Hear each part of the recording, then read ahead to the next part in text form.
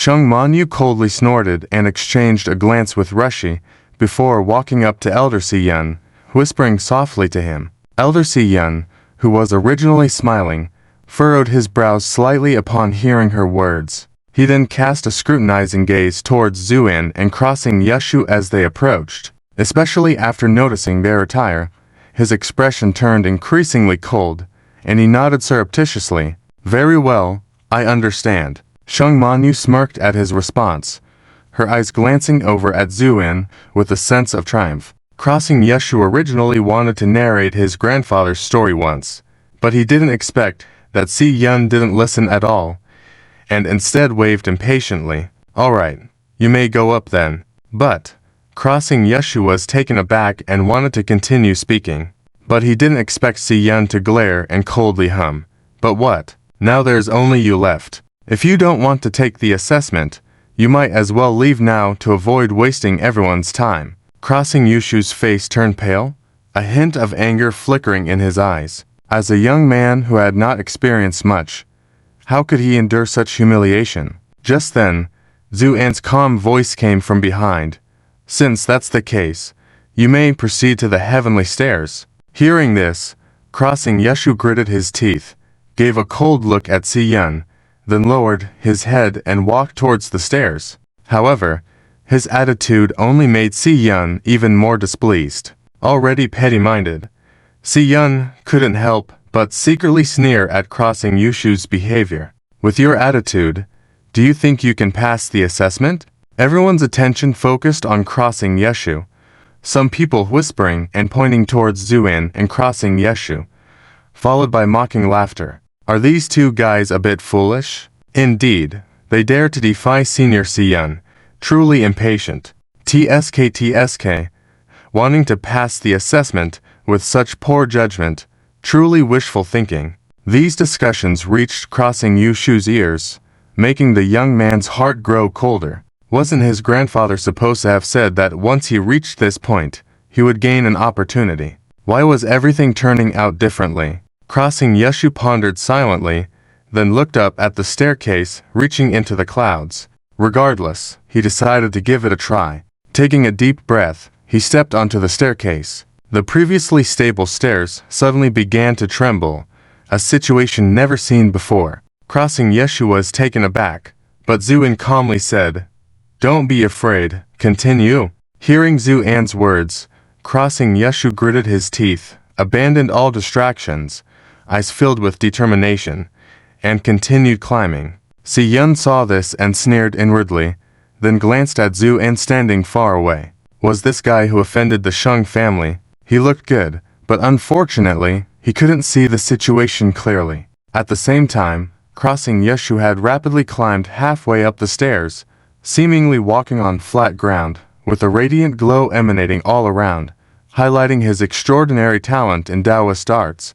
However, Si-yun couldn't be bothered to even look. For him, this inaugural ceremony was a hard-earned opportunity to make a profit. If he didn't want Crossing Yushu to pass, no matter how talented he was, he wouldn't be able to succeed. Furthermore, with the interests of the Shang and Lu families involved, he had to save face for the other party. Thus, as Crossing Yushu neared the cloud, Si-yun activated a sealing technique, suddenly causing the staircase, made of condensed Taoist energy, to shake and then disintegrate. Crossing Yushu felt unstable under his feet, his hands losing strength, and began to fall. Many kind-hearted individuals couldn't help but exclaim in shock, while Si-yun and his allies showed a smug smile. In particular, Shung Manyu, with a mocking look towards Zu-in, smirked inwardly. Didn't you boast about us all being insignificant ants? Let's see how you handle this now. But her momentary triumph was short-lived. Just then, Zu-in looked up at the collapsing staircase, his gaze cold as iron, and calmly commanded, Condense. At his command, the nearly invisible staircase became radiant, solid and unyielding. Seizing the opportunity, Crossing Yushu swiftly ascended into the clouds. As he entered the cloud, his figure appeared on the ground below, and then the staircase shattered. The whole scene was shocking. No one had expected such a reversal. Those who had thought crossing Yeshu couldn't possibly pass the assessment were dumbfounded. Crossing the staircase meant joining the Golden Cauldron Pavilion. Si Yun's mouth slightly agape, looking as if he had swallowed a fly. At that moment, crossing Yeshu excitedly shouted, "Sir, I passed. My grandfather can rest assured now." His voice choked with emotion. However, just then, the senior Si Yun shook his head and coldly shouted, "Hold on. Who said you passed?" Crossing Yeshu was stunned, turning to look at Si Yun. "What do you mean?" "What do I mean?" Si Yun's face twisted in a sinister manner as he pointed at Zuan, accusingly saying, "Boy, what sorcery did you use just now to consolidate the staircase which was about to scatter? It's clear that you've cheated for this boy." Hearing this, Su Juneng and others started clamoring. "That's right, it's cheating. This guy must be using dark magic. He might even be a member of the ghost cult." Various malicious speculations filled the air. Crossing Yushu's face turned ashen, staring blankly at the crowd of furious onlookers, not knowing what to do. At this moment, Zuan smiled, then gently patted his shoulder, feeling disgusted. "Are you?" Crossing Yeshu hesitated for a moment before nodding. Zuan sighed softly. "Me too." "Very well. Let's give them another chance." With a hint of brilliance in his eyes, Zuan coldly commanded, "Yeshu, ignite the 2 soul-cutting lanterns left by your grandfather. I will give them 1 more minute."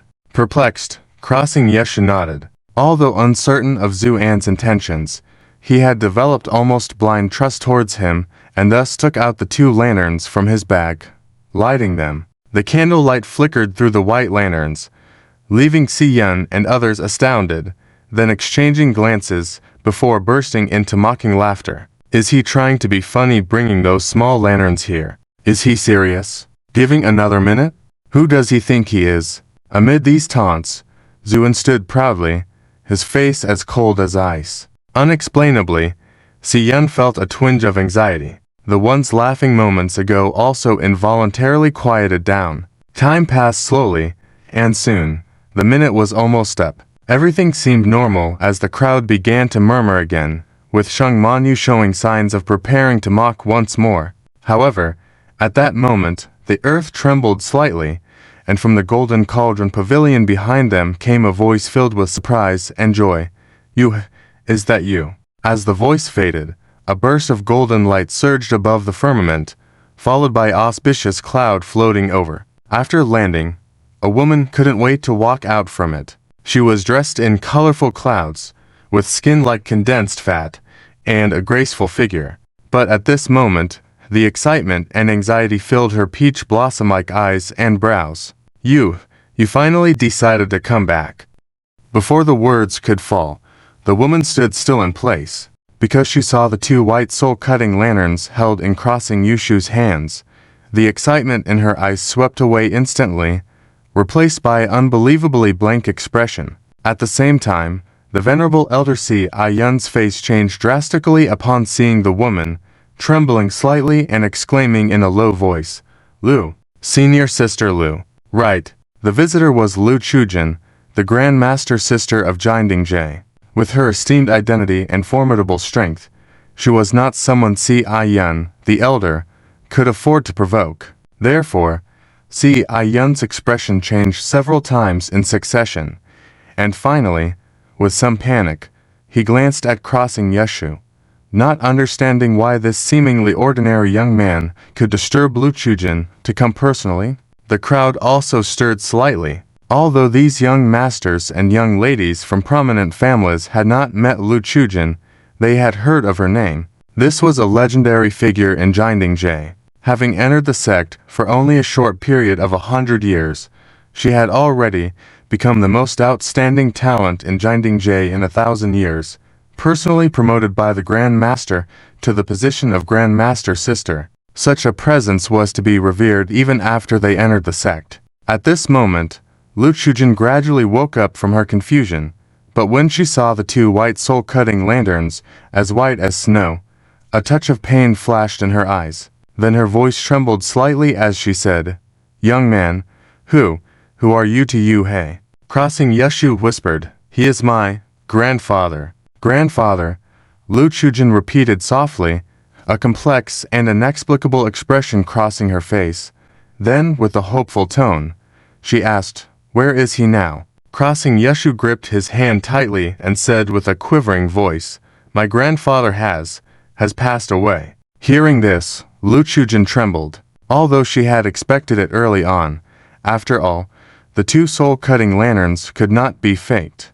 But when she truly heard the news, she couldn't help but feel the grief in her heart, tears streaming down her face. "Did he just leave like that? You fool! I forbade you from leaving, but you insisted on leaving the mountain. Why did you do that?" Lu Chujin murmured softly, then suddenly seemed to remember something, looked up with hope in her eyes at Crossing Yeshu, and asked, "Did your grandfather mention anyone before he died?" Crossing Yeshu was silent for a moment and then shook his head. "No, he just said, for me to come to Jinding and inherit his opportunity." "None." Lu Chujin showed a look of unwillingness. "Even at the end, you won't forgive me. But have you ever understood my difficulties?" She stood there talking to herself, her expression a mix of sadness and joy, incomprehensible. Crossing Yeshu couldn't help but feel puzzled, not understanding what this woman was doing. Sneaking a glance at Zuan. At this moment, Zuan was standing silently, with no expression on his face. Meanwhile, Lu Chujin suddenly looked up, smiled slightly at Crossing Yeshu, and said, "I forgot to ask, what's your name?" Crossing Yeshu, "Good. Since you came to inherit the opportunity of your grandfather, consider yourself my acquaintance. Come with me." With that, Lu Chujin was about to lead Crossing Yeshu away. But at this moment, Crossing Yeshu shook his head. "I can't go." "Why?" Lu Chujin was puzzled. "Because Elder Si Yun said I didn't pass the assessment." Crossing Yeshu said coldly. Lu Chujin's face darkened, and she turned to look at Si Yun in the distance. Si Yun trembled all over and hurriedly ran over, nodding and bowing. "Greetings to the Grand Master, sister." Lu Chujin looked indifferent. Is what he just said true? Si Yun's eyes flashed with a cold light, but he quickly explained, This was not intentional on my part. It's just, no need to say more. This is my person. What right do you have to obstruct?" Lu Chujin raised an eyebrow, coldly scolding. "Yes, I have committed a mistake." Si Yun lowered his head deeply, but a hint of resentment and bitterness flashed in his eyes. Lu Chujin paid him no attention. "Let's go." With a wave of her hand, auspicious cloud enveloped Crossing Yeshu and Zuan, then they floated away. After the place became empty, Si Yun finally looked up, his face gloomy as he watched the direction Lu Chujin and the others left. Shen Manyu and Lu Shifa walked up, full of worrying. "Elder Si Yun, what should we do now?" For the two of them, they were especially afraid of Crossing Yeshu gaining Lu Chujin's favor, as it would mean difficult days ahead for them in Jinding. Si Yun snorted. Although she is the Grand Master sister, she cannot control everything in this matter. Si Yun was not a fool. On the contrary, with his not-so-outstanding strength, he had managed to become an elder in Jinding, proving himself to be extremely clever. Thus, he had keenly observed Lu Chujin's behavior upon meeting Crossing Yeshu and remembered her words. Now, even a fool could see that the relationship between Lu Chujin and this young man's grandfather was extraordinary. And considering the rumors about the Grand Master sister and the Grand Master in the sect, a cold smile appeared at the corner of Si Yun's mouth. "So, what if you are the Grand Master sister? If I catch your handle this time, even you won't benefit." So he said coldly, "Let's go. Follow me into Jinding." With that, he waved his sleeve and led all the people who had passed the assessment back to Jinding. Meanwhile, Crossing Yeshu had already arrived at a grand building floating atop Jinding. The luxury of the interior aside, the strong spiritual force surrounding it was truly refreshing. Through the window, one could see the vast land below, which left Crossing Yeshu a bit dumbfounded. Zuan, on the other hand, remained silent, coldly looking on from the side. Lu Chujin then asked some questions about Crossing Yu, but she seemed not to care about how he died. repeatedly inquiring if he had mentioned her. To this, Crossing Yeshu could only shake his head in denial. At the top of the Jinding Pavilion is an immense platform. Normally, this is where disciples of the pavilion practice martial arts, but in special circumstances, such as when the sect leader urgently summons, it becomes a grand assembly space capable of accommodating all the disciples of the sect. When Lu Chujin arrived here, many disciples had already gathered on the platform, whispering among themselves, "What's going on? Why did the sect leader suddenly summon us?" asked one inner disciple, with a serious expression. "Who knows? And this year's initiation ceremony has been moved up a day compared to previous years. They say the sect leader had a feeling, but we don't know if it's good or bad," another disciple answered. Just then, Lu Chujin's arrival caused a stir among all the disciples. "Senior sister, greetings, senior sister." Greetings echoed continuously as all the disciples respectfully bowed. Lu Chujin nodded slightly in acknowledgement, but her gaze couldn't help but drift towards the other end of the square. Over there, Elder Si Yun, Elder Shujing, and the noble disciples who had joined the sect today were gathered, seemingly forming the strongest faction within the Jinding Pavilion. Even when facing this head disciple senior sister Lu Chujin, these people just coldly smiled without making any gestures. Especially Si Yun, there was a hint of satisfaction in his eyes. Then he turned and immediately switched to a fawning look, whispering to Elder Shujing, "This Lu Chujin really thinks highly of herself. How she became the head disciple? Who doesn't know? These juniors may not know about her petty affairs with the sect leader. But we elders, how could we not know?" His words were filled with malicious glee. Shujing Elder, a middle-aged woman due to excellent maintenance, still looked beautiful and charming. Upon hearing Si Yun's words, she couldn't help but snort coldly. "That's right, this little wench is getting more and more arrogant, especially this time, daring to interfere in our hard-won initiation ceremony, and even bringing in a low-born junior who has grievances with my Shung family into the Jinding Pavilion deliberately. Is she deliberately opposing our Shung family?"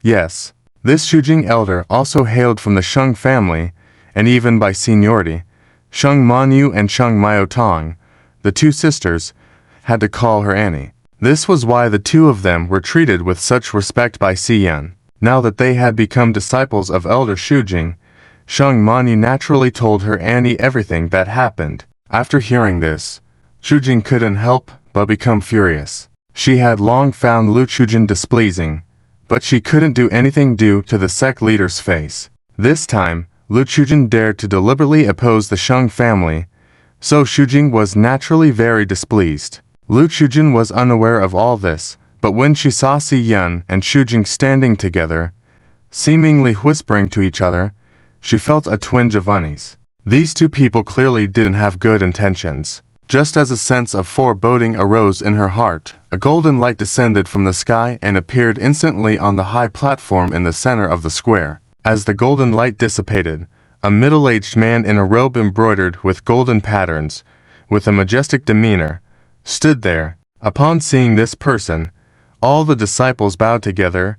"Greetings, sect leader." Their voices shook the heavens and earth, even shattering the clouds that lingered around the Jinding Pavilion. The man's face was flushed, a hint of satisfaction at the corner of his mouth.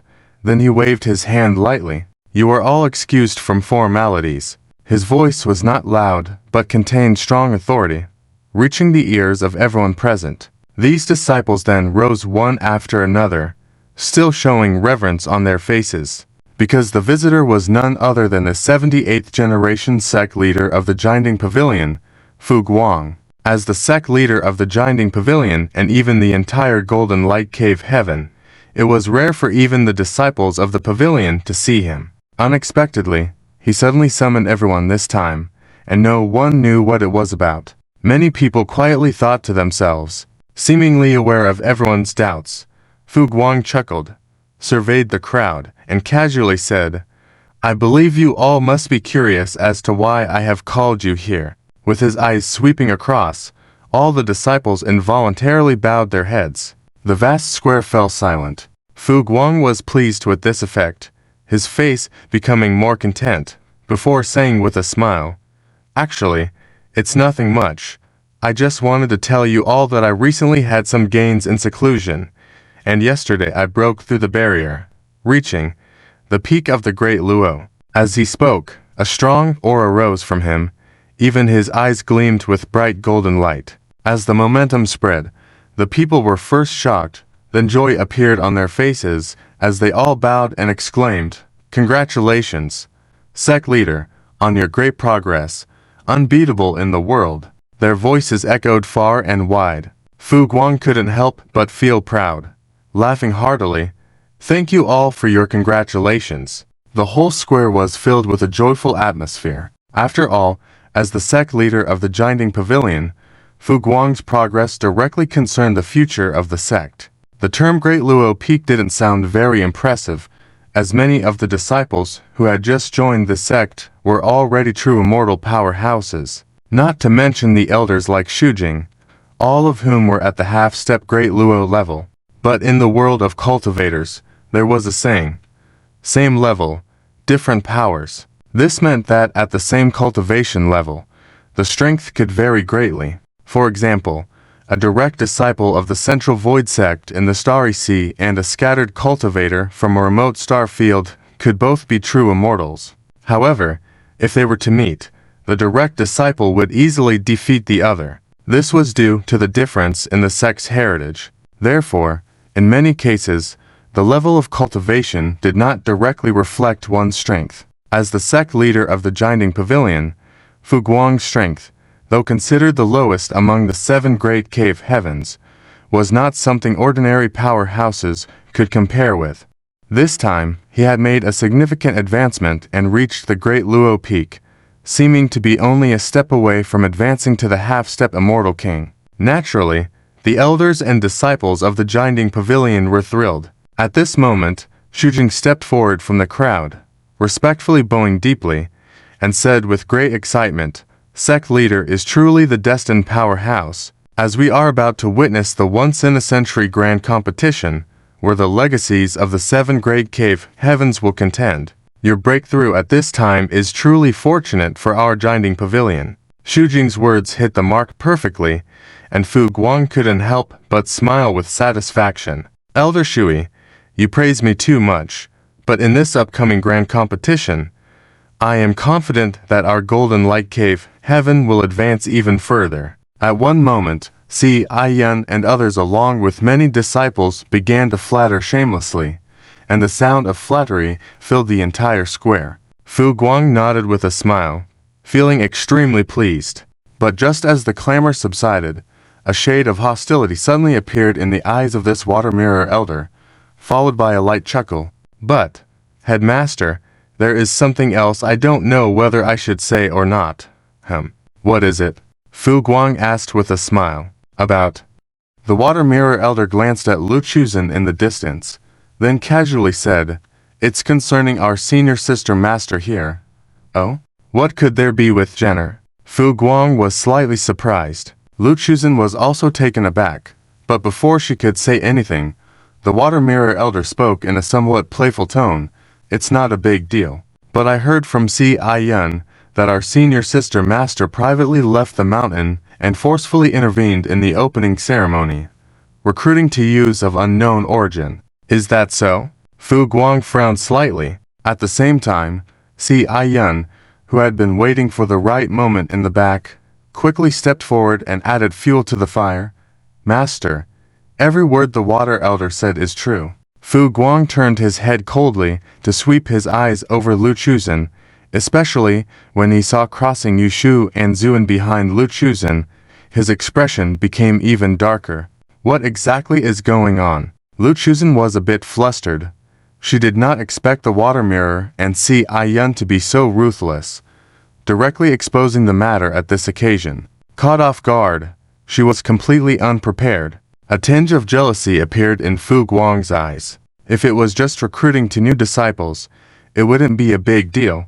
But the problem was that both of these young men were outstanding in appearance, especially the one in white clothes, making Fu Guang unable to see through him. This made him, who had always viewed Lu Chuzhen as a forbidden fruit, very displeased. Water Mirror and Si Aiyun exchanged a glance, both seeing the delight in each other's eyes. Then the Water Mirror played her strongest card. She coldly smiled and said, "Headmaster, if it was just enrolling to unrelated disciples, it would be forgivable. However, I heard that our senior sister master was extremely excited upon meeting one of the youths, shouting something about you." With these words, Fu Guang's expression turned grim. That name brought back many unpleasant memories. This made him rage, and he asked angrily, "Lu Chuzhen, is everything they said true?" Lu Chuzhen turned pale as a sheet, trembling all over. She wanted to deny it, but now with Water Mirror and Si Aiyun staring at her ready to pounce, she couldn't possibly do so. Finally, under everyone's gaze, Lu Chuzhen slowly lowered her head. "Yes, Master, it is true that I am the descendant of senior brother Yu He, but I just wanted to continue his legacy." Enough. No need to say more." Fu Guang's voice was icy cold, and his gaze shifted past the trembling Lu Chuzhen, landing on Crossing Yushu. When he first saw this young man, he felt a sense of familiarity. It turned out he was the descendant of Crossing Yu. Hatred surged in Fu Guang's eyes. The entanglement and grudges among the three of them a century ago were extremely complicated, but ultimately, it was Fu Guang's coveting of Lu Chuzhen's beauty and her rare aptitude that led to it. This kind of aptitude was extremely beneficial to male cultivators. That's why he used various methods to entice Lu Chuzhen. As a result, Lu Chuzhen fell into his trap, broke off the confirmed relationship with Crossing Yu, leading to Crossing Yu. He shattered cultivation path, ultimately ending as an outer disciple and leaving the sect. However, all these past events were the deepest secrets of Jinding, unknown to outsiders. Even Crossing Yu thought Lu Chuzhen simply changed her heart. But Fu Guang, who did all this, knew the truth. If it weren't for Lu Chuzhen becoming his cauldron, he wouldn't have advanced rapidly in just 100 years and eventually reached the pinnacle of the Tao. But just as he broke through, encountering the acquaintance from the past, Fu Guang, who already had his misgivings, naturally harbored fierce hostility. Feeling the killing intent emanating from the headmaster, Lu Chuzhen trembled all over. She hadn't led a happy life in the past century. Although she had successfully become the senior sister master, apart from the ignorant lower-ranked disciples in Jinding, few of the elders or the inner disciples took her seriously. Occasionally, she would recall the various past experiences with Crossing Yu.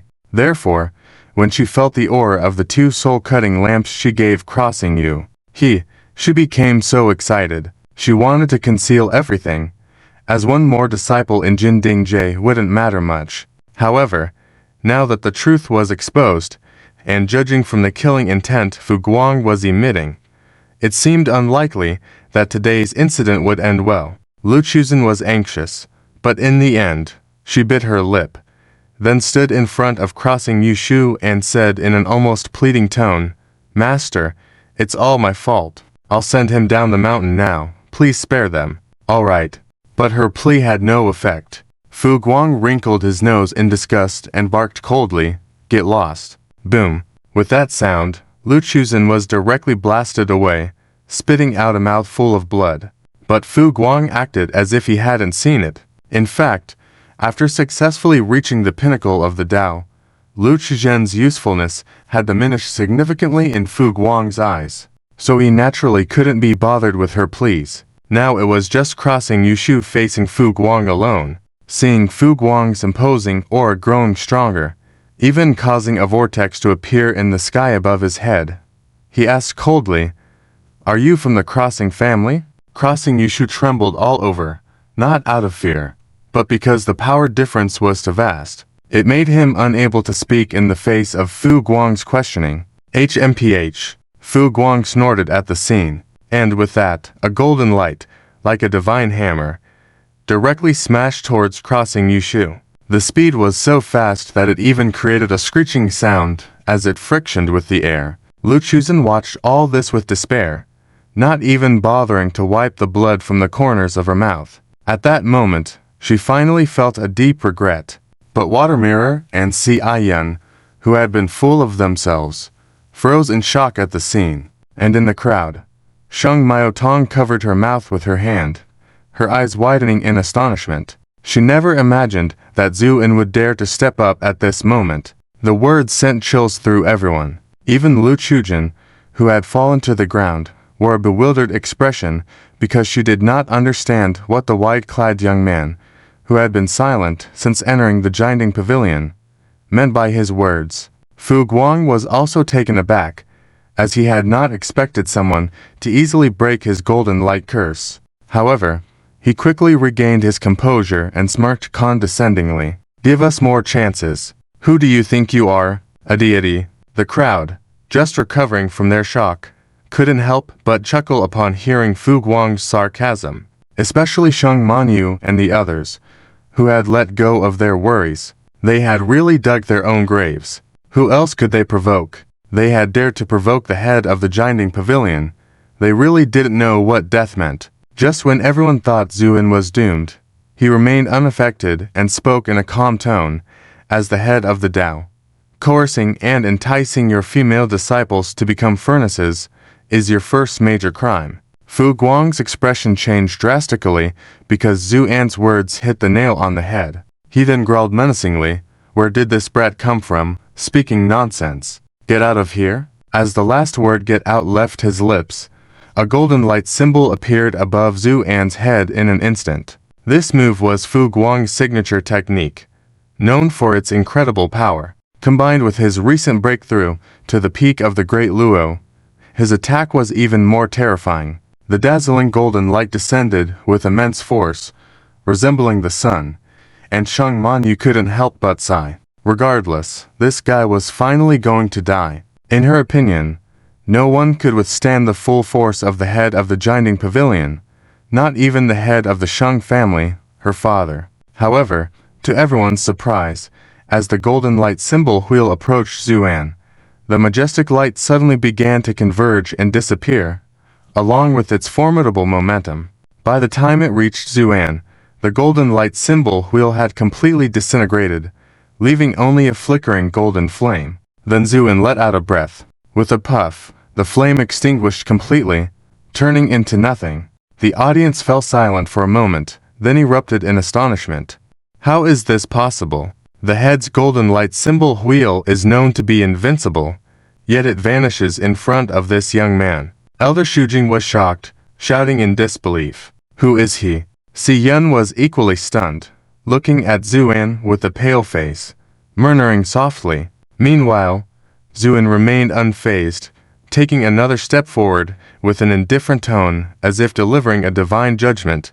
"Ruling the Tao but coercing and seducing your female disciples to become furnaces, this is your first major crime." After failing to land a hit on Zhu An, Fu Guang was dumbfounded for a moment. However, he soon regained his composure and gave Zhu An a serious look. "You broke through my attack. Who are you exactly, Zhu?" And paid no heed to him, taking another step forward coldly, recruiting disciples with evil methods instead of based on talent, discriminating against the poor while favoring the rich, leading to the suppression of poor disciples and the continuous empowerment of the wealthy.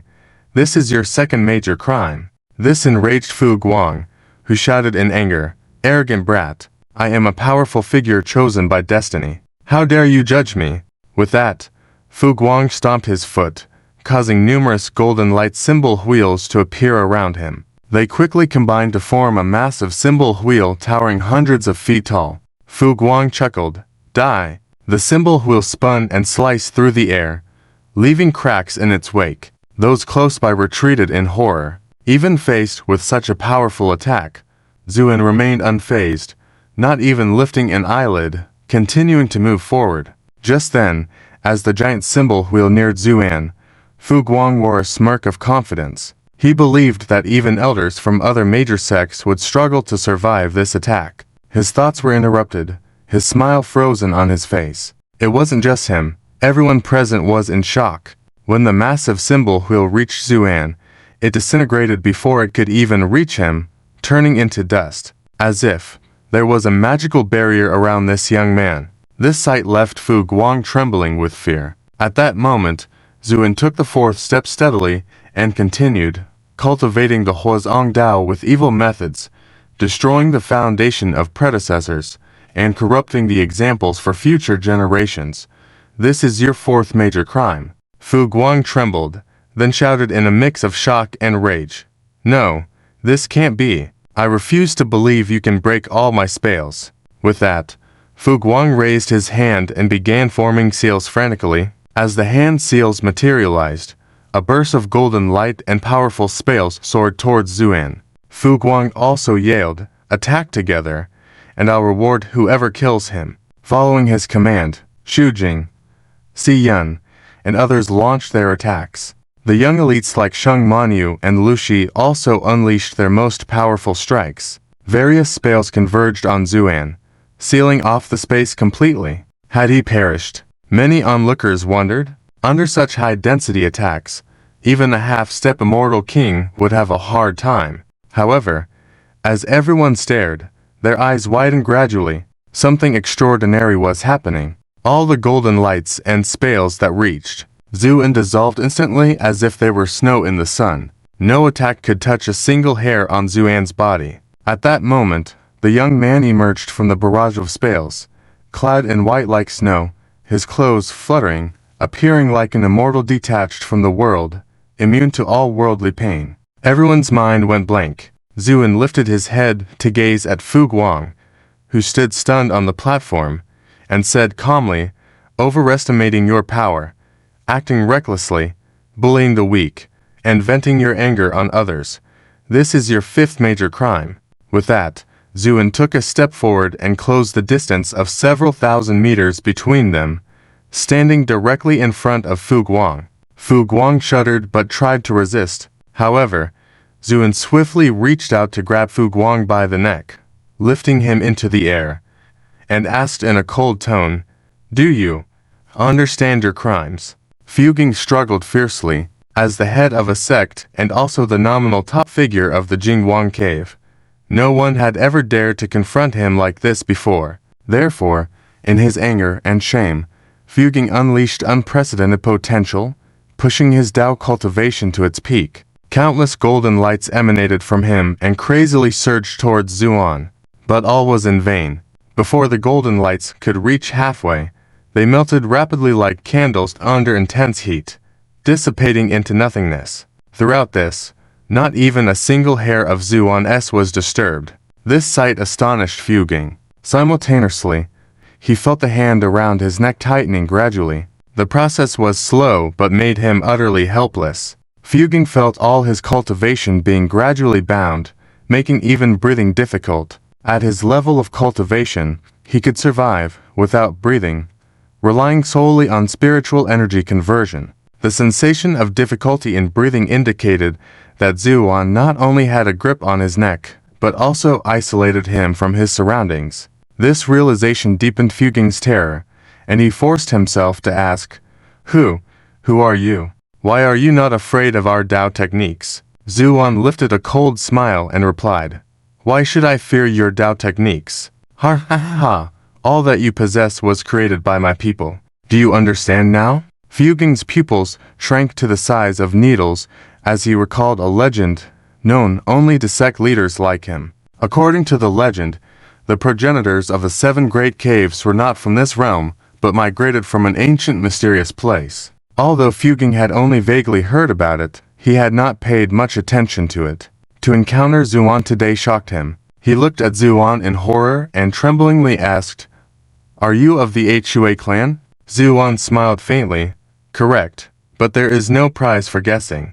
With that, the hand gripping Fu Guang's neck exerted sudden force. Fu Guang trembled all over, and due to the barrier of spiritual energy, his face turned red and purple rapidly. The slow descent towards death shattered Fu Guang, who had been accustomed to a life of luxury. Finally, he mustered the last of his strength and pleaded with almost a begging tone, "Spare me." This plea echoed throughout the square, leaving disciples and elders dumbfounded. Some were even left befuddled by the unbelievable events.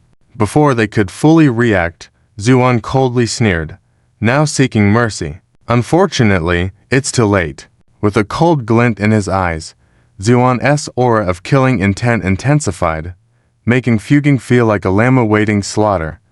Sensing death's approach, he tried to save himself. "Master, save me." Just as these words left his lips, an urgent voice sounded from deep within the giant pavilion. "Friend, please show mercy." However, Zuan remained unmoved. He stepped forward, lifted his foot, and trod on Fuging's head coldly, saying, "I said I would kill you. Your soul must also perish." A white light flickered between Fuging's eyebrows as his terrified cry rang out. With a brittle sound, his voice was abruptly silenced. Zuan crushed Fuging's head with one foot, the bursting of flesh resonating. Fuging's head shattered under Zuan's foot, and a mix of crimson blood and white brain matter flowed on the ground, emitting a strong stench of blood. Many nearby disciples were already scared into paralysis. Even those farther away were in no better state, with some looking dazed at Zuan, evidently frightened out of their wits. Shamir, Si-Yun, and others' faces turned grim because they had not anticipated the ruthlessness of this white-robed youth, who had obliterated Fuging directly. However, following this, a glimmer of joy appeared in their eyes. The source was the voice from deep within the giant pavilion. At the precise moment Zuan crushed Fuging, the whole giant pavilion began to tremble violently. Golden lights appeared in the sky above the square, converging to form a human figure. When the golden lights dispersed, a venerable old man with white hair and a dignified face stood within. Upon seeing this old man, Shamir, Si-Yun, and many elders were overjoyed, prostrating themselves and ecstatically exclaiming, "Greetings to the former sect master." Yes, the one who appeared was the previous sect master of Jianding Pavilion, Xu Wen. His presence eased the tense atmosphere on the square, lifting the spirits of countless disciples in Jianding Pavilion. In terms of strength and prestige, Xu Wen surpassed Fuging by far. If it weren't for Xu Wen's decision to focus on cultivation and break through his realm to prolong his lifespan 300 years ago, Fuging would not have had the chance to inherit the position of sect master. In the ensuing 300 years, Xu Wen had secluded himself in the secret chamber of Jianding Pavilion, causing many new disciples to be unaware of his existence. Yet in the eyes of the elders and those privy to the inner teachings, the old sect master was the strongest figure in the sect. Now that he had reappeared, it signaled the end of the white-robed youth's good days. Minds were already strategizing as Xu Wen gazed sorrowfully at the lifeless body of his disciple Fuging on the platform.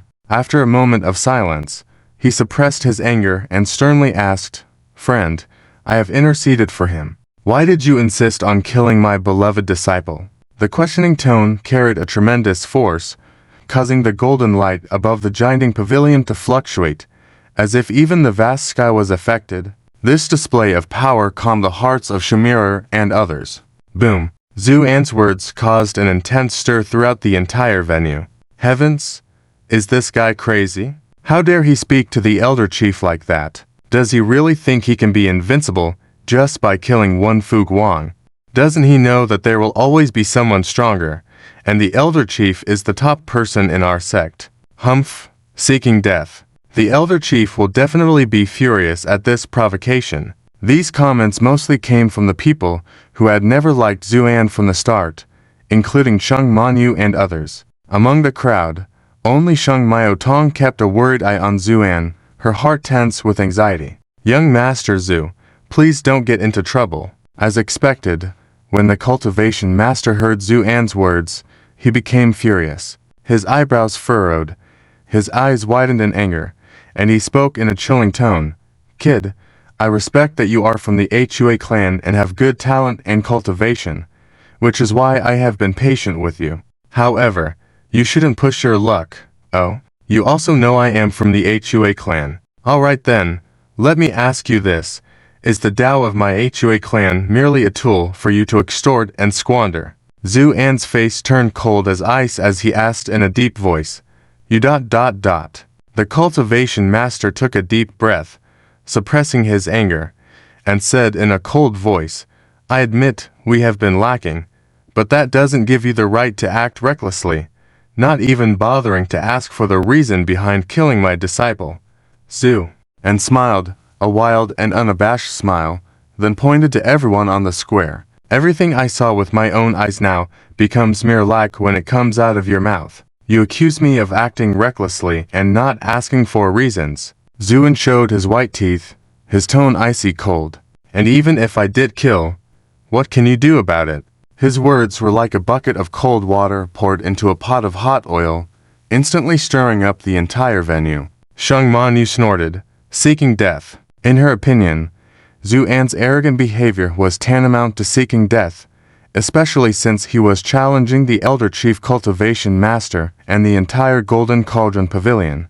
However, Sheng Miao-tong didn't see it that way. She tightly covered her mouth, her wide eyes filled with admiration as she watched Zhu. And standing on the platform, especially when she saw the arrogant smile on Zhu An's face, she felt weak all over, with only one thought in her mind: bravery. Meanwhile, the Water Mirror Elder saw that the moment was right. He crawled a few steps forward, respectfully giving a bow to the Cultivation Master. "Greetings, Elder Chief." Without waiting for others to react, he looked at Zuin with a fierce gaze, filled with hatred as he said, "Kid, you killed the head of our sect and spouted nonsense. Today, our Golden Cauldron Pavilion will definitely annihilate you." As he spoke, the Water Mirror Elder's eyes gleamed with satisfaction, thinking joyfully, "Burn. The stronger the fire burns, the better." If you were to ask who was happiest about Fu Guang's death among the audience, it would be her. Because in terms of status and position, she was the most likely candidate to become the next sect leader. That's why she eagerly stepped forward to show herself. However, her joy didn't last long, possibly not even a breath's worth of time, as all her plans and ambitions turned to naught. Because at that moment, Zuin furrowed his brows slightly, and spoke coldly, "Nuisance." With that, Zuin reached out his hand. Despite the distance between them, Zhu An's grasp seemed to transcend time and space, landing on the Water Mirror Elder's head from a mysterious angle. With a dull thud, the Water Mirror's head burst open, along with her soul. In one move, the Water Mirror Elder, who had worked hard for hundreds of years to become the Grand Elder of the Golden Cauldron Pavilion, was destroyed body and soul. The headless body trembled slightly, seemingly unwilling, but ultimately fell helplessly to the ground. This brutal strike left everyone around in shock. Then came a scream of extreme terror. Si Yun turned and ran. At that moment, he was on the verge of madness. After all, the Water Mirror had died right in front of him. How could he accept it? But, as he took a few steps, Zuin waved his hand and a sword light slashed past. Si Yun shuddered all over, then stood frozen in place before a thin red line appeared on his forehead. The line gradually widened, spreading in an instant. The next moment, Si Yun was split into two halves, left and right, falling down. Looking at his perfect cut, smooth as a mirror, not even a drop of blood seeped out. This was because the sword light was so fast that it evaporated his blood instantly. This scene horrified all the onlookers, though the Cultivation Master was extremely wary of Zuan. Now with two elders dead in succession, plus Fu Guang's recent death, 3 senior members of the Golden Cauldron Pavilion had perished at Zhu An's hands. If the Cultivation Master backed down now, he might as well give up his position as Elder Chief. So he roared, "How dare you act so arrogantly in front of me? Die!" Boom! Countless golden light talismans swept in mightily, but Zuin didn't even look at them. Instead he smiled coldly. "Your disciple acted recklessly. As his teacher, you must bear a large part of the responsibility. As for being arrogant ... hey. Today, right in front of you, I'll show you arrogant." With that said, a powerful aura rose from Zuan. The incoming golden talismans were crushed into powder under his dominating presence. Zuin then turned and looked directly at the group of young aristocrats and socialites. As his gaze swept across, those who were usually arrogant and proud were now filled with extreme fear. Especially Sheng Manyu, Lu Shifa, and Su Zheneng, who had clashed with Zuin before, now looked pale and terrified. They couldn't believe things had come to this. They had thought Zuin was just an ordinary young man, but now reality had mercilessly slapped them in the face. Sheng Manyu, upon remembering the things she had said to Zuin before, felt a sense of impending doom. What he said earlier about the Sheng family being insignificant wasn't just empty words, because under such an overwhelmingly powerful strength, so-called power and wealth seemed absurd. Sheng Manyu thought to herself. Lu Shifa trembled violently, suddenly remembered something, and pointed at Sheng Manyu, shouting, "Spare me, Lord.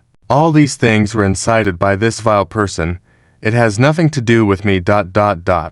Before he could finish his words, Lu Shifa's body exploded into pieces, blood mixed with fragments of his internal organs, splattering everyone around him.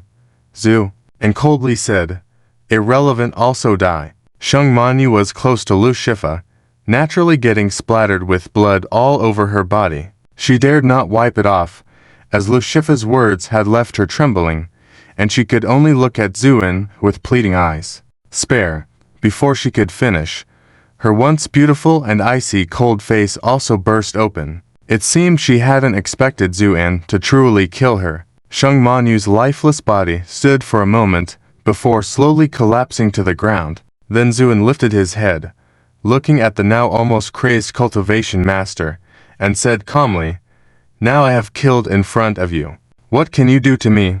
Originally, the furious Shu Wen suddenly calmed down at this moment, and then stared at Zuin with an extremely cold gaze. "Young man, I originally intended to go easy on you, but everything is because of you forcing my hand, you ... Before he could finish speaking, Zuan, who was originally standing on the high platform, suddenly disappeared, only to reappear behind Shu Wen, and then struck with a punch. Although Shu Wen had a feeling, he was helpless against Zuan's speed, which was too fast for him to react in time, so he could only brace himself and take the punch. With a muffled bang, the elder of the Jinding Pavilion seemed to be like a kite with a broken string, directly blasted down from the sky, crashing into the ground of the square. The entire Jinding Pavilion seemed to tremble slightly as a result, and the disciples present were all shocked. At the same time, Zuin stood with his hands behind his back in midair, saying calmly, to many empty words, "And do you really think I was going to let you off?" Smoke and dust rose from the huge hole in the ground, leaving people staring blankly. Many hearts were pounding in their throats. The elder ... defeated like this. Just as this thought came to mind, people suddenly felt a rumbling sound coming from beneath their feet, and a majestic aura surged out from the large hole that had been smashed open. As the aura spread, it caused even the clouds in the sky to change colors. "This is ... the aura of an immortal king," someone exclaimed in shock. Then a loud laughter came from underground. "Today I have come to know the vastness of the heavens." As the voice trailed off, a golden light shot up into the sky and appeared in the air in an instant. When the light dissipated, there stood a middle-aged man with a face as white as jade and hair as black as ink.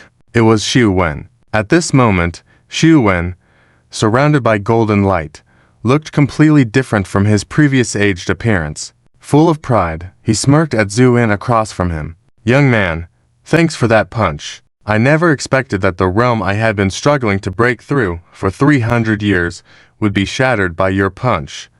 Yes, Shu Wen had been in seclusion for 300 years, but had never been able to break through, and he had even completely given up hope. But now, under Zuan's punch, his realm was shattered. How could Shu Wen not be delighted by this? Zhu, and raised an eyebrow slightly, then smirked. "Half-step immortal king. Ha ha ha. Good eye. That's right. I have now reached the realm of a half-step immortal king, and there is no one in the cave heaven who can match me," Shu Wen said confidently, then smiled menacingly at Zuan. "Young man, if you admit defeat now, I can still give you a quick death." His words were filled with immense confidence, shaking the surrounding space. Many disciples of the Jinding Pavilion breathed sighs of relief, and some even trembled with excitement. After all, a half-step immortal king's cultivation was something to behold. Even if this young man was powerful, he couldn't possibly match such strength. Many thought silently to themselves, but to everyone's surprise, Even in this situation, Zuan, standing in midair, smiled, with a smile that held a hint of contempt and arrogance. Admit defeat. Ha ha ha. Only a half-step immortal king, yet so arrogant. Everyone widened their eyes at his words. Only a half-step immortal king. This sounded not only arrogant, but also suicidal. Xiuwen was no exception. His face changed as Zuan suddenly appeared beside him and struck him in the face with a punch, sending him flying. Then Zuan slowly withdrew his fist and said coldly, "Sorry, I've heard enough of these words. Could you come up with something new?" Xiuwen, who had been blasted thousands of feet away, finally stabilized his stance, but half of his face was swollen, his eyes almost unable to open. Although his face returned to normal after a few flashes of golden light, the intense pain and humiliation in front of so many people made him furious. "I'm going to kill you." Xiuwen's eyes were red, and the golden light around him condensed into a huge wheel of symbols, then thunderously slammed toward Zuan. Zuan didn't dodge. Instead, he smiled slightly. "Now, this is getting interesting. Too bad." Saying this, Zuan raised his fist and struck directly. Crack. The rotating symbol suddenly stopped, cracks appearing rapidly from Zuan's fist and spreading. Boom. The symbol burst instantly. Zuan emerged from the golden light fragments, his voice cold. "Too bad. Not enough." Xiuwen could hardly believe his eyes. After ascending to a half-step immortal king, his power had increased more than 100-fold, and this symbol turned into a weapon of terrifying substance. But he couldn't withstand a single punch from this young man in white. However, his reaction was swift. Seeing that the first attack failed, he prepared for a second attack immediately. But at that moment, to his horror, he realized that Zuan, who had been standing far away just moments ago, had suddenly disappeared. Every hair on Xiuwen's body stood on end instantly. The golden light around him surged and converged into a golden armor, trying to protect himself. His reaction was fast, but still too late. Zuan's cold voice came from behind him. "Had enough fun? If you have, then go die." The closeness of Zu and sent chills down Xiuwen's spine, and without hesitation, he struck back with all his might. But in that moment, a cold hand grabbed his neck from behind, and with a sudden grip, Xiuwen felt the connection between himself and the world around him being cut off. The momentum he had just displayed dissipated like a deflated balloon, and he slumped down. However, being a strong half-step immortal king, Xiuwen rallied his cultivation in an instant, attempting to resist.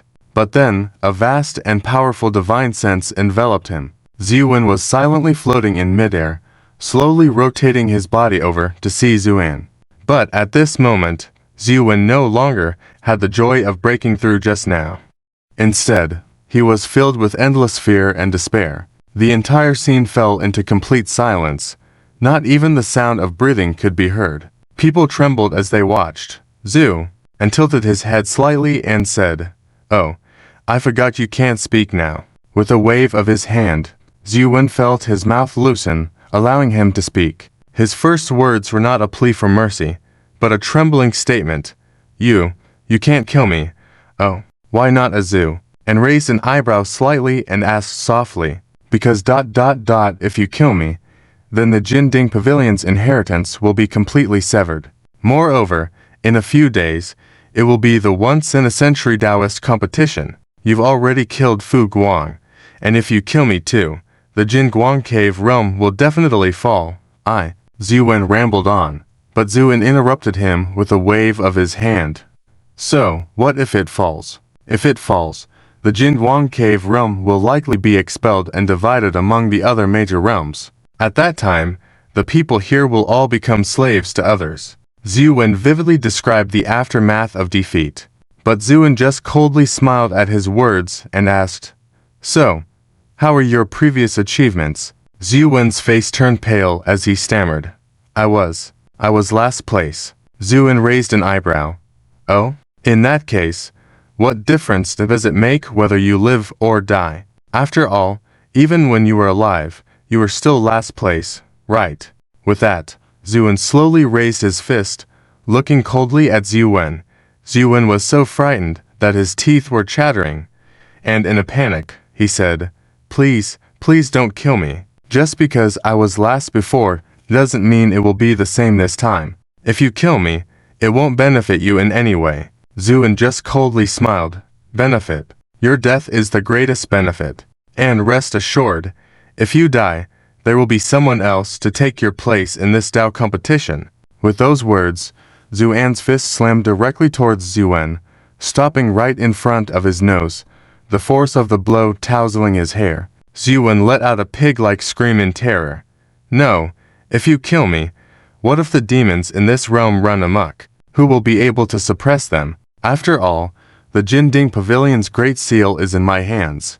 Before Zuwen could finish, a white light appeared in Zuan's hand, floating a jade seal within it. "Zu," and casually said, "Is this what you were talking about?" Zuwen was dumbfounded.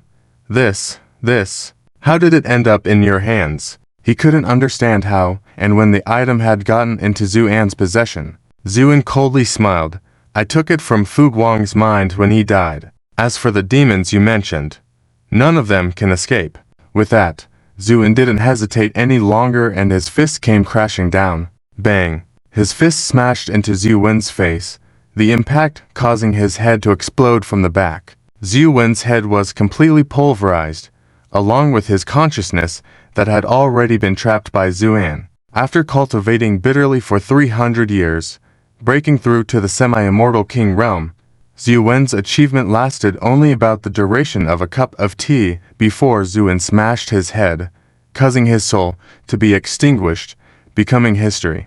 After completing these actions, Zuwen slowly retracted his arm, a flame appearing on it, burning all the bloodstains clean.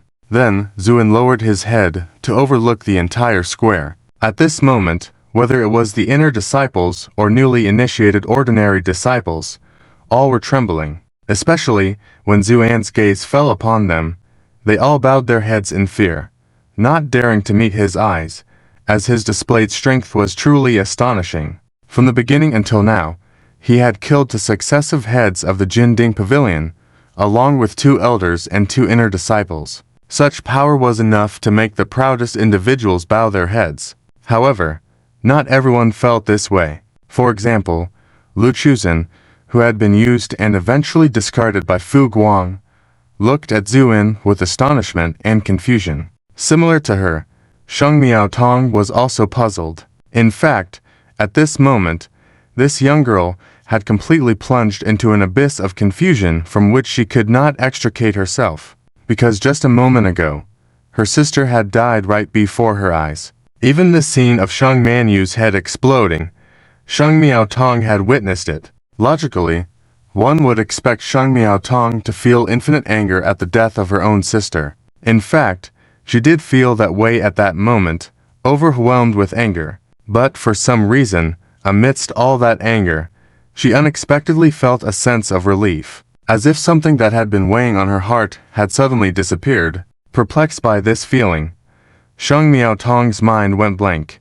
and Zuan's actions that followed only deepened this sensation. Chatting and laughing, setting formidable semi-immortal king experts on the path to death, all while overlooking the situation, leaving everyone in shock and submission. Such overwhelming power made Sheng Miaotong, who had always admired heroes since she was young, full of admiration. And this feeling, combined with the anger from earlier, left Sheng Miaotong's mind in a state of blank confusion. Meanwhile, a figure was doing everything possible to slowly retreat to the edge of the square without attracting any attention. Head lowered, drenched in cold sweat from extreme fear, he silently prayed, "Please don't notice me.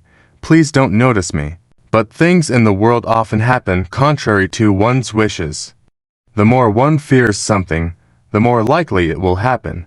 When his figure had already merged into the crowd, only a few steps away from the square's exit, Zuan's cold voice rang out, leaving without so much as saying goodbye. Though not loud, to the man's ears, it was as shocking as thunder on a sunny day. He abruptly jumped up, not daring to raise his head but igniting his cultivation, fleeing into the distance. For he knew only too well that the longer he delayed, the more danger he would face. After all, As a lackey of Lu Shifa, Sujun Ning had also made many mocking remarks to him before Zuan, so he was well aware that in the presence of this god of death, he had no hope of survival. Just as his figure had just taken flight, there was a muffled sound, and his body burst open in mid-air, blood blossoming like fireworks, then raining down like a shower. At the same time, Zuan, who had appeared beside Lu Chuzhen without anyone noticing, sighed softly. What a beautiful firework. Don't you think so? Lu Chuzhen's face turned white, and she lowered her head. Yes. Zuan smiled. Don't you have anything to say? Lu Chuzhen's body trembled slightly as he gently shook his head. Master, I have nothing more to say now. Whether to kill or to mutilate, it's up to you. At this moment, Lu Chuzhen was already feeling like a dead person. It was wrong, and there was no need to discuss the past. Zhu and nodded. All right. Since that's the case, I will grant your wish. With that, Zuan raised his hand, and the two Soul Reaper lanterns that Crossing Yeshu had been holding flew into the air and headed straight for Lu Chuzhen. Lu Chuzhen looked at Zuan with gratitude, then closed her eyes in acceptance. To die under the same Soul Reaper lanterns she had gifted Crossing Yu, Lu Chuzhen felt no regrets.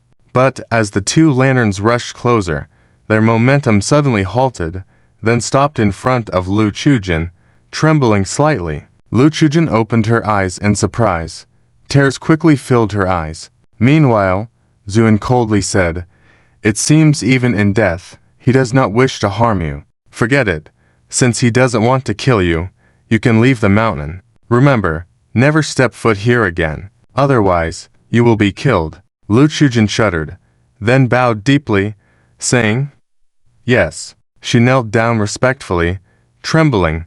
Master, I know my sins are grave. After leaving the mountain, I will hide my identity and never return.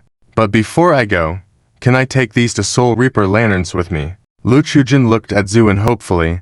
Zhu, and remained silent, turning to Crossing Yeshu standing nearby. The young man, who had just come out of shock, looked surprised at Zuan's gaze. The Soul Reaper lanterns were left to you by your grandfather. How to deal with them is your choice. Decide for yourself. With that, Zuan left the place. Crossing Yeshu gazed deeply at the kneeling Lu Chuzhen, his expression complex. He understood the woman's past actions that had caused his grandfather so much pain, leading to his downfall. All tragedies stemmed from her betrayal. Normally, Crossing Yeshu should have been filled with anger towards her. But now, he could only remain silent. The two Soul Reaper lanterns left by Crossing Yu hovered in front of her, seemingly protecting her. After a while, Crossing Yeshu solemnly said, Strictly speaking, I should kill you immediately to avenge my grandfather's deception. Lu Chuzhen trembled, but remained silent. It was the two Soul Reaper lanterns that trembled slightly, emitting a faint candle light. Take these to Soul Reaper lanterns and leave. I never want to see you again. Crossing Yeshu said coldly before turning away. Lu Chuzhen was now in tears, then bowed deeply, whispering, Thank you. Don't thank me. I have never forgiven you. I just don't want my grandfather's last bit of obsession to vanish. And ... do you really think he hasn't understood everything over these years? He just ... doesn't want to speak of it? Without looking back, Crossing Yeshu spoke coldly before walking away. Lu Chuzhen was shaken, a look of confusion on her face as she softly murmured, Yes, you are so clever. Among the fellow disciples who entered the sect with you, your cultivation has always been outstanding. How could you not see what happened back then? So, you just didn't want to burden me and left alone just now. Finally, Lu Chuzhen couldn't hold back her tears, carefully pocketed the two Soul Reaper lanterns, bowed respectfully to Crossing Yeshu and Zuan in the distance, then flicked her sleeve and turned into a streak of light, descending the mountain. Lu Chuzhen left. Crossing Yeshu's expression was also somewhat melancholy, whether feeling unworthy of his grandfather's initial decision or angry at the corruption within the Jinding Pavilion. Crossing Yeshu's heart was heavy. Zuan merely smiled faintly, having experienced the vicissitudes of over 3,000 years. Zuan had witnessed countless betrayals and dirty deeds, but also emotions capable of moving even the most hardened individual. So faced with all this, he just smiled. Meanwhile, the entire square was eerily silent, all Jinding Pavilion disciples pale-faced, awaiting their judgment. Life, death, it all depended on the whims of this white-clad youth. Zuin scanned the crowd and coldly said, "Now that Wingman and Fu Guang are dead, do any of you ... object?" Everyone trembled, exchanging terrified glances. Facing such a deity of death, who would dare to object? Hadn't they seen the corpses of Ximing and Si Yun on the ground? Wasn't that a clear lesson? Zhu? And nodded in satisfaction. Very well. It seems you all have no objections. Since that's the case, the position of the head of the Jinding Pavilion will be taken by him as Zhu, and pointed at the bewildered Crossing Yushu. Me. Crossing Yushu's eyes widened in disbelief, asking in confusion, "Zhu?" and nodded. "Yes, it's you." Crossing Yushu was stunned. And not just him. Everyone in the room was stunned. Just a moment ago, Crossing Yushu had just passed the ceremony and become an ordinary disciple of the Jinding Pavilion. How could he suddenly become the head of the Jinding Pavilion? It sounded unbelievable. And once it became a reality, the Jinding Pavilion would immediately become a laughingstock among the 7 major sects. Originally, the strength of the Jinding Pavilion was the lowest among the 7 sects, always at the bottom in the grand competitions. If a disciple, who wasn't even a true immortal, became the head, wouldn't it invite even more ridicule and covetousness from all sides? Many elders felt like they had fallen into an abyss. Crossing Yushu also had self-awareness, shaking his head repeatedly. "Master, you're joking. How could my current strength make me the head here? I think it's better for you to take that position." This proposal brightened many people's eyes. Yes, Zuin had just proven his unquestionable power. If he became the head, then, unfortunately, this beautiful fantasy was quickly shattered by Zuan's merciless response. Zuin revealed his white teeth and smiled slightly. "Are you worried that you lack strength? Don't worry. With me here, before the grand competition starts, I will train you to become a strong force." Crossing Yushu could only bow deeply and whisper, "Yes." The others on the square couldn't help but exchange glances. What should they do? Pay respects or not? This dilemma was resolved when they saw fear in each other's eyes. All the people on the Golden Ding Pavilion, elders and disciples alike, bowed down in unison, exclaiming, "Disciples, congratulations on Crossing being the new leader." Facing the worship from all directions, Crossing Yushu felt nervous as he looked to Zuin for help. However, Zuin paid no attention to this and instead walked directly to Sheng Miaotong standing on the side of the crowd. Sheng Miaotong, still in a daze from before, only lifted her head subconsciously when Zuin approached. Zuin showed a hint of a smile and asked, "Do you hate me for killing your sister?" This question made the surrounding crowd quiet instantly, and they instinctively stepped back, creating a large circle to avoid being involved. Only the old servant standing behind Sheng Miaotong did not leave, but he was trembling and anxiously watching Sheng Miaotong, praying frantically in his heart. "Young miss, you must remain calm. Do not provoke this killer, or we won't be able to leave." However, his prayers seemed to have little effect. Sheng Miaotong's confusion gradually faded from her eyes as she looked at Zuan and finally nodded slowly, saying, "I hate you." This answer almost made the old servant pee his pants, and the crowd murmured in response. Many shook their heads, thinking that such an answer from the girl would bode ill. However, Zuan's lips curved into a playful smile. "Oh? So, you're not afraid that I will kill you?" Sheng Miaotong shook her head. "I'm not afraid." This caused another slight commotion in the crowd. The old servant who had been following Sheng Miaotong since she was young closed his eyes in despair, prepared for the worst. If it were anyone else, the old servant might have had some hope, but the power displayed by Zuan in this battle was so astonishing that just the thought of when he dared to stop Zuan's path and try to intervene sent chills down his spine. Strength determined one's status. Initially, they could rely on the Sheng family's influence in the small city inn having some psychological advantage. But now, those so-called advantages vanished along with the death of Sheng Manu. The old servant had no doubt that if Zhu En decided to act, he could easily kill everyone present. Therefore, when he saw Sheng Maotong's response to Zhu An's words, he had already given up all hope. The old servant never imagined that Zhu An, faced with this answer, did not get angry as expected but smiled slightly. "Oh, why is that?" "Because you are not someone who kills innocent people," Sheng Maotong said earnestly, looking at Zhu An. The whole audience was stunned. After killing so many people, how could Sheng Maotong say that he's not someone who kills innocents? Sensing the crowd's confusion, Sheng Maotong continued, "Because every person you killed brought it upon themselves. They deserved it." Zhu En said calmly, "Then what about your sister? Was she the same?" Tension filled the air. The old servant, who had seen a glimmer of hope, felt his heart beating fast. Then, Sheng Maotong nodded? Yes, she was the same. In fact, she deserved it more, because from the beginning, she provoked you repeatedly, and even tried to collude with others to harm you. According to your logic, shouldn't you not hate me, Zhu?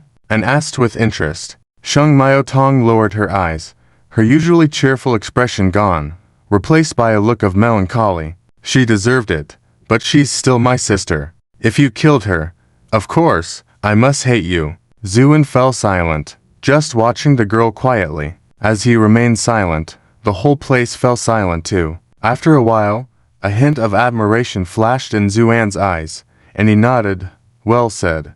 With that, Zhu En turned and left. The old servant felt weak all over, almost kneeling, relieved that he had saved his life.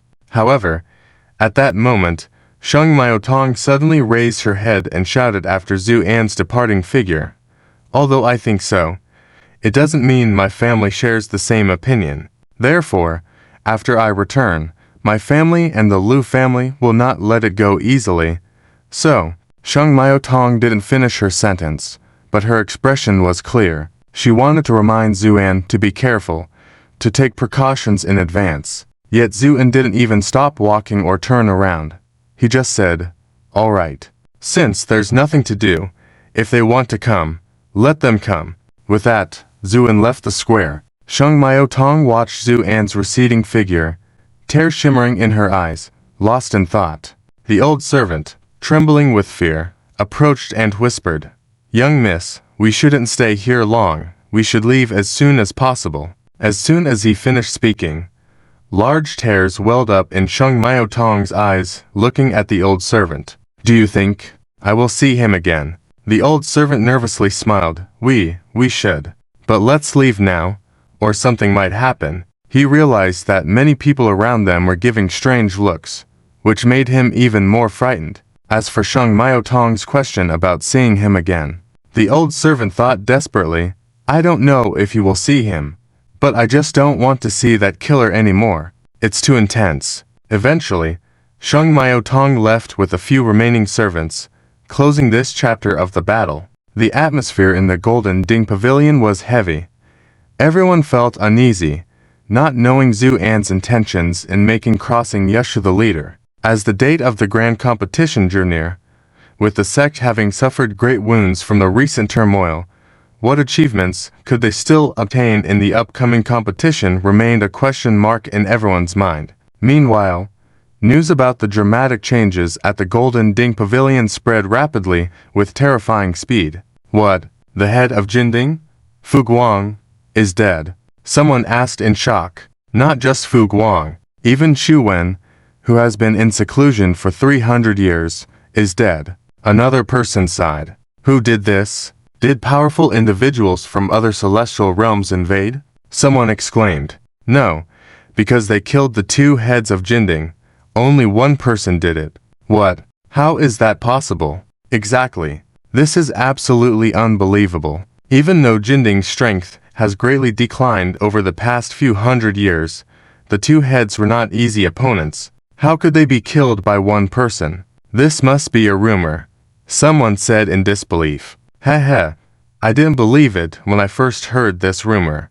But do you know that not only the two heads of Jinding died this time, but also nearly all the members of prominent families like Shang and Lu in the Golden Light Realm. The news has spread now, and we have no choice but to believe it. All the people present were dumbfounded. Killing the two heads was one thing, but also offending the powerful families of Shang and Lu in the Golden Light Realm. How ruthless and powerful must the person who did this be? So, who is the one who did it? Someone couldn't help but ask in a low voice. I heard from someone in Jinding who witnessed this great battle that it was a young man in white, named Zuan. Zuan. The people murmured in fear, their eyes showing horror. A young man causing such upheaval and even making powerful individuals lose their lives. This kind of strength is simply unbelievable. But because of this, the name Zuan spread rapidly like an explosion. In just 1 or 2 days, it had already spread throughout the entire Golden Light Realm. Those who heard it were all shocked. In a small city, at the Lord's Manor, Su Junning's father was calmly reading in his study when the sound of hurried footsteps from outside disturbed the tranquility of the room. Irritated, he raised his head and sternly asked, "Who is it?" The study door was pushed open, and the chief steward of the manor stumbled in, out of breath, and said, "Sir, something terrible has happened." Mr. Su furrowed his brows. "Why are you so flustered? What has happened?" It took a moment for the steward to catch his breath, and then he tremblingly said, "Young master, Upon hearing that it was about his own son, Mr. Su's initial calm demeanor vanished, replaced by a look of anxiety. What happened to Junning? The steward was near tears with urgency. "Young master, he's dead." Dead. Mr. Su was first shocked, then furious. "Who did it? I'll kill their whole family." With that, he stood up to rush out. However, the steward intercepted him. "Sir, please calm down. Calm down. How can I be calm? I want to know who killed my son." Mr. Su roared in anger. But at that moment, the steward leaned in close to Mr. Su, his face grave, and whispered a few words in his ear. After hearing it, Mr. Su, who was previously furious, deflated like a balloon, his expression now one of shock and unease. "Is what you said true?" "Absolutely true. The news has already spread outside. So, I think you should think twice before acting." Following the steward's words, Mr. Su's complexion alternated between white and green, deep in thought. Just then, a commotion erupted in the front yard. "What's going on?" Mr. Su shuddered. The chief steward turned to go outside and investigate. But before he could reach the door of the study, a group of people arrived with great momentum. Seeing these individuals, Mr. Su, the lord of the city, turned extremely displeased. The arriving group represented various factions in the city, and their timing was not coincidental. It was evident their intentions were not pure. Indeed, as they stood before the study door, none of them bowed or saluted. Mr. Su's expression turned even darker, his eyes flashing with a hint of fear. Before he could speak, his chief steward spoke first. "What are you here for? Why did you barge into the Lord's manor? And why didn't you kneel upon meeting the Lord?" His questioning tone was chilling. Many people in the group showed hesitation, but the leaders merely chuckled coldly. "The Lord? Ha ha, he won't be Lord for long. What do you want? Are you planning a rebellion?" The chief steward shouted hoarsely, but before he could finish speaking, a flash of cold light passed, and the steward was decapitated, his dead body falling to the ground. "Steward!" Mr. Su exclaimed. At the same time, the assailant sneered at Mr. Su. "Mr. Su, your son has offended a formidable figure. If you continue as the lord of this city, everyone in the city will be doomed. So, for everyone's sake, it's best if you step down quietly." Mr. Su looked at his cold-hearted subordinates, his heart sinking to the depths. On that day, chaos reigned in the city. Mr. Su and dozens of others in the Lord's manor perished, and a new lord was appointed. Yet, this was just a small wave in the larger turbulence. Once the news spread, almost everyone turned their eyes to the Shang and Lu families, the two prominent households in the Golden Light Realm. As two of the top families in the realm, they suffered the most losses in the recent events. Lu Shifa of the Lu family, a talented heir greatly valued by the family, was among the fallen. The Shang family also lost a member in the upheaval. Given the arrogant behavior of the Sheng and Lu families, many awaited their reactions. Unexpectedly, the Lu family remained silent. Despite the fierce public opinion, the Lu family showed no response, leaving many spectators surprised. What's going on? Could it be that even the usually arrogant Lu family is afraid this time? Meanwhile, in a paradise within the Golden Light Realm, upon swiftly returning after a long journey, Sheng Miaotong was personally welcomed by several elders as she entered the jurisdiction of the Sheng family. Subsequently, the gates of the Sheng family mansion were sealed tight, barring any entry or exit. In a heavily guarded secret chamber behind the mansion, the 12 elders of the Sheng family, the heads of various branches, and the managers of different trade routes, all the core members of the Sheng family were present. The family head, Sheng Yihu, stood respectfully to the side, while a dignified and imposing elder sat at the head of the room. As the door closed, this once spacious secret room suddenly became eerie and terrifying. Sheng Miaotong stood alone in the center of the room, facing a large number of chairs arranged in a tiered manner. The high-level members of the Sheng family sat on these chairs, coldly staring at her. The silent tension in the air made the atmosphere extremely oppressive. Sheng Miaotong lowered her eyes and stood in silence. After a while, the elderly man sitting at the head of the room inclined his head slightly towards Sheng Yuhua. Sheng Yuhua then turned to Sheng Miaotong and said in a deep voice, "Speak up. What really happened?" Despite the fact that the members of the Sheng family had already learned everything that happened that day through various channels, Sheng Miaotong's first-hand account was still crucial. Sheng Miaotong did not lift her head, but remained silent for a moment before calmly beginning to narrate the events leading up to the current situation. The room fell silent, with only the sound of Sheng Miaotong's voice flowing slowly. People started to stir slightly when Sheng Miaotong mentioned the first encounter with Zuan outside the small town and her subsequent curiosity and pursuit of him. The elderly lady sitting next to Sheng Yuhua even snorted through her nose. However, Sheng Miaotong continued her recount, from the entanglement in the small town to the events at the tea house in front of the Jining Pavilion, where Sheng Manyu and Lu Shifa appeared and mocked Zuan. The old lady could no longer contain herself and coldly exclaimed, "Nonsense! My grandson has always been gentle and modest. How could he act so arrogantly? It is you, this little maid, who has no shame, actively provoking men. It's ridiculous." Although her voice was not loud, the powerful individuals in the room heard clearly. Many people's expressions changed, especially the young men and women sitting in the corner, who showed a hint of schadenfreude. They were all descendants of the Sheng family, but were not favored like Sheng Manyu and Sheng Miaotong. Otherwise, they would not have been the only ones sent to the Jining Pavilion for training. However, the unexpected incident occurred. Sheng Manyu died, leaving only Sheng Miaotong, who seemed to be no longer favored by the family. The result naturally pleased these few descendants of the Sheng family. Sheng Miaotong stopped speaking, but did not lift her head, remaining quietly standing there. Sheng Yuhua's eyes showed a touch of sorrow. As Sheng Miaotong's father, he had always had a soft spot for his younger daughter. If it were anyone else making such remarks, he would have silenced them immediately. Unfortunately, the identity of this old lady was such that even he dared not provoke her. At the same time, the dignified elderly man smiled faintly.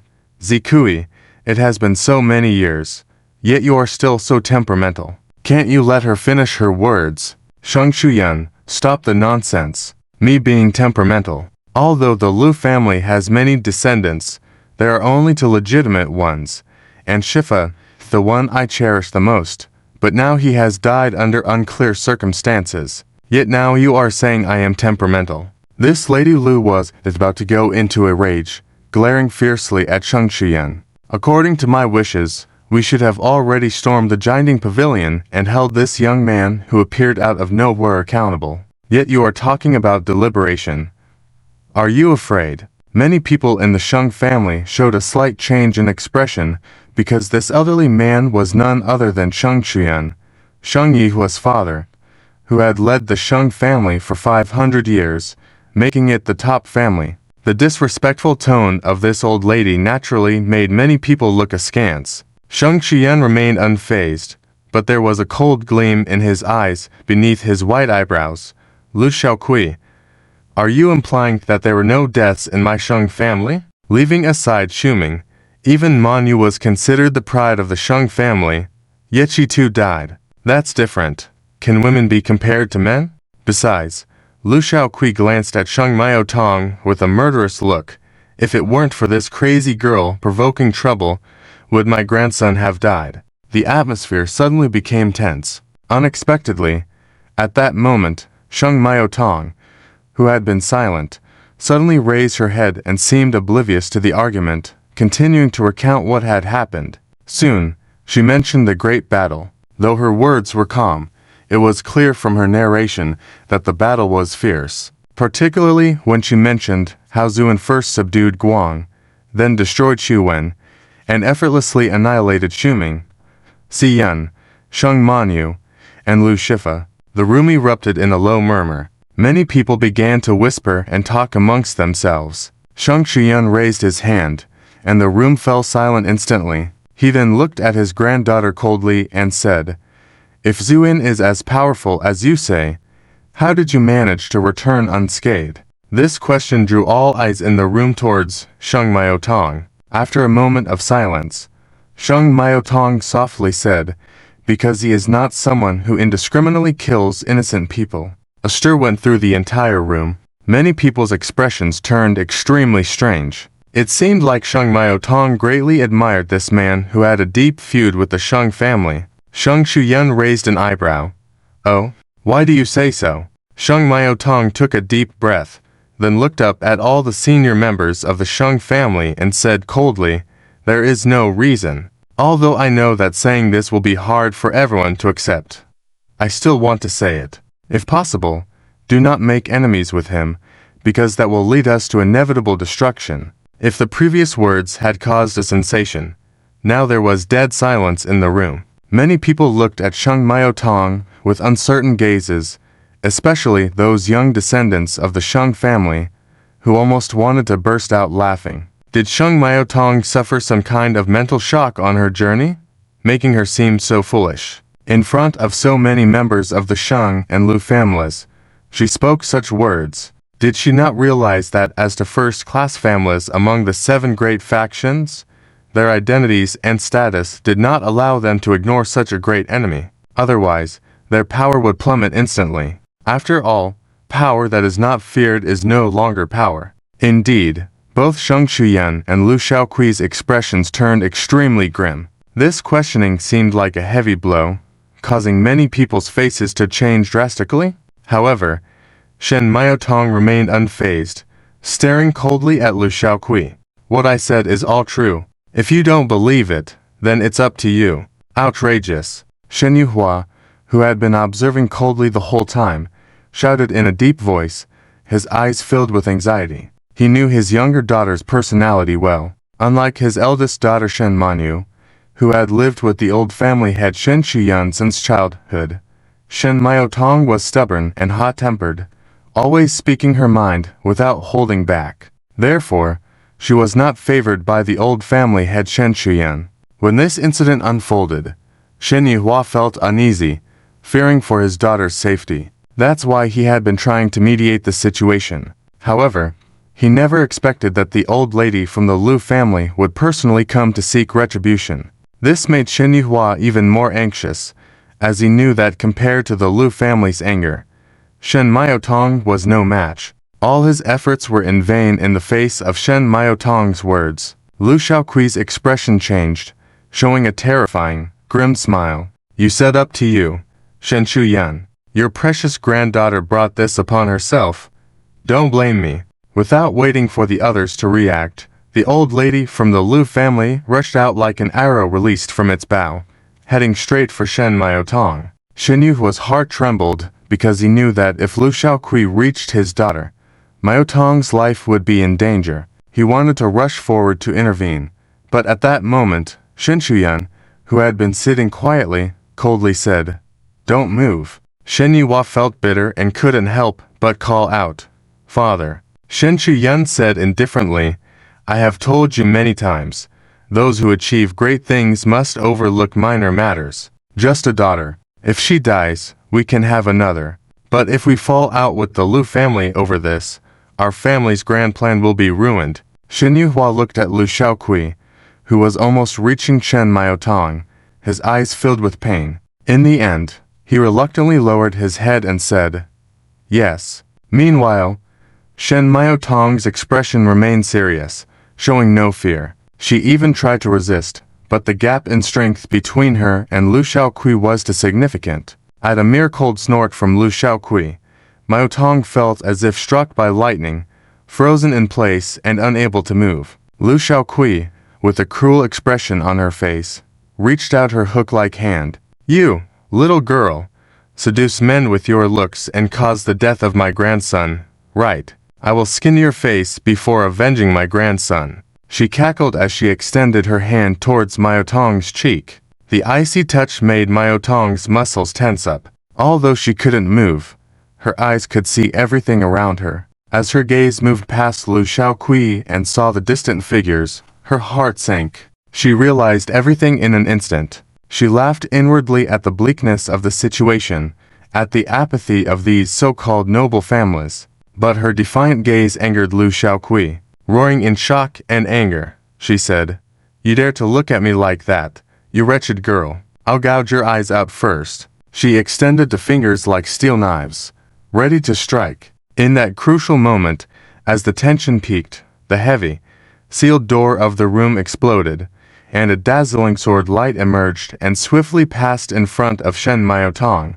The speed was so fast that Maotong felt as if a breeze had brushed across her face. As she glanced at her cheek, feeling a warm sensation, she saw blood spurting from Lu Shaokui's wound. Everything happened swiftly, from the door being blown open to the sword flash, in just the time of a few breaths. When everyone reacted to Lu Shaokui's screams, shocked by the events, they cried out in surprise. Who is this? Who dares to cause trouble at our Shen family? Shouts ringed out, and many Shen family members activated their cultivation powers, creating a powerful blockade in the room. In this tense moment, silence fell outside, except for the clear sound of footsteps drawn closer. The Shen family members exchanged glances and turned their focus towards the remnants of the broken door. They were prepared. If anyone stepped in, they would face a relentless attack. Just then, a calm voice echoed from outside the still dusty room. Sorry. Looks like I'm a little late. With those words, a figure slowly emerged from the dust. As soon as they heard the voice, Shen Maotong shook with disbelief, shouting, Zuan. The seemingly ordinary name held a mysterious power at that moment, leaving many stunned. At the same time, a young man in white stepped into the sealed room. His eyes, bright as stars, held a hint of chilly amusement. Who else could it be but Zuan? He nodded slightly at Shen Maotong, smiling and saying, Yes, it's me. Shen Maotong was deeply moved inside, but then she remembered something and yelled, Be careful. It was a bit too late. Just as those words left her mouth, a wave of light surged, engulfing Zuan completely. The attack contained the full power of all Shen family members present. The force was so strong it made the space tremble. The assault lasted for 3 breaths before gradually subsiding. This time, there's probably no surviving that, many thought silently. Many people quietly breathed a sigh of relief. After all, under such high-density bombing, even the peak strongmen like the great Luo, if they did not take precautions in advance, would find it hard to escape unscathed. Sheng Maotong tightly covered her mouth, looking sadly at the scene. But at this moment, a light laughter was heard. I have always heard that the Sheng family is a noble family in this world. Now it seems that their way of entertaining guests is indeed unique. With these words, Zuan walked out from the gradually fading light unharmed, not even the hem of his clothes being stirred, looking proudly at the audience. This caused a commotion in the whole scene, surprising everyone. Even Cheng Chuyan, who had always maintained a dignified posture, showed a hint of shock in his eyes. The previous attack could be said to have gathered all the elites of the Sheng family, but it failed to harm this young man at all. Who is he exactly? Why does he possess such tremendous strength? As for Shang Miaotong, she was overwhelmed with joy, tears flowing uncontrollably like a flood. At this moment, Zuin looked around and nodded, saying, "Very well, it seems you are all here. Saves me from having to go through the trouble again."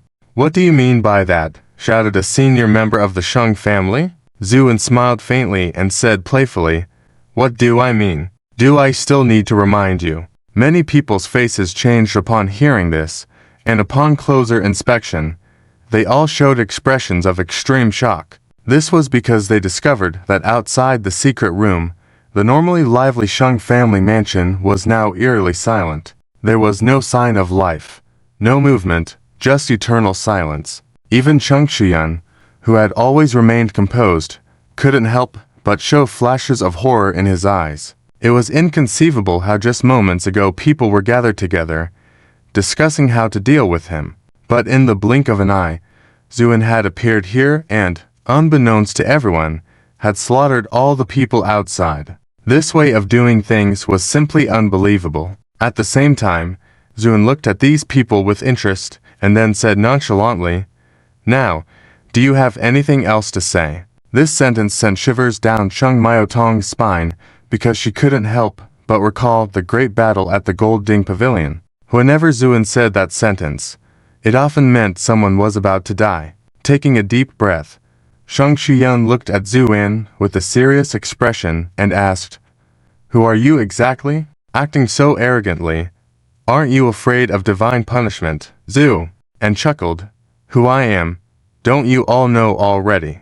As for divine punishment," Zu An's face revealed a playful smile, "I think I am your divine punishment." Shang Shiyun finally failed to maintain his previous imposing demeanor and showed a hint of fear and horror on his face, because he had never seen anyone like Zuin before. Unswervingly resolute, unmoved by external factors. The key was, just when you thought you were ruthless enough, he was 10 times more ruthless. Seeing even the old patriarch's expression change drastically, the other members of the Shang family could no longer remain calm. Several people closest to the door seemed to collapse suddenly, disregarding everything as they turned to run outside. However, just as they took a step, a sword light appeared in front of them, slashing directly through them. With a muffled sound, they all fell to the ground, cut in half. The entire venue gasped in shock. Although the individuals who died were not particularly powerful, they were considered elites of the Shang family. Yet Zuin had managed to kill them on the spot without lifting a finger. This act crushed the last bit of hope in many people's hearts. Shang Xiyun's face was full of defeat, a mix of shock, anger, and fear, as he trembled and said, "What else do you want? Isn't killing so many people outside enough for you? Are you really going to annihilate my whole Shang family?" Zuin slight smile and clapped lightly, saying, "Congratulations, you got it right. You!" Shang Shiyun was so angry, he almost spat blood, hoarsely shouting, "Spare the guilty ones. Zuan, I advised you not to be too arrogant." Zuin calmly replied, "Arrogant? I don't think so, because what you have done, death is just a delayed interest." With these words, Zuan's eyes shone brighter and brighter, even resembling a sun or moon. An overwhelming aura surged, enveloping the entire venue. Shang Shiyun finally understood the terror of this young man in white, but still shouted in anger, "Attack together! I refuse to believe he is indestructible." At his command, many elite disciples of the Shang family took action.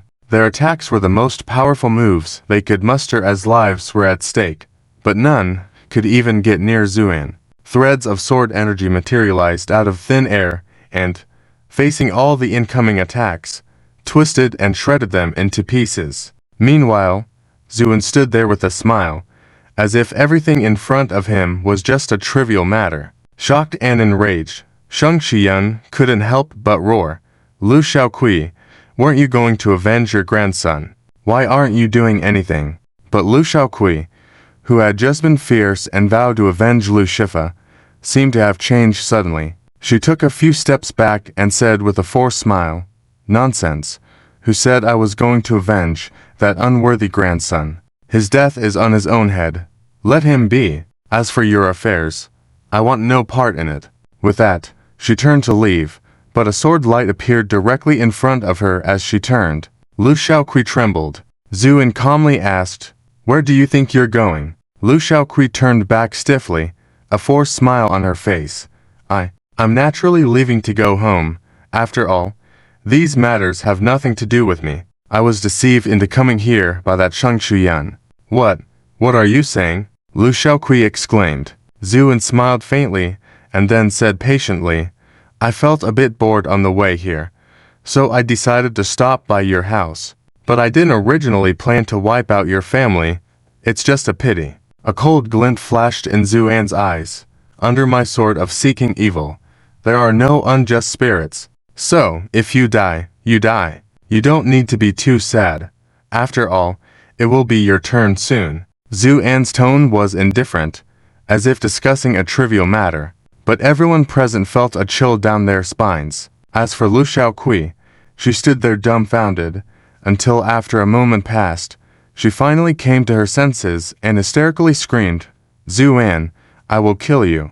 With that, ignoring everything, she rushed forward to engage in a life and death struggle with Zuan. Lu Shaoqi had ruled the Lu family for hundreds of years, and in terms of strength, she was considered outstanding among the women of the Golden Light Cave. Now, driven by anger and urgency, she attacked without any restraint, displaying a terrifyingly aggressive move. In an instant, she reached Zuan, but before she could make a move, the light around her suddenly shrank as if the space was collapsing, causing her overwhelming momentum to disappear instantly. Subsequently, Lu Shaoqi felt as if she had lost control, as if she was firmly bound by space and slowly floating. This scene stunned Shang Qian, who was initially delighted and was preparing to sit back and watch the show. His smile froze on his face. Meanwhile, Zuan, feeling a bit bored, cleaned his ears and sighed helplessly. "Why shout so loudly? I can hear you just fine." Looking up at the floating figure of Lu Shaoqi in front of him, he said calmly, "Is there anything else you want to say before you die?" Lu Shaoqi's face turned extremely pale, but a near-mad smile gradually appeared on her face. "Zuan, you are indeed powerful. But do you really think no one can control you in this world? I may die, but my daughter will avenge me." "Oh, your daughter Azu?" and raised an eyebrow slightly. "Yes. Ha, my daughter is a true disciple of the third cave of the realm of longing, a true pride of heaven. How could she be looked down upon by the so-called Golden Ding Pavilion?" Mentioning her daughter, Lu Shaoqi's laughter was filled with infinite pride, and she stared at Zuan with a cold gaze.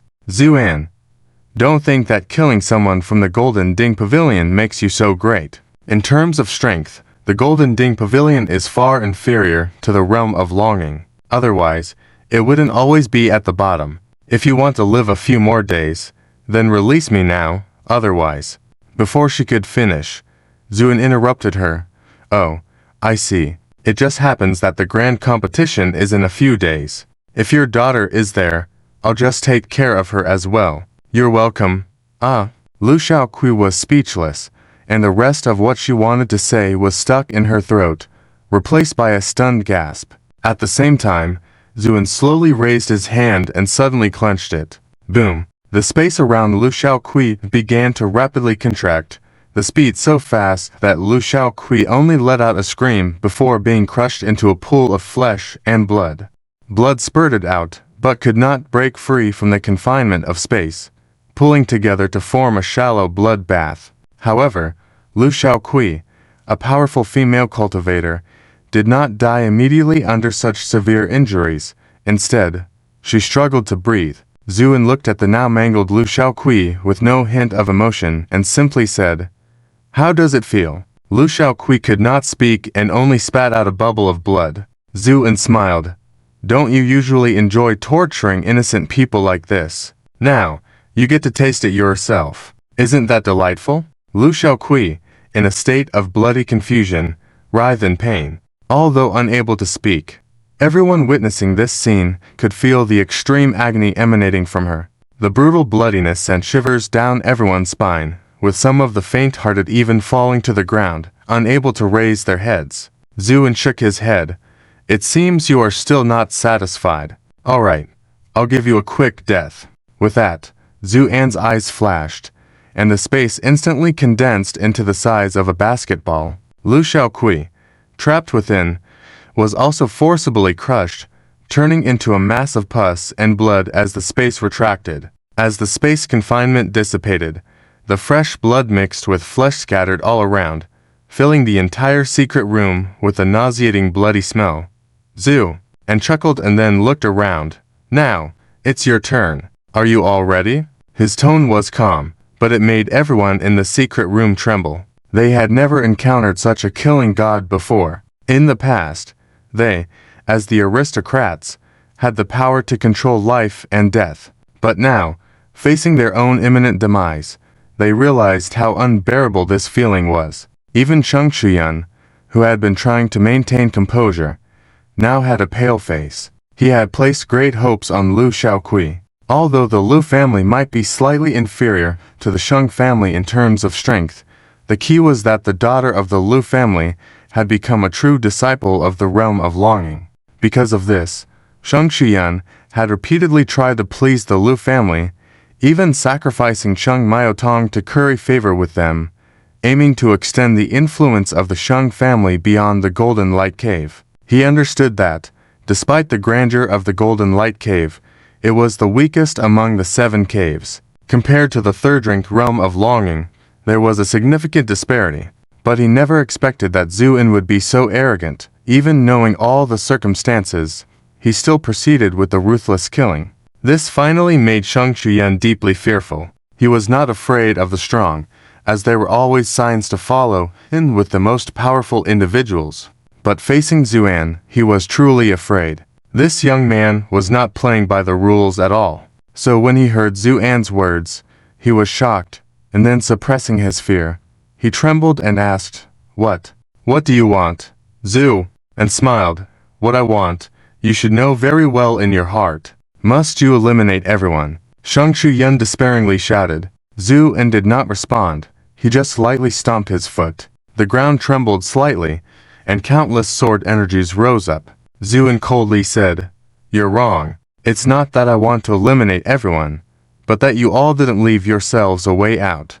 With that, Zuan waved his hand, sword of seeking evil, slaughter them all. When the blade pierces through the body, it emits a soft sound similar to the rustling of wind. This sound rises and falls continuously, echoing in the secret chamber, composing a deathly melody. The first to perish was Shang Shuyan. Before this, with his status, he was highly revered, and even ordinary people found it nearly impossible to catch a glimpse of him. But no matter how formidable one's power may be, it becomes laughable in the face of death. Facing death, Shang Shuyan's demeanor was no different from an average person's, even more pitiful.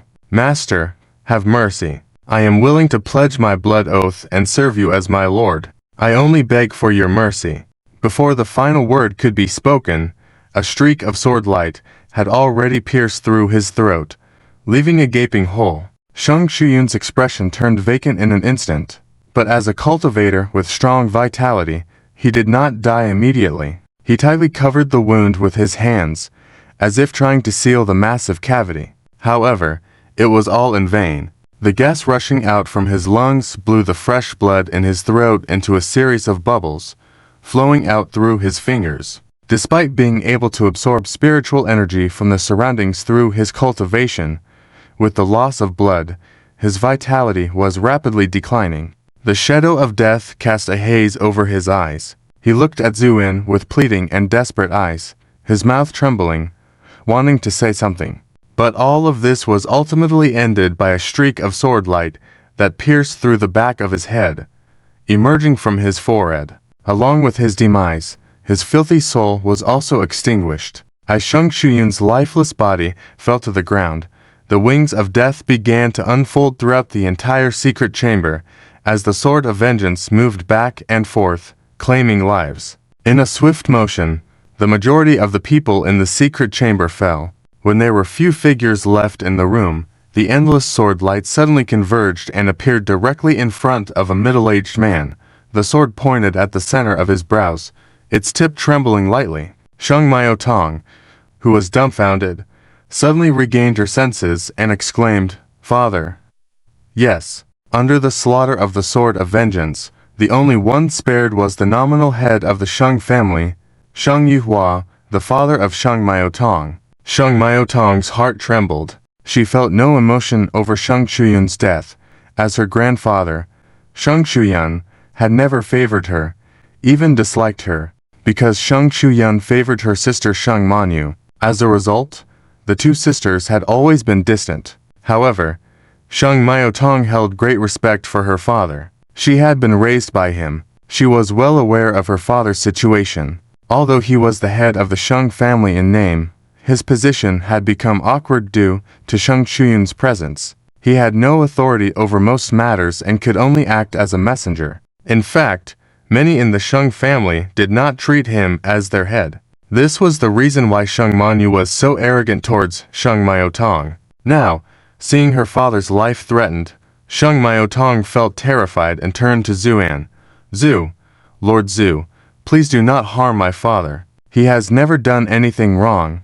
Everything was instructed by Shang Chuyun. Before Zuan could speak, Shang Yuhua, with the cold sword light pressing against his forehead, sighed lightly. "Tunger, you need not speak. Lord Zhu does not intend to kill me. Otherwise, would I still be alive?" Shang Miaotong was taken aback, then discreetly glanced at Zuan. Indeed, she saw a faint smile at the corner of Zuan's mouth. "Oh, are you so confident that I won't kill you?" Shang Yuhua forced a bitter smile. "No, I'm just certain that I have never lost sight of my principles." A hint of admiration flickered in Zuan's eyes. Under the Sword of Vengeance, there were no grievances, a fact not to be taken lightly. This sword intent sprouted from the depths of one's heart, nourished by one's sins. Since Shang Yuhua was alive, it proved that his words were true. However, Zuan was more impressed by his demeanor and attitude towards others. With a casual wave of his hand, the sword light dissipated into nothingness. Shang Yuhua finally breathed a sigh of relief, realizing his back was drenched in cold sweat from the intimidating sword light. He took a deep breath and bowed deeply to Zuan. "Shang Yuhua, thank you for sparing me. There's no need to thank me, and your life was not spared by me. If you must thank someone, thank yourself." Zuan responded coolly. Shang Yuhua was momentarily taken aback, then nodded solemnly. "Yes." Zuan curiously examined Shang Yuhua for a moment, then said, "I have killed so many people from the Shang family. Don't you hate me?" Hearing this question, Shang Miaotong's heart leapt into her throat. Unexpectedly, Shang Yuhua shook his head without hesitation. "I don't hate you." "Oh? Why not? As you just said, their deaths were brought upon by their own actions. Moreover, all these years." Shang Yuhua paused, then continued with disdain, "I have seen with my own eyes everything they did." Zuan gave Shang Yuhua a deep look and nodded. "Well said." With that, Zuan stretched lazily and yawned with boredom. "All right, it's over. It's time to go back." With a wave of his hand, it seemed as if he lifted a curtain, and left.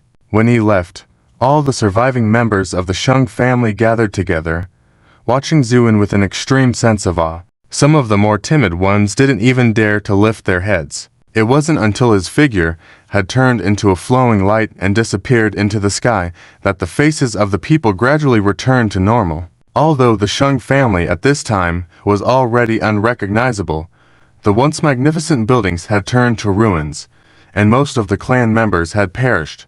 Many people couldn't help but show a sense of relief. After all, for those who had survived under the Sword of Retribution, they clearly couldn't tolerate the actions of most members of the Shang family before. Now that the troublemakers had been swept away, the remaining people naturally felt overjoyed. However, many people buried this joy deep in their hearts, not daring to show it. After all, no matter what, the Shang family had already encountered a great calamity. At this moment, Shang Yuhua, who was standing at the front of the group, withdrew his gaze and turned to look at Shang Miaotong, who was still gazing into the distance. Maotong. Huh, father, what is it? Sheng Maotong came back to her senses from her daze and asked softly, if I were to let you continue your studies at Jindingjie, would you be willing? Sheng Yuhua asked seriously. Sheng Maotong's eyes widened gradually, and her face showed a bright light. Father, are you serious? Sheng Yuhua nodded. Of course. Are you willing? Sheng Maotong nodded hurriedly. Yes, of course. But Sheng Maotong hesitated a bit and said, is Jindingjie already on the verge of extinction? Sheng Yuhua smiled, then raised his head to look at the empty sky and said lightly, on the contrary, the current Jindingjie, the true rebirth of the phoenix, and you happen to be acquainted with this gentleman. If you can seize this opportunity, our Sheng family will rise among the top families. With that, Sheng Yuhua said in a deep voice, Maotong, do you understand what I'm saying? Sheng Maotong was slightly surprised, then lowered her head, softly responding, Father, Maotong understands. Very good, then prepare quickly, and set off immediately. Sheng Yuhua busied himself with the tasks ahead, leaving Sheng Maotong standing alone in place. The once bustling Sheng family was no more.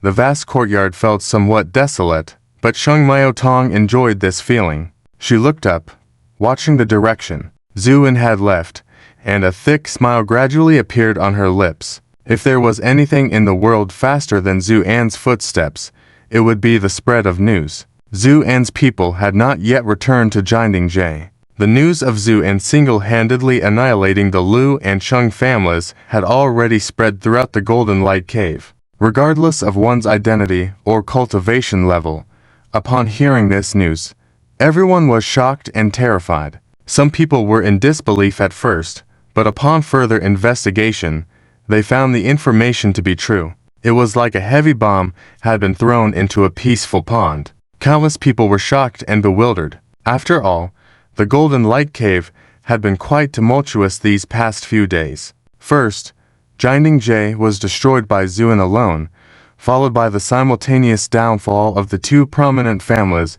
that had dominated the Golden Light Cave for 1,000 years. The terrifying strength and ruthless decisiveness had many powerful individuals feeling uneasy and questioning what could stop this killing god's footsteps. From that point on, no one dared to doubt Zhu An's strength even a bit. However, many people still shook their heads secretly, believing that this matter was far from simple. Especially with the upcoming once-in-a-century successor competition, Zhu An's appearance had added many variables to the competition. Those well-informed individuals secretly sneered. The Lu family might not be a big deal, but the woman who came out of the Lu family was not to be underestimated. The strength of the Xiangxi Yuan could easily crush Jindingjie. Coupled with the fact that Zhu En had appointed a newcomer as the head of Jindingjie, it made the future of Jindingjie even more uncertain. Many people were eager for the successor competition to begin so they could see what fate awaited Zhu En. Amidst this eerie atmosphere, Jindingjie remained calm, like the eye of a storm.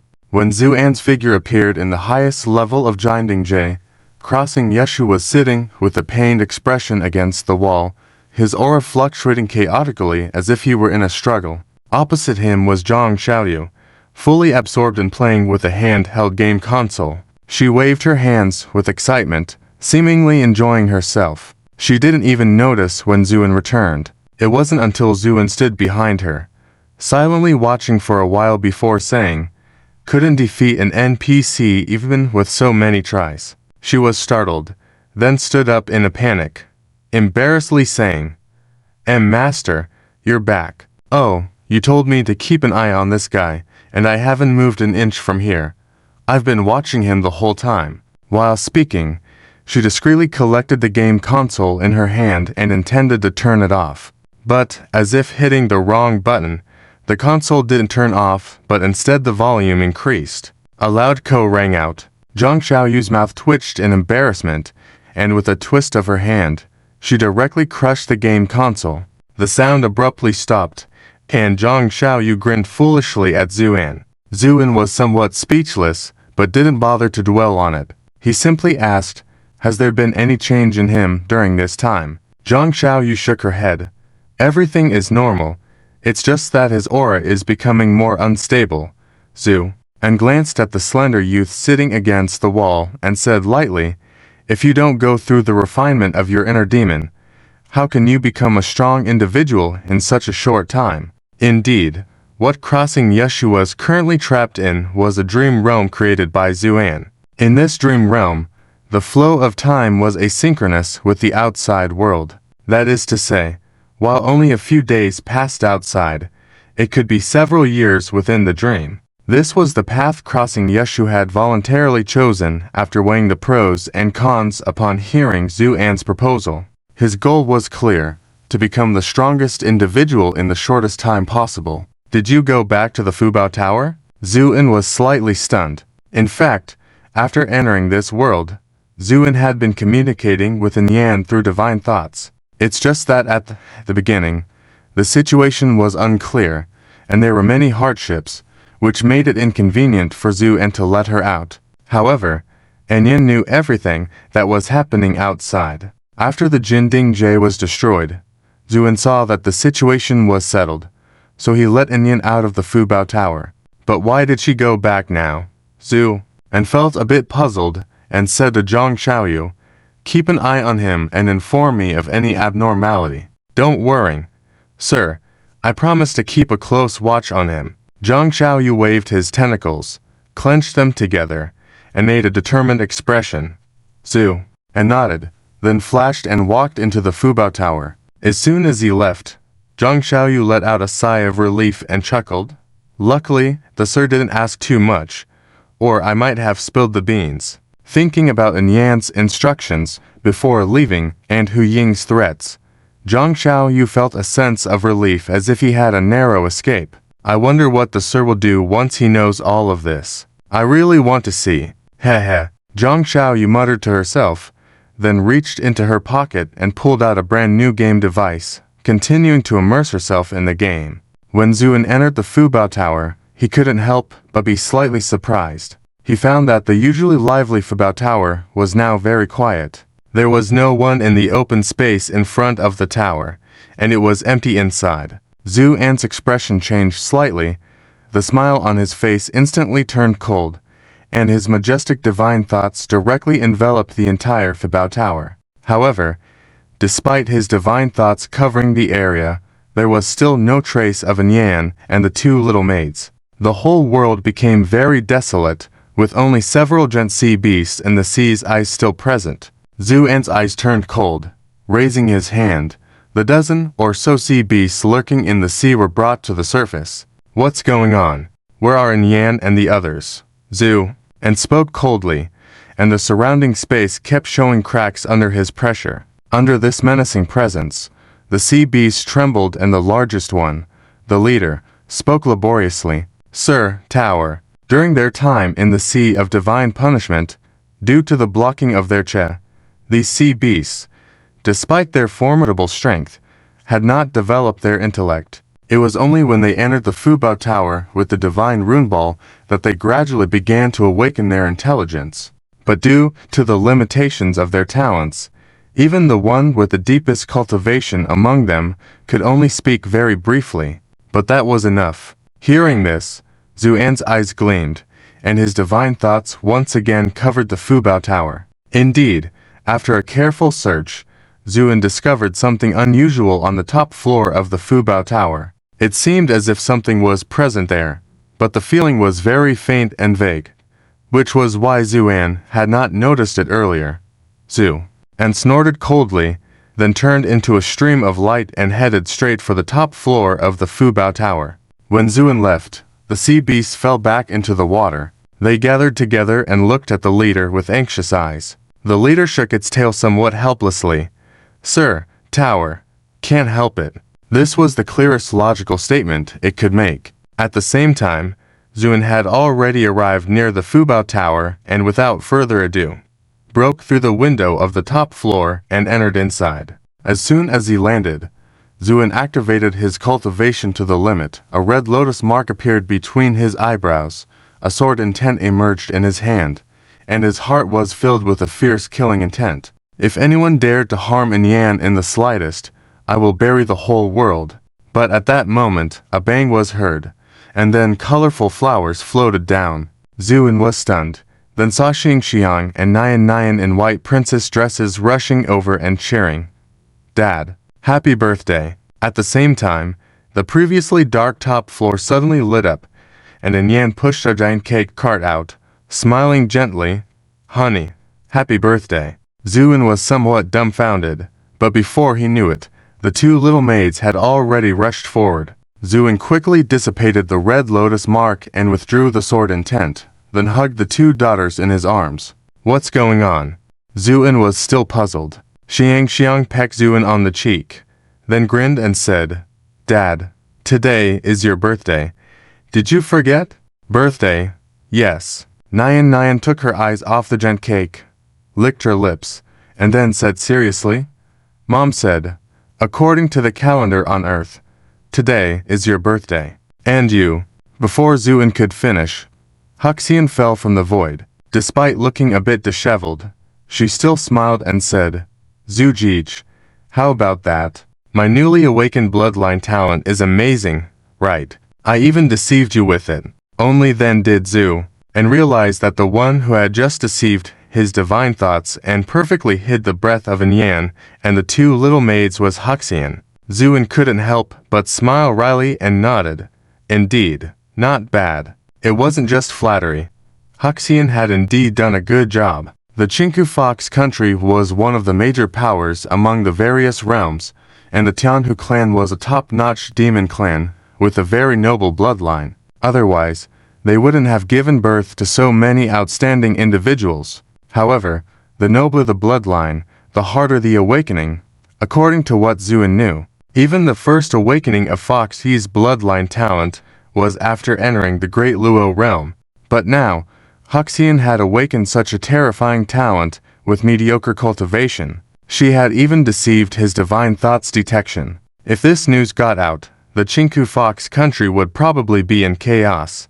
The old foxes, who had been hiding in their fox dens for thousands of years, would probably have to appear collectively and find a way to bring Huxian back. Just thinking about dozens of grandmother-level old foxes requesting someone from him made Zuan's hair stand on end, even though he was a bit sweaty. Huxian hadn't thought about all this. She just found her newly awakened talent very amusing. Zuin only felt a warm surge in his heart. Of course, at this moment, Zuin certainly would not mention how anxious he had just been. He just smiled and nodded, saying, "Happy, very happy." Thinking happily, he said, "Dad, this cake was made by Mom herself." Nian also nodded in a hurry.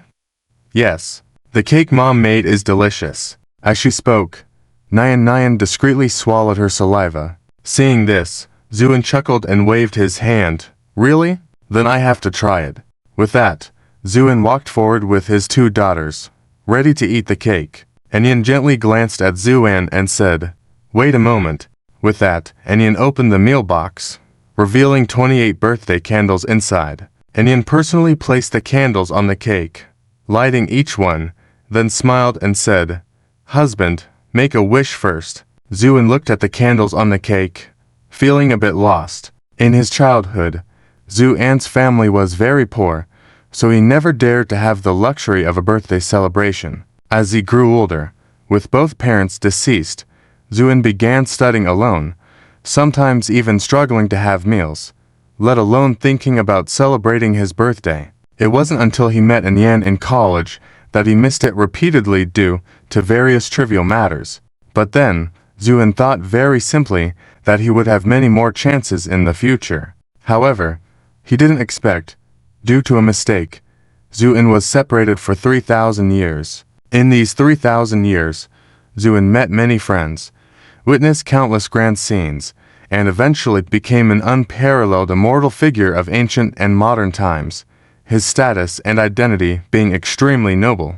But he still had never celebrated a birthday. He had almost forgotten that he even had a birthday. It was not until today, seeing all the careful preparations Yan had made, that he suddenly realized it was his birthday. And when he saw the 28 candles, that Yan had inserted, Zhu An's heart was filled with various emotions, indescribable. At this moment, Yan softly said, "Husband, no matter how long you've been away, in my eyes, you are still the same Zhu. And as before, and according to your age, today happens to be your 28th birthday. So," and Yan brushed aside her hair gently and smiled, "Make a wish." Zhuan smiled, his smile full of ease and joy, then nodded. Fine.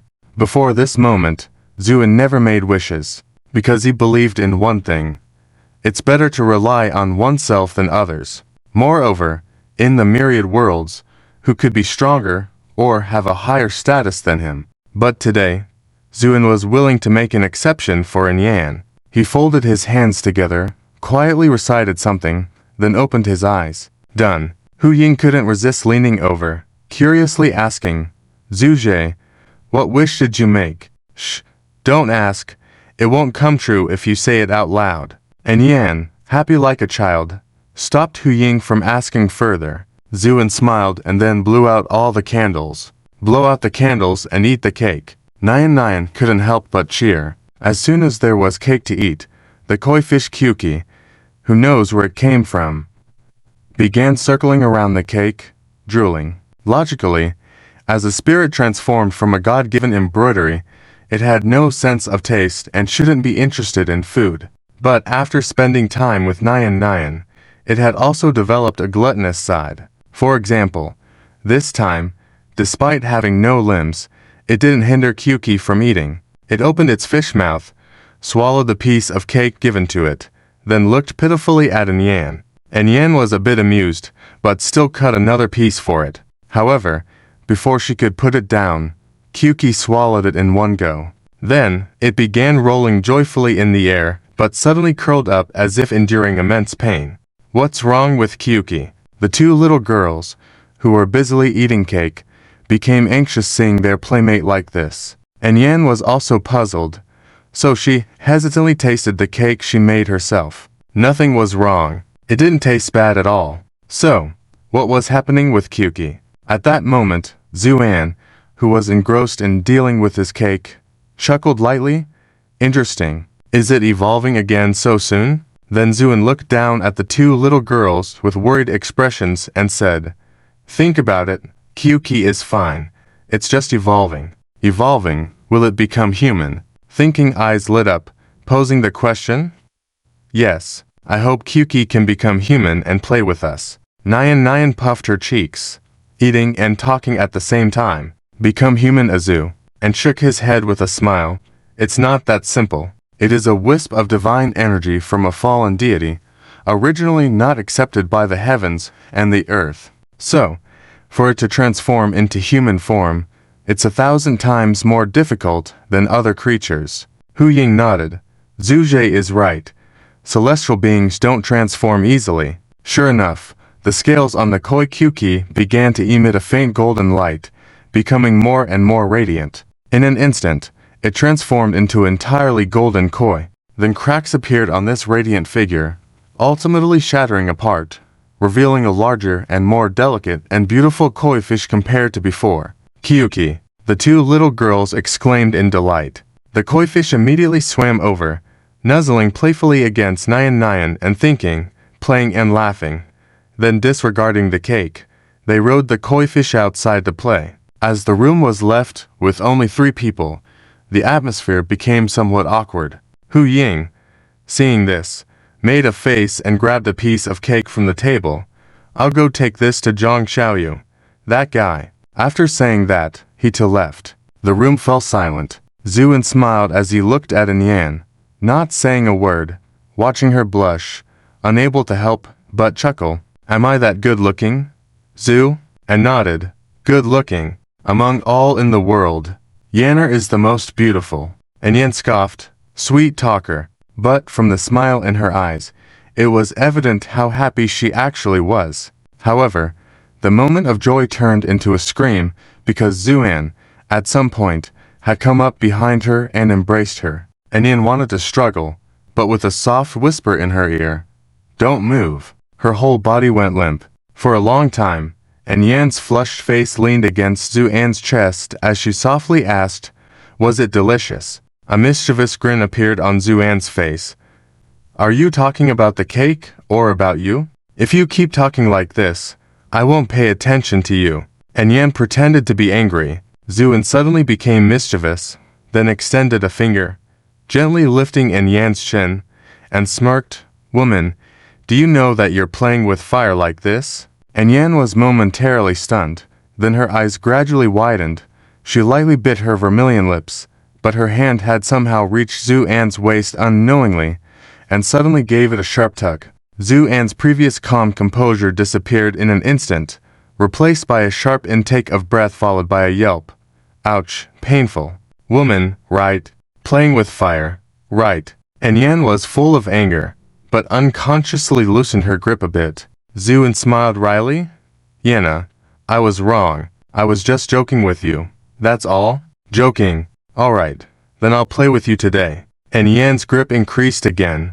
Zhu An wailed for mercy, begging repeatedly, finally managing to calm down the furious Yan. "Humph, I've decided.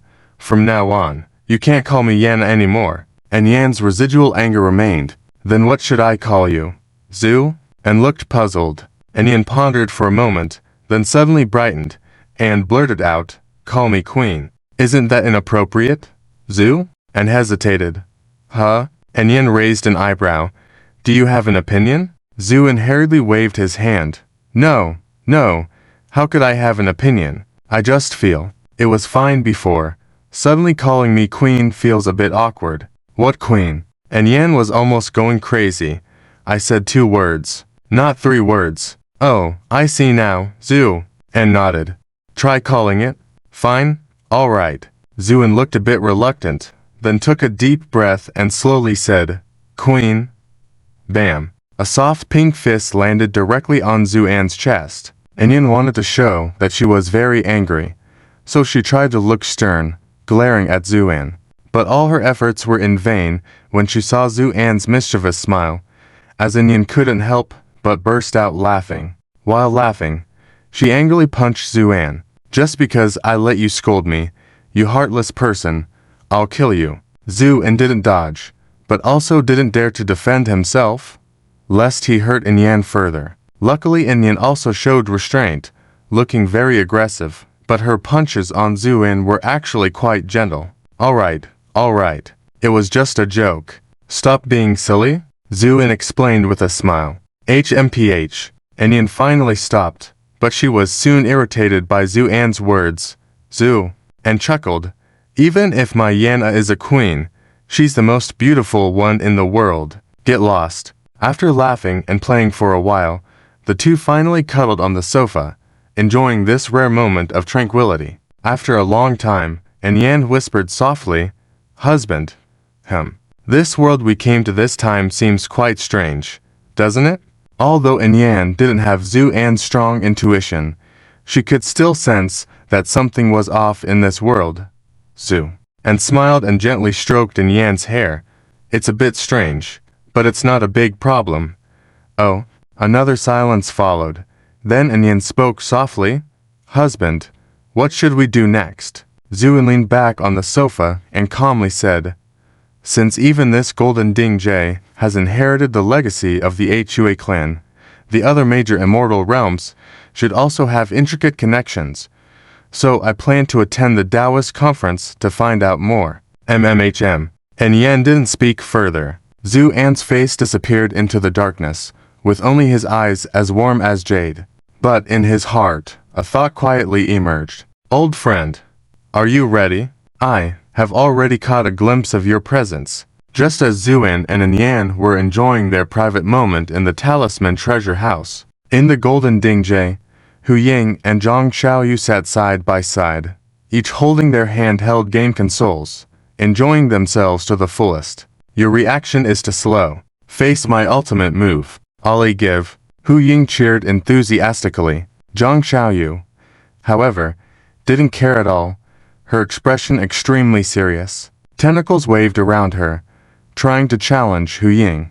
But how could she, who couldn't even beat a built-in game program, compete with Hu Ying, who had mastered all the fighting games and even awakened her innate talent. After a few breaths, a sound of ko was heard, and Zhang Xiaoyu lost once again. Sitting there dazed, Zhang Xiaoyu's face gradually turned pale. Hu Ying shrugged, then casually put down the console, saying in a relaxed tone, "Let's tally. How many years do you owe me now?" After a moment of hesitation, Zhang Xiaoyu whispered, 131 years and 4 months and 2 days. Hu Ying laughed like a fox. TSK, so many already. But why have some with fractions? Zhang Xiaoyu lowered her head, weakly saying, "The extras are interest. I didn't expect it. Your brain may not be sharp, and your hands and feet clumsy, but your math is quite good." Hu Ying patted Zhang Xiaoyu's shoulder. "You have a future. Work hard. When the time comes, I will naturally give you your freedom." If outsiders were present, they might be bewildered, unsure of what the two were doing. Only the two of them knew. Ever since they both became obsessed with fighting games, it was like entering into a trance, playing day and night. However, they went to opposite extremes, with Hu Ying quickly mastering the techniques, clearing all levels, and even playing in innovative ways, like soloing high-difficulty level bosses, passing levels without taking a hit, and so on. Meanwhile, Zhang Xiaoyu, despite growing multiple tentacles, never managed to grasp the basics. Even now, she could barely pass a simple level with luck. Frustrated by her lack of progress, she constantly challenged Hu Ying whenever she felt she had made some progress. But after repeated failures, Hu Ying grew tired and ignored her entirely. Zhang Xiaoyu began to bet and play against Hu Ying, but with no possessions to wager, she could only bet herself. Hu Ying smiled and said leisurely, "Sure, I'll be waiting."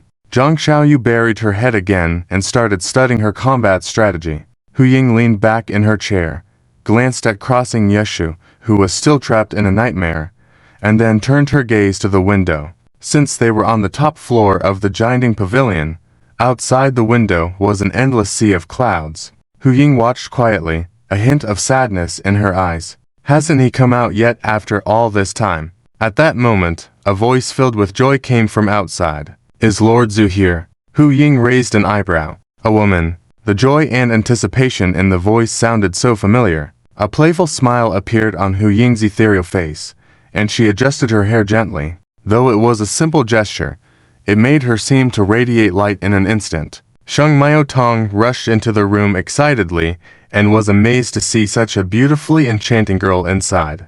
Hu Ying then appraised Sheng Miaotong for a moment.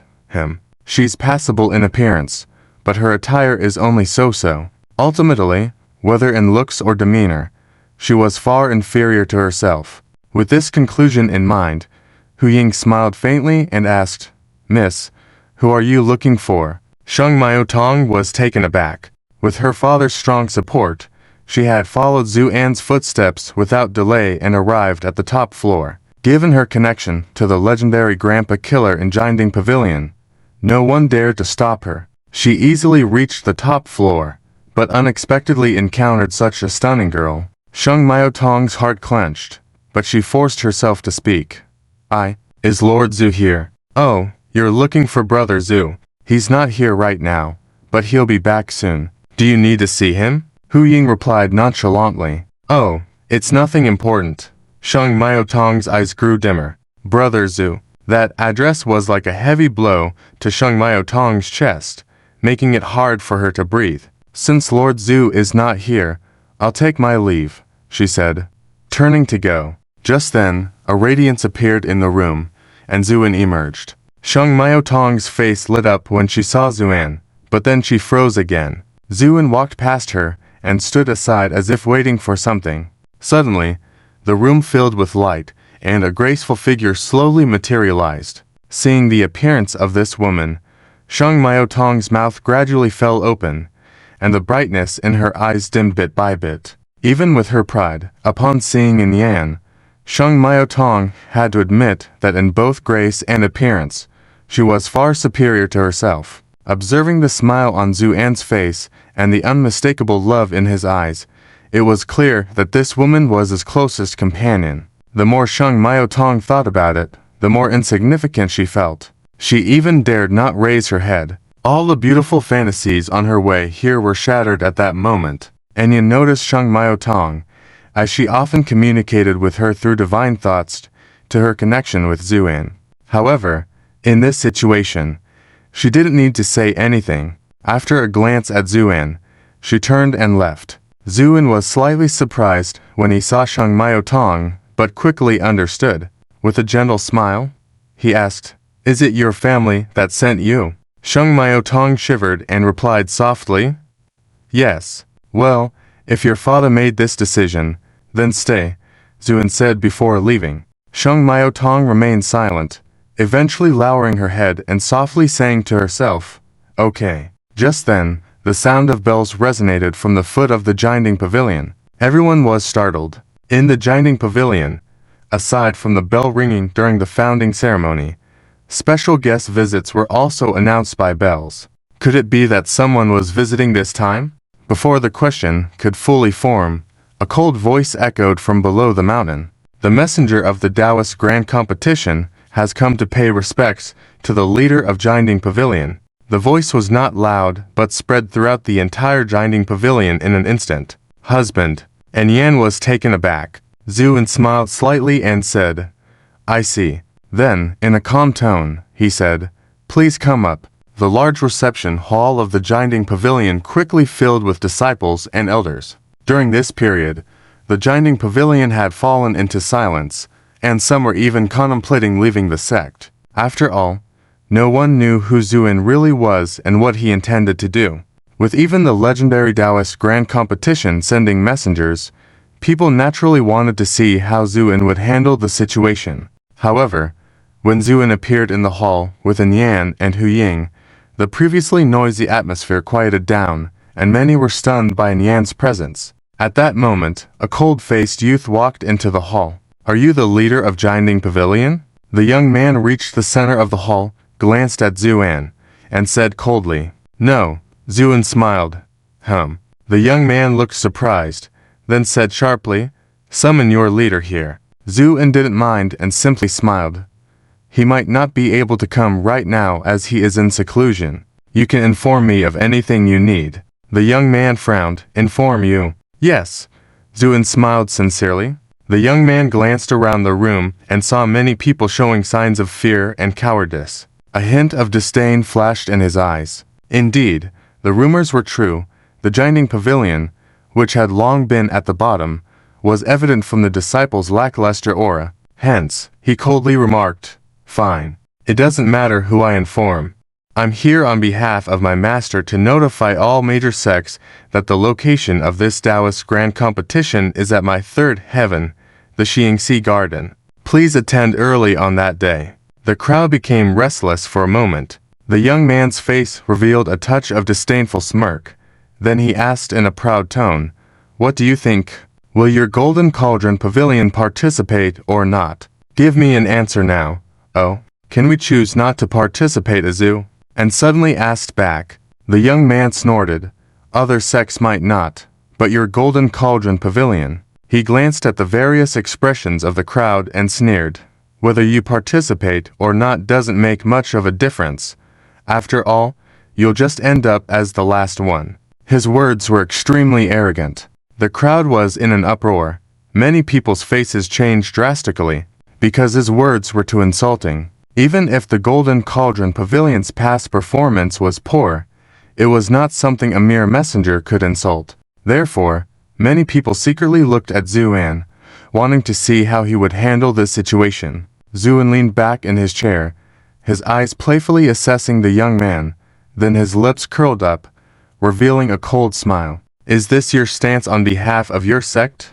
Or us representing yourself?" His voice was calm, but carried a chilling sense of power. The young man trembled all over, a hint of astonishment in his eyes. But then he gritted his teeth and coldly said, "Whether the first represent the sect or myself." Zuan lightly tapped the armrest of his chair with his fingers and said nonchalantly, "It's simple. If this is the message your sect wants you to deliver, then I will have to consider whether your sect is even necessary. If it's your own opinion." Zuan narrowed his eyes, his tone icy, Then I am curious.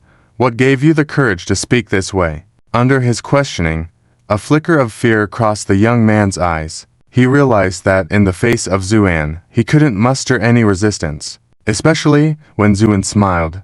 All he could feel was bone-chilling coldness. This made him tremble inside, and he finally bowed his head, lowering his arrogant demeanor, and muttered, "I'm sorry.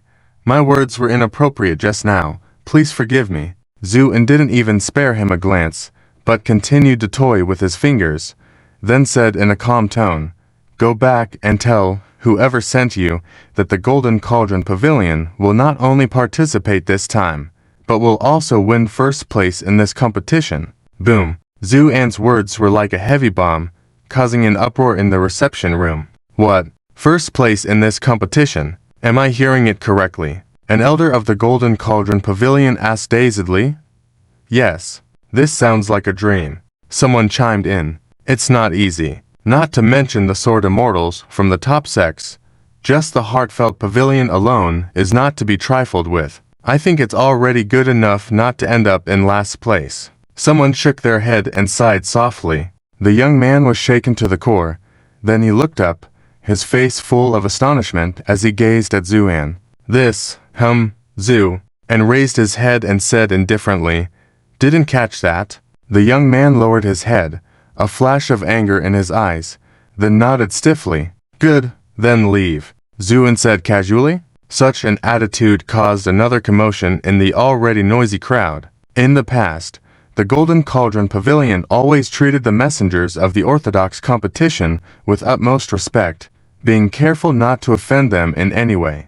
But this time, Zuan not only made bold statements, but also bluntly told the messenger to leave. Just based on this momentum, it was already more impressive than before. Many young disciples of the Golden Cauldron Pavilion were excited, looking at Zuan with a hint of admiration in their eyes. To these young people, they naturally liked Zuan's tough attitude. However, many others, especially the elders of the Golden Cauldron Pavilion, shook their heads secretly. They thought Zuan's actions were too arrogant and could easily lead to unnecessary trouble.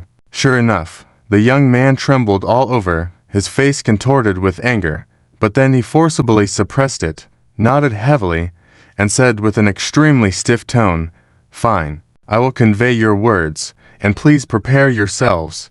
Goodbye." With that, he turned and left without hesitation. Sheng Miaotong bit her lip in frustration, then took a few steps forward and whispered, "Sir, should we?" Zuan waved his hand, "No need." He then glanced meaningfully at the messenger before averting his eyes, and said in a detached tone, "Prepare yourselves, we will depart soon, heading to the third heavenly realm." All the disciples in the reception room bowed? Yes. The elders exchanged glances. Although they could see the worrying in each other's eyes, they eventually bowed deeply. Just as the Golden Cauldron Pavilion began preparations, the messenger did not return directly to the third heavenly realm, but flew in the opposite direction. After half an hour, a small city appeared ahead. The young man's eyes lit up, and he flew directly into the city and landed in a courtyard. Under a camphor tree in the courtyard, a woman dressed in light blue clothes, with exquisite features and a charming demeanor, was swinging on a swing. As soon as the young man landed, his face lit up with a pleasing smile upon seeing the woman, and even his breathing became heavier. "Senior sister." The swing came to a slow stop, and the woman showed a gentle smile.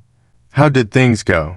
Staring at the woman's smile, the young man seemed mesmerized, taking a while before finally coming back to his senses and stuttering, "Senior sister, the message has been delivered." "Oh? What did the Golden Cauldron Pavilion say?" the woman asked with a smile. The young man was a bit dizzy, staring at the woman in a daze. The Golden Cauldron Pavilion intends to participate in the competition, and they also said they want to win first place in this competition. Hearing this, excitement shone in the woman's eyes. "What?" she exclaimed, causing the blooming camphor tree to instantly turn to dust. The woman stood up slowly, her eyes fixed on the young man. "Did you convey my specific instructions?" The young man nodded, a look of resentment on his face. "That's right.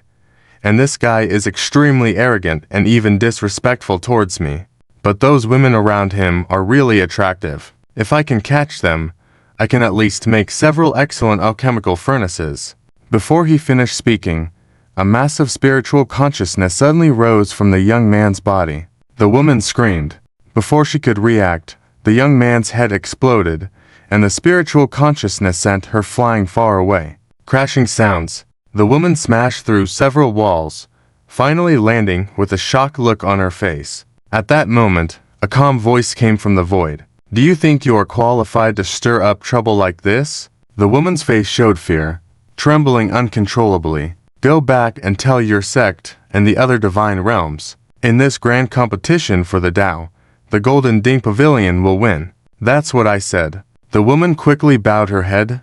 "Yes." Then there was a long silence. After a while, the woman timidly looked up. There was no one in the courtyard.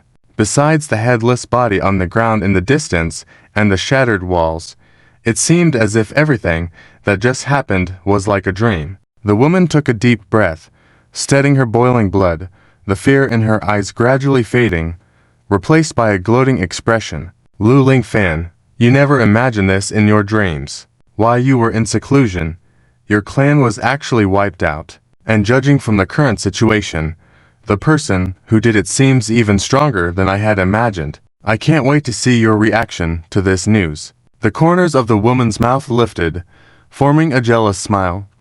Yes, she was also a disciple of the third divine realm's Cupid's sanctuary, even receiving the true inheritance. However, compared to Lu Lingfan, who was highly favored by the sect from the beginning, both in talent and appearance, Bai Han's situation was much more ordinary. Often, she existed as a backdrop to Lu Lingfan. Bai Han naturally felt full of jealousy and resentment, but with no strength compared to Lu Lingfan, she had no way to do anything. Until this time, she acted as a messenger for the grand competition and sent messages to several major divine realms.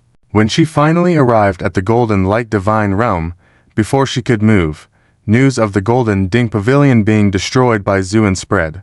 Bai Han sensed that this might be the best opportunity to deal with Lu Lingfan, so she started planning. The young man who went to deliver the message was temporarily recruited by her to find out the intentions of the Golden Ding Pavilion. But she never expected to lure Zuin out. Remembering the vast and powerful spiritual consciousness just now, Bai Han's heart beat faster, her face gradually turning red. And then she chuckled a few times. This time's grand competition for the Tao will probably be livelier. I'm really looking forward to it. With that, her figure gradually faded and disappeared into the courtyard. At the same time, Zuin in the Golden Ding Pavilion withdrew his gaze. The spiritual consciousness on that young man's body was naturally left by him. At the first glance, Zuin saw that the young man's soul seemed to be entangled by something. These things couldn't control his actions, but subtly influenced his emotions. So Zuin decided to leave a spiritual consciousness on the young man to find out who was directing him. But he didn't expect that the young man dared to be disrespectful to Yanner and the others. So Zuin decisively sent him on his way. As for the outcome, Zuin's mouth curved into a cold smile. Although Bai Han concealed herself deeply, Zuin could still see the ambition in her eyes.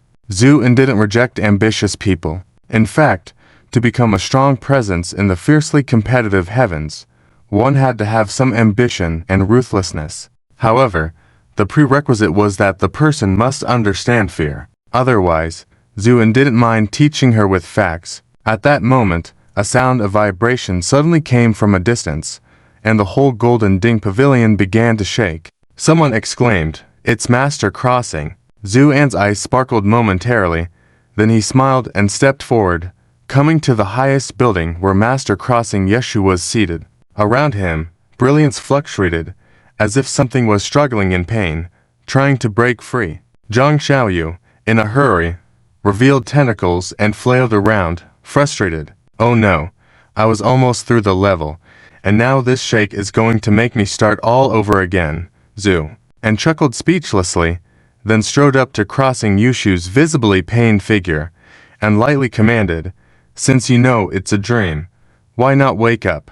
This questioning command was like a thunderbolt that exploded in Crossing Yushu's ears. Crossing Yushu shuddered all over, and the fluctuating aura on him surged upward, as if a snake finally succeeded in shedding its skin, ushering in a brand new world. Above the golden ding pavilion, colorful lights shimmered, creating a spectacular scene that naturally attracted a crowd to watch. When Crossing Yushu's aura soared to the sky, everyone in the golden ding pavilion showed joy on their faces, then all bowed in unison. Congratulations, Master, on your advancement in cultivation. Their voices echoed far and wide. At that moment, Crossing Yushu, now fully awake, opened his eyes slowly. A sharp light flashed in his eyes, and the intimidating aura he exuded filled everyone with awe. Peak true immortal. In just a few days, Crossing Yushu, who had been only a golden immortal, broke through 2 major barriers in the trial of the heart demon dream, directly reaching the pinnacle of the true immortal realm. This progress in cultivation was truly astounding. From that moment on, everyone in the golden ding pavilion revered Zuan's methods. Many couldn't help but think, maybe, what this killer god said in the reception room might really come true. At the same time, Crossing Yushu, fully recovered and aware, knelt in front of Zuan without hesitation. Yushu pays respect to the adult. Thank you for your generous help. With a wave of his hand, Zuan said, Rise. This is also your own destiny? Yes. Crossing Yushu got up then. Zuan smiled and said, Now that you're awake, let's not delay. We shall go now. Zhang Xiaoyu curiously approached. Go where? Zhu, and smiled, to see a big show. The distance between Jingwang Cave and the third cave can be considered neither near nor far. At Zuan's speed, it would take about half a day to reach. However, this time, Zuan naturally can't go alone, and Yan, Hu Ying, Zhang Xiaoyu, and others must all go together. The previous starship had already broken, and the crane carriage couldn't accommodate so many people. Luckily, there was a flying boat in the Golden Ding Pavilion. When they dragged the flying boat out of the warehouse, it was covered in dust. The elder in charge of the warehouse sighed. Since Fu Guang became the head, this flying boat has not been used. He says he doesn't want to be delayed in his practice by external objects, but in reality, he simply cannot produce the spirit stones needed for flying. A large flying boat like this requires dozens of high-quality spirit stones to operate. For the severely declining strength of the Golden Ding Pavilion, this was obviously an unbearable cost. Zhu and didn't care about this at all. Regardless of previous accumulations, the wealth he obtained from the Lihan Heavenly Realm alone was enough to surpass other sects. After wiping away the dust, Zhang Xiaoyu eagerly inspected the flying boat. Master, can I steer this flying boat later? You know how to operate a flying boat, Zhu, and asked in surprise. Heh, I was bored in the small building and have studied this before. Zhang Xiaoyu chuckled and then, worried that Zuan might object, quickly added, Master, even though I haven't flown one, based on my reaction speed, I can definitely handle it.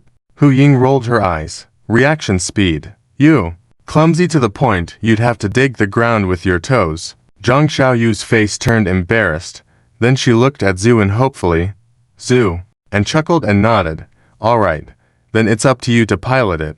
Since they were flying within their realm, there was not much danger. With Zuan present, there was no need to worry about safety. Therefore, Hu Ying didn't say anything further. Zhang Xiaoyu was thrilled and said, Thank you, Master. After everyone boarded the flying boat, Zhang Xiaoyu sat in the pilot's seat, excitedly exploring the controls. It was unknown who had left behind the method of making the flying boat, but because it was simple and easy to use, it had become the most common means of transportation in the various realms. Although the Golden Ding Pavilion's flying boat was not as luxurious as the previous starship, it was still decent. Hu Ying, crossing her arms, watched from the side and finally couldn't help but say, Are you done exploring? Then start flying already. Zhang Xiaoyu smiled and said, Yes, Hu sister, I'll start right away. She fiddled with the controls. After a while, a drop of cold sweat ran down Zhang Xiaoyu's forehead. What's wrong? Hu Ying furrowed her brows slightly. The operation technique of this flying boat seems to be different from the one I learned. So, what? So, Zhang Xiaoyu timidly lifted her head. Where is the start button? Hu Ying. ... Then she pointed angrily to the side. Didn't you see that huge start button? Oh, it's this one. I saw it earlier. I was just teasing you. Whose sister? Zhang Xiaoyu chuckled awkwardly and pressed the button. A breeze passed by, but the flying boat showed no response. Zhang Xiaoyu blinked, then forced a smile. Whose sister? Hu Ying was speechless, reached over to pull the control lever, and the flying boat suddenly shook and floated off the ground. Do you really know how to operate this? Hu Ying had some doubts about Zhang Xiaoyu's abilities. Of course. Whose sister?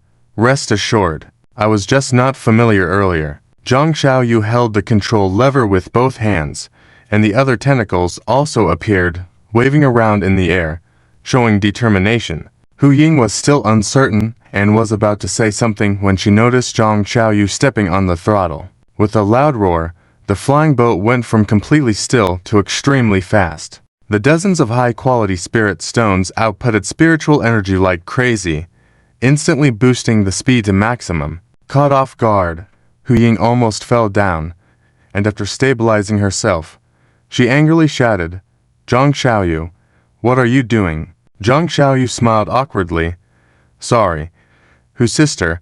I just wanted to see how fast this flying boat could go. Hu Ying was about to reprimand her, but instead, she exclaimed, watch out in front. Just then, under that sudden burst of speed, the flying boat had crossed over 1,000 miles and entered a large area of rolling mountains. Through the porthole, a towering peak was dangerously close ahead. At the flying boat's current speed, they would collide in just a few breaths. Zhang Xiaoyu was also alarmed, but her advantage of having multiple hands came into play. Holding the control lever with one hand, yelling through the communication array in the flying boat, she shouted, you go left, I'll go right. Good idea. An approving voice came from the brilliance, and the direction suddenly changed. Zhang Xiaoyu's calm and collected side emerged, steering the flying boat skillfully by adjusting speed, correcting angles, and changing directions, all in a flurry of movement with her tentacles. Finally, at the moment when the flying boat was about to crash into the mountain peak, she miraculously steered it at a heart-stopping angle, narrowly avoiding the collision. Hu Ying, pale with fright, angrily exclaimed, can you do this or not? Zhang Xiaoyu, though also shaken, gained confidence from the successful maneuver. With a forced smile, she said, don't worry, Whose sister, I've mastered the essence of piloting this flying boat. Just watch me from now on. After overcoming those little hiccups, Zhang Xiaoyu confidently steered the flying boat towards the direction of the third cave. Hu Ying was still a bit worried, but finally relaxed when she confirmed that Zhang Xiaoyu was handling it fine. She sighed with relief before turning back and returning to the cabin of the flying boat. Zhang Xiaoyu seemed to enjoy the feeling of piloting, looking at the passing clouds outside the porthole. Her mood lightened, and she even hummed a tune happily. Master assigned me to drive. Mhem. As she hummed this off-tune song, the flying boat finally soared out of the vast sea of clouds, revealing a clear sky ahead. Zhang Xiaoyu gaped, staring at the deep blue sky outside the porthole in awe. It's so beautiful. But at that moment, a brilliant light suddenly burst out from the other side of the cloud sea, heading straight towards the flying boat at lightning speed. Zhang Xiaoyu screamed in fright, joined by a shout from the light outside. Oh my, why is there a flying boat here? And immediately started to brake rapidly, but due to the high speed, it was already too late, and a collision seemed imminent. Showing her calm and collected side once again, Zhang Xiaoyu grasped the control lever, loudly shouting through the communication array in the flying boat, turn left, I'll go right. Great idea. Approving voice came from the light, and it abruptly changed direction. Zhang Xiaoyu's mouth twitched into a smug smile, silently thinking, Whose sister, you always say I'm dumb. Let's see what you have to say this time. Then she also turned the control lever, maneuvering the flying boat to the side. And then, bang, amidst the rising smoke and dust, A figure in a sorry state flew backward until he landed quite a distance away, barely managing to stabilize himself. As for Zhang Xiaoyu, at this moment she was sitting in the driver's seat, completely dumbfounded. Just a moment ago, she thought it was all over for sure.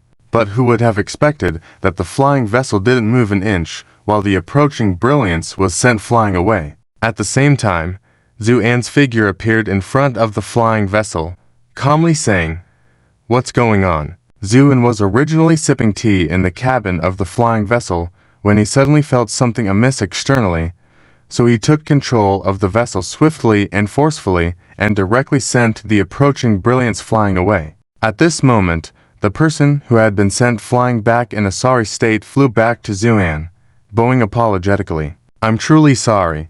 It was all because I was flying too fast just now with my sword art, and almost caused a disaster. Please forgive me." His voice was gentle and pleasant. Zhu An took a look at the man speaking, and his eyes lit up. The man in front of him was only in his 20s, dressed in simple dark clothing, with a dignified face and remarkable aura, clearly not an ordinary person. What caught Zhu An's attention the most was the profound sword intent contained within the man's demeanor. A swordsman? Zhu An's heart skipped a beat. While Zhu An was observing him, the man was also sizing up Zhu An and was equally astonished. He was fully aware of the situation just moments ago. Despite doing his best to slow down to a minimum speed, the inertia was too great, and if they had collided, the flying vessel might have disintegrated then and there. But at the moment of contact with the flying vessel, an invisible force unexpectedly sent him flying away. This force was not only immensely powerful, but also precise. Hence he was only sent flying without any harm. Just based on this, it was evident that the person's strength was quite remarkable. At the same time, the man caught sight of the emblem on the flying vessel. Golden Cauldron Pavilion.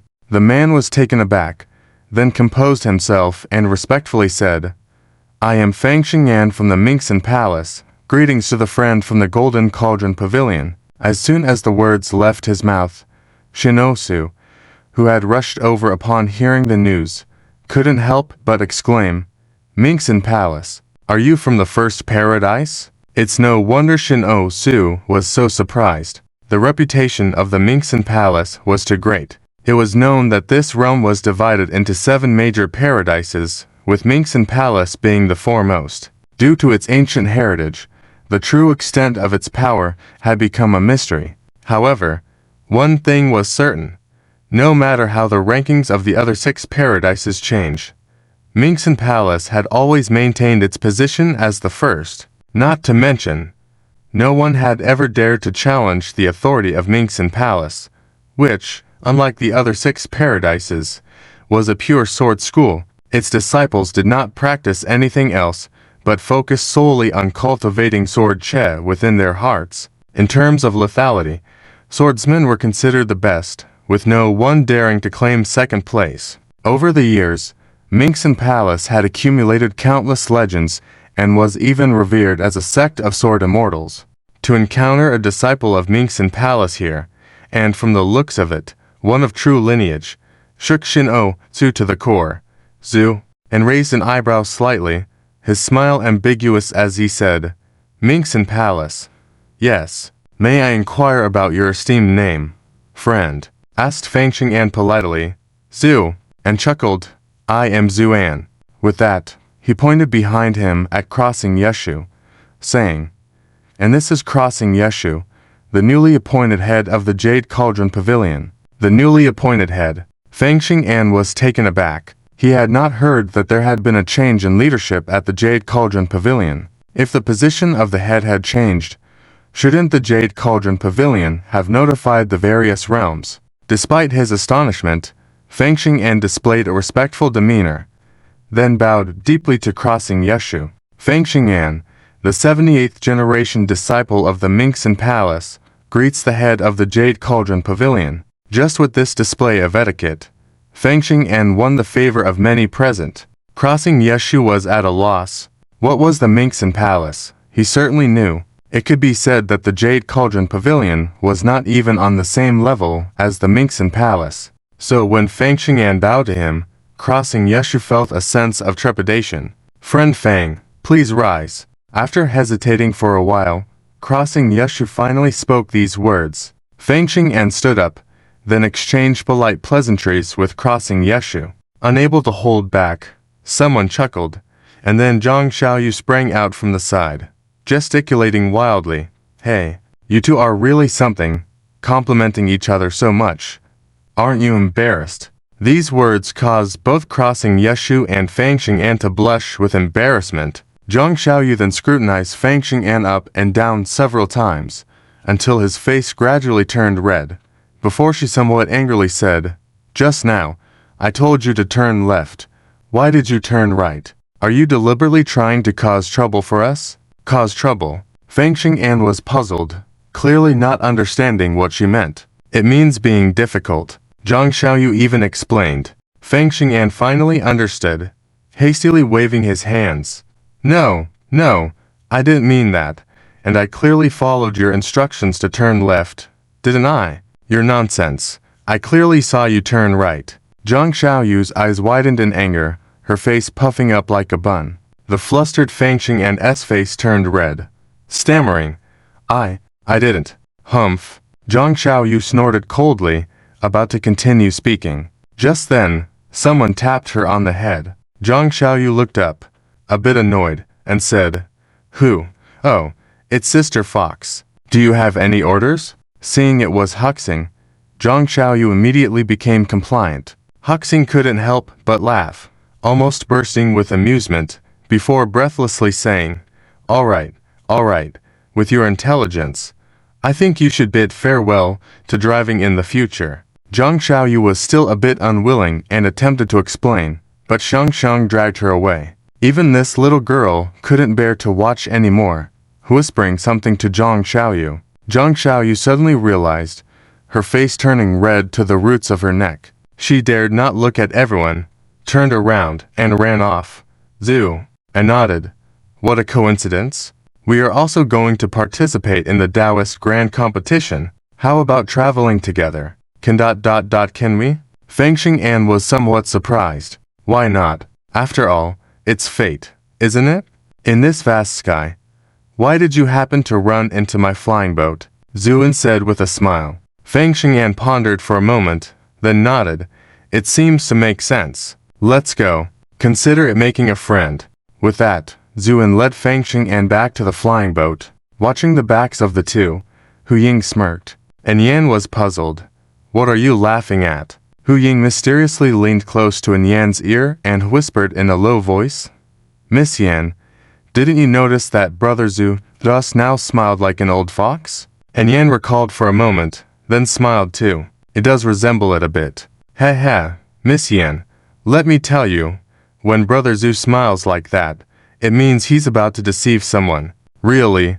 And Yan was somewhat surprised. Hu Ying nodded. Really? I saw it with my own eyes.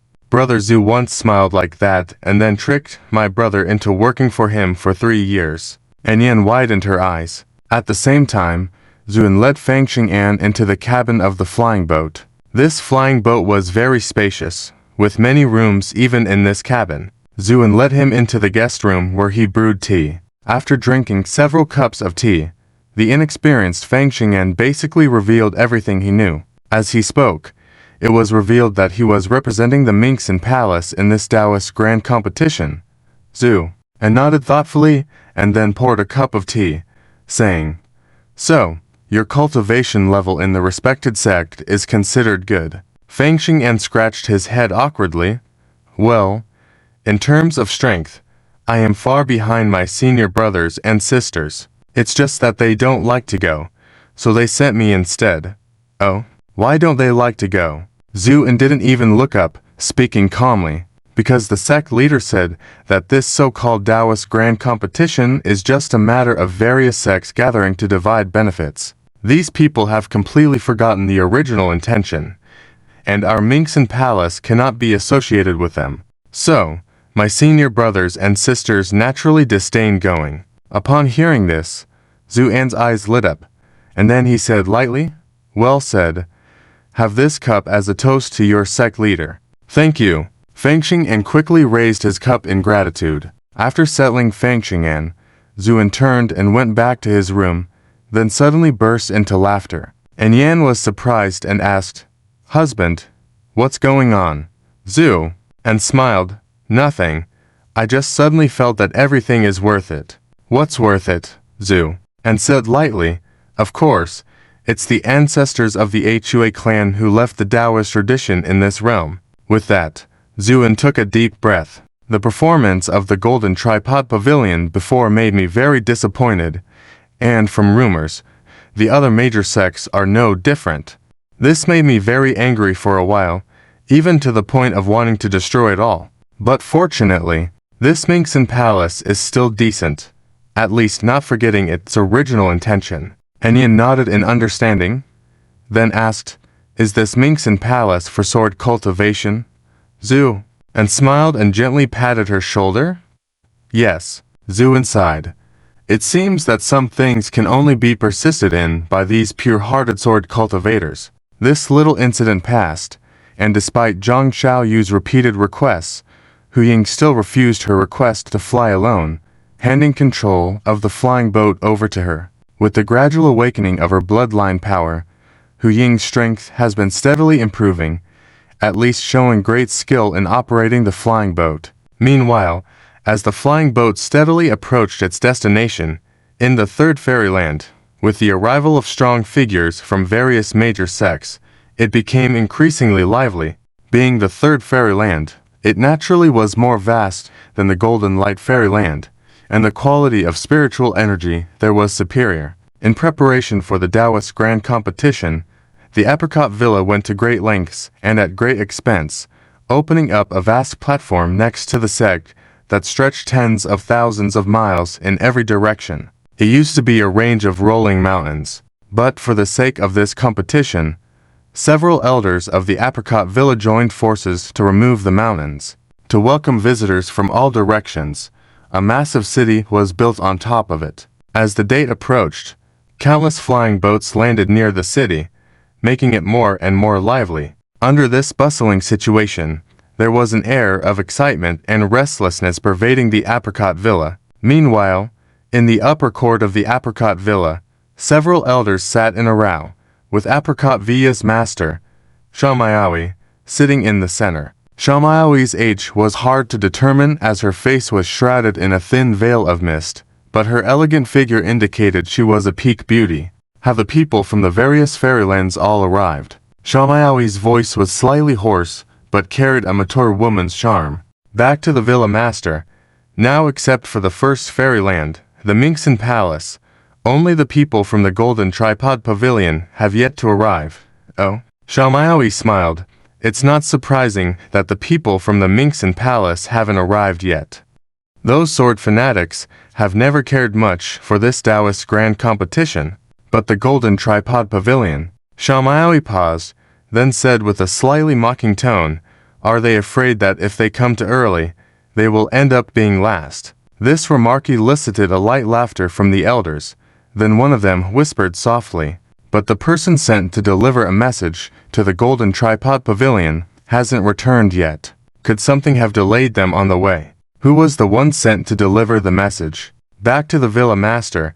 It was the inner sect disciple by Han. By Han. Shamayawi murmured softly, as if in response to her call. A disciple's report came from outside the door. Villa master.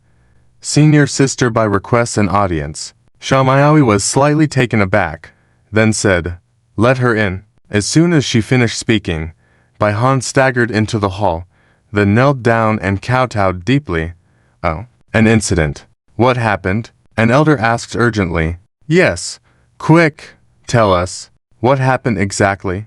Bai Han trembled as she spoke. "This time, I was sent by my master to deliver messages to the various heavenly realms. Everything went smoothly until I reached the Jingguang Cave Heaven, where I heard a shocking piece of news. Someone actually killed Fu Guang and Senior Master Shu Wen of the Golden Ding Pavilion and took their place." "What?" Several elders' expressions changed drastically. "Is this true?" Shamayawi couldn't help but ask in a deep voice. "Every word is true." The elders looked at each other. It's not surprising that something like this happened. After all, the Golden Ding Pavilion has been declining for the past few hundred years. It's only natural for someone to take over. One elder analyzed. Who was the culprit? Shamaoi asked. The leader of the Yuan faction, a person named Zuan. Zuan, including Shamaoi.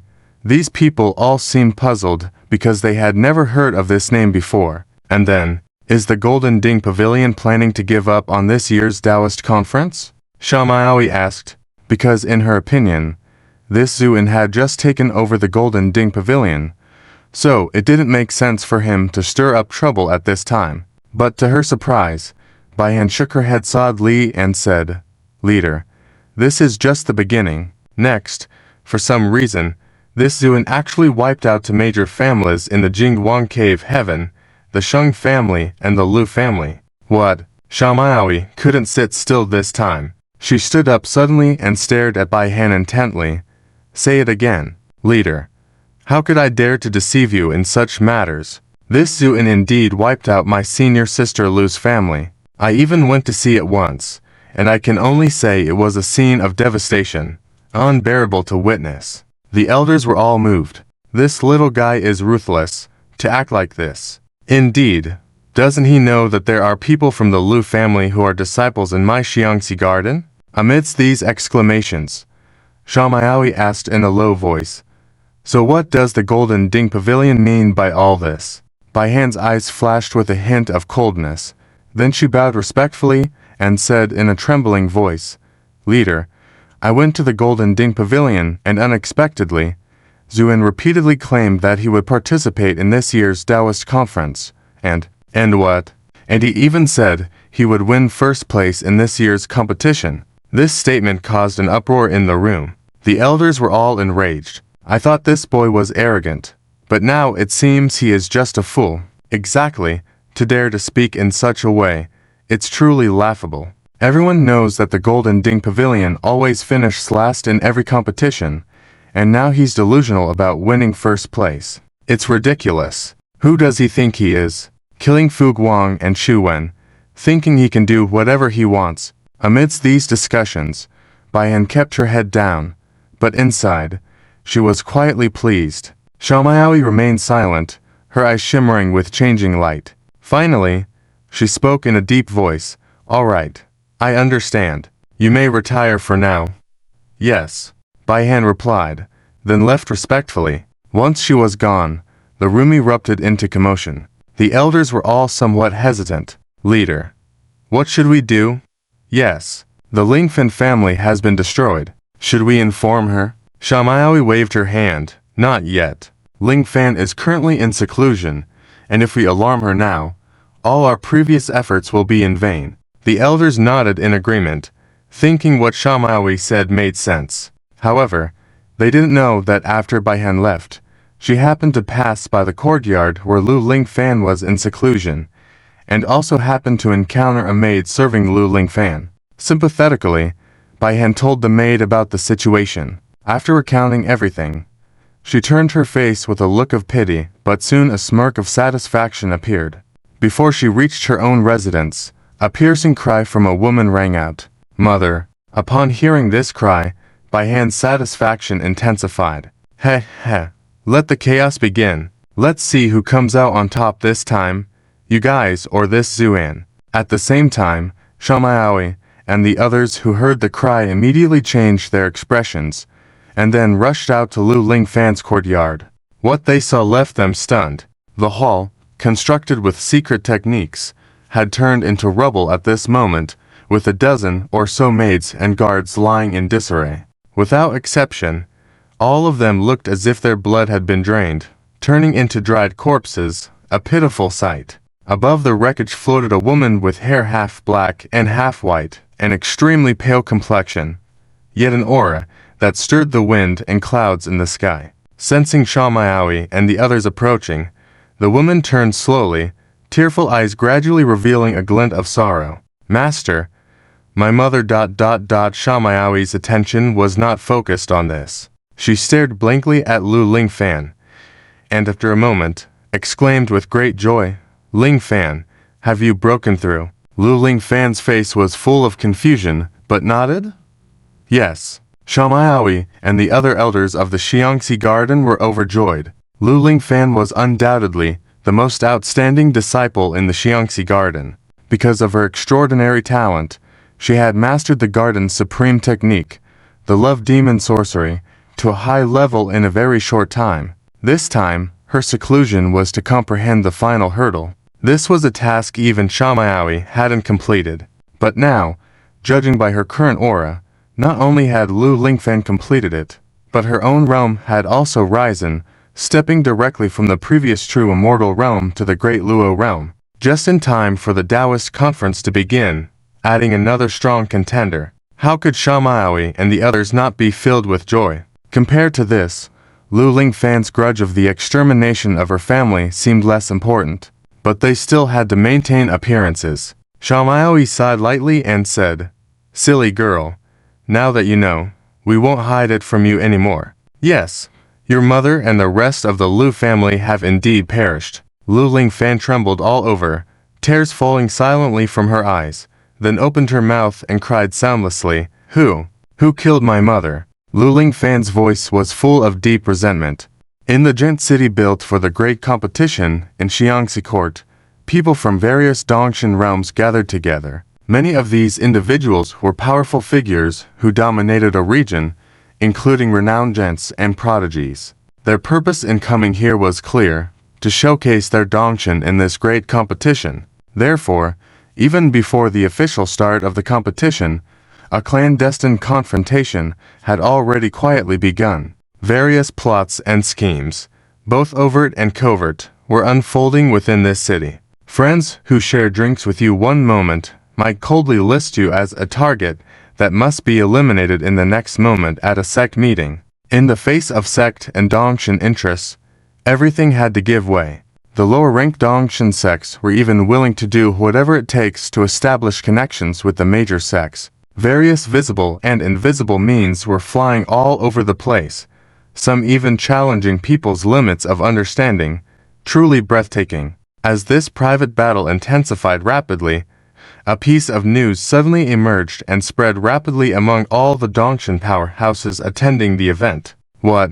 Jingding Pavilion has boasted that they will contend for the first place in this great competition. Has Fu Guang gone astray in his cultivation, causing him to lose his mind and become delusional? Zi Tianwu, the sect leader of Tianwu Gate, ranked 6th among the 7 Dongshan realms, only slightly stronger than Jingding Pavilion, was dumbfounded upon hearing this. Sect leader Z, your sources are too closed off. Who said that the current leader of Jingding Pavilion is that Fu Guang? I heard that Jingding Pavilion encountered a major upheaval suddenly, and Fu Guang and the previous leader Shu Wen were both killed by a young man who popped out of nowhere. This news also came from his mouth. Speaking was Lei Shuangren, the master of Wangsha Hall, the 5th Dongshan realm. Oh, is that really the case, Z? Tianwu widened his eyes, then shook his head. Even if Fu Guang and Shu Wen were killed. So, what? Based on Jingding Pavilion's strength and heritage, it is a pipe dream to try to claim the first place. Lei Shuangren chuckled. You're right. That's why I think this is an opportunity for our defections. Are you suggesting, Master Lei? An eager look flashed in Lei Shuangren's eyes. It's simple. Jingding Pavilion should be at its weakest point now. Even its 2 leaders have been killed. With our factions joining forces in this competition to eliminate Jingding Pavilion, the heritage-less Jingding Pavilion will naturally fall apart. Z. Tianwu's eyes started to gleam as well, and he couldn't help but add, when that happens, as the only factions bordering Jingding Pavilion, we can openly annex this Jingwang Dongshan. Agree. Lei Shuangren laughed heartily. Sect leader Z, you are indeed smart. Yes, that's my plan. What do you think, Z? Tianwu looked pleased, especially when he thought of the vast industry of Jingwang Dongshan. His heart burned with eagerness. He raised his cup and smiled. This plan is ingenious. Let's drink to this. Mourning for Jingding Pavilion. The clinking of the glasses, like the greed in their hearts, lingered incessantly. As the alliance between Tianwu Gate and Huangchao Hall was secretly formed to merge with Jingding Pavilion, the reactions of the other major Dongshan realms varied. However, without exception, anyone hearing this rumor thought that Jingding Pavilion had gone insane, and when the details of this incident came out, it attracted many people to ridicule and mock. Where did this Zhu and come from? How dare he speak such big words? It's laughable. Ha ha ha ha. Even if he is powerful, not to mention that the steadfast Mingxin Xian Palace, which has always been in the first place and unchanged, even the other major Dongshan realms cannot be shaken by one's own strength alone. I want to see what he can do when the time comes. Countless discussions were abound, mostly sarcastic and disdainful, and not a single person believed that Jingding Pavilion could succeed. In a mansion located in the heart of the Gent City, the people of the second Dongshan, Xian Hall, were also discussing this matter. While many elders were passionately discussing, the hall's owner, Meeking, listened quietly. When almost everyone had talked enough, she turned her gaze to her disciple standing beside her. Muk-Su, what do you think? The room fell silent, and many elders looked at this first true disciple of Xian Hall with respect. Dressed in white, with a picturesque face, Zhongli Muk-Su lowered her eyes and said in a cold voice, "Ignorance knows no bounds." This assessment made everyone in the room nod in agreement.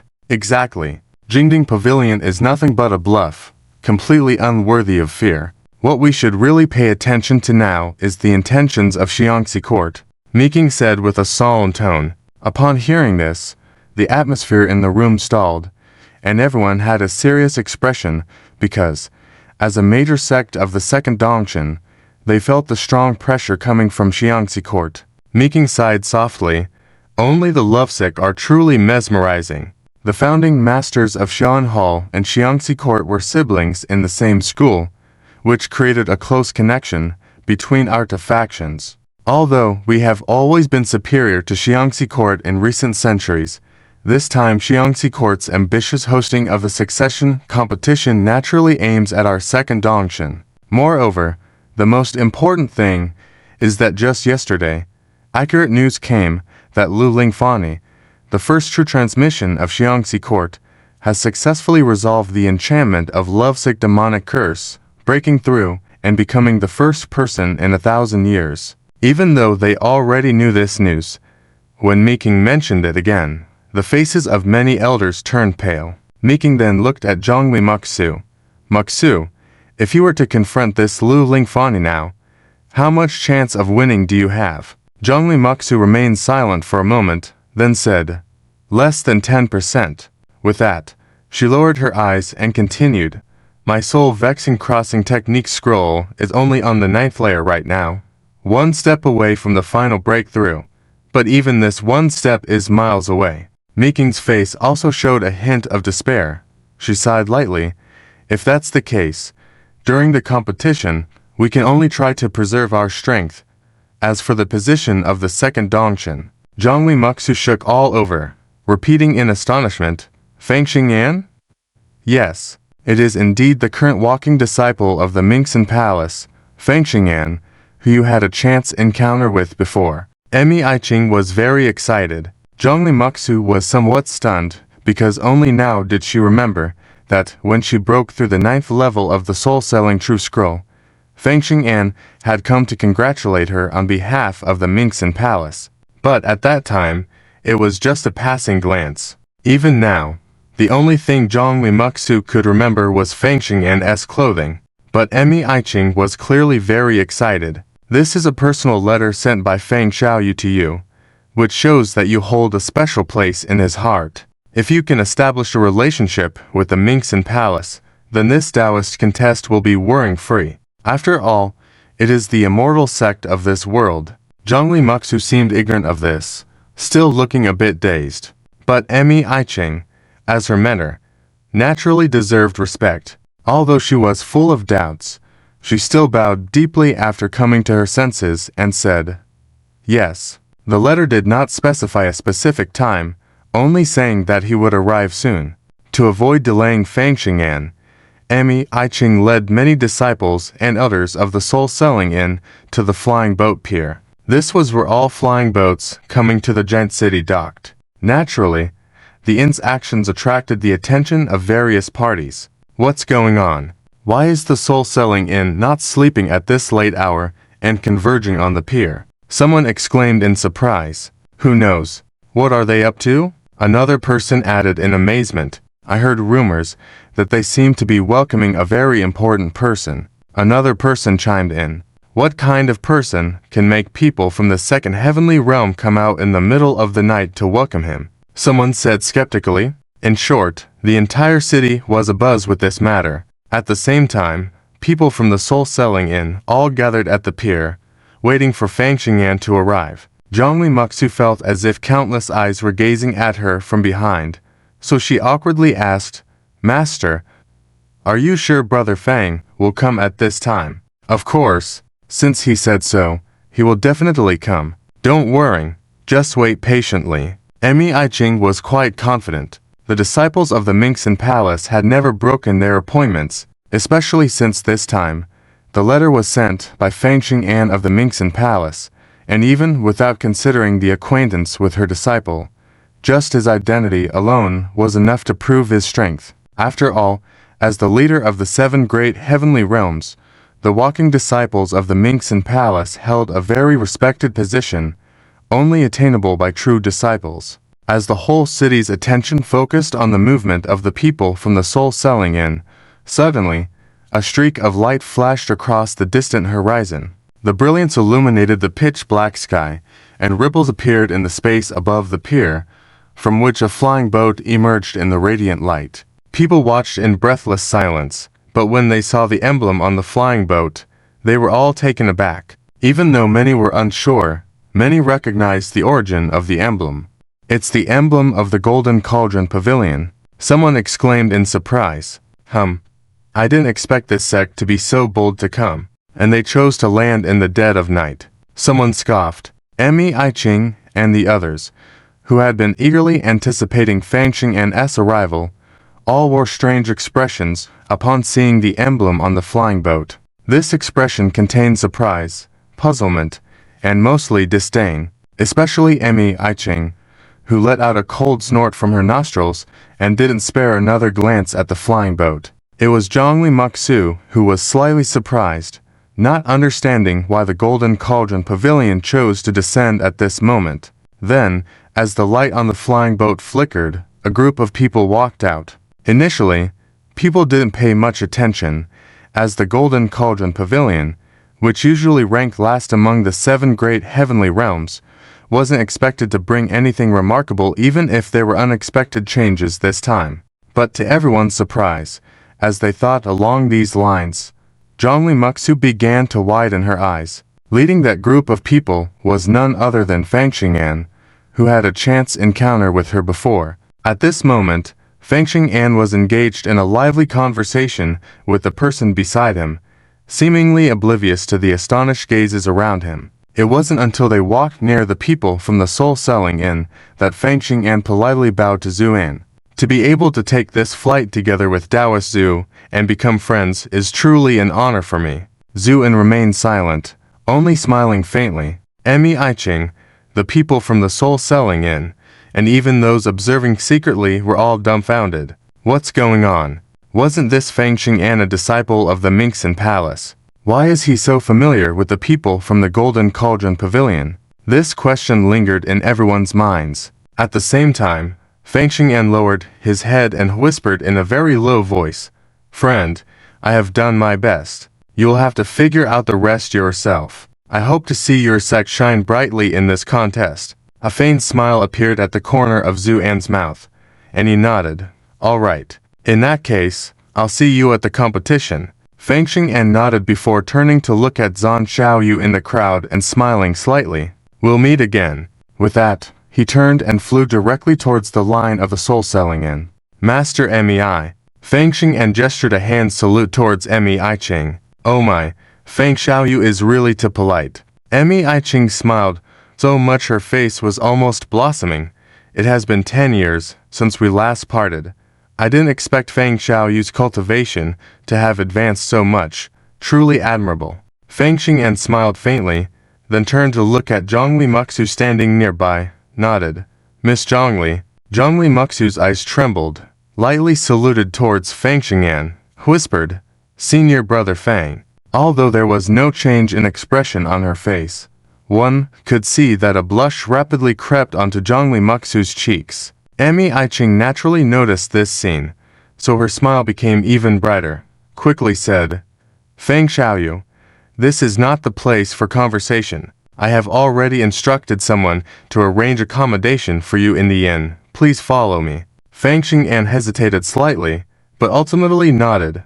All right. Emi Aiqing was overjoyed, immediately leading Feng Xingyan to leave. Throughout, she never looked directly at the people in the distance at the Jinding Pavilion. In her eyes, a mere Jinding Pavilion was not as important as the current leader of Mingxin Palace. It was actually Zhongli Muxu who glanced at Zuin in the distance, curiosity evident in her eyes. Having seen the happy conversation between Feng Xingyan and Zuin just now, combined with previous rumors, she couldn't help but feel a slight curiosity towards Zuan. But that was all. Her thoughts were the same as her master's. Even if they were friends, what difference would it make in this world? Ultimately, strength spoke for itself. The people from Sharon Hall left. The crowd watching dispersed soon after, many giving Zuan and his comrades passing strange looks before leaving. Zuan naturally understood all of this, but he just smiled lightly, paying no attention. At that moment, Zhang Xiaoyu approached, looking somewhat puzzled at the departing figures of the people from Sharon Hall, softly asking, Sir, what did that guy mean when he said I had tried my best? Zhu, and smiled. It's nothing, he just wanted to help us by this means, but it seems the effect isn't that great. Zhang Xiaoyu nodded understandingly, then shrugged. That guy looks so foolish. What good idea could he have? Due to the previous incident with the carriage, Zhang Xiaoyu seriously doubted Feng Xingyan's intelligence, even feeling that his success as the current leader of the era was probably a matter of luck. Zhu, and chuckled. Well, it doesn't matter whether it's effective or not. Let's go. With that, Zuin led the group away from the square. It didn't take long for news to spread rapidly that both Jinding Pavilion and Mingxin Palace had arrived.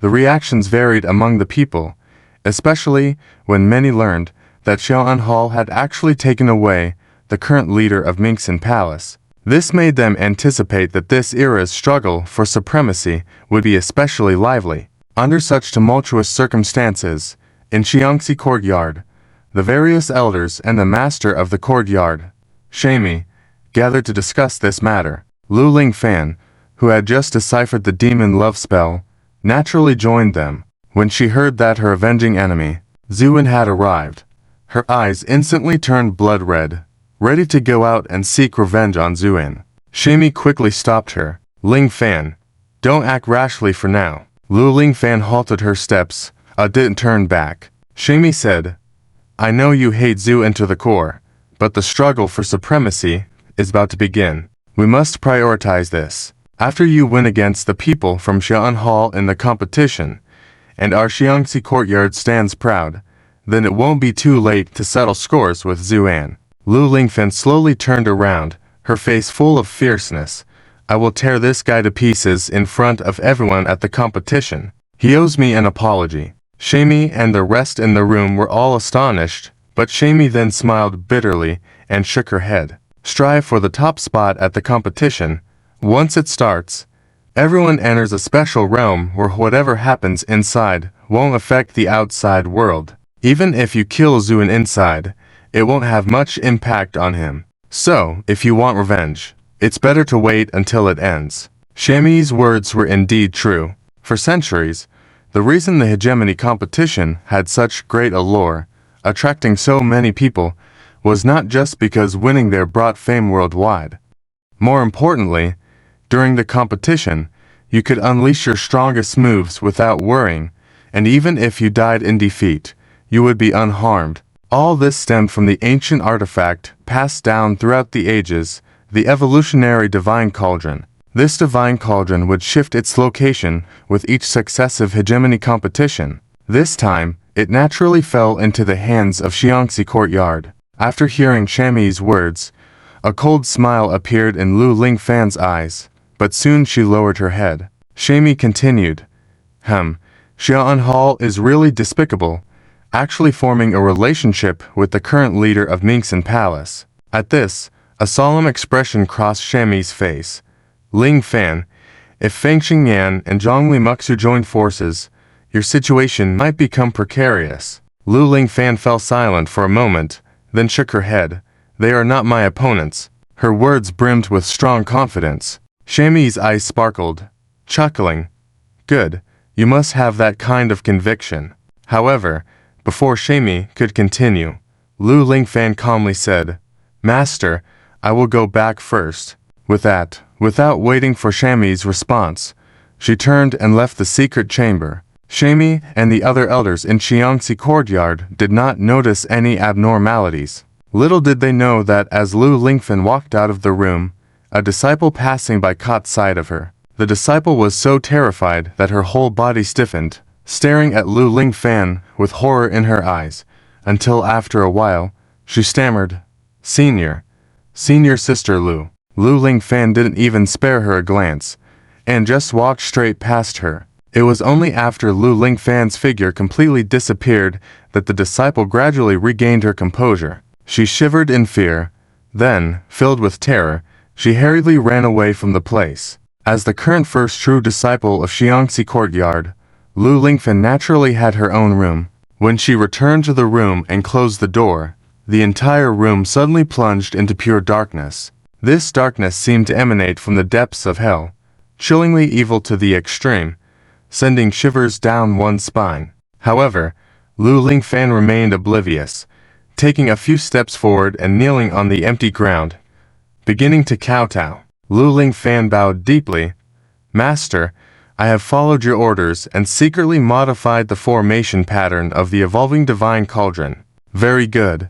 Well done. A satisfied female voice replied. A glimmer of hope ignited in Lu Lingfan's heart as she raised her head, looking hopefully towards the dark unknown. Master, after this is done, will you help me resurrect my family? As the words fell, there was a thud, and Lu Lingfan fell to the ground, struggling in pain. The female voice let out a cold laugh, then taunted, You need to understand, everything you have now was given by me. Even the understanding of the love and demon spell was successful because of my help. So remember, what I give you is yours. If I don't give, you will never ask. Otherwise, I will make you wish you were dead. Understand? Black blood trickled from the corner of her mouth as Lu Lingfan, about to faint, uttered two words through clenched teeth. Understood. The excruciating pain that struck straight at the soul ebbed away like receding tide, and Lu Lingfan collapsed to the ground, breathing heavily. At this moment, the female voice said lightly, Do you know why I had you modify the formation pattern on the divine cauldron? Lu Lingfan shook her head. Because once the pattern is modified, the rules attached to it will become ineffective, meaning, during this grand competition, everyone who enters will face a real life and death ordeal. And by then, the female voice let out a satisfied cold laugh. The forces of the major sects will be wiped out, and you will be one of the very few remaining experts. At that time, the whole world will be yours. So why cling to just the Lu family? Hearing this, Lu Lingfan's eyes widened gradually, looking with immense horror towards the dark depths, because she never imagined that the mysterious woman who suddenly appeared by her side, offering her extraordinary talents, would be so ruthless in her actions. The idea of annihilating all the sects was simply too terrifying. Lu Lingfan trembled all over, then couldn't help but say, Master, will the same apply to our secret love garden at that time? What do you think? The female voice chuckled. Lu Lingfan trembled even more violently, suddenly recalling something, and spoke out loudly, But Master, the Mingxin Palace only sent one person. Even if everyone is killed, targeting just one Mingxin Palace would be very unwise. The female voice chuckled. Well said.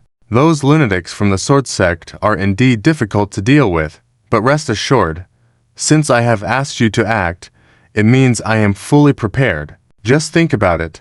When you wield the power in this realm and become the unquestionable queen, you will understand how ridiculous the so-called family ties are." The voice insidiously persuaded. There seemed to be a strong power of temptation in her voice. Lu Lingfan's eyes gradually darkened upon hearing this.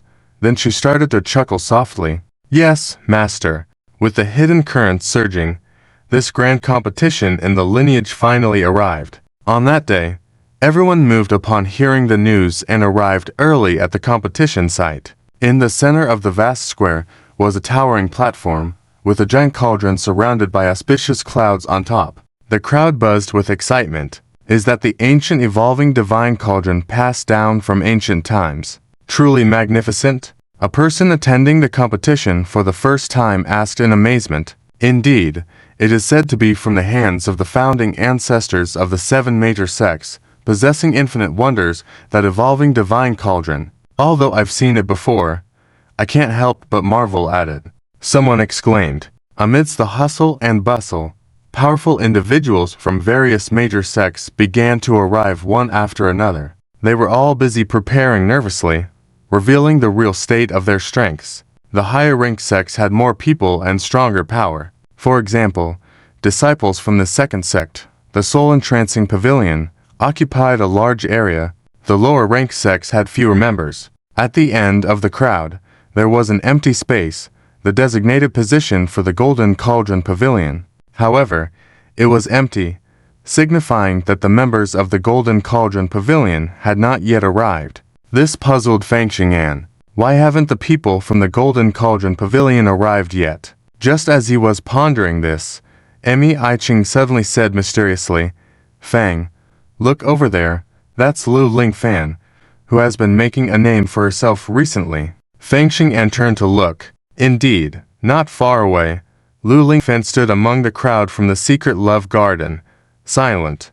When he saw her, Fang Xing'an raised an eyebrow and was slightly surprised. He noticed a chilling darkness that seemed to envelop the woman, which was strange considering she practiced orthodox Taoist techniques at the secret love garden. Why would there be such darkness? Emi Aiqing then said with hope, "Fang, this woman's strength should not be underestimated. After entering the competition, I hope you can take care of Muzu more." Fang Xing'an set aside his doubts and smiled slightly. "Master Emi, rest assured, I will do my best. But my strength is limited, so please forgive me if I fall short." Emi Aiqing was overjoyed and laughed heartily. "Fang, you are too modest. With you by her side, everything will be fine." At that moment, several streaks of light flew in and stopped in the area belonging to the Golden Cauldron Pavilion. When the light dispersed, it revealed Zuan, Crossing Yeshu, and others. Their appearance caused a stir throughout the venue.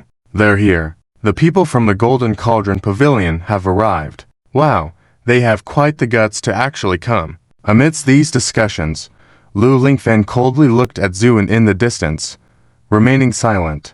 Xiaomaoui was afraid that her disciple would lose control again and quickly whispered, "Lingfan, don't be impulsive." Lu Lingfan smiled and said, "All right." Xiaomaoui suddenly felt puzzled because she felt that her beloved disciple was acting strangely today, but she couldn't pinpoint what was wrong exactly. Meanwhile, the leaders of the 6th and 5th sects adjacent to the Golden Cauldron Pavilion exchanged glances. The leader of the 6th sect, Zitian Wu, smirked and sent a divine message to Lei Shuangren, the leader of the 5th sect. "Senior Lei, remember our agreement. After we enter, let's deal with this young boy first." Lei Shuangren nodded with a greedy look as he licked his lips, thinking that the Golden Cauldron Pavilion was already within his grasp. In the midst of such scheming, Zuan, who was the target of countless malicious gazes, lifted his head slightly, his eyes flashing with a strange light as he smirked coldly. "Interesting." At that moment, a beam of light suddenly shot up from the cauldron, extending outward and covering the entire square. Everyone's vision blurred. Then the scenery in front of them changed abruptly. The previous square had vanished, replaced by a massive area similar to an arena. The lineage competition officially begins. With the appearance of these golden words, countless luminous lights soared into the air, and a chaotic battle ensued. The Dao competition is brutal. In order to win and secure rankings, everyone will become ruthless and use any means to attack each other. Alliances, betrayals, accusations, all aspects of human darkness are fully displayed at this moment. The Dao competition is also gentle because everyone knows that when everything is over, the dead will be resurrected, and justice will be served for the victors and losers. It is like a dream without consequences, releasing everyone's dissatisfaction and negative emotions. Therefore, over thousands of years, although the 7 major sects have competed openly and secretly, with rankings changing, there has never been a true battle erupted, because all conflicts are released in the Dao competition. This may also be the essence of the Dao competition. The 6th Taoist woman, who had already formed a secret alliance with the 5th Taoist Huangsha Tang, was the first to launch an attack on Jinding Pavilion. Both sides were stronger than Jinding Pavilion, and with their combined strength, they were confident that Jinding Pavilion would definitely lose this time. At least this was what both sides thought at the beginning. However, they soon paid the price for their arrogance. Zuin looked at the incoming brilliance and smiled faintly. "You book. Here." Crossing Yeshu stepped forward respectfully. "Remember the Dao techniques practiced in the demonic dream?" Crossing Yeshu nodded heavily. "Very good, Zhu," and chuckled lightly, as the head of Jinding Pavilion, "Since the other side has attacked our doorstep, you have to take some action. Go for it." "Yes." Crossing Yeshu responded in a deep voice, stepping forward directly in front of the people of Jinding Pavilion, facing the attacks of Tian Wuman and Huangsha Tang. "Who is this kid?" Tian Wuman's leader Zitian Wu couldn't help but pause. Facing him, Huangsha Tang's leader Lai Shuangren sneered. "Who cares who he is? Just a wet behind the ears kid. Let's take him out first, then we'll take out this Zhu person, and Jinding Pavilion will be ours." Zitian Wu smirked. "Okay." At the same time, the attacks from both sides had already struck Crossing Yeshu. Crossing Yeshu's face was calm, lifted his hand without panic, formed a standard Taoist virus seal, and then said lightly, "Taizhuan Sanyi, refining the 9 paths." Bang! As Crossing Yeshu spoke, a dazzling golden light burst from above him, revealing a furious Vire deity holding a steel whip, striking towards the incoming brilliance. Boom! With these continuous explosions, all the incoming brilliance were shattered. Now it was Tian Wuman and Huangsha Tang's turn to suffer. The ordinary disciples didn't even groan.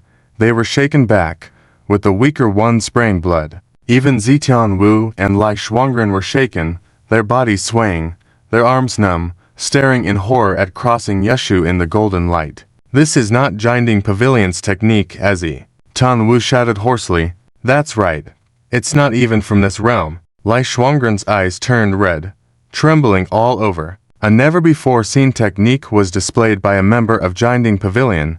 What did this mean? As the leaders of the two factions, they were clear about this, so they were half terrified and half excited. Terrified because of the power of this technique. It broke their joint attack with just one move. Excited because if they could obtain this secret technique, it would be of great benefit to their cultivation. With this in mind, Zitian Wu and Lai Shuangren exchanged glances, then each used their own strongest moves. Tian Wu World Destruction Slash. Huangsha 5 Aggregates, Bodhi Curse. Tian Wu was grand and majestic, like a descending god of war. Rampant. Huangsha was mysterious, like an ancient mysterious god, unpredictable. The two attacks merged and directly struck. This kind of power even made the boiling battlefield quiet down.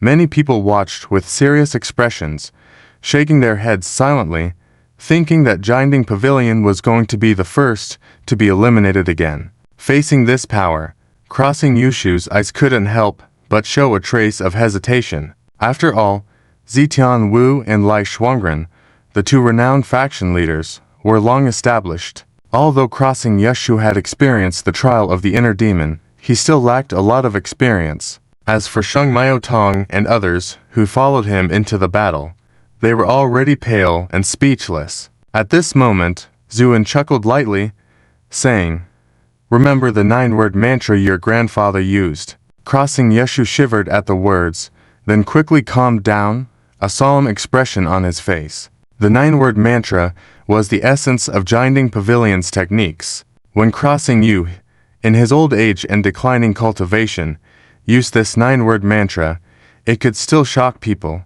So when Zuin mentioned it, Crossing Yeshu quickly entered a state of clarity, as if he had returned to his childhood, with the stern Crossing Yu teaching him earnestly. Under this atmosphere, Crossing Yeshu lowered his eyebrows, formed the ancient seal with his hands, and uttered a word. Approaching. Crack. The attacking force suddenly stalled. Zitian Wu and Lai Shuangren's pupils shrank, but before they could react, Crossing Yeshu turned the Vira seal into a large Vira wheel seal, and then said the second word. Soldiers. In an instant, countless fine golden rays appeared around Crossing Yeshu, pointing at the incoming brilliance. Zitian Wu and Lai Shuangren were startled. Crossing Yeshu's hand movements were graceful, forming the inner lion seal, outer lion seal, suppression seal, wisdom fist seal, sun wheel seal successively, and he continued to speak. Combat. All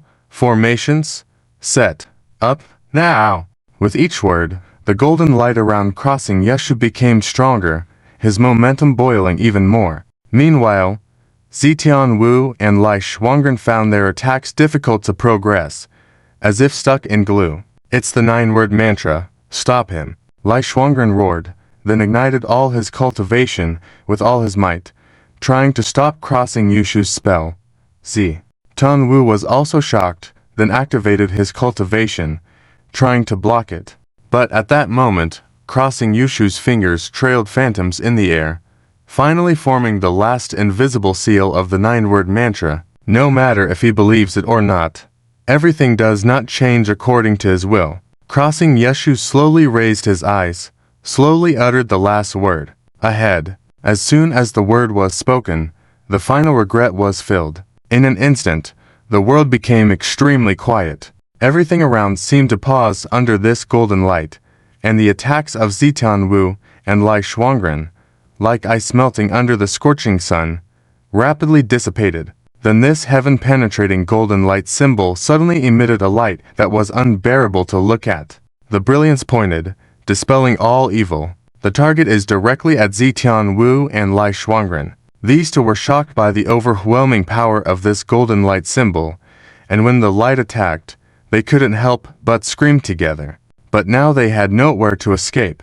They could only muster all their strength to try to resist this blow. Unfortunately, everything was in vain. Where the light passed, the disciples of the 6th heaven and the 5th heaven were devastated without even a chance to scream, turning into ashes and disappearing. The two were terrified, but before they could react, the light surged like a tide. The defensive light around the two lasted only a few breaths under this golden tide, and then shattered like bubbles. With this hurried whimper, everything fell back into silence, and what disappeared together were the figures of Zitian Wu and Lai Shuangren. One strike, the heavenly martial gate and the yellow sand hall were eliminated. Everyone stopped their movements, staring dumbfounded at everything. No one had expected that the Golden Ding Pavilion, which had always performed the worst in previous competitions, would show immense power this time, even annihilating the 6th and 5th heavens right from the start. It was simply unbelievable. At this moment, the golden light gradually dissipated, revealing Crossing Yeshu standing in it. At this moment, although his face was a bit pale, he stood tall like a sword, but his hands were trembling slightly, not from exhaustion, but from excitement. Just after the final blow was struck, within the swirling golden light, Crossing Yeshu seemed to see his grandfather's approving smile and nodded at him, then turned and left. Crossing Yeshu wanted to call out, but no sound came out. He could only stare blankly at his grandfather's figure as he walked away into the distance. Crossing Yeshu suddenly understood in his heart, this should be the last time he sees his grandfather. Crossing Yeshu, who thought he would cry, miraculously held back his tears, because at this moment, he was no longer the little boy in the demonic seal town, but the patriarch and leader of a faction. So, he stood proudly, surveying the entire venue. Wherever his gaze landed, many people awkwardly turned away, avoiding his eyes. Moreover, those who were shocked by the opening move of the Golden Ding Pavilion were countless. Feng Xing'an, standing in the distance, was also stunned by this scene, but soon after, a faint smile appeared on his lips, followed by a nod and a sigh. Indeed worthy of the authentic tradition as passed down by our ancestors.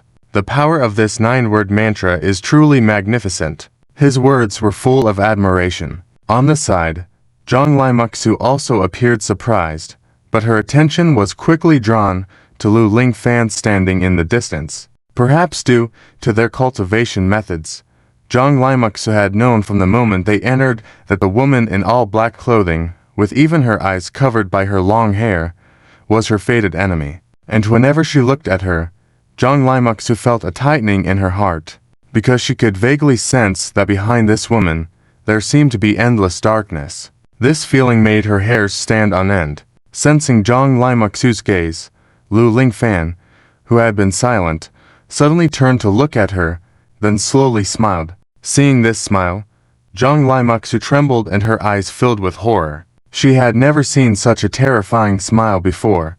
Before she smiled, Lu Lingfan seemed gloomy, but Zhang Limuxu could still sense a trace of human presence in her. But when she smiled, even that presence seemed to disappear. Her originally beautiful face gradually twisted, giving off an extremely cruel and violent sensation despite the smile. Zhang Limuxu even felt that the person smiling at her was no longer a human, but a demon crawling out of hell. In this situation, Zhang Limuxu trembled uncontrollably, her eyes showing increasing fear. Feng Xing'an noticed something amiss and turned his head to look. By now, the battle had already resumed, with everyone fighting for victory and ranking. Amidst the radiant light, even the splattering blood took on a dreamlike beauty. In this bizarre atmosphere, Lu Lingfan stood seemingly weightlessly.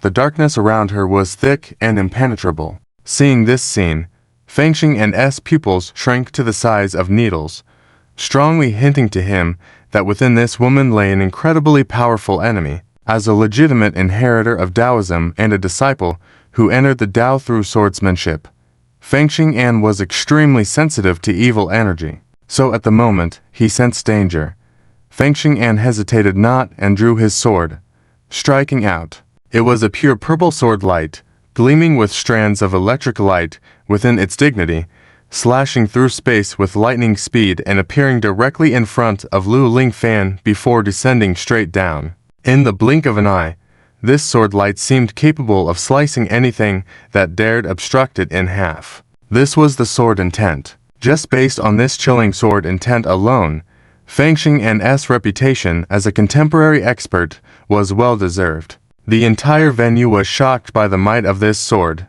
Everyone turned their heads to look. Meeking's face showed a hint of joy. As the head of the Second Heaven Seduction Hall, naturally, she cared most about the ranking of her sect. If she could eliminate the greatest reliance of her longtime opponent, the Lovesickness Garden, this competition would be in the bag. However, before her smile could fully blossom, an unexpected scene unfolded before everyone. At the moment when the sword light fell, a pale, bloodless hand that did not seem like a human's suddenly appeared and grabbed hold of the sword light. The purple light shimmered, and the electric lights flickered. It seemed to be struggling hard, but all these efforts were in vain. Lu Lingfan began to grin wildly. Nice sword intent, but your cultivation falls short. Saying this, she suddenly squeezed the hand. From ancient times to the present, I have never heard of anyone who could wield the sword's edge. Feng Xing'an grunted, obviously injured as well, but he had no time to care about this at all. He only saw his eyebrows raise, his voice deep as he asked, "Who are you?" Lu Lingfan giggled sweetly. "Me. I am naturally the first true disciple of Xiangxi Garden, Lu Lingfan." "No, you are definitely not her," Feng Xing'an said coldly, then raised the sword in his hand, the tip trembling, pointing directly at Lu Lingfan. "You are hiding the aura of a demon." Shocked gasps filled the room. "What? A demon?" How is that possible? Someone exclaimed in disbelief. Yeah, what kind of demon can escape the detection of the orthodox evolution god Cauldron? But this Lu Lingfan does seem a bit strange. Amidst the discussions in the room, Lu Lingfan's lips curved into a chilling smile, and then she chuckled. Indeed worthy of being the current walking master of Minxin Palace, you can see through it so quickly, but I am not lying. I am Lu Lingfan. It's just that I am much more powerful now than before. With that, Lu Lingfan extended her lilac-like tongue, licked her chapped lips, and turned to Zhongli Muzu on the side, saying, "You are the true disciple of the Soul Hall, the destined enemy of this body, right?" Zhongli Muzu shuddered all over. Despite her inner fear, her pride as a strong person made her expression instantly calm down. Then she said coldly, "That's right. I am Zhongli Muzu. Very well. Then let's start this feast with you. I can't wait any longer." After that, Lu Lingfan arrogantly burst into laughter, then raised her hand, unleashing a faint black aura directed straight at Zhongli Muzu. Wherever it passed, it brought a sound of lament, as if a person was weeping with lovesickness. "Lovesick demon's curse," someone exclaimed.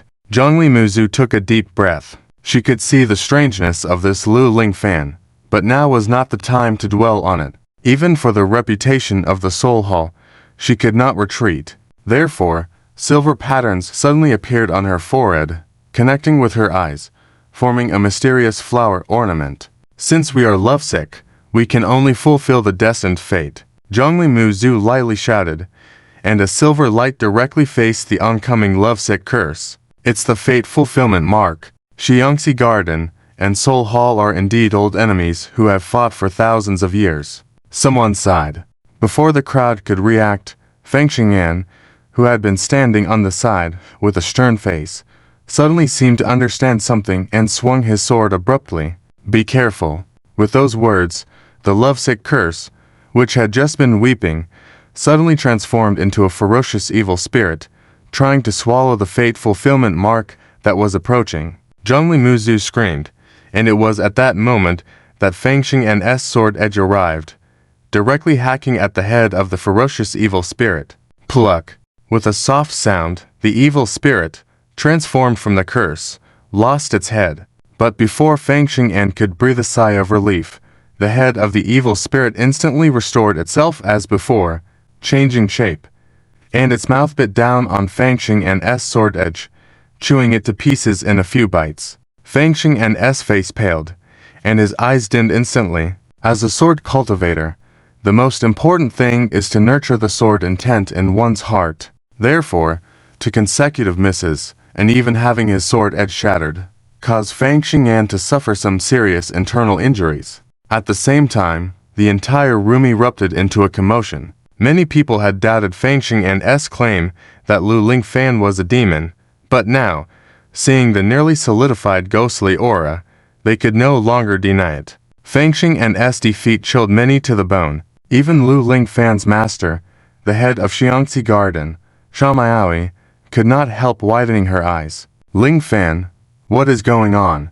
As soon as she spoke, a black aura turned into a long whip and suddenly appeared behind Shamaoui, lashing out on her back. Caught off guard, a series of dense explosions came from Shamaoui's back, and then she was whipped away, spitting out a mouthful of blood after landing. This strike was astonishing. Everyone was stunned. Lu Lingfan, however, burst into laughter, and among the laughter, her eyes gradually turned pure black. Then she restrained her laughter and said coldly, "Lingfan, is that a name you can just call me? You traitor." At this moment, the elders of Xiangxi Garden finally reacted, and all of them were furious, wanting to avenge their leader.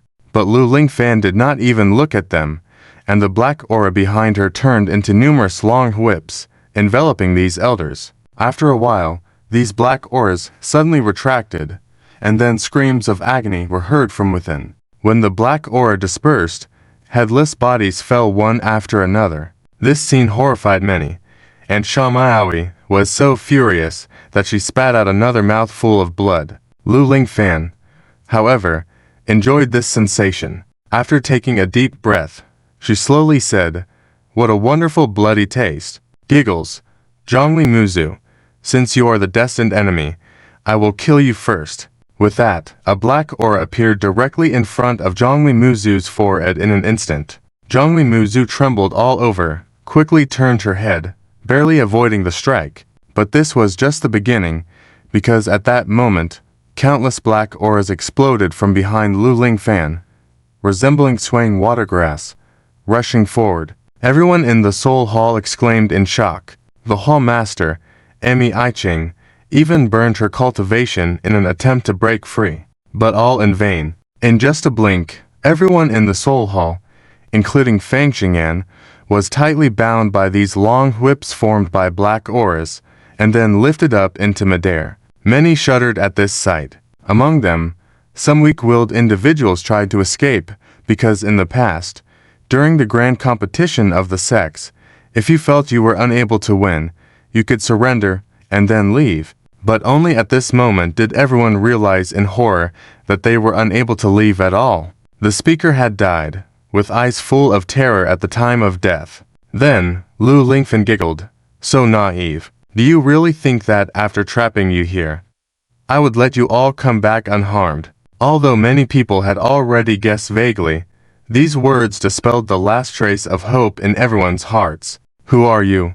What do you want? Fang Xing'an asked calmly, without anger. Who I am is not important. What's important is that once you all die, the 7 great caverns will be truly lost.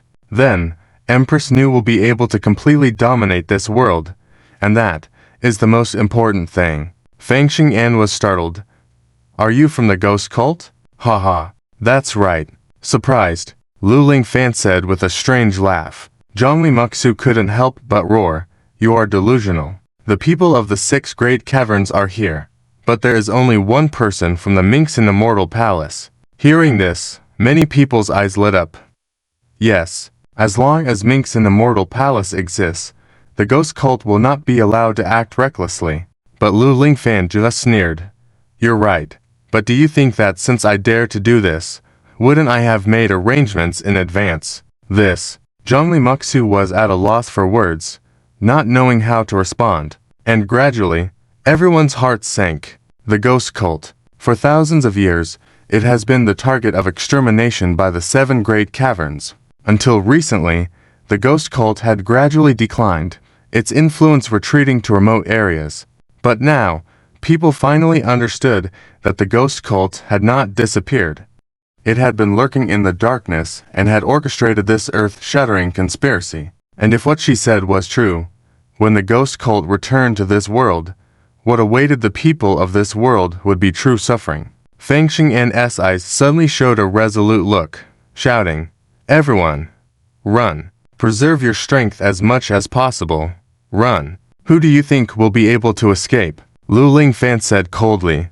But at that moment, a sword mark appeared on Fang Xing'an's brow, and a fierce killing intent erupted from within him, shattering the dark energy binding him, turning into sword light, pointing directly at Lu Lingfan. Lu Lingfan's face showed a hint of seriousness, but she still spoke nonchalantly, using your burning sword intent to challenge me. Then, I'll play with you. With that, the dark energy suddenly flashed, forming countless barriers directly in front of Fang Xing'an. Bang! With a series of explosive sounds like firecrackers, Fang Xing'an pierced through hundreds of barriers, shattering the dark energy. But it seemed endless, constantly reappearing. However, human strength has its limits. Finally, with a shake, Fang Xing'an's figure reappeared. Lu Lingfan's face also turned somewhat pale. Then she snorted in anger. Since you want to die so badly, then go ahead and die first. With that, countless dark energies surged like a tide, about to completely overwhelm Fang Xing'an. Fang Xing'an's eyes showed a determined look, taking a deep breath, urging the last bit of sword intent in his chest, ready to unleash the strongest and final sword of his life. But just then, a lazy voice entered his ears. Come on, it's just a game. Why take it so seriously? Upon hearing this, Fang Xing'an was shocked. Not only him, but everyone present heard the words and turned to look in unison. Before the Golden Ding Pavilion, Zuan stood calmly, then smiled slightly at everyone. What? Am I wrong, Tom? Many people's heads were a bit puzzled. It was already at this point. Yet someone was still saying such things. Could this person be a fool? This thought appeared in the minds of many people at the same time. Lu Lingfan was even more stunned, then looked at Zuan with interest and chuckled. You're Zuan's Zhu. And nodded. That's right. The Lu family in the Golden Light Cave was destroyed by you, Zhu, and smiled. You got it right. But unfortunately, there's no reward. A hint of anger flashed on Lu Lingfan's face. Then she said coldly, I didn't plan to deal with you specifically. Since you are talking like this, I'll send you on your way early. With that, a high bolt suddenly appeared on the ground, like a monster underground, rushing straight towards Zuan. When it approached him, the bolt suddenly surged upward and countless dark energies burst out, aiming straight at Zuan. This kind of momentum would be enough to overwhelm those with weaker hearts, because it seemed like a scene that would only appear in the darkest nightmares. But just then, Zuan's eyes flashed, and a seal appeared in front of him. A simple seal. Even a 3-year-old child in this world could practice the simple suppressing demon seal. However, when this seal appeared, these overwhelming dark energies seemed to encounter a terrifying existence, wriggling frantically, trying to escape. But where the seal pointed, all evils were dispelled. In just a moment, these dark energies evaporated into nothingness with a dull roar. This strike shook everyone. Even Fangxing and S' mouth fell open in astonishment, staring at Zuan in disbelief. At the same time, Zuan raised his head and said lightly, by altering the runes on the divine cauldron, trapping everyone, and then capturing them all, it was indeed a good plan. Lu Lingfan trembled all over, her eyes filled with horror, screaming, Who are you? Zuan's mouth curved into a cold smile. Don't you know? My name is Zuan. Lu Lingfan couldn't help trembling, a strong sense of danger in her heart, telling her to escape this place as far away from him as possible. But with just a glance from Zuan, her body stiffened in place. Then Zuan said lightly, manipulating hearts, playing with desires, for thousands of years, your methods as ghosts from the ghost realms haven't changed at all. Lu Lingfan's face turned pale instantly. Zuan's eyes flashed with a cold light as he shouted, Why not reveal yourself? Lu Lingfan screamed, then turned to run. But just then, Zuan took a step, appeared in front of her, and pointed at her forehead. Just as all the experts from various major sects entered the evolution of the Taoist God Cauldron to begin the competition, in front of a house in the Garden of Acquaintance in the third cave heaven, several female disciples responsible for guarding listened to the sounds of banging and crashing coming from inside the house, involuntarily shrinking their necks, not daring to even breathe, because the one smashing things in the house at the moment was none other than Baihan, whose status in the Garden of Acquaintance was once not inferior to Lu Lingfan, and even entered the sect 10 years earlier than her. As the only true disciple in the Garden of Acquaintance's inner room now, she had the power of life and death. So, naturally, these female disciples remained silent. But Baihan at this moment felt no joy at all. Instead, her heart was full of resentment and dissatisfaction. Why did they leave me behind to guard the house, but won't even let me participate in the competition? Just because Lu Lingfan is stronger than me, I refuse to accept that. So, what if she has mastered the Scarlet Demon Love Curse? Given time, I can do it too, Baihan muttered angrily while smashing things. Finally, after venting for a while, Baihan took a deep breath, then looked at her shattered reflection in the mirror and coldly smiled. Lu Lingfan, if you want to avenge your family in the competition, you might have kicked the iron plate. This Zuan is far more complicated than she appears. He. Just as Baihan was sneering, the ground suddenly trembled under her feet. Baihan was stunned. What's going on? Could it be an earthquake? But the Garden of Acquaintance was established in the most auspicious place in the third cave heaven, plus the protection of the formation. How could an earthquake happen? Baihan was puzzled. Then she heard a few cries outside the door. Heavens! What is that? Baihan's expression darkened. She quickly walked out of the room and looked up.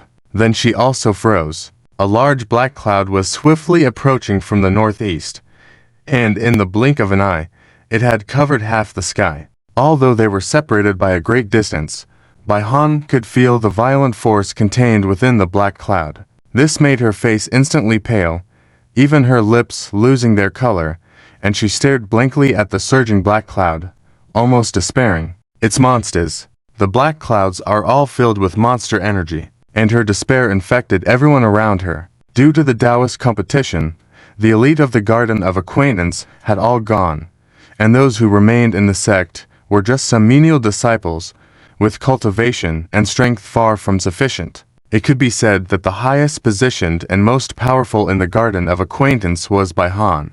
Now that even she seemed so hopeless, many disciples started crying directly. Amidst the sobbing, Baihan suddenly shook, then seemed to understand something, her eyes showing a resolute look. She yelled, "Quickly, activate the mountain protection formation."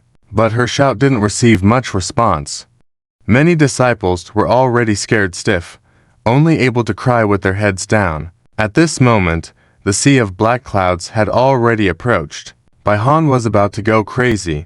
She grabbed a crying disciple, slapped her a few times, then roared, "Stop crying. If you want to live, hurry and activate the mountain protection formation with me.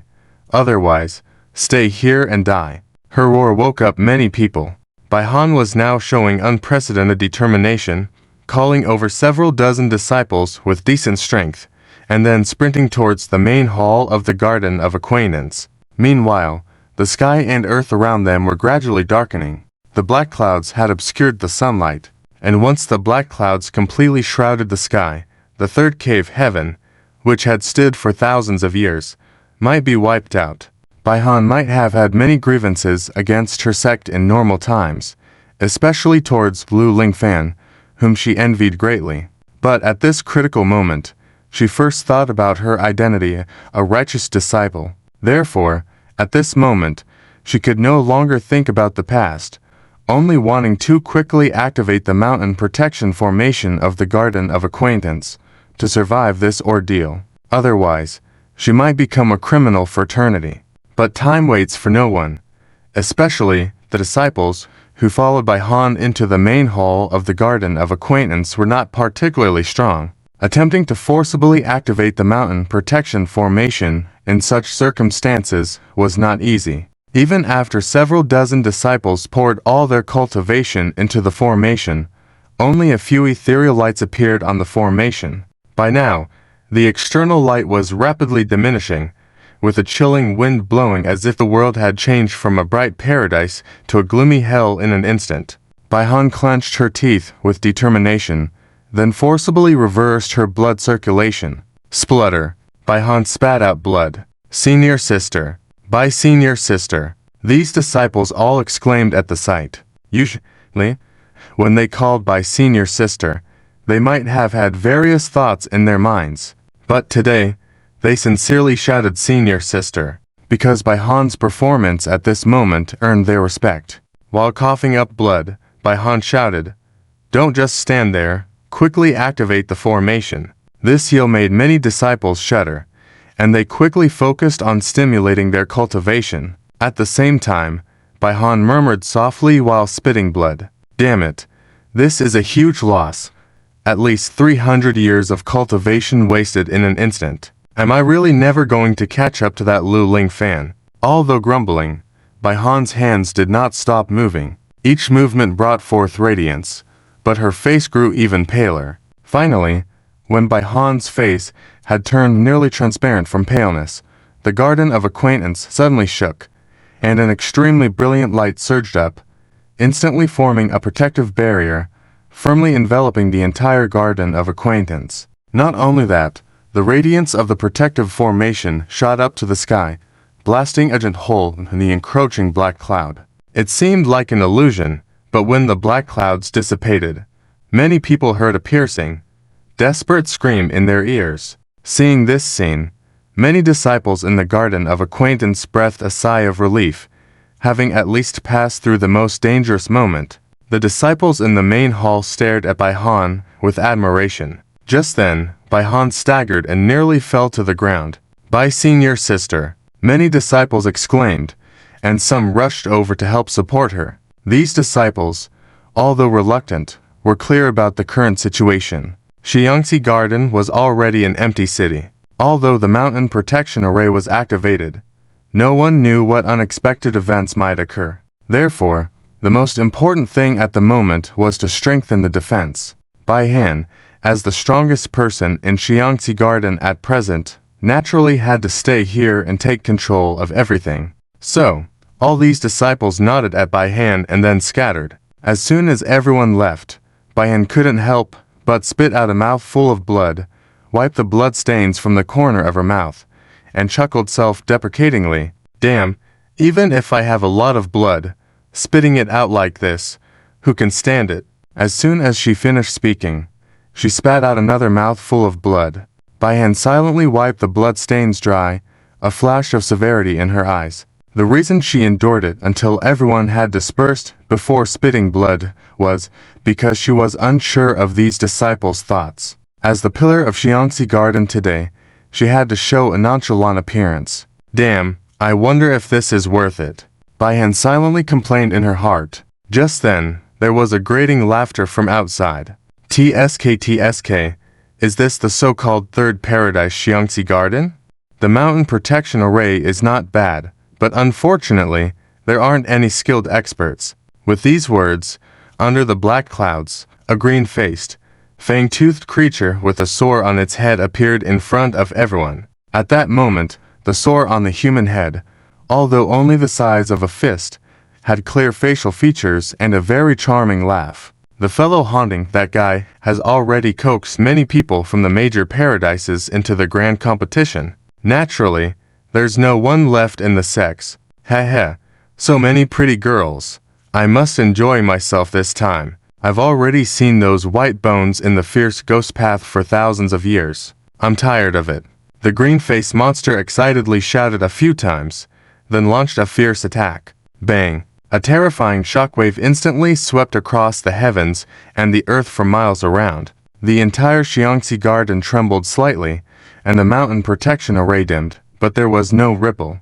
However, at the same time, Bai Han, who was controlling the formation in the main hall, was struck as if by lightning, spewing blood from her mouth and nose. "Oh, this is getting interesting." The monster laughed wickedly. "What, are you feeling pity for those people?" The human head sore on top of the monster sneered jealously. The monster chuckled. I'm just lamenting." With that, he stooped down and gazed savagely at Xiangxi Garden within the mountain protection array. "Girls, if you know what's good for you, you better surrender now. I will spare your lives, or else, when the array breaks, it will be the end of your lives." His voice shook the surroundings, and the disciples remaining in Xiangxi Garden all paled. But just then, a cold laughter from Bai Han resonated in the main hall. "I am a legit heir of the grand tradition. How can I bow down to you monsters?" Bai Han's words instantly infuriated the monster. "Fine. Let's see how long you can hold on. Rest assured, we have all the time in the world. Don't even dream that your sect will come to your rescue, as they might have already perished in the grand competition." The monster laughed heartily and unleashed another blow. Bang! This time, Xiangxi Garden did not tremble, only the main hall shook. Bai Han's facial features oozed traces of blood, but she lowered her head gently, spat out a mouthful of blood-tinged saliva, and then wiped her face grimly. "Do you think a few words can scare me? Let me tell you, although I am a woman, I am not the kind of coward who seeks refuge with you monsters for survival. If you have the guts, come at me, I will confront you all." Her voice was full of vigor and arrogance. Many disciples in Xiangxi Garden shrank back silently. They finally recognized her, their senior sister Bai, as they remembered. The monster sneered. "Fine. Let's see how long you can hold on." He then turned and left. As soon as he left, Bai Han's aura plummeted instantly in the main hall, trembling uncontrollably. "Damn. This time I've taken the bait. Master, if you don't return soon, I don't know how long I can hold on." Bai Han murmured softly, but she didn't know. In the third paradise shrouded by black clouds, the other major paradises faced similar situations. Due to the sudden turn of events and the extreme emptiness in the major paradises, many sects were not as fortunate as Xiangxi Garden and were taken away by these monsters in a wave. Even the seduction hall of the second paradise failed to escape destruction. However, in this critical situation, the Golden Light Paradise, last in the rankings, miraculously persevered. In the northwest of the Golden Light Paradise, not far from the Golden Ding Pavilion, in a small town where two white lanterns hung in front of a door, an old man in tattered clothes was expressing his gratitude excitedly. Luchizan smiled. "Don't be so polite. It's just a small effort." The old man left with 1,000 thanks. Luchizan escorted him to the door of the clinic, and when passers-by on the street saw her, they smiled and greeted her. "Dr. Liu." "Good morning, Dr. Liu." These greetings came one after another as Luchizan smiled in response, then prepared to turn back.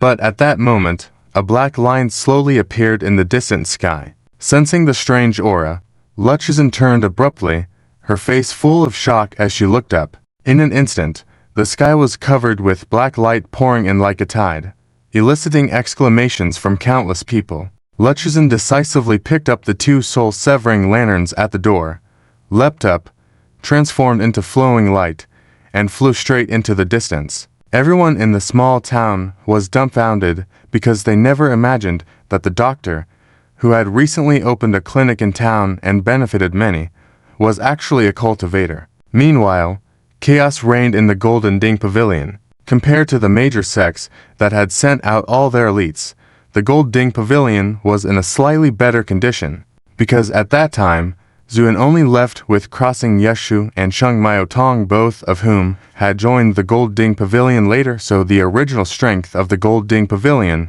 was almost unaffected. However, when they saw the surging black light, all these people were dumbfounded. It wasn't until the sky was halfway covered that someone exclaimed, "It's the aura of demons." This cry made the already frantic crowd even more desperate. Such overwhelming demon aura clearly indicated the tremendous strength of the demons on the other side. And what this meant, obviously didn't need further explanation. But at that moment, a gleam suddenly flew to the sky above the Golden Ding Pavilion and shouted coldly, "Quickly activate the mountain protection array. I will fend off these demons." Upon hearing this voice, many people in the Golden Cauldron Hall were stunned, followed by a low murmur. "It's Senior Sister Liu. Senior Sister Liu is back again." Many disciples were overjoyed. However, the elders of the Golden Cauldron Hall all had their expressions changed. How did she suddenly come back? But at this urgent moment, they had no time to dwell on it and immediately started to operate rapidly, trying to activate the protective mountain formation. However, due to the decline in the strength of the Golden Cauldron Hall over the past few hundred years, and the neglect of maintenance in many areas, even this protective mountain formation had not been maintained for a long time. Therefore, in the urgency of the moment, it could not be activated. Just this delay allowed the dark clouds to almost completely envelop the entire sky. Once formed, the Golden Light Paradise might fall. Many people let out despairing cries. But at that moment, Luchizan suddenly looked up, with a bright light in her eyes, surrounded by layers of golden light, and then shot straight up. What is she trying to do? Many people in the Golden Cauldron Hall exclaimed in shock. Could she be crazy? Directly confronting the sky full of dark clouds, she is likely to perish directly. Someone nearby exclaimed. Luchizan did not pause her movement for anyone's thoughts, but with a decisive attitude, she rushed straight up into the sky. Everyone gradually opened their mouths wide, staring dumbfounded at this scene. In the pitch blackness, Luchizan's figure seemed to light up the last candle in the world, and the golden light she emitted was so dazzling that it was almost impossible to look at directly. Seeing this scene, tears welled up in the corners of many people's eyes. Even those who had many opinions about Luchizan before couldn't help but fall silent at this moment. Right or wrong aside, Luchizan at this moment was clearly sacrificing herself to buy time for everyone. At the same time, a loud rumble was heard. Luchizan's figure had already rushed to the top of the sky, directly colliding with the dark clouds that were about to merge together. The golden light suddenly burst out, sweeping away the dark clouds for miles around. Many people cheered at this sight, thinking they had seen victory. But at that moment, a cold snort was heard. "Foolish woman, daring to block the footsteps of our ghost sect, seeking death." With these words, a demonic ghost with half a body turned into dry bones appeared on the scene. By this time, the golden light had dissipated, and Lu Chujin stood pale on top of the sky, sweat wetting her hair and sliding down her chin. This was a sign of overusing her cultivation, nearing exhaustion. The appearance of this demonic ghost made the crowd that had just cheered go silent instantly. The demonic ghost coldly appraised Lu Chujin for a few moments, and a sinister smile appeared on the half of his face, which was as handsome as a normal person's, or even more so. "You were able to break through my dark clouds. Not bad. So, if you surrender to me now, I can consider not blaming you." Upon hearing these words, many people's hearts tightened, because no one knew what choice Lu Chujin would make. Under the gaze of everyone, Lu Chujin gradually regained her composure, then looked at the demonic ghost in the distance and shook her head. "Leave this realm, or die." This statement made the demonic ghost's face change, and then he sneered. "Very well. Since you choose death, I will grant your wish." With that, the demonic ghost rushed forward, coming directly in front of Lu Chujin, lifting his hand to strike. Lu Chujin was surrounded by a golden light, trying to resist the attack, but even at her peak, she was not this demonic ghost's opponent, and now she was even more vulnerable. Boom! With one punch, Lu Chujin was sent flying hundreds of feet away, spitting out a large mouthful of blood along the way. Many people couldn't help but cry out, "Senior Sister Lu! Senior Sister!" These cries echoed throughout the sky. Lu Chujin wiped the blood from her mouth, her face showing a touch of a redeeming smile, then coldly shouted, "Get out of this realm." The demonic ghost, full of fury, shouted back, "I'll kill you." With that, he rushed forward again, landing another punch. Bang! Lu Chujin was hit again, this time spitting out not only blood, but also fragments of internal organs shattered by the impact. But she did not retreat a step, just looked coldly at the demonic ghost. "Leave this realm." Many people couldn't help but shed tears. Regardless of past right or wrong, Lu Chujin at this moment was repaying everything with her life. The demonic ghost roared in anger. In fact, he was also puzzled. In his eyes, this woman was obviously at the end of her strength, and after taking 2 punches from him, she was undoubtedly seriously injured. So, why was she still so calm? Calm to the point of near arrogance. This left him, who had long been accustomed to the deceitful life in the ghostly realm, completely puzzled. But despite his lack of understanding, his naked killing intent continued to rise. "Die!" The demonic ghost rushed forward once again. This time his fists seemed to contain countless black energies and struck with a terrifying speed. "No!" Many people exclaimed. "Senior Sister Lu, run! You can't take this punch." Some even choked up as they shouted. Yet Lu Chujin, faced with such a punch, did not retreat, but instead took a deep breath, ignited her entire cultivation, and stepped forward to meet it head-on. Boom! With a loud noise, the golden light around Lu Chujin was completely shattered, and the residual force of the punch sent her flying out, spitting blood profusely along the way. This scene sent chills down many people's spines. The demonic ghost smirked triumphantly. In his laughter, Lu Chujin's figure finally stopped reluctantly, but at this moment, she looked as pale as paper, her eyes dull and lifeless, dark red blood flowing from her mouth and nose. All this indicated that she had truly reached the end of her strength. By this point, many people in the Golden Cauldron Hall were already sobbing silently, but Lu Chujin seemed oblivious to it all. She just slowly raised her hand, looked at the 2 white soul lamps transformed into wristbands on her wrist, and smiled faintly. Back then, I did have my reasons. I should have died to atone that day, but I wanted to redeem myself. And today, I finally have that chance. So, don't go far. Wait for me. I'll come find you."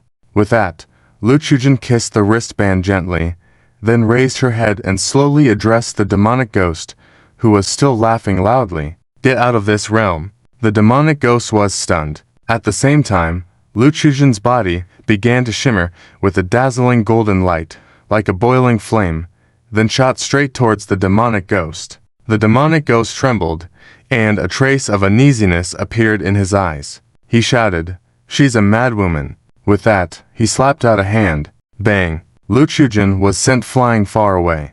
Many people in the Golden Cauldron Hall turned their heads, unable to bear to watch any longer. But just as the demonic ghost was about to make the next move, he suddenly felt a weight on his foot. Looking down, he saw that Lu Chujin had unknowingly grabbed his leg. The demonic ghost was stunned, but Lu Chujin had a look of relief on her face. "Die!" With that, the golden light around Lu Chujin suddenly brightened and then exploded. The golden light gradually dissipated, and everyone above and below the Jinding-Jie stood dumbfounded, staring blankly at the clear sky. Gradually, many people's eyes turned red. Just then, a black light flashed, and a battered demon ghost fell out in a sorry state. His appearance caused a commotion in the Jinding-Jie. "He's not dead," many people exclaimed. At the same time, the demon ghost spat angrily, cursing. "Damn, thank goodness my lord was agile, otherwise I would have been killed by that crazy woman. Even if you self-destruct your soul, what can you do?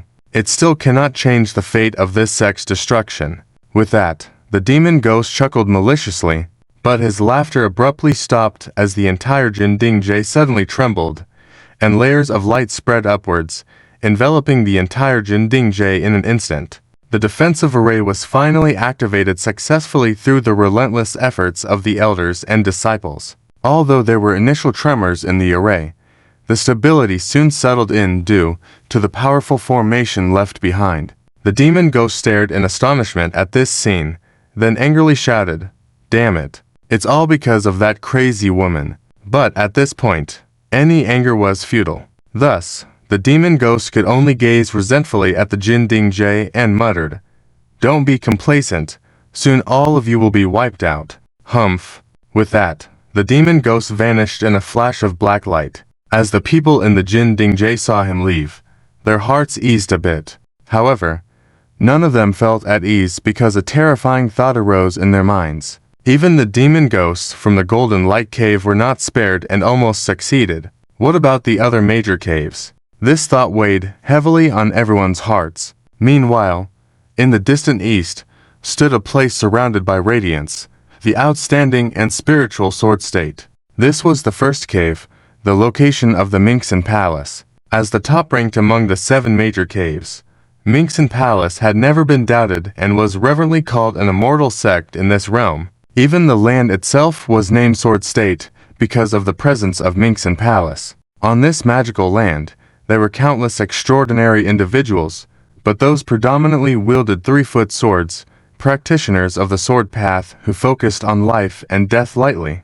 Because of its profound heritage, Minxin Palace's status remained transcendent and was even referred to as an immortal palace. At this moment, on the towering Sword Mountain in the center of the Sword State, the Minxin Palace floated amidst the clouds like an unblemished jade. Upon closer inspection, one could see that this Minxin Palace was supported by an ordinary ancient sword, and extending from it were 6 chains that firmly connected the palace to the Sword Mountain. This was the world-renowned Minxin Palace. At the top level of the Sword State, in the Sword Refining Pavilion, the elderly swordsman sat in front of a chessboard where the pieces were composed of intersecting sword intents, moving back and forth on their own, a sight to behold.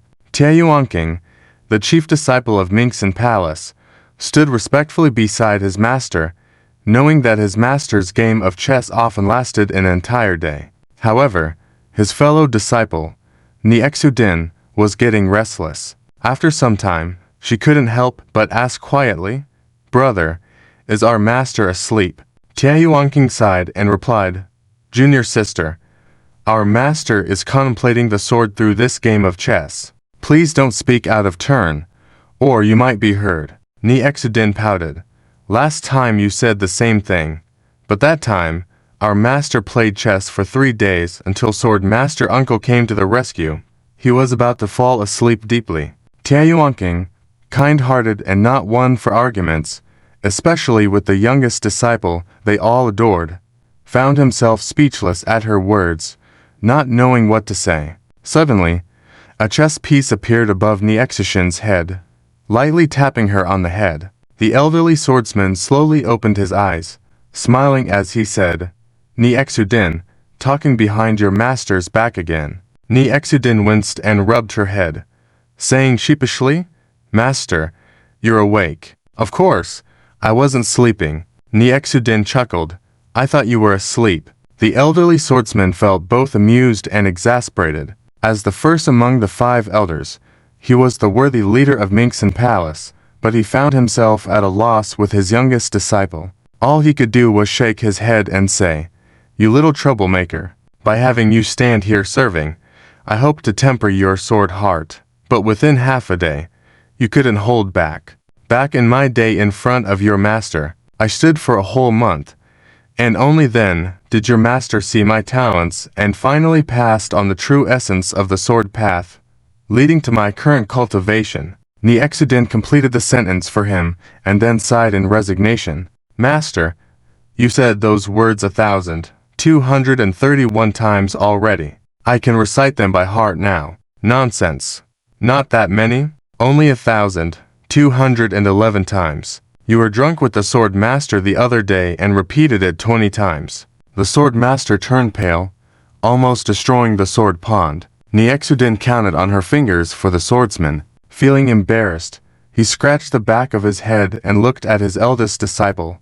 "Taeyuanking, is that true?" After a moment of contemplation, Taeyuanking nodded. No wonder since that day, the sword master shut himself in. The swordsman muttered softly to himself, realizing Niexudin was staring straight at him with a bright gaze.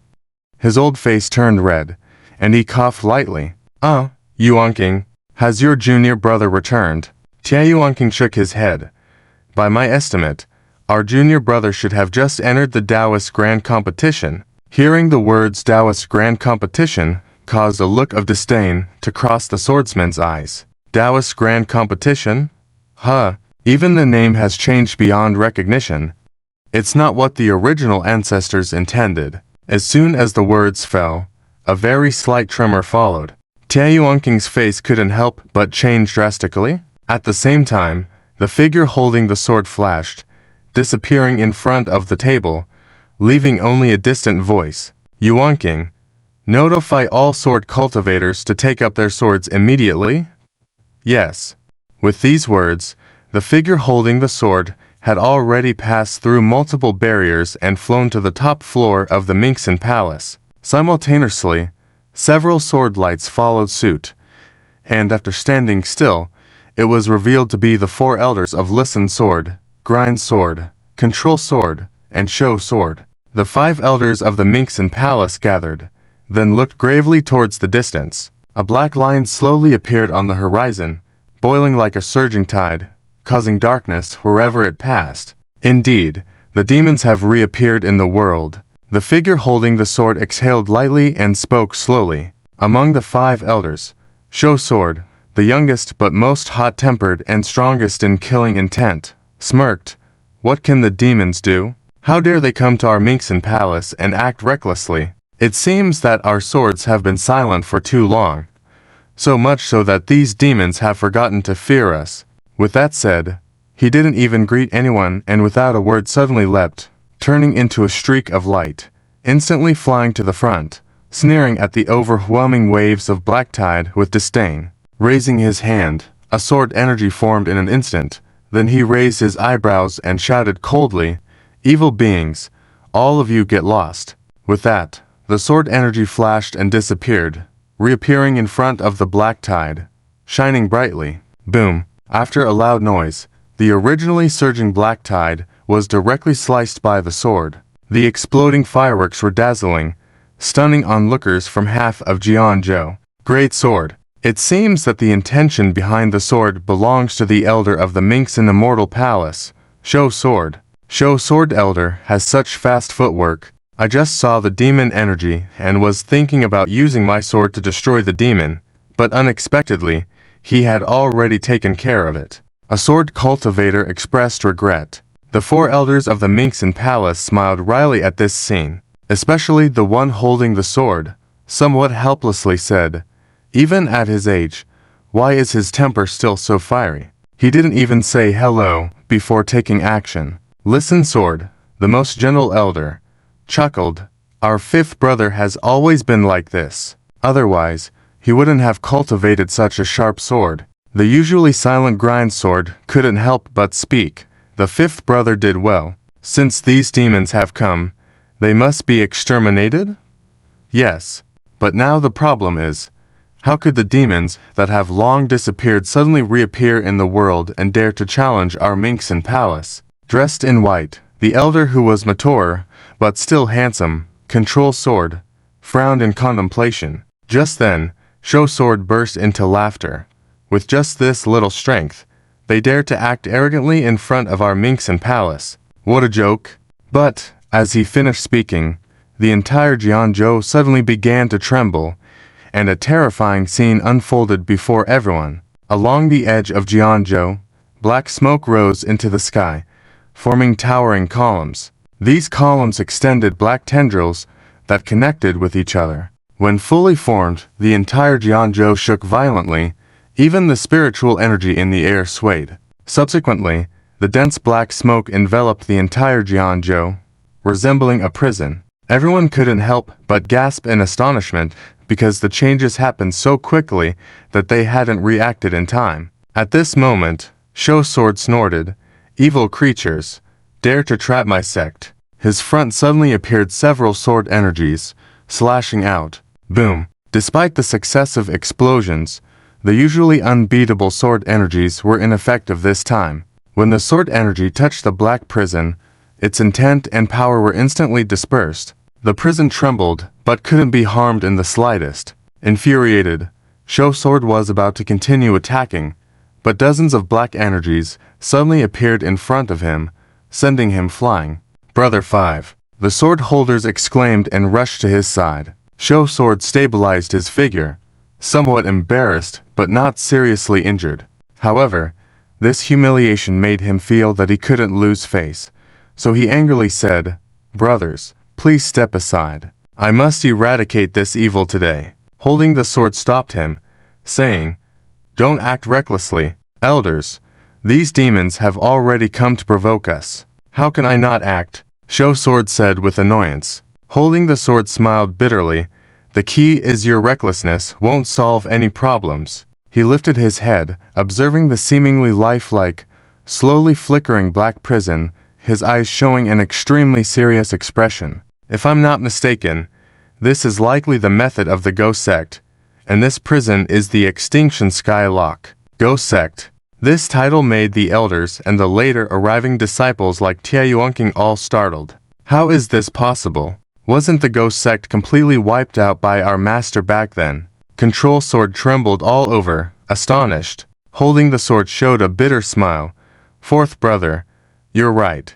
Indeed, our master once thoroughly eliminated the once arrogant Ghost Sect from this realm.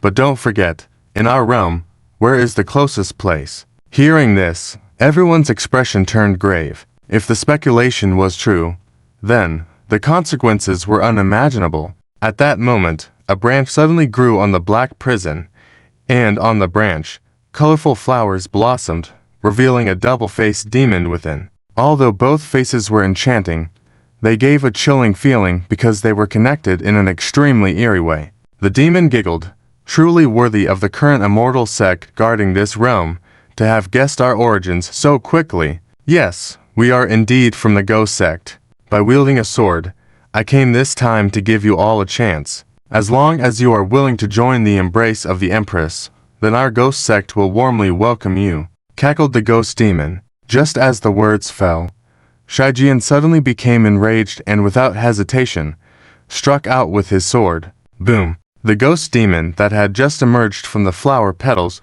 was directly blasted into pieces. Shijian then roared, "Daydreaming! What qualifications do you demon spirits have to compare with my Minxin Palace?" At the same time, a furious grunt came from outside the cage, a bunch of stubborn sword maniacs. I am kind-hearted, but you are so blindly persistent. Then prepare to be trapped and die here. Oh, I almost forgot to tell you. With a hint of smug laughter, the female voice continued. By now, the major heavenly realms outside should have been destroyed. Now, only Minxin Palace is left standing here. What? Elder Eugene reacted first, then angrily said, You tampered with the Taoist Grand Competition this time. TSK. So clever. That's right. Not one person who participated in the Taoist Grand Competition survived this time. They have all died, said the female voice smugly. Nyanzu's heart trembled and she cried out in shock. Then, with a hint of a sob in her voice, she called out, Senior Brother Fang. So I advise you to take care of yourselves. After all, a few days later, when the Empress descends, even if you want to surrender, you probably won't escape death. Think carefully for yourselves. Shijian's anger flared up. Bastards, he said as he swung his sword several times. But this time, aside from shaking the black cage slightly, nothing else happened. The female voice let out a smug laugh before falling silent. The people of Minxin Palace standing in the center all had extremely unpleasant expressions. If what the ghost demon said was true, then only Minxin Palace was left of the 7 major heavenly realms. Despite Minxin Palace's strong power, facing these well-prepared ghost demons, it was apparent that they were also struggling. Senior brother, what should we do? Elder Mojian and the others all looked to Shijian, who was silent with his head lowered. As the chief elder of Minxin Palace, his decision represented the direction for all. After a moment, Shijian slowly raised his head, his gaze piercing as he looked at everyone.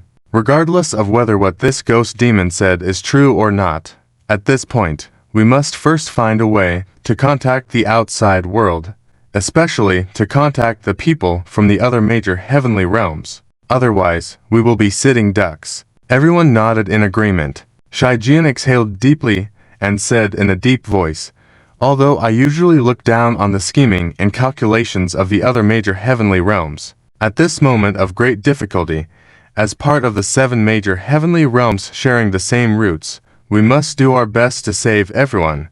After all, it is also to save ourselves. Understood? Senior brother, let me go. Shijian said first. I will go too. Elder Eugene immediately spoke up. It was only Mojian and Tingjian who remained silent, because they knew that if Shijian said so, he must already have a plan in place. Indeed, Shijian shook his head with a bitter smile. Younger brother 5, fourth brother, I understand your feelings. If it were possible, I would also let you go, as your strength and strategies are sufficient. But the key is... Shijian raised his head to look at the sky split into pieces by the dark clouds, and said in a heavy tone, This annihilation lock is not so easily dealt with. What do you mean? Eugene was taken aback. This annihilation lock is a ghostly secret technique mentioned by my master when he was alive. This technique is extremely evil, derived from the most sinister ghostly aura in the ghost realm, refined, and once formed, when unleashed, it will lock everything within it. Although it lacks in terms of killing power, the sinister aspect of this technique lies in the fact that the stronger the person, the deeper they are trapped, making it increasingly difficult to escape. This has made it a technique specifically used to deal with powerful opponents. Hearing Shijian's explanation, Eugene's face turned extremely unpleasant. Eugene, on the other hand, moved slightly and then said, So, senior brother, what do you mean? Shijian nodded. Exactly. He glanced at Tia Yuanqing and Nyan Wexin and the other disciples standing to the side. I am prepared to send Yuanqing and the others on this journey. Upon hearing this, Eugene, Mojian, and the other elders all changed color, especially Tingjian, who was gentle by nature and greatly loved by the disciples in the sect, immediately spoke up, Senior brother, I feel this matter is not advisable. Although Yuanqing and the others have good cultivation and sword intent, they are still children. If they encounter strong opponents in the ghost realm, isn't that? But before he could finish, Tianyuanqing had already bowed and saluted. I will obey master's command. Tingjian was stunned. Then Tianyuanqing smiled at him. Senior brother Tingjian, I know you are concerned for us, but as disciples of the sword cultivation, how can we retreat in the face of adversity? Haven't you always taught us that a swordsman's heart is also important? Tingjian smiled wryly. That's true. But, meanwhile, Nyan's Wexen was already excited and about to jump up. She had been practicing in the sect since childhood and had never left the mountain. This time, hearing that she and others were going out from the sect, she was naturally excited. She quickly said, Uncle Master, I think senior brother is right. And this time, we not only have to investigate the situation of the other major heavenly realms, but also find out the whereabouts of senior brother Feng Xing'an. Indeed, I am willing to go.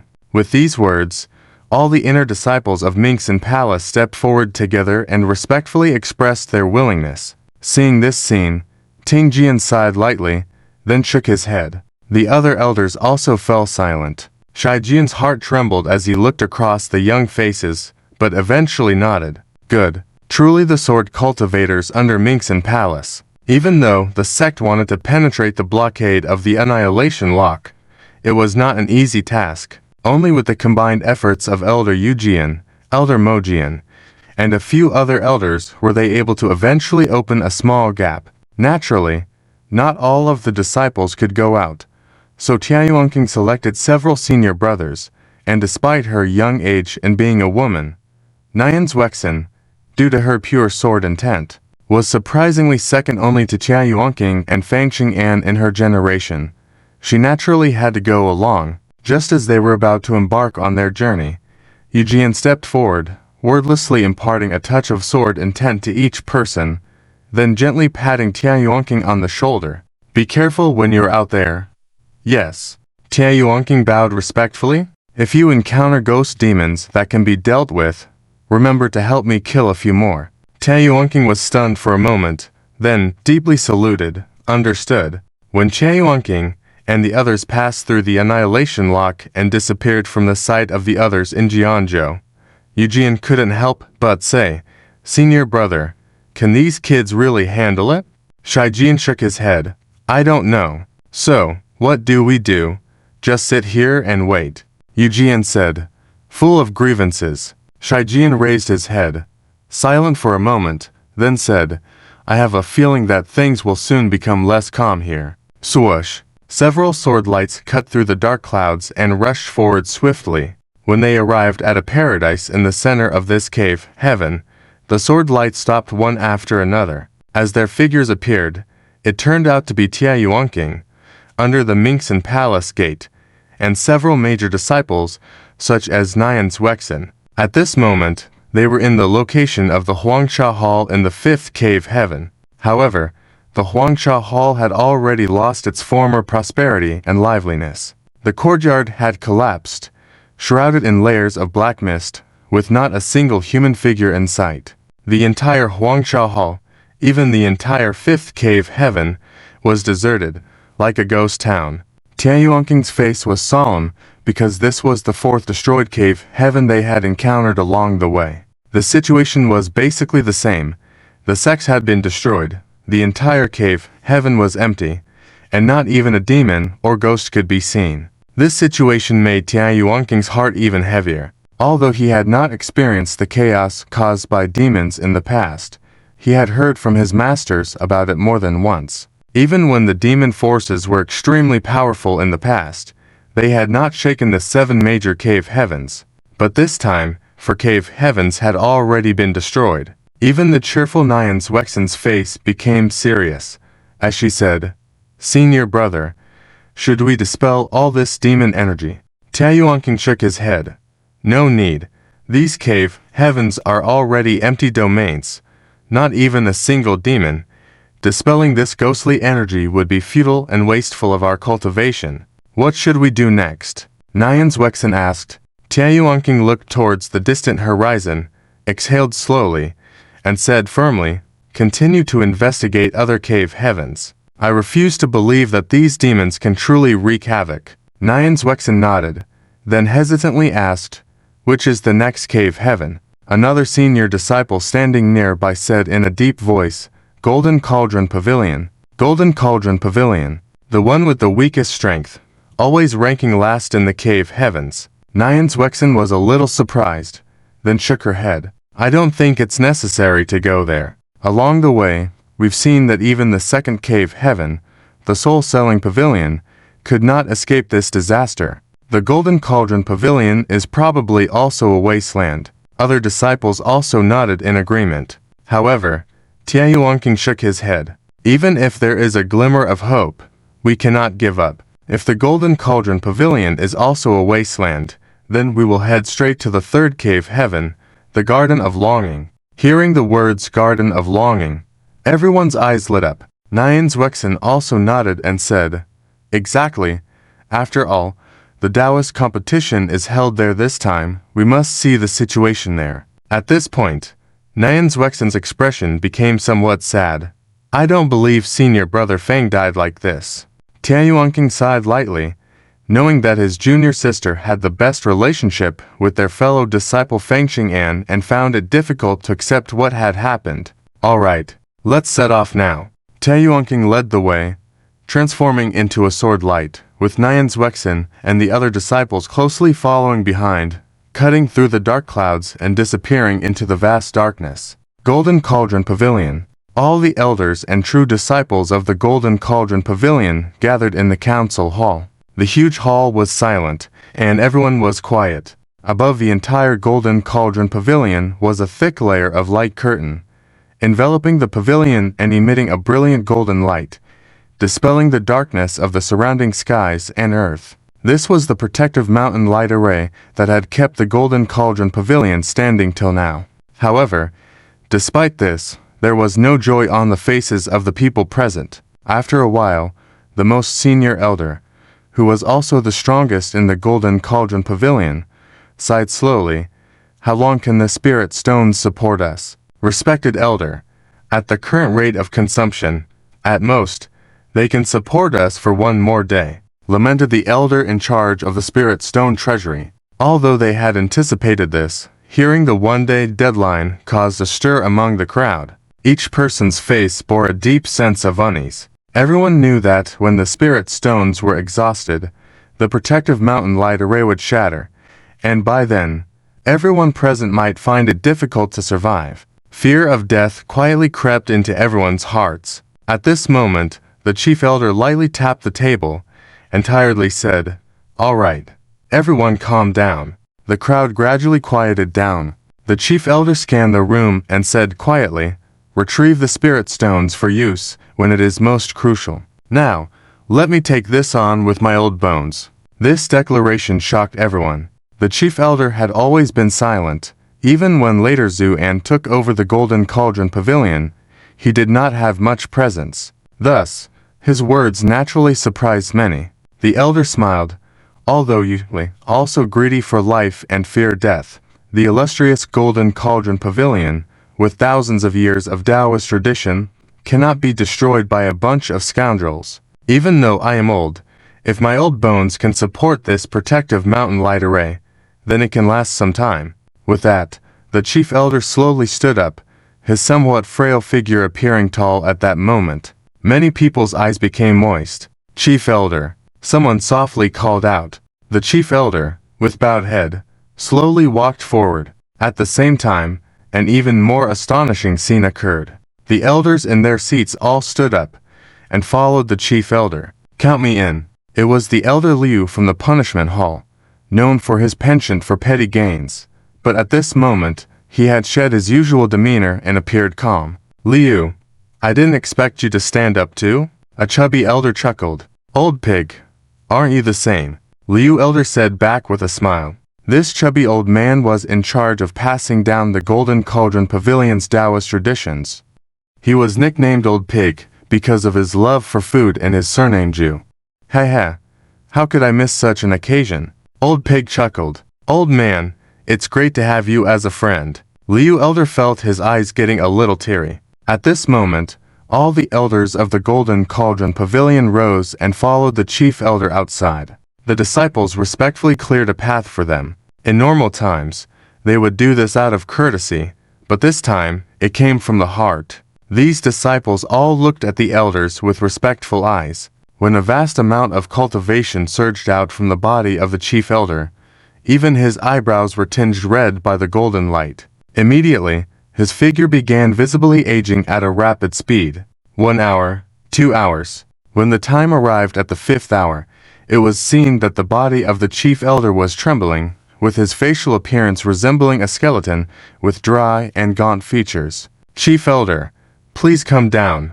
Let me take over," the elder cried out sorrowfully, but the chief elder's face showed a hint of relief smile, shaking his head, then struggling to open his dim eyes, looking towards the gathering dark clouds in the sky, softly saying, "Disciple is incompetent.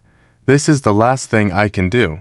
With that, he slowly closed his eyes, and a majestic golden light shot straight up into the sky from the top of his head. Seeing this scene, everyone present was shaken. Some elders looked up, staring blankly, and softly murmured, "Chief elder is going to self-destruct his soul." Just as the words fell, the body of the chief elder suddenly disintegrated, releasing a huge amount of golden light that condensed into a massive seal of runes in the sky, then directly blasted towards the distant dark clouds on the horizon. Boom!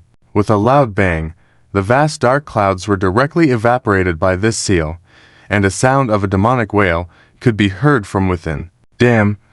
Are you Taoist disciples all lunatics? How come you self-destruct your souls at the drop of a hat?" With this desperate and angry roar, all the people on the Golden Ding Pavilion bowed in unison, shouting with choked voices, "Farewell, Chief Elder." Immediately after, another elder unhesitatingly took over the position left by the Chief Elder. The confrontation continued. The dark clouds were formed, revealing the figure of the demon within, who assessed the scene in the Golden Ding Pavilion and sneered a few times with a sinister smile.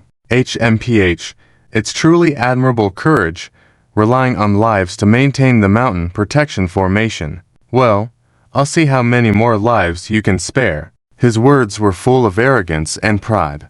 However, no one paid attention to his provocation. Everyone in the Golden Ding Pavilion remained silent. The demon chuckled awkwardly, just about to continue provoking, when suddenly, from the distant horizon, several sword lights appeared. The sword lights came at an incredible speed, and within moments had cut through the layers of black mist, rushing forward. The demon shuddered, exclaiming, "Sword cultivators." Saying this, he turned to flee. But just then, the foremost sword light rang out with a cold shout. "Monster, meet your end." With that shout, a dazzling sword light slashed through, piercing the demon's form in an instant. The demon let out a thunderous wail, split into 2 halves. However, these 2 halves of the demon immediately attempted to flee in opposite directions. Nyan Zudin lightly scolded, "Sword as cold as snow." Boom! Countless fine sword energies scattered like snowflakes, directly enveloping the demon. The demon, in a fit of resentment, cried out, "Minx and Palace, haven't you sword maniacs been trapped by the heaven-binding lock? How did you get out? HMPH, you think you can trap me?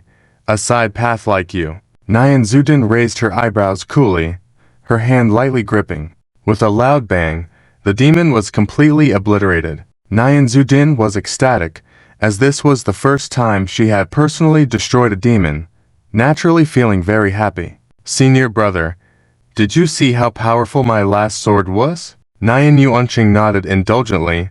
Impressive. Yet he made no mention of the sword intent he had used to secretly bind the demon just now. Nyan Zudin began cheerfully eliminating the remaining demonic energy. Meanwhile, all the people in the Golden Ding Pavilion witnessed the scene just now. Upon realizing that the newcomers were from Minx and Palace, they couldn't help but let out a cheer. As the chief elder had passed away, the second elder flew up and, separated by a layer of mountain protection formation, bowed towards Nyan Yuanqing. Second elder of Golden Ding Pavilion pays respects to the Taoist friends of Minx in the Mortal Palace. Nyan Yuanqing smiled and returned the gesture with a bow, then surveyed the entire Golden Ding Pavilion. Although the pavilion looked somewhat dilapidated, the disciples all exuded a strong aura, and remarkably, none of them had perished in this calamity, causing him to regard them with greater respect. Greetings, Second Elder. I am Nyan Yuanqing,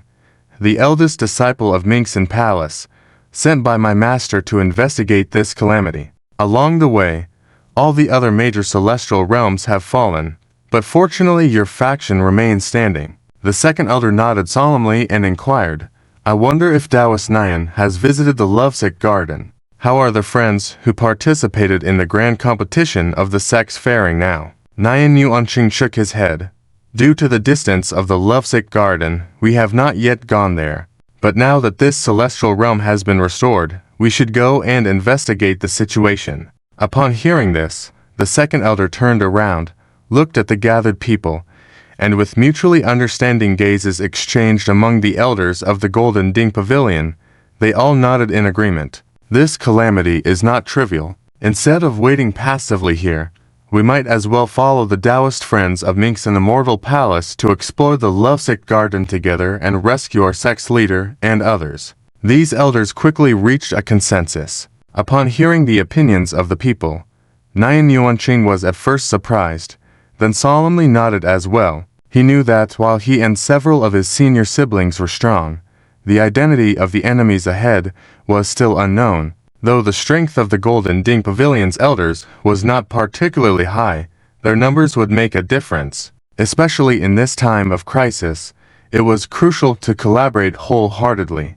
Very well, let us depart immediately, Nyan Yuanqing replied in a deep voice. In an instant, radiance filled the Golden Ding Pavilion. Since the Golden Light Celestial Realm was temporarily safe, only a few remained behind to guard, while the others all flew up, following Nyan Yuanqing and the rest as they headed straight for the lovesick garden. Due to the long journey and the Golden Ding Pavilion's lack of expertise in travel, Nyan Yuanqing imbued each person with a sword intent to aid them in their journey. In the lovesick garden, Baihan, who had aged considerably in appearance, once again coughed up blood. This was due to the demon's attempt to break the mountain protection formation, but under her control, she managed to endure once again. During this time, Baihan had become the backbone of the entire lovesick garden.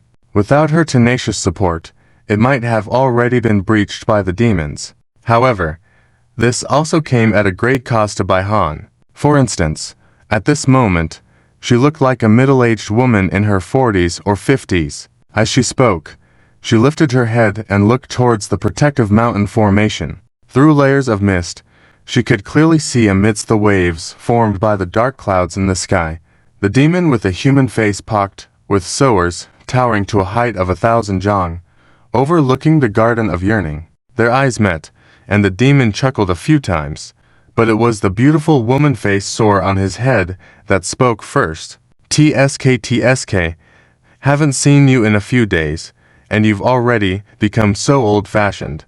Baihan, I really wonder, is it worth it for you to invest so much in this Garden of Yearning, which is already in name only? Baihan coldly smiled, then raised her hand and fiercely gestured a middle finger towards the demon. I'm happy. Can you stop me? HMPH. You descendants of the orthodox ways are really smelly and hard. So I will see how long you can hold on. With that said, the demon raised his fist, and a punch landed on the protective mountain formation. Boom! The protective mountain formation's light flickered, and the entire Garden of Yearning trembled. As expected, Baihan once again spat out to large mouthfuls of blood, her appearance aging a few more years instantly, but she stubbornly persevered. However, the demon seemed to have run out of patience, not planning to wait any longer. He raised his other hand, preparing to strike. But at that moment, a green sword aura suddenly shot out from the dark clouds and swiftly slashed through the demon's wrist. Click! After a loud bang, the demon roared in pain, and then his wrist shattered into pieces. Who goes there? The demon roared in anger, but a light reprimand was his response. Fine sword auras covered the demon's large body entirely.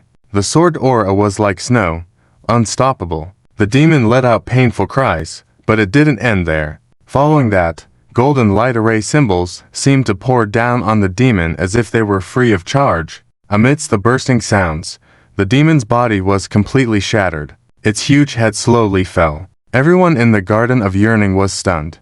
Baihan was particularly shocked. At the same time, a group of people flew out from the swirling dark clouds. Heading the group was Tianyuanqing. They had hardly stopped along the way, allowing them to arrive so quickly. Seeing that they were from the Minxin Palace and Jinding Pavilion, the female disciples in the Garden of Yearning couldn't help but cheer ecstatically. Baihan breathed a sigh of relief, then staggered to her feet and bowed towards the sky. Many thanks to all the fellow Taoists for their help.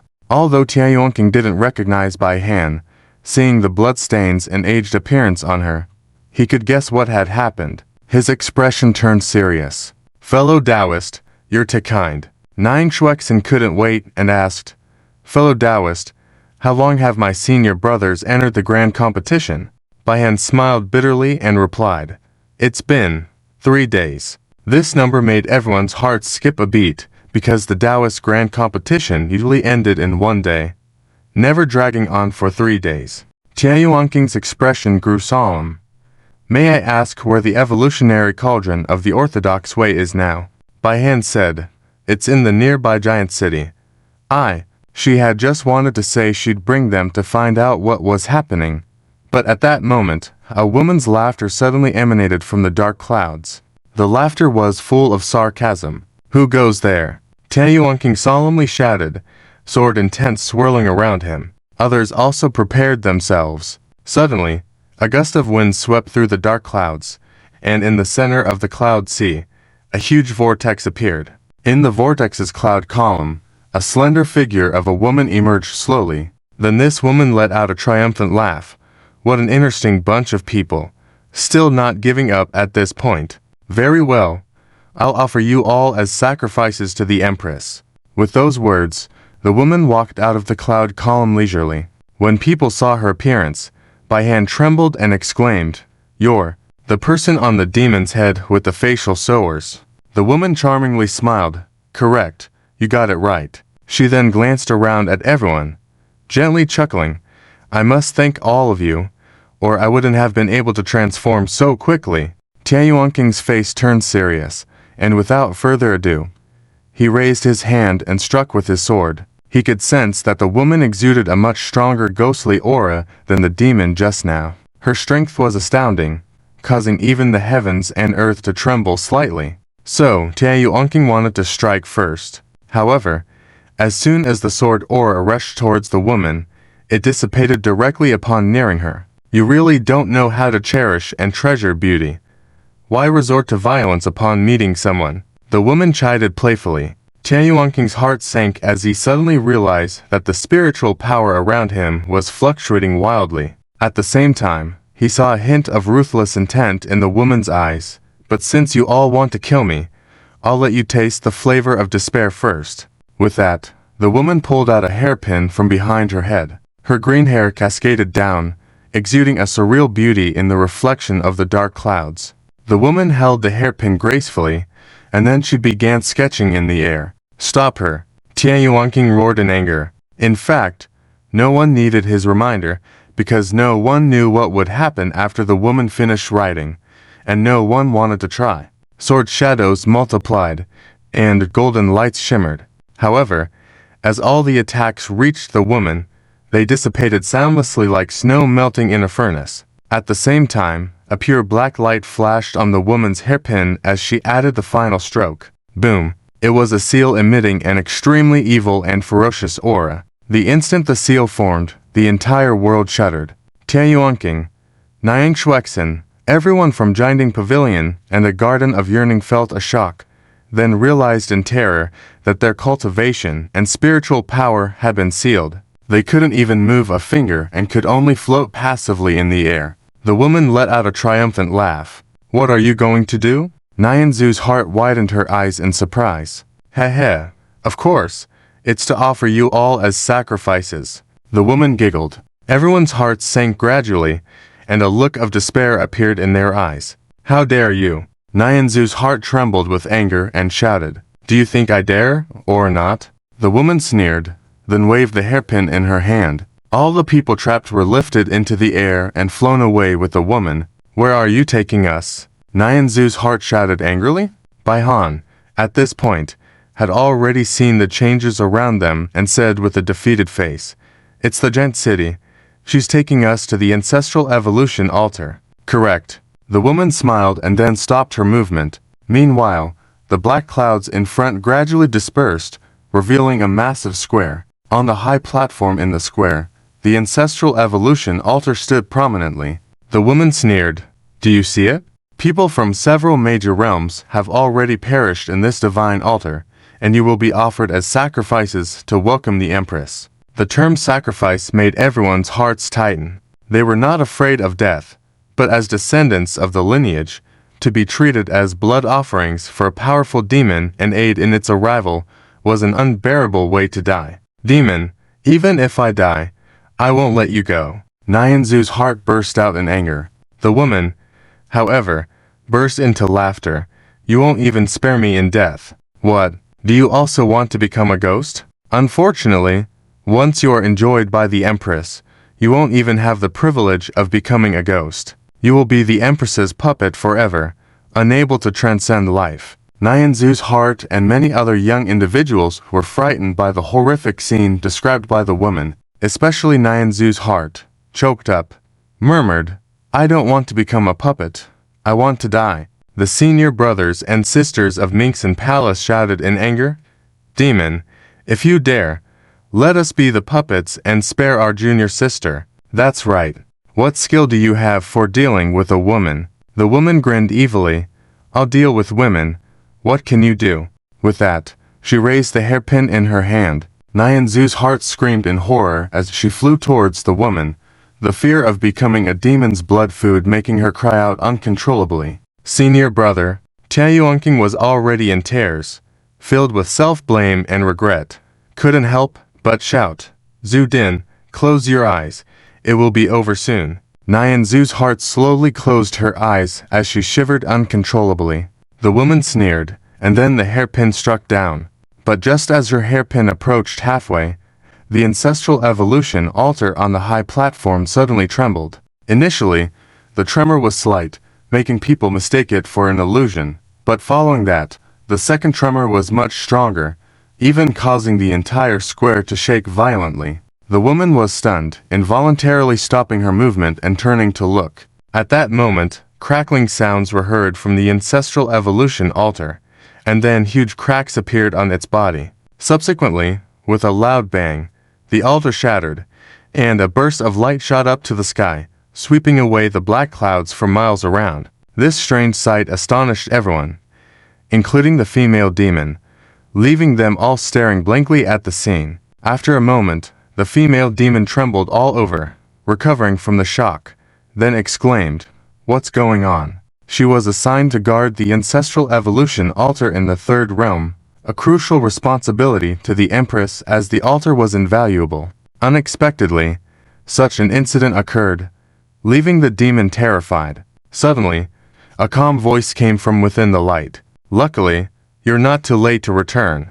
With those words, a white-clad young man emerged from the light, standing in midair, overlooking the crowd. His demeanor was like that of a celestial being, exuding an unyielding air, leaving everyone in awe. Following his appearance, figures emerged from the light one after another. Brother Fang. Nyanzu's heart had opened her eyes at this point, and upon seeing a familiar figure, she couldn't help but cry out with joy. Fang Xing'an nodded slightly to her, and then followed everyone to stand behind Zuan. All the participants of the ancestral evolution altar competition were unharmed and appeared behind Zuan. Even those from the 5th realm's Huangcha Pavilion and the 6th realm's Zhanwu Gate, who attempted to harm the Golden Dingjie, but were eventually eliminated by crossing Yeshu, were unscathed. The leaders of these two factions, however, wore expressions of shame, hiding behind the crowd without daring to lift their heads.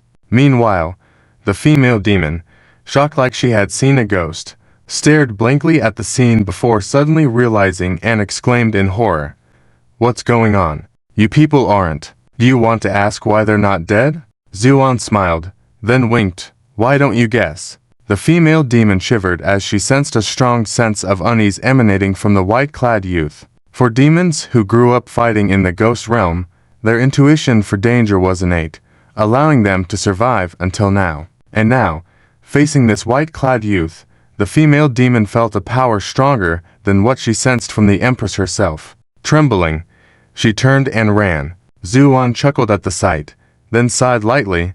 "Can you demons stop fleeing on sight?" With that, Zuan took a step, and in a flash, he was already in front of the female demon. The demon screamed in horror, but before she could react, Zuan had grabbed the hairpin, and her hand had turned to ashes unknowingly. Startled, the demon witnessed her hand crumbling to dust. At that moment, Zuan crushed the hairpin in his hand.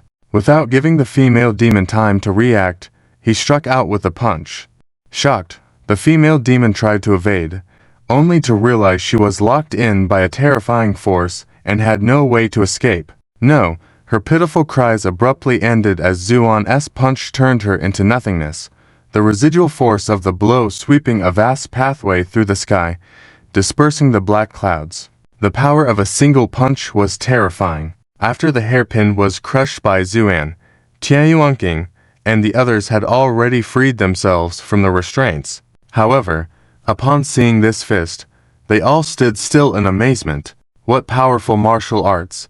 Tianyuanqing's eyes showed a touch of horror. On the side, Nyanzuk-sen was curiously sizing up Zuan. She noticed that this imposing white-robed young man seemed even younger than senior brother Fang. To have such formidable cultivation at this age naturally sparked Nyanzuk-sen's curiosity. Sensing someone observing him, Zuan couldn't help but turn his head and saw a girl with a curious expression. Judging from her aura, she was in the same sect as Fang Xing'an, so he nodded with a smile. Nyanzuk-sen shivered all over and then nervously lowered her head. She discovered that the white-robed young man's eyes seemed as deep and calm as the vast sea, making it hard to make direct eye contact. Her heart pounded, and a look of panic flashed across her face. She had never seen such profound and serene gaze before, feeling as if she could involuntarily fall into it if she looked for too long. At that moment, Fang Xing'an stepped forward apologetically and bowed. "Senior brother." This time, Tianyuanqing waved his hand. "No need to say more. This is all a trap set by the demons. As long as you and fellow Taoists are fine, it's good." Fang Xing'an respected and feared his senior brother because the Sword Elder was usually lazy, and many times the disciple's education was left to senior brother Tianyuanqing. So, this senior brother was considered a half-master, and apart from Nyanzuk-sen, no one in the Minxin Palace dared not fear him. Though he knew his senior brother wouldn't blame him, Fang Xing'an couldn't help but breathe a sigh of relief after hearing his words. By now, Nyanzuk-sen had also returned to normal, grabbing Fang Xing'an's sleeve and curiously asking, "Brother Fang, why did you delay so long in the grand competition? Also, what's the matter with that Taoist heritage divine cauldron?" This was a question Tianyuanqing and the others wanted to ask as well. Fang Xing'an smiled wryly at the question, then sighed lightly. "If I start talking about it, it will take a long time." At that time, the demon had taken possession of Lu Lingfan, secretly altering the symbols on the Taoist evolutionary divine cauldron, plotting a massive conspiracy to eliminate everyone participating in the Taoist grand competition. However, Zuan thwarted all these schemes. Yet, many had died in the divine cauldron, and even after falling into Zuan's hands, the demon remained arrogant, boasting that without her help, those who died could not be resurrected, and those alive would find it challenging to leave the cauldron. The demon proudly claimed that she had secretly modified the time symbols on the divine cauldron and activated them, causing time to pass much faster inside than outside. So even if they could safely exit, it would take a long time. By then, even the parsley would have cooled. Almost everyone was in despair at the time, especially the members of the Love Sickness Garden, who felt ashamed and indignant, because all of this resulted from Lu Lingfan losing his way, seeking advancement, and attracting demonic possession. Thus, without waiting for Zuan to speak, the Love Sickness Garden's master, Shamaoi, and others immediately captured Lu Lingfan with the sect's secret method, planning to deal with him after leaving the cauldron, obliterating his body and soul. Yet, all these did not help in the current situation. The demon was still laughing hysterically, believing that without her help, these people would be trapped inside. However, her triumph was short-lived. Zuin did not kill her but sealed a strand of her divine consciousness before saying, "Do you really think I can't handle a few symbols?" With that, he began to restore the symbols amidst the demon's terror-stricken gaze. Modifying from within and from the outside were two different things. The latter was much more difficult, as it involved directly invading the core of the symbol array with a massive divine consciousness. This was an extremely hazardous act, as a slight mistake could damage the soul. However, while it might be challenging for others, it was merely a small feat for Zuan. Within a few short hours, Zuan had restored the symbols to their original state. The demon, who had taken 3 years to tamper with the symbols originally, was dumbfounded by his speed. This disparity was too vast for her to comprehend. What happened next completely shut the demon up.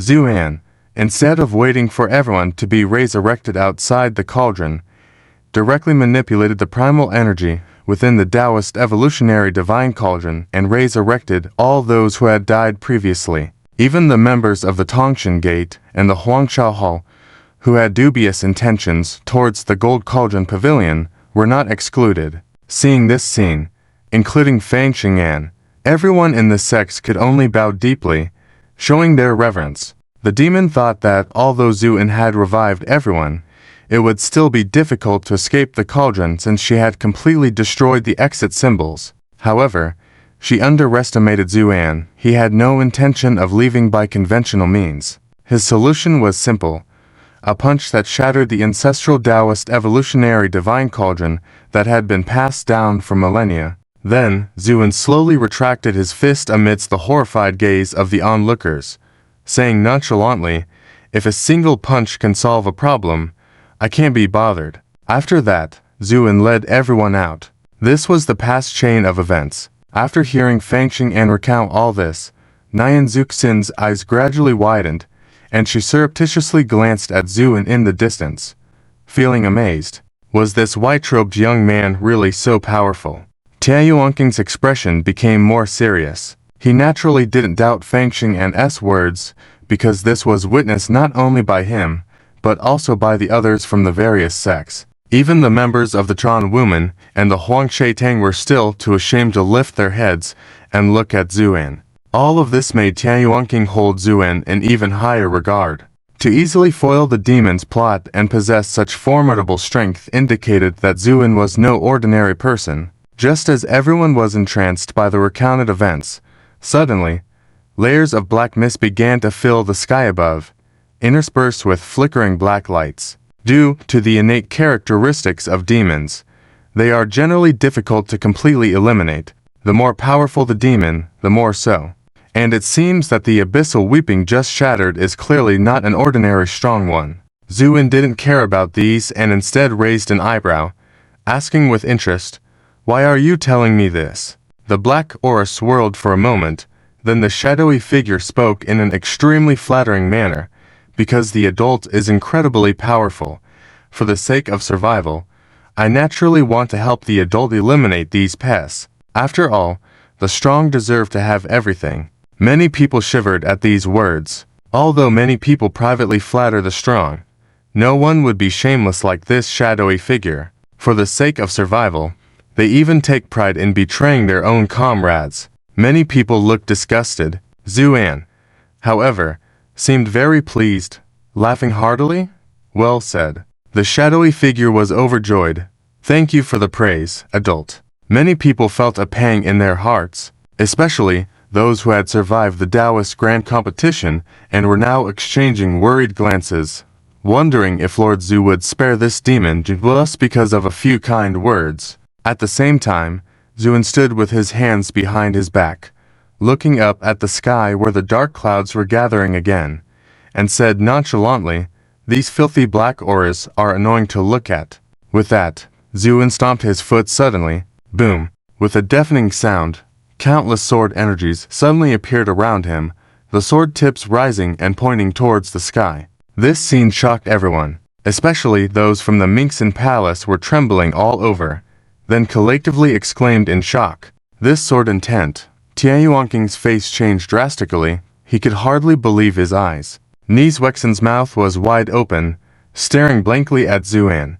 Being sword practitioners themselves, they could clearly feel the incredibly strong sword intent contained within the sky full of sword energies. This sword intent was so strong that it exceeded the imagination of many. At least Ni's Wexen felt that compared to these sword energies, her sword of snow intent was like a toy of a 3-year-old child, ridiculously insignificant. Astounding fist techniques, combined with such an overwhelmingly strong sword intent. Who exactly is this young man? That was the question lingering in the minds of everyone in the Minxin Palace. Meanwhile, Zuan pointed with his hand. The sword energies turned into an endless flood, crashing straight into the sky. Boom! After a loud sound, the sword energies exploded from the dark clouds in the sky, sweeping through like thunder in an instant. A desperate cry echoed through the entire world, but soon fell silent, and the sky was completely clear, without any remnants left. A long-lost ray of sunlight slowly poured down on everyone's faces, reflecting the shock in each person's eyes so vividly. Zuan seemed as if he had just done something insignificant, slowly withdrawing his gaze and smiling faintly at the now shrinking shadowy figure. "Now, have your colleagues perished?" The shadowy figure was almost scared to death by his gaze, barely steadying her mind and tremblingly said, "Adult, the abyssal weeping is already dead beyond resurrection. Even if the Empress herself came, she wouldn't be able to bring it back to life."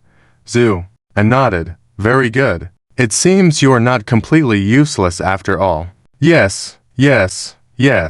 Adult, I can provide you with detailed information about all the demons invading this realm, and tell you their weaknesses, as long as you spare my life."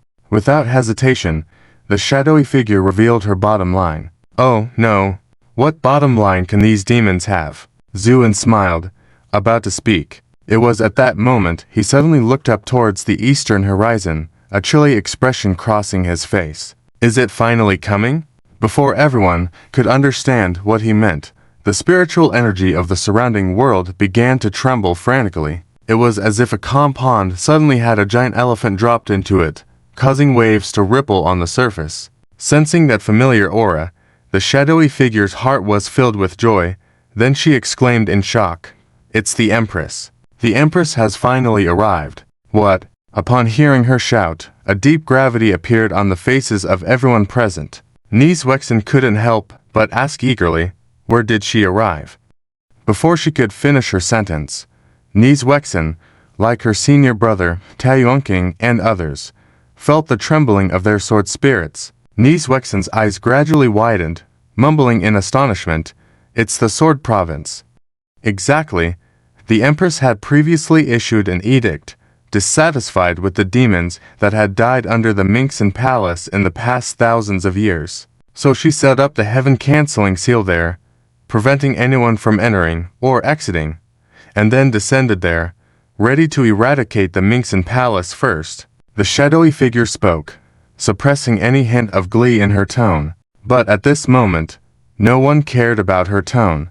Taiyuanqing took a deep breath, then clasped his fists towards everyone present. "Ladies and gentlemen, there are urgent matters in our sect. So, we will take our leave first." His words also awakened Ni's Wexen, Fang Xing'an, and others. All the disciples of the Minxin Palace were alert, preparing to wield their swords and leave. However, just as they were about to use their flying swords to depart, a sword intent suddenly blocked their way. Then Zuan said indifferently, "Do you think you can return to save your sect with just this?" While his tone was calm, his words were far from polite. Tianyuanking's face couldn't help but change slightly. "Friend Zhu, what do you mean by this?" Zhu and smiled, his gaze sweeping across the faces of everyone present, then said lightly, "The arrival of this so-called Empress is not something you and your Minxin Palace alone can resolve." Just as Tianyuanking was about to speak, the proprietress of the Second Heaven's Enchantment Pavilion, Emi Aiching, stepped forward, saying in a deep voice, "Mr. Zhu is right. The demon horde is too powerful, not something one sect can withstand, and the Minxin Palace is the leader of the 7 great immortal sects. It must not suffer any losses. Therefore, I've decided that everyone from the Enchantment Pavilion will follow you to the Minxin Palace to face this calamity together. The members of the Enchantment Pavilion all bowed. We obey the orders of the Pavilion Mistress. Emi King's declaration seemed to open the floodgates.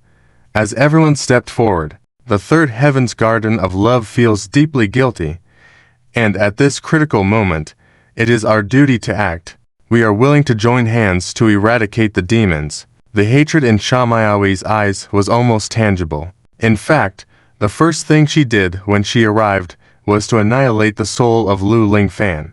Because of Lu Lingfan's actions, she almost killed everyone. If that had happened, not only would the Garden of Love be destroyed, but its reputation of thousands of years would be ruined. That's why she was eager to prove herself at this moment. Under the unanimous voices of the crowd, several major grotto heavens had already made their stance, then couldn't help but cast their gazes towards Zuan, Crossing Yeshu, and others. Although the Jinding Jay had always been the least influential one before, at this moment, no one dared to overlook him anymore, not only because of Zuan's sudden emergence, but more importantly, Crossing Yeshu's performance was also competent enough. Single-handedly eliminating the 5th and 6th grotto heavens was proof enough. Under the watchful eyes of the crowd, Crossing Yeshu, visibly excited, trembled slightly, while all members of Jinding Jay respectfully stood behind him,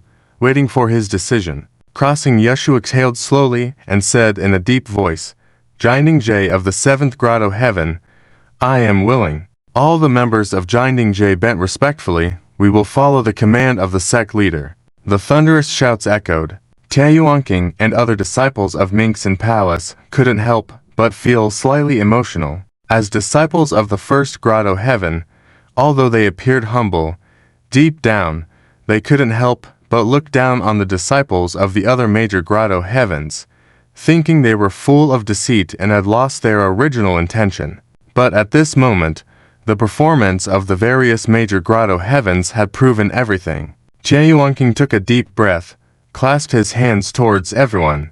"Thank you," Zuan smiled, then said, "Let's go," so as not to keep the so-called Empress waiting any longer. With that, he was the first to soar into the sky, transforming into a stream of light, flying towards the horizon. Seeing this scene, Taeyuanking and the others were momentarily stunned, but soon understood, easing their minds. If this white-clothed youth also took action, it would probably make it easier to overcome this disaster. Thinking to himself, as the radiance surged upwards, with the sword energy clearing the way in front from Minxin Palace, and various lights merging together behind, they headed mildly towards the central 1st grotto heaven, Minxin Palace, in this realm. Meanwhile, the entanglement sealed by Zuan in a corner couldn't help but feel a trace of glee and satisfaction inside. Haha, did these guys really think they could defeat the Empress just by numbers? They were too naive.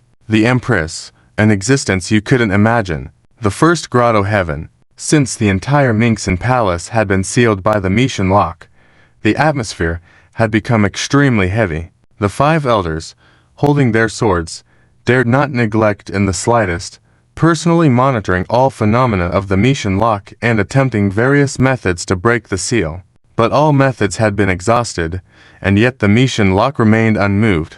This made the faces of the elders even more solemn, and the whole Sword Province was in turmoil. It must be noted that the situation in the 1st grotto heaven was different from the other major grotto heavens. The other grotto heavens all had dominance, and apart from that, there were only some noble families, with no real heritage. But the 1st grotto heaven was different. It gathered all the sword cultivators in this realm. Some wandering swordsmen even had strength no less than the true disciples of Minxin Palace. Therefore, when these sword cultivators saw that their grotto heaven had been sealed by some evil magic, they couldn't help but boil with anger. Damn it, what the heck are all these slender things? These monsters know how to play these evil ways. In a tea shack outside the town in the Sword Province, A burly shirtless man looked up at the sky with crisscrossing black chains, his anger palpable. The tea shop owner beside him trembled with fear, but didn't dare to approach, because there was a huge sword stuck at the man's feet. It was said to be a giant sword, because even though half of it was buried in the ground, it was still more than half the height of a person. It showed how large it was, and from the attire, it was clear that this old man was obviously a sword cultivator. This was not something an ordinary tea shop owner could provoke. At this moment, coincidentally, the tea shop owner's daughter came out from the back with a bowl of hot soup noodles, but before she could place it on the table, the shirtless man yelled in anger, frightening the girl, who shivered, dropping the bowl onto the floor, shattering it. The loud sound attracted the attention of the people in the tea shack, including the shirtless man, who stopped scolding and turned to look at the girl. The girl, pale with fear, trembling all over, was speechless. The tea shop owner trembled, but stepped forward to protect his daughter, tremblingly saying, "Gentlemen, I am sorry. My daughter was ignorant and disturbed you." The shirtless man muttered, "Silly little girl." Then, he turned back to continue scolding, but his voice had already lowered. The tea shack father and daughter secretly sighed in relief, as ordinary people, although also fearful of the strange happenings in the sky, had to carry on with life. Therefore, when this shirtless man didn't blame them, they naturally breathed a sigh of relief. But just then, the light in the sky that had already appeared somewhat dim because of the mission lock became even darker. This anomaly naturally made everyone in the Sword Province look up at the sky. Soon after, in the dense black cloud in the center of the azure sky, gradually, points of light shone out. People couldn't help but widen their eyes, and the elders of Minxin Palace, especially, had their faces change color. At that moment, a intense sword into the sky, dragging a long tail of light and with a resplendent appearance, struck directly at the demon moon. "Old 5, the sword-holding elder exclaimed. Yes, the one who drew the sword was none other than the most impulsive sword elder of Minxin Palace, Shijian.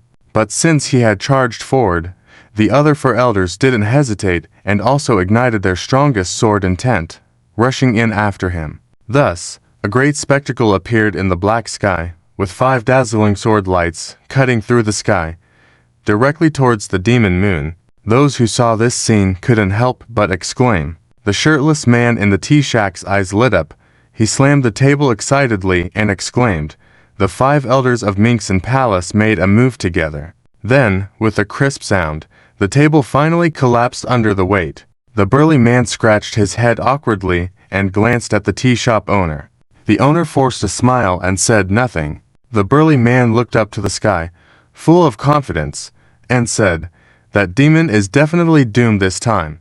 Before he could finish speaking, the crimson demon moon suddenly began to change shape and in an instant transformed from a full moon into a throne of white bones. On top of the throne, a figure was slowly appearing. At the same time, 5 sword auras had already rushed close.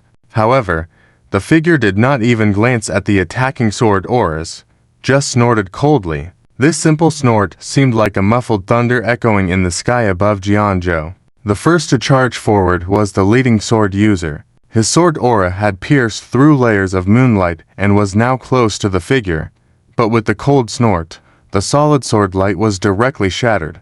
The leading sword user groaned and was also blasted away. Following suit, the other 4 sword users faced the same situation. Thus, the powerful sword auras that just moments ago seemed invincible were all blasted away before even reaching the figure, flying several miles away. After they stopped, all 5 people vomited large amounts of blood, especially the leading sword user, whose sword aura had dimmed even in his eyes. At the same time, the figure above the bone throne finally appeared. She was a petite and unforgettable woman dressed simply. She sat with her legs crossed, holding a long smoking pipe. She glanced at the 5 sword users in the distance and coldly smiled. "Is this all that's left of the Minxin Palace now?" Her voice resounded throughout Jianzhou, making everyone's hearts tighten.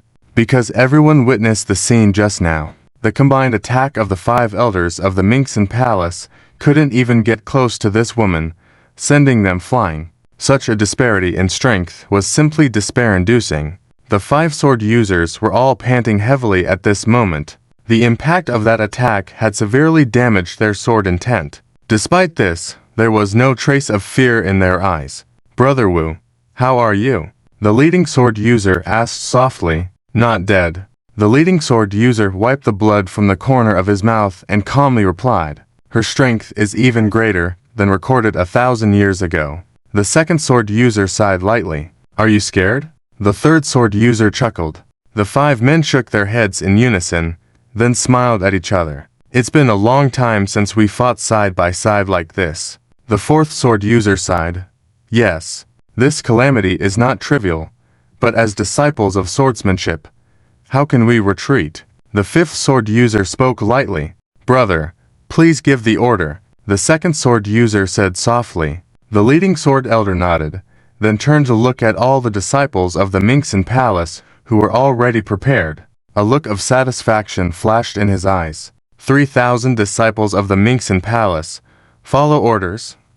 Yes. All the disciples of the Mingxin Palace shouted in unison, shaking the surroundings. "Unsheath your swords," the leading sword elder commanded. With that order, the 3,000 disciples of the Mingxin Palace all raised their heads. There was no fear on their faces, young or old.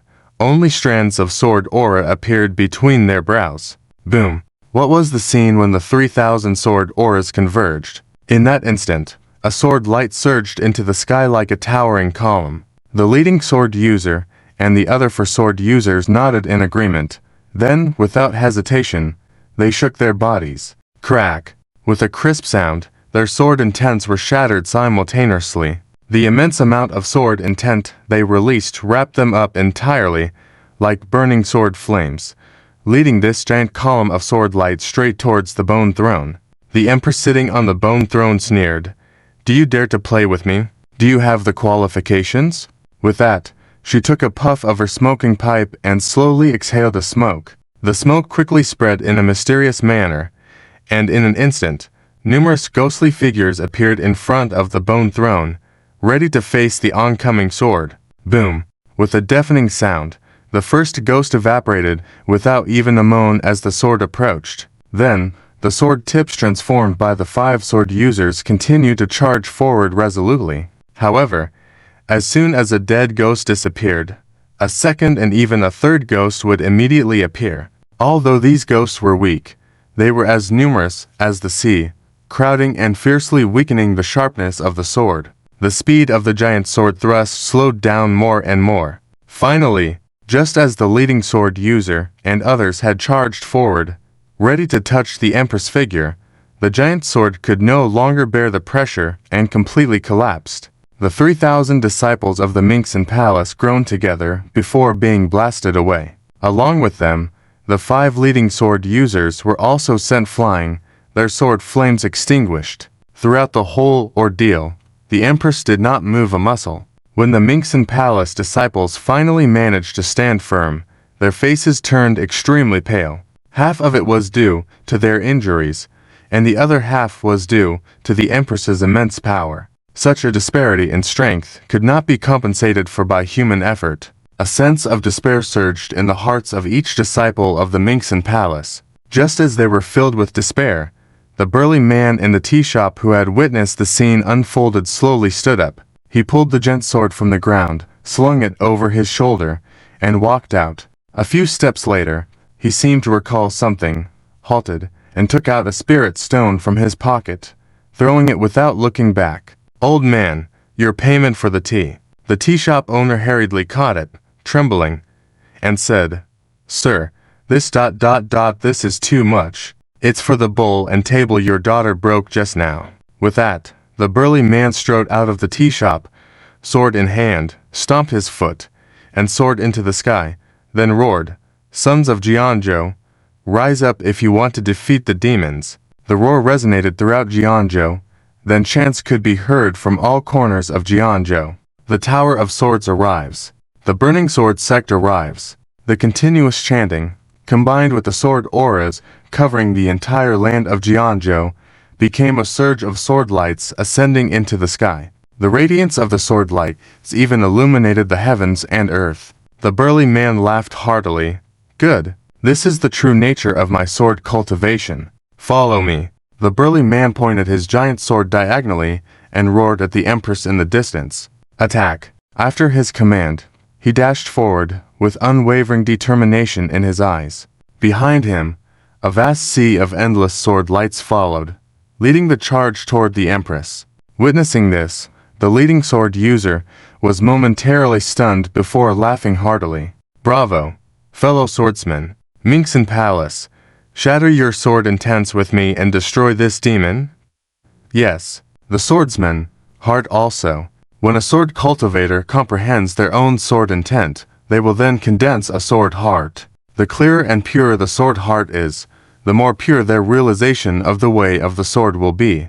The purer the path of the sword, the stronger the power will be. It can be said that the sword heart is an extremely important existence for sword cultivators. Therefore, once it shatters, an extremely terrifying killing force will erupt. At this moment, 3,000 disciples under the Bright Heart Palace simultaneously shattered their sword hearts, and the condensed sword intent rose to the sky, shaking the heavens and earth. The 5 people who had just shattered their sword hearts did not hesitate to burn all of their cultivation, because they all knew that if they did not eliminate the newly arrived Empress at this moment, a calamity that would devastate all living beings would await this world once her power became completely stable. So they would rather pay the price of their lives to eliminate this Empress.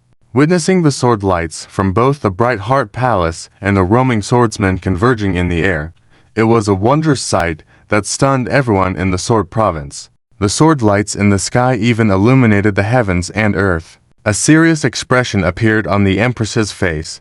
Indeed, a group of sword maniacs, willing to shatter their sword hearts to deal with me. Unfortunately, you still do not understand what true strength really is. With a few cold laughs, a black mist appeared in front of her, within which budding higgan flowers emerged. Swaying in the mist, these higgan flowers bloomed slowly, forming a vast and eerie, yet beautiful, crimson sea of flowers. At the moment the flower sea formed, the river of sword che had already rushed close. When the two collided, there was no sound. Even in that instant, it seemed as if time had stopped. Sword lights ceased, and the flower sea remained silent. But in the next instant, this strange scene shattered with a deafening roar. A soundless shockwave spread instantly, purifying the entire heavens and earth. Much of the boundless flower sea was destroyed, but in contrast, at least 90% of the brilliant radiance of the river of sword che also perished. Many weaker sword cultivators couldn't even manage a breath and were knocked away by these fantastical demon flowers. Swords fell like rain for a moment, but the sword bearers did not give up, as they all roared in unison. Then, the sword bearers, listeners, sharpeners, sword wielders, and many powerful swordsmen, including the bare-chested man, all transferred their entire sword intent to the leading sword representation. In an instant, the sword intent on the representative sword, and if it wasn't for his extreme purity of heart, he might have burst from this immense sword intent. After doing all this, including the sword bearers, all of them fell due to exhaustion. In the sky, only the representative, shining with dazzling sword light that one could not directly look at, remained. The representative understood that everyone had done their best. They had given him their strongest sword intent. This would be the final strike. So his eyes shone like stars, and he roared with bloodshot eyes, the Millennia Legacy. Right at this moment, demon, meet your end. With that, a gigantic sword that almost pierced the sky instantly took shape, then descended with an unbelievable speed. Where it passed, the space was cleaved into a massive ravine. Faced with such a strike, the Empress finally moved, but then she coldly smiled.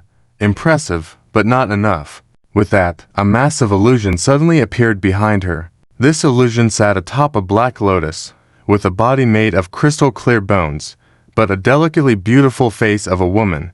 However, the eyes of this illusion were closed. Yet even so, the appearance of this illusion caused the surrounding heavens and earth to tremble violently. Meanwhile, the giant sword approached. But at that moment, the two bone arms of the illusion suddenly lifted up. The two giant palms came together, directly catching the descending immense sword. Boom! A wave of monstrous energy from inertia swept around. Those who had hoped the strike would succeed were dumbfounded, especially the sword bearers, who were stunned for a moment. Then they all shouted, "Number 5, retreat." However, the representative seemed to ignore the shouts of the sword bearers and just roared, "Attack." With that command, the enormous sword shattered and exploded into a sky full of sword intent, completely enveloping the Empress within it. Along with the explosion, the representative's body also disintegrated. Number 5. Elder Representative. Amidst cries of shock, tears instantly began to flow from many people's eyes. But at this moment, all sword cultivators had lost the ability to fight again. Did the strike work? Just as many people were beginning to entertain this thought, a voice full of panic and rage came from within the shattered sword radiance. "A group of lowly ants dare to harm me. I will wash this heavens and earth with blood." With the shouts, the light dissipated instantly, revealing the Empress's form once more. But now, she lacked the composure she had just displayed, and the bloody mark on her forehead made her look somewhat disheveled. Yet, that was it. Paying such a high price, even with the representative willing to self-destruct, only left this Empress with an inconsequential superficial wound. Everyone's hearts sank to the bottom. The Empress looked at the many swordsmen who had fallen to the ground to exhaustion, with a wicked smile. "Aren't you all always saying you want to protect this land? Today, I will bathe this place in blood in front of your eyes." With that, she stomped her foot and shouted, "Come out, all of you." Boom! With a stomp, the surrounding space began to tremble, revealing pitch-black cracks. Gusts of cold wind billowed out, and then huge spectral hands began to emerge from the cracks, quickly occupying most of the sky, and then bowing in front of the Empress. "Empress." The Empress grinned, pointed to the entire sword province beneath her feet. "Kill everyone here. Leave none alive." Yes. With the command given, the sky was filled with eerie chuckles as the ghostly figures rushed towards the sword province. Seeing this scene, the sword bearers and others, overwhelmed by anger and despair, couldn't help but start coughing up blood. "How dare these monsters?" The Empress laughed heartily. "Let's see if I dare or not." As for the entire sword province, it was trembling under the shroud of the pervasive ghastly aura. Inside a tea house, a father and his daughter clung tightly to each other, the little girl trembling with fear, huddled in her father's arms, saying, "Dad, I'm scared." Although he wanted to act on his thoughts, these descending demons and ghosts did not give him the opportunity at all. A demon towering thousands of feet high didn't even bother to spare a glance at these ants, just blowing a breath. The small tea shack was overturned by a fierce gust of yin wind, and the tea shop owner held his daughter tightly, barely managing not to be blown away. Perhaps out of extreme fear, he waved his kitchen knife with all his might and shouted angrily, "Evil creatures, come at me. Let's fight." The demons heard the shout, looked down, and saw a mortal frantically waving something. They sneered, then lifted their foot to stomp down. For beings like them, cultivators were mortal enemies, and ordinary people weren't even considered ants. But just as its foot was about to descend, a cold snort filled with infinite anger resounded from a distant place, instantly echoing throughout Jianzhou. Where the sound waves passed, the demons who had been brimming with murderous intent froze in place. Then, a look of horror gradually appeared in their eyes, as if they couldn't understand why this was happening. But that was the end of it. A series of crisp cracking sounds continuously emanated from within their bodies, and cracks began to appear on the huge bodies of these demons. Bang! It was as if someone had pressed a detonator, and almost simultaneously, these countless demons exploded, turning into a sky full of debris. This scene left everyone dumbfounded. The tea shop owner, who had been preparing to die with his daughter in his arms, widened his eyes in confusion, not understanding what was happening. All the sword cultivators, who had fallen to the ground unable to move due to exhaustion, wore equally shocked expressions. At the same time, the Empress herself was also stunned, then abruptly turned her head and angrily said, "Who dares to kill my subordinates?" "Heh heh, your subordinates." A cold laugh was heard. A streak of light dashed from a distant part of the sky. Its speed was so fast that many people hadn't even reacted before it appeared in the scene. After coming to a stop, the radiance dissipated, revealing a young man dressed in white inside. As soon as this young man appeared, a low murmur spread throughout the crowd. Though no one had seen this young man before, judging from his speed and the aura naturally emanating from him, he was no ordinary person. However, the faces of the sword-holding individuals remained solemn, because this ghost cult empress was no longer an opponent that ordinary strong individuals could match against. And although this young man looked powerful, how could he alone be her match? Sharing the same thoughts were the empress herself. She had been a little nervous just now when the cold snort had eradicated all the demons, but the sight of just a young man made her put down a big stone in her heart and then smirked. "And who are you, me?" The white-clad young man gazed at the empress, a glint in his eyes, and then smiled faintly. "I am Zuan." Zuan. Upon hearing this name, many people looked puzzled. The sword-wielding individuals exchanged glances, feeling that the name sounded familiar. Suddenly, the elder with the sword exclaimed, "Could it be that you are the Zuan who was rumored to have killed the two previous heads of the Jingding Pavilion?" As he was usually responsible for intelligence and the sex records, naturally, he had heard the rumors about the Golden Light Cave's past. Upon hearing this, many people's hearts sank further. Golden Light Pavilion ... wasn't that a sect that perennially ranked last among the 7 major caves? Though this young man had killed 2 heads, relying solely on him, how could he be a match for this empress? Yet the eyes of the sword holders lit up, because they had heard that this Zuin had participated in the traditional Dao competition, and now that he suddenly appeared, did it mean that those who participated in the competition were safe? Sensing their thoughts, Zuin lowered his head and smiled slightly at them. "Are you ... the sword cultivators of the Minxin Palace?" Upon hearing Zuan's words, many people frowned slightly because his tone sounded awkward and exuded a sense of arrogance. However, the sword-wielding individuals paid no attention to this and nodded one after another. "Yes, Zu. This friend Zu. How are the friends from other caves and my disciples doing now?" Zu, and smiled. "They are all coming here, but I thought they were too slow, so I came first. Fortunately, as I came in time, it wasn't too late." Upon hearing that other caves and his disciples were safe, the sword holders relaxed most of their worries. Then, as if recalling something, one of them suddenly raised his head and shouted, "Friend Zu, you better leave here quickly and tell others not to come here. After all, we need to preserve our strength." His words reminded the elder and many others. "Yes. Leave this place quickly. You are not a match for this empress. Preserve the fire seed. Don't act impulsively." These shouts rang out one after another. Many people looked at Zuan with anxious eyes. The empress, however, sneered, thinking of leaving. "Do you think he can even leave?" With her words, the surrounding sky and earth began to be shrouded in layers of black mist, where the enchanting Higan flowers faintly revealed themselves, quietly sealing off the entire world. This scene caused the hearts of the sword holders to sink. But Zuin unexpectedly laughed. "Leave? Who said I was leaving?" Moreover, Zuan's eyes flashed with a cold light. "You have a familiar scent to me. So, you will not be leaving today?" The empress felt like she had misheard, slightly stunned, before turning anger into a smile. "Kid, do you know who you are talking to, Zu?" And smiled, a hint of strangeness in his smile, and then sighed lightly. "Actually, that's a question I should be asking you." Then Zuin shook his head. "Forget it. Judging from your appearance, you shouldn't have had the qualifications to know about my existence at first.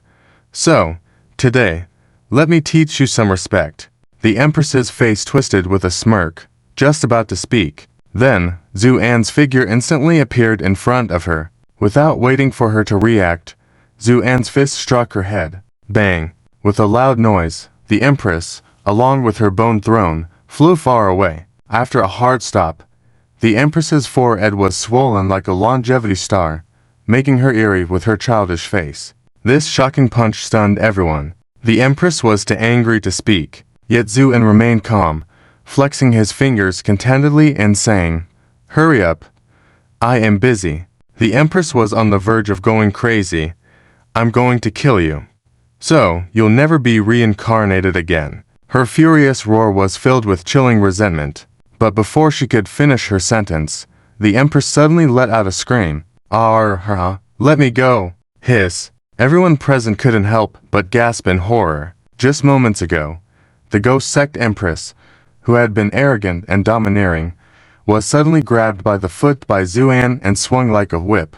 The Empress let out screams and frantically tried to use her cultivation to fight back against Zhuan. She was horrified to find that all her efforts were ineffective under the control of this white-clothed young man. A fear like never before arose in the Empress's heart. What was going on? Why were all her cultivation techniques ineffective? Who exactly was this Zhu surname person? Just as she was filled with uncertainty and fear, Zhuan calmly said, "Get out of the way." The crowd on the ground quickly made way. At the same time, Zhuan grabbed the Empress's leg and forcefully slammed her down. "Ah!"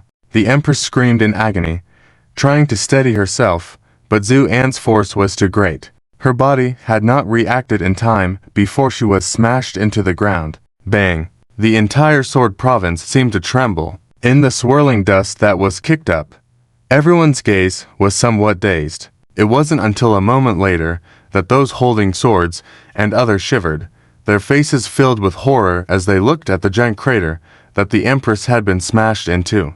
Can one really fight like that? Just grabbing the Demon Empress's foot and slamming her down like that? It was simply unbelievable. Just now, they had gathered the combined sword power of all the sword cultivators in Sword Province, and only managed to slightly injure the Empress. But now, in the hands of this Zhuan, why did this Empress suddenly become so fragile and vulnerable? As these sword cultivators stood there in a daze, filled with various thoughts, a beast-like roar suddenly came from the ground beneath their feet. "I'll kill you." With those words, the giant crater suddenly split open on both sides, and countless black rays burst out, all aiming directly at Zhuan in midair. "Be careful." Many people couldn't help but exclaim. Zhuan, however, didn't even glance at these incoming black rays, just looked down at the giant crater, a hint of excitement flashing across his face. "Is this the way to do it? Otherwise, it would be too easy, and I wouldn't feel accomplished at all," Zhuan murmured softly. As for those black rays, they couldn't even get close to him and were directly evaporated into nothingness. Just then, a huge figure suddenly rushed out from the giant crater and pounced on Zhuan with thunderous force. Where it passed, it seemed to shatter even the space itself. Under the locked-in aura, the surrounding heaven and earth instantly became extremely dark. In the world, there was only this white-boned demon king emanating a shimmering light. Holding the sword looked extremely serious. The second form. This is the second form of the Empress recorded in the Sex Classics. At these words, everyone's hearts sank to the bottom, because many of them had heard through various channels about the great battle between right and wrong that had caused heavy losses to the 7 major caves. And in many legends, when this demon Empress revealed her second form, her power increased exponentially. Many leaders of the past died under this second form. Just now, the Minxin Palace had gathered all the power of the sword cultivators, but still couldn't force out this form. Now this young man was facing it alone. Wasn't it even more dangerous? Thinking of this, everyone's hearts instantly rose to their throats. At this moment, the Demon Empress had flown into the sky and sneered. "Kid, you can be proud that you forced me to show this form, but you're still going to die. I will dig out your soul and trap it under my seat, letting you suffer eternal pain without release." Zhuan raised an eyebrow slightly. "Oh, is that so? I hope you can still talk to me in that tone later. HMPH, you dare to be arrogant even at the brink of death." Abyssal slaughter. The Empress obviously hated Zhuan to the extreme, and as soon as she acted, it was a devastating killing move. With a command, the nearly infinite black energy instantly transformed into terrifying weapons, and the surrounding world turned into a bloodthirsty prison. The targets were all aimed at Zhuan. Amidst this overwhelming sea of black waves, Zuan's figure appeared remarkably fragile, to the point where it seemed he was about to be torn apart and devoured by darkness at any moment. Many people felt despair at this scene and couldn't bear to look any longer. In their eyes, this white-clothed young man was surely doomed this time. But just as these attacks were about to reach Zuan, even blowing his hair wildly, Zuan slowly raised his head, his eyes cold as ice. With so much violence, how many souls have you massacred? With this question, the violent black tide that was about to swallow Zu and whole instantly disintegrated and turned into nothingness. The Empress, who had been so confident that Zuan was certain to die, simply couldn't believe her eyes and then screamed hoarsely, "How is this possible? How could you break through my move?" Before she could finish her words, Zuan took a step forward, appearing in front of her in an instant and said coldly, "Now, it's my turn." With that, Zuan reached out and grabbed her arm, then casually twisted it downwards. With a cracking sound, this arm, which had transformed into a thick, nearly 10-meter-long white bone, was easily torn off by Zuan. The Empress let out a deafening scream, "Zu," and remained unfazed, tossing the arm aside, causing a large crater to form on the ground. Full of fear, the Empress had lost all fighting spirit and just wanted to get away from Zuan. But before she could escape, Zuan didn't give her the chance. He reached out and grabbed her other arm. "Now, enjoy the time ahead slowly," Zuan said lightly, then twisted the hand, holding the arm forcefully. With each snap like a firecracker bursting, Zuan violently extracted the Empress's other arm. The intense pain made the Empress's screams even more piercing, and her huge body struggled in agony, trying to break free from Zuan's control. But Zuan didn't give her a chance. He raised his eyebrows, lightly saying, "Be quiet." Everyone watched in shock, with some timid individuals even trembling all over. Is this really happening, or am I dreaming? The Demon Empress, who repeatedly invaded this realm, even gathering the power of the 7 great celestial realms, couldn't completely destroy her, was actually completely suppressed by this white-clad youth, and it seems like he's going to tear her apart bit by bit. This is simply too unbelievable. Just as everyone was dumbfounded, Zuan deftly removed the Empress's ribs. Looking at the huge bone skeletons piled on the ground, even the experienced swordsman couldn't help but swallow nervously. "Oh, old four, can this Demon Empress be completely eliminated like this?" the swordsman asked tremblingly. Eugene remained silent for a moment, then shook his head with a bitter smile. "I don't know, but I've never seen such violent methods before." Hearing his words, everyone looked up at the sky, watching Zuan, who was enthusiastically grabbing the Empress's legs, and couldn't help but fall silent. "It seems a bit violent, but it feels really satisfying." It's known that the Demon Clan always saw the human race as food, and over thousands of years have repeatedly invaded this realm, killing countless beings. In the past, it was this Empress who used all kinds of cruel methods to deal with the human race. Now that it's her turn, everyone naturally feels quite gratified. At this moment, there was a loud bang, followed by a violent tremor. When everyone looked up again, they saw that the Empress's legs had been broken directly from the knees, and the broken legs fell to the ground. She was writhing in intense pain. Although no sound could be heard, everyone seemed to hear her screams. Many people's faces turned pale, involuntarily taking a few steps back. At this moment, Zuan clapped his hands and said lightly, "How does it feel?" Upon hearing his words, the once arrogant and vicious Demon Empress looked up, her eyes filled with fear and dread. Zu," and raised an eyebrow. The Empress trembled in fear and quickly forced a smile, showing a flattering expression. Seeing this scene, everyone's mouths slightly opened. The contrast was just too immense. Previously, the Empress was a nightmare for everyone in this realm, but now, she was being fawningly treated by this white-clad youth. This stark contrast made many people feel a sense of extreme absurdity. Just then, Eugene suddenly shouted, "Elder, please don't be deceived by these demons, especially this Empress who has been torturing this realm for thousands of years. Countless lives have died at her hands, so please do not let her go." His words reminded many people, "That's right. These demons are not part of the human race. They are soulless beasts." People began to shout, eyes flashing with deep hatred. Seeing this, the Empress panicked. At this moment, she truly feared Xuan, who seemed to appear out of nowhere. Suddenly, Xuan lowered his head and whispered softly in her ear, "Do you see that? It seems like people don't like you very much." The Empress trembled, her broken mouth moved. But at that moment, Xuan decisively stepped on one of her legs, grabbed the other, and said lightly, "I have a phrase that you might like. I'll give it to you now. Welcome to hell." With those words, Xuan's arms shook, and with a sudden shout, "Go!" Crack! With a series of continuous explosions, the Empress struggled in pain, her eyes full of bitterness. But all her struggles could not change her fate.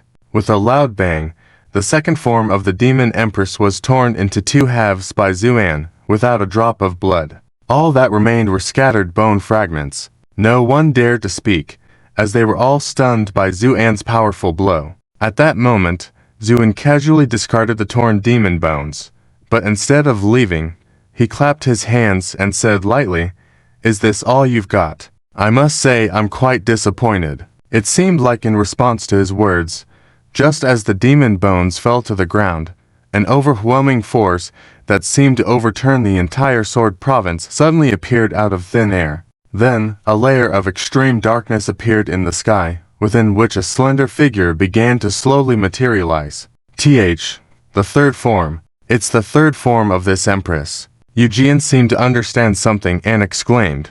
The elder beside him shivered, not out of fear, but because of this aura. Immortal King's might. He murmured softly, his eyes filled with horror. Only the might of an immortal king could cause such signs of destruction to the heavens and earth. It seemed as if Xuan heard his words. He stood above the sky without being moved by the imposing aura, and instead, gave a faint smile. "You're wrong. This so-called pseudo-immortal king doesn't even compare to a true immortal king. It's just a pseudo-creation made through treasures and secret techniques. Am I right?" As Xuan spoke, the woman appearing in the darkness let out a cold laugh. "You're right, but you've forgotten that even a pseudo-immortal king is still an immortal king. And you will pay 100-fold for everything you've just done." The woman's current form was neither demon nor human but a phantom spiritual form. However, in her eyes, one could still see the resentment and cruelty. Xuan's previous actions against her demon form had filled her with extreme anger and humiliation. As a figure of extremely high status, she had never been humiliated like this before. So now, she could barely contain her urge to swallow Xuan alive. As for the audience, they were trembling. Despair filled everyone's hearts, because as the Empress said, a pseudo-immortal king is still an immortal king. Such a gap in power could easily kill everyone present and might even destroy the entire Sword Province. Just then, Xuan suddenly flashed next to the Empress. Before she could react, he whispered something in her ear. In an instant, the Empress's eyes widened in shock, a look of unprecedented fear on her once resentful face. You, Xuan smiled, then lowered his gaze, saying calmly, "Now that you know who I am, it's time for your own judgment." His voice echoed through the entire area, and many people's eyes widened in disbelief, unable to trust their own ears. Boom! With the disappearance of this female emperor, the dark clouds covering the sky quickly dissipated at a visible speed, and the seal of destruction that had sealed off the entire fairyland instantly disintegrated. After this series of huge changes, everything finally returned to silence, and this first fairyland has already returned to its original state. Everyone who witnessed the whole process was dumbfounded, as at this moment, they had fallen into deep self-doubt, because they could not believe that all of this could actually be true. The demonic female emperor, known for her fierce and brutal reputation, who even left extremely tragic records in the history of the 7 great fairylands, actually died like this. And it was in front of this young man in white. If someone had told these people present about this before today, not a single person would have believed it, because it was just unbelievable. But now, All of this had truly happened right in front of them. Just as everyone was caught in shock and unable to extricate themselves, Zuin raised his head and coldly smiled towards a certain place in the void. Is this really how it is? Old friend, it seems that not only me, even your authority has been seriously compromised. Zuin murmured softly, a deep meaning flashing in his eyes. At the same time, a torrent of light appeared from the distant horizon, rushing towards this place mightily. Seeing this scene, the sword holders and others were all stunned. Then a look of joy appeared on their faces, because they could feel that the more than 10 sword lights in the forefront were none other than their disciples. Right. In an instant, the sky was filled with light and approached closely. When it finally stopped, it was Tianyuanqing and the people from the other 6 fairylands. These people had traveled a long way, but each of them had a look of determination, especially Tianyuanqing and his group. Their hearts were burning with impatience. Although Zuin had already returned ahead of them, in the eyes of Tianyuanqing and the others, even if he was strong, he was still just one person. To completely destroy the incoming demonic female emperor, they still needed to rely on the collective effort of everyone. So all the way here, they were eager to return to Sword Province as soon as possible. However, when they arrived, Tianyuanqing and the others were suddenly shocked to find their master and others standing on the ground. Although they looked weak, they were all unharmed. The only one missing was the 5th senior brother, Senior Swordsman Shai. What was going on? Just as this question arose in the hearts of everyone, Nizudin couldn't help but ask Zuan, Mr. Zhu, you came back early. Where is that demonic female emperor now? Yes. Hasn't that female emperor arrived yet? That's great. We can set up defenses in advance. Fengxing couldn't help but sigh with relief. Only Tianyuanqing remained silent, as he was staring at the large pit on the ground in a daze. Zhu, and shrugged, and calmly said, There's no need to look for that female emperor anymore. She's already dead. Dead. The eyes of the crowd widened instantly. Zhu, and nodded. What about the body? Nizudin still couldn't believe it. Zhu, and pointed to the massive white bones on the ground. They're all over the place. The people who had come were all plunged into deep self-doubt in an instant. They had been prepared for a fierce battle. Some were even ready to sacrifice themselves to stop the invasion of the demonic spirits. But they never expected Zuan to show up early and actually eliminate this notorious demonic female emperor. No one dared to doubt the truth of all this, as the expressions on the faces of the swordsmen standing on the ground told them that everything was real. Nizushin's mouth hung slightly open, looking at Zuan, who stood there smiling. Her shock and disbelief were beyond words. She suddenly realized that Zuan was shrouded in countless mysteries, especially his strength. How powerful must he be to kill a demonic female emperor in such a short time? As for Sheng Miaotong, who had followed the team, she stared blankly at Zuan, her thoughts fluctuating like waves, from initial curiosity to later admiration, and now she suddenly realized how ridiculous her and her father's previous thoughts were, like an ant on the ground speculating about the dragon in the sky. In the end, Sheng Miaotong slowly lowered her head, bearing certain emotions deeply in the depths of her heart, without any more expectations. At the same time, a faint black shadow was quietly disappearing into the void. Zuan's eyes flashed, and he said casually, What? You want to leave already? With that, he waved his hand. The black shadow that had already disappeared into the void half was instantly brought back to Zuan. Before Zuan could say anything, the black shadow pleaded desperately, Please spare me, sire. Please spare me. As the shadow spoke, it staggered as if it was about to collapse, seeming to be on the verge of breaking down. In fact, the shadow was already terrified. On the way here, because of the slow speed of the group, Zuan had gone ahead to Sword Province alone. Whether intentional or forgetful, Zuan had actually left this sealed soul of the shadow behind. The shadow was ecstatic, but did not attempt to escape, instead following the team. In her view, Zuan was simply seeking death, daring to go against the female emperor, and even went to Sword Province alone. She had thought he was clueless about death. As a demonic spirit under the female emperor, with the hatred bound by Zhu An's seal, she naturally wanted to follow and see what fate Zhu An would meet. However, she was shocked to discover, when she arrived here, that the seal of destruction was gone, the dark clouds were gone, and even the aura of the female emperor had disappeared.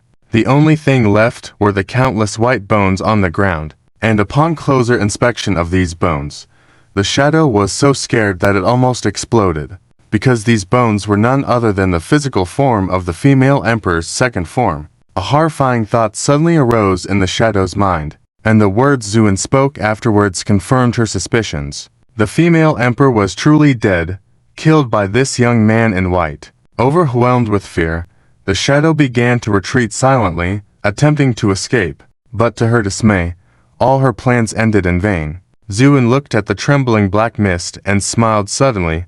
"Spare you." The haunting figure let out a sigh of relief, then smirked. "Sir." But before the words could even land, Zhu An suddenly grabbed her. Bang! The haunting figure was directly crushed in his grip, and a sound filled with resentment and unwillingness echoed in all directions. "Zhu surname, you are so ruthless."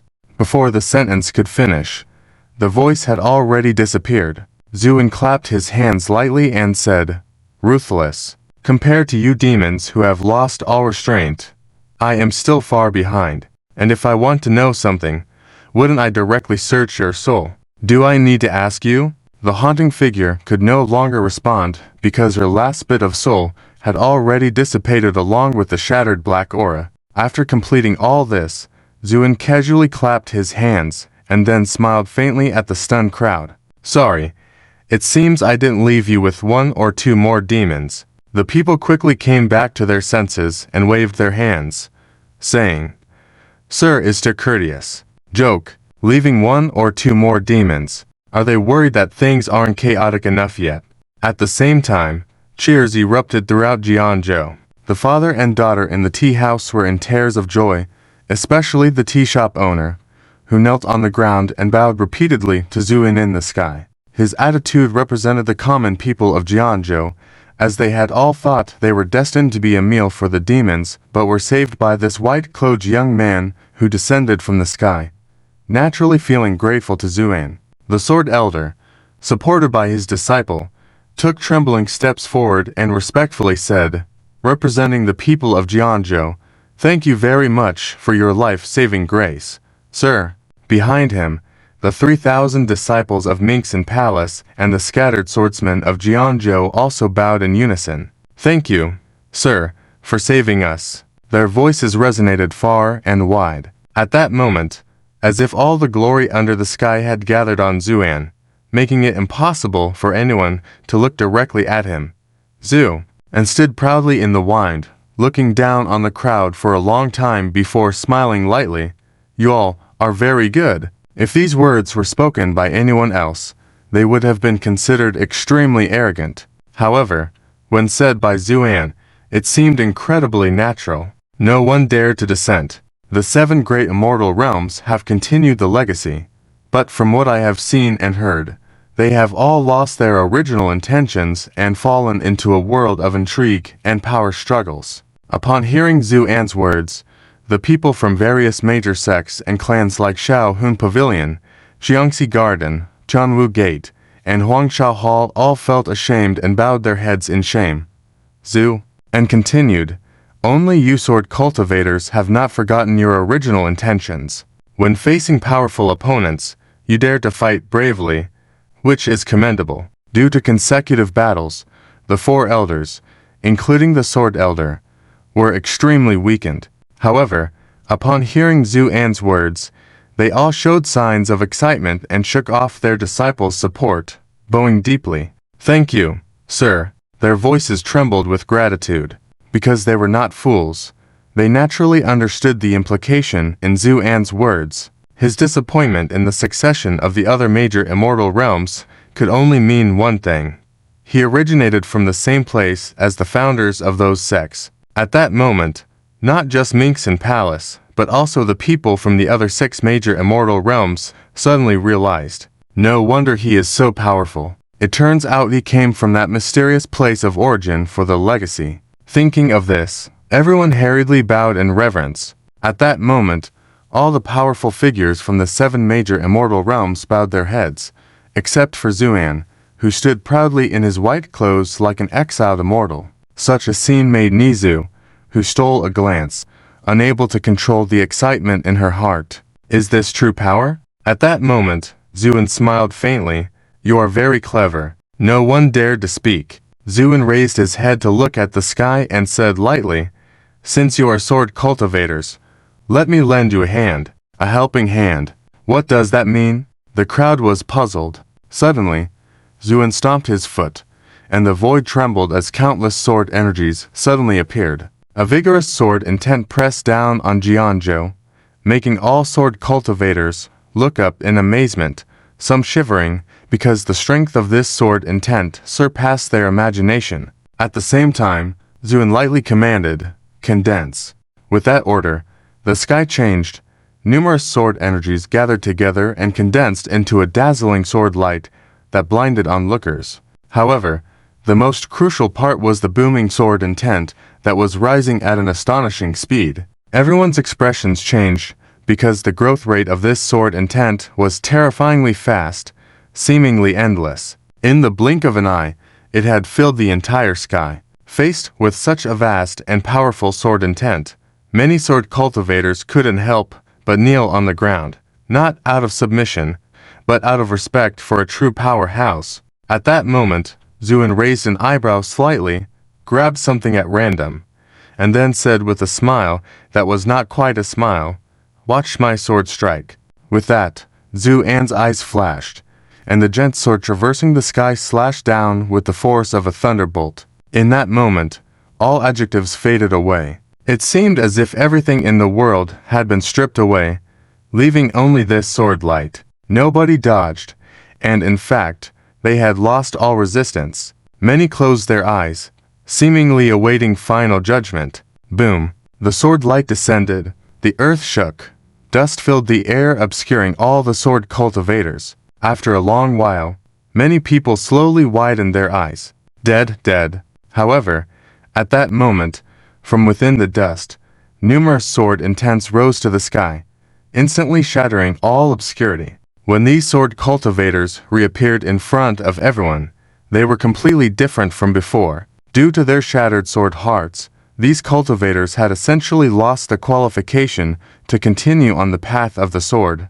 and their survival had become uncertain. As for the sword elders, the burning of their cultivation had left them immensely weakened. It could be said that, without any surprises, Minxin Palace would now falter, and even the possibility of its disappearance was unknown. But under Xuan's earlier strike, everything changed. When the sword light descended, all the sword cultivators felt an unimaginably intense sword intent rushing into their bodies, directly repairing their already shattered sword hearts and even elevating them by more than one level. As for the sword elders, they benefited even more. Their cultivation had already reached a critical breakthrough point, and due to their limited talent, they may have never hoped to break through in their lifetimes. The sound shook the heavens, and the sword territory quivered lightly. Such momentum made the people of the other 6 major caves and heavens in awe.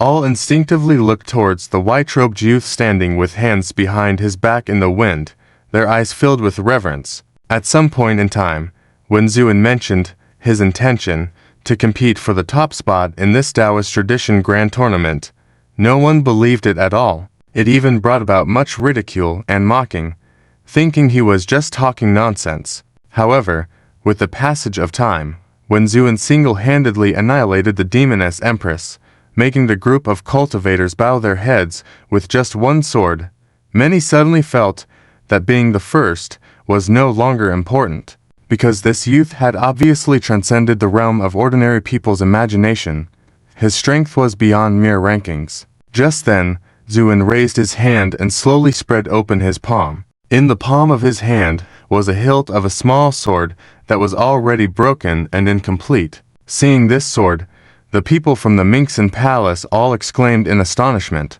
It's Elder Shijian's sword intent. Elder Shijian isn't dead. Among the exclamations, several elders, including those holding the sword and listening to the sword, were even more excited. Zuin smiled faintly. Just after I slashed this sword, I suddenly discovered a trace of sword intent in the heavens, but it was about to dissipate, so I grabbed it. It seems that this belongs to someone from your Minxin palace. The one holding the sword nodded. Yes, this is the sword intent of my fifth elder brother. He willingly sacrificed himself to destroy the demon as before. Oh, truly loyal, Zuin said casually. Master, is there a way to revive him? The one holding the sword looked at Zuin hopefully. The rest of the people also ignited with hope. After all, Zuin had already given them too many surprises. Zuin shook his head. There is no hope. His physical body has shattered, and not even this remaining sword intent is complete.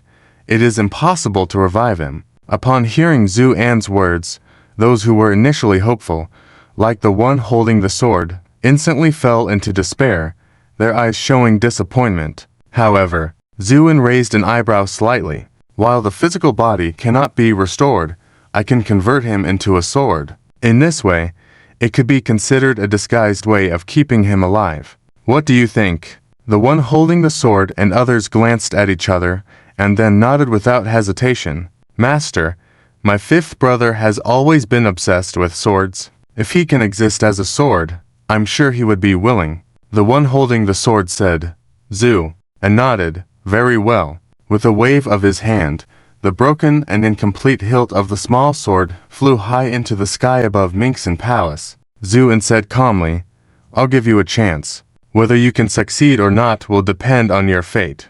With that, Zuin raised his hand, his eyebrows slightly raised, and with a light command, 1,000 swords refine, rebirth from bones. Boom! At Zhu An's command, the entire Minxin Palace suddenly trembled, and countless swords rose into the air from the palace, so numerous that they almost blocked out the sky. Everyone's face changed color. These are the swords from the hidden sword pavilion and sword mound. The one controlling the sword exclaimed in shock. As a sword cultivation sect that had been passed down for thousands of years, Minxin Palace naturally possessed numerous precious famous swords. Some swords lost their spirituality after their owner's passing, ultimately being buried in the sword mound. Therefore, when they saw these swords, everyone was inevitably shocked. At the same time, an endless stream of sword weapons converged into a steel torrent, then soared into the sky, heading straight for the small broken sword in the sky.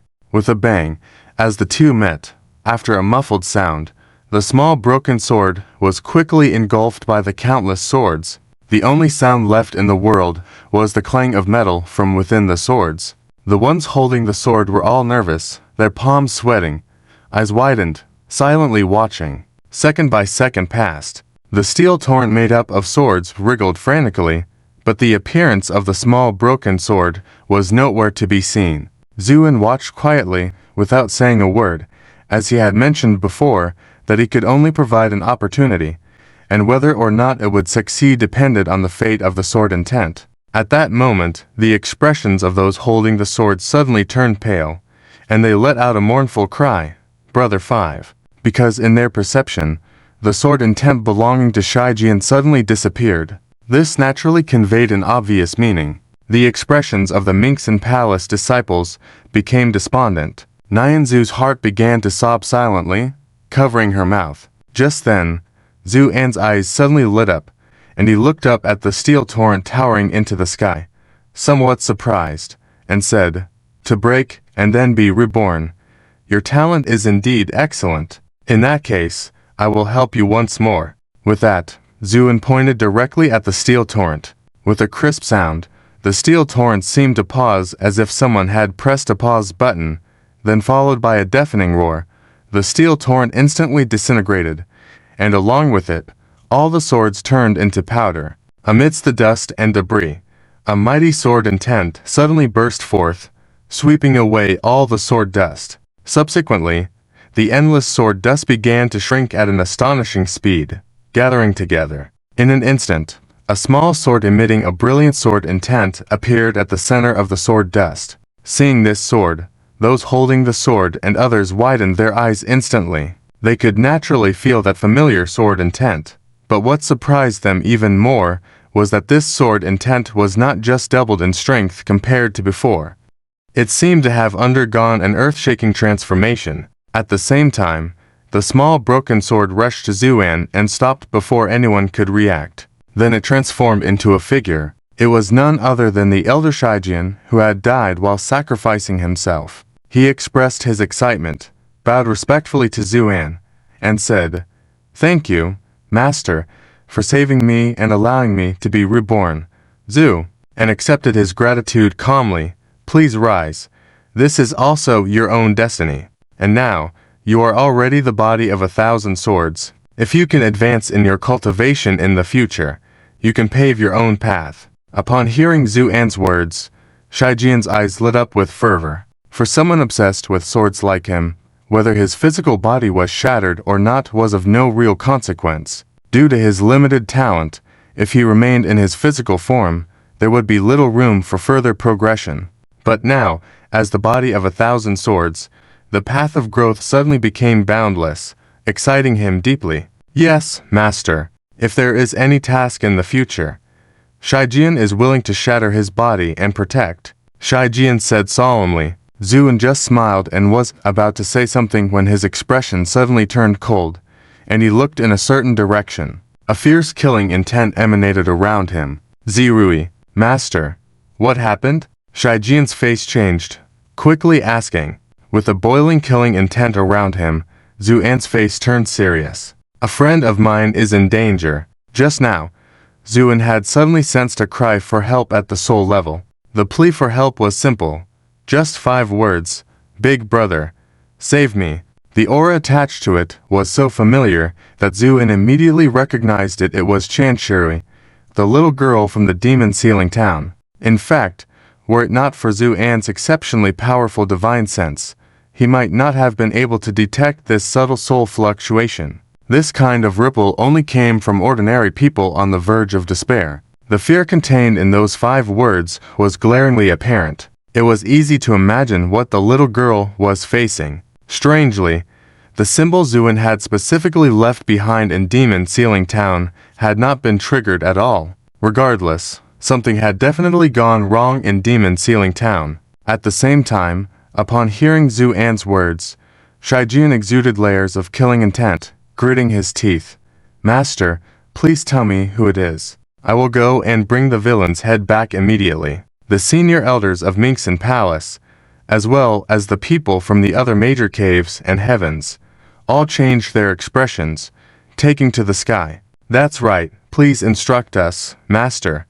Regardless of who it is, we will ensure their demise." Shijian shouted. "Yes, Master, please instruct us." The people from the other caves and heavens all voiced their support. Jianzhou is very far from Fengmo Town. Under normal circumstances, it would take at least a day to get there. However, in a fit of rage, Zuan managed to traverse several great realms in just half a day and arrived in the territory belonging to Fengmo Town. When the distant horizon revealed the city walls of Fengmo Town, Zuan's heart sank. Because the once bustling town was now eerily silent, devoid of any signs of life. Zuan squinted his eyes, flashed his figure, and instantly flew to the outskirts of the town. His heart sank even further as he saw the broken city gate, as if it had been smashed open by some heavy object, with a huge hole in the center. Among the fallen debris, there were scattered blood stains. Zuan's heart sank to the bottom as he landed on the ground and surveyed the chaos in front of the city gate. It was evident that a fierce battle had taken place here, resulting in the breach of the city gate and an invasion of the town. At this moment, people from the 7 great realms also arrived, one after another, and hurriedly descended when they saw him land. No one dared to speak, as the calm expression on Zuan's face carried a chilling sense of killing intent. Zu, and glanced at the intact seal he left on the city wall with a complex look in his eyes. "Sir, do you need me to go in first?" Jianshai felt the abnormality of the town and couldn't help but ask softly.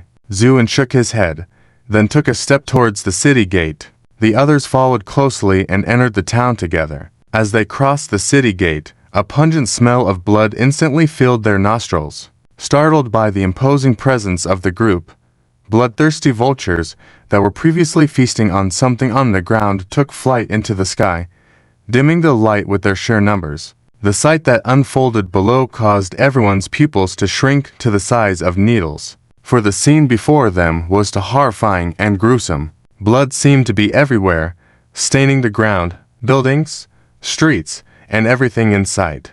The dried blood created a disturbing dark red hue that covered the area. Neatly arranged on the ground were bodies, some already disfigured by the vultures, others still intact but covered in numerous wounds. The twisted faces of those intact bodies indicated the horrors they had experienced before death.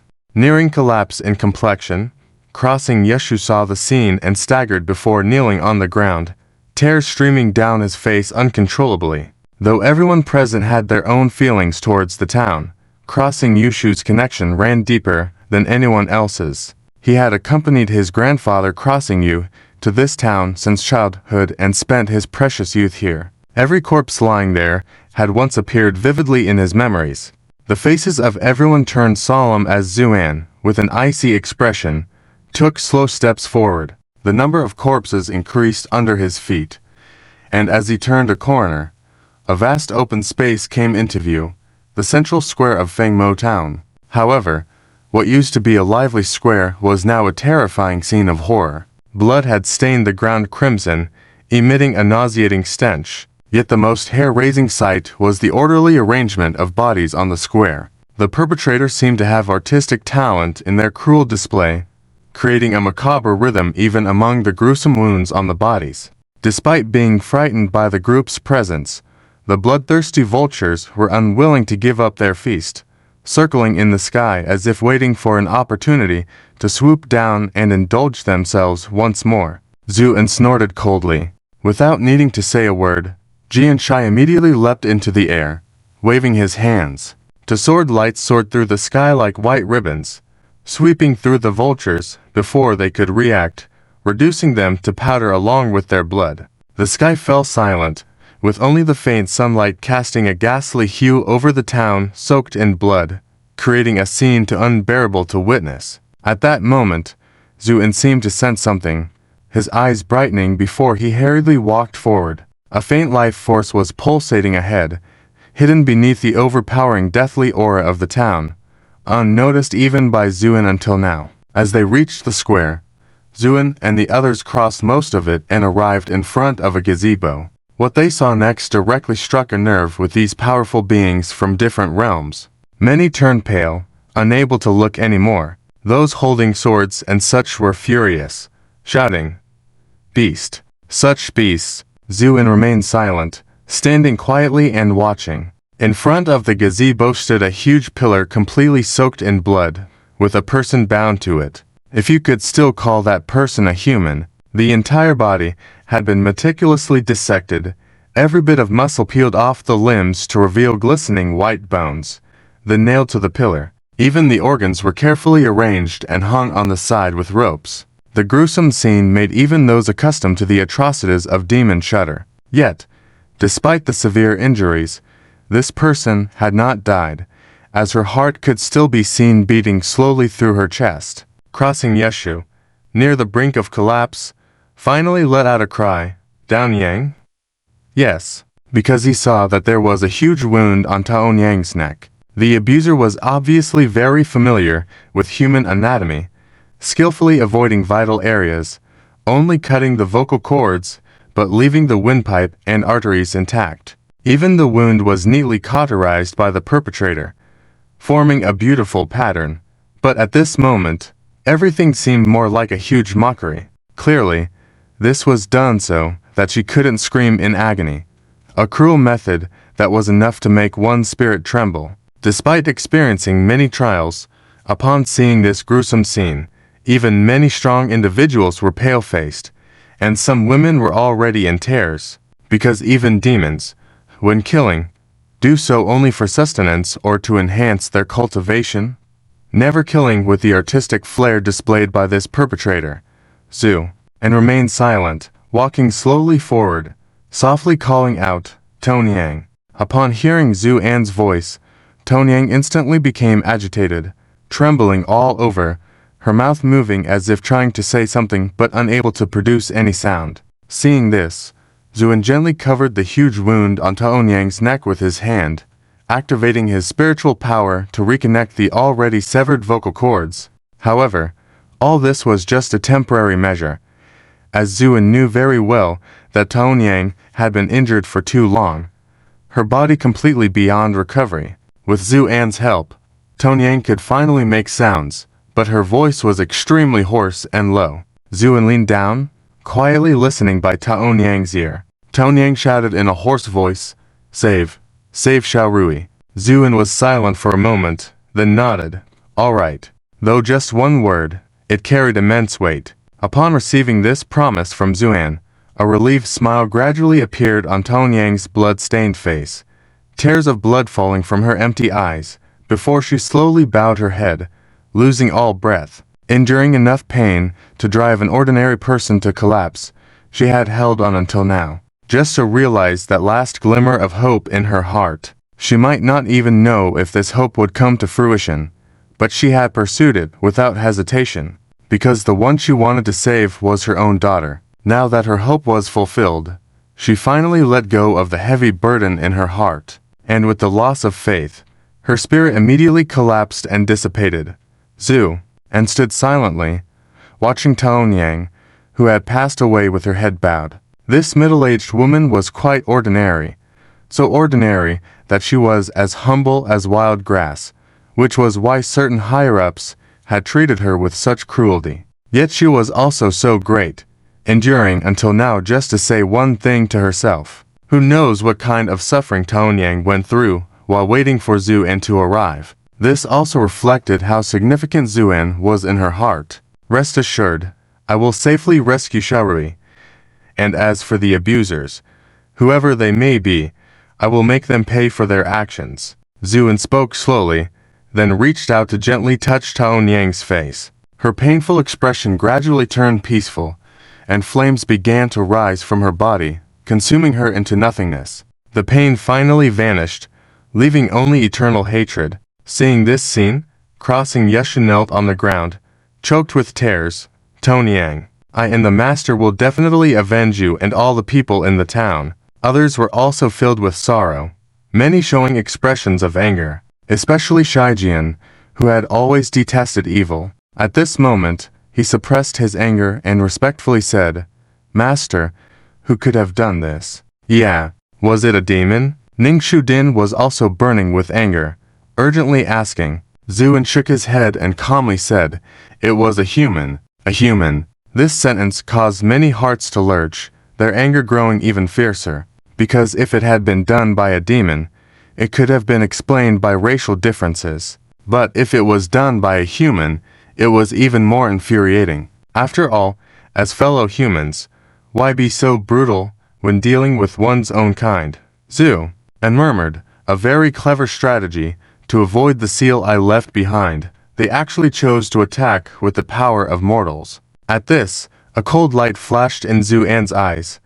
"However, you are so foolish, for you have committed an unforgivable mistake. In order to protect the peace of this small town, Zhu An had left behind a seal. This seal was not only aimed at demons, but also had the power to suppress human cultivators, ensuring foolproof security. However, Zhu An had overlooked one thing. Due to the high concentration of spiritual energy in this realm, even ordinary people who cultivated even a little could possess impressive abilities. Therefore, the seal was also meant to suppress those among the human population who had attained cultivation. But never did he expect that someone would take advantage of this loophole, planning meticulously to use ordinary people with no cultivation to forcefully break through the town's defenses and commit mass slaughter. This level of deception was not to be underestimated.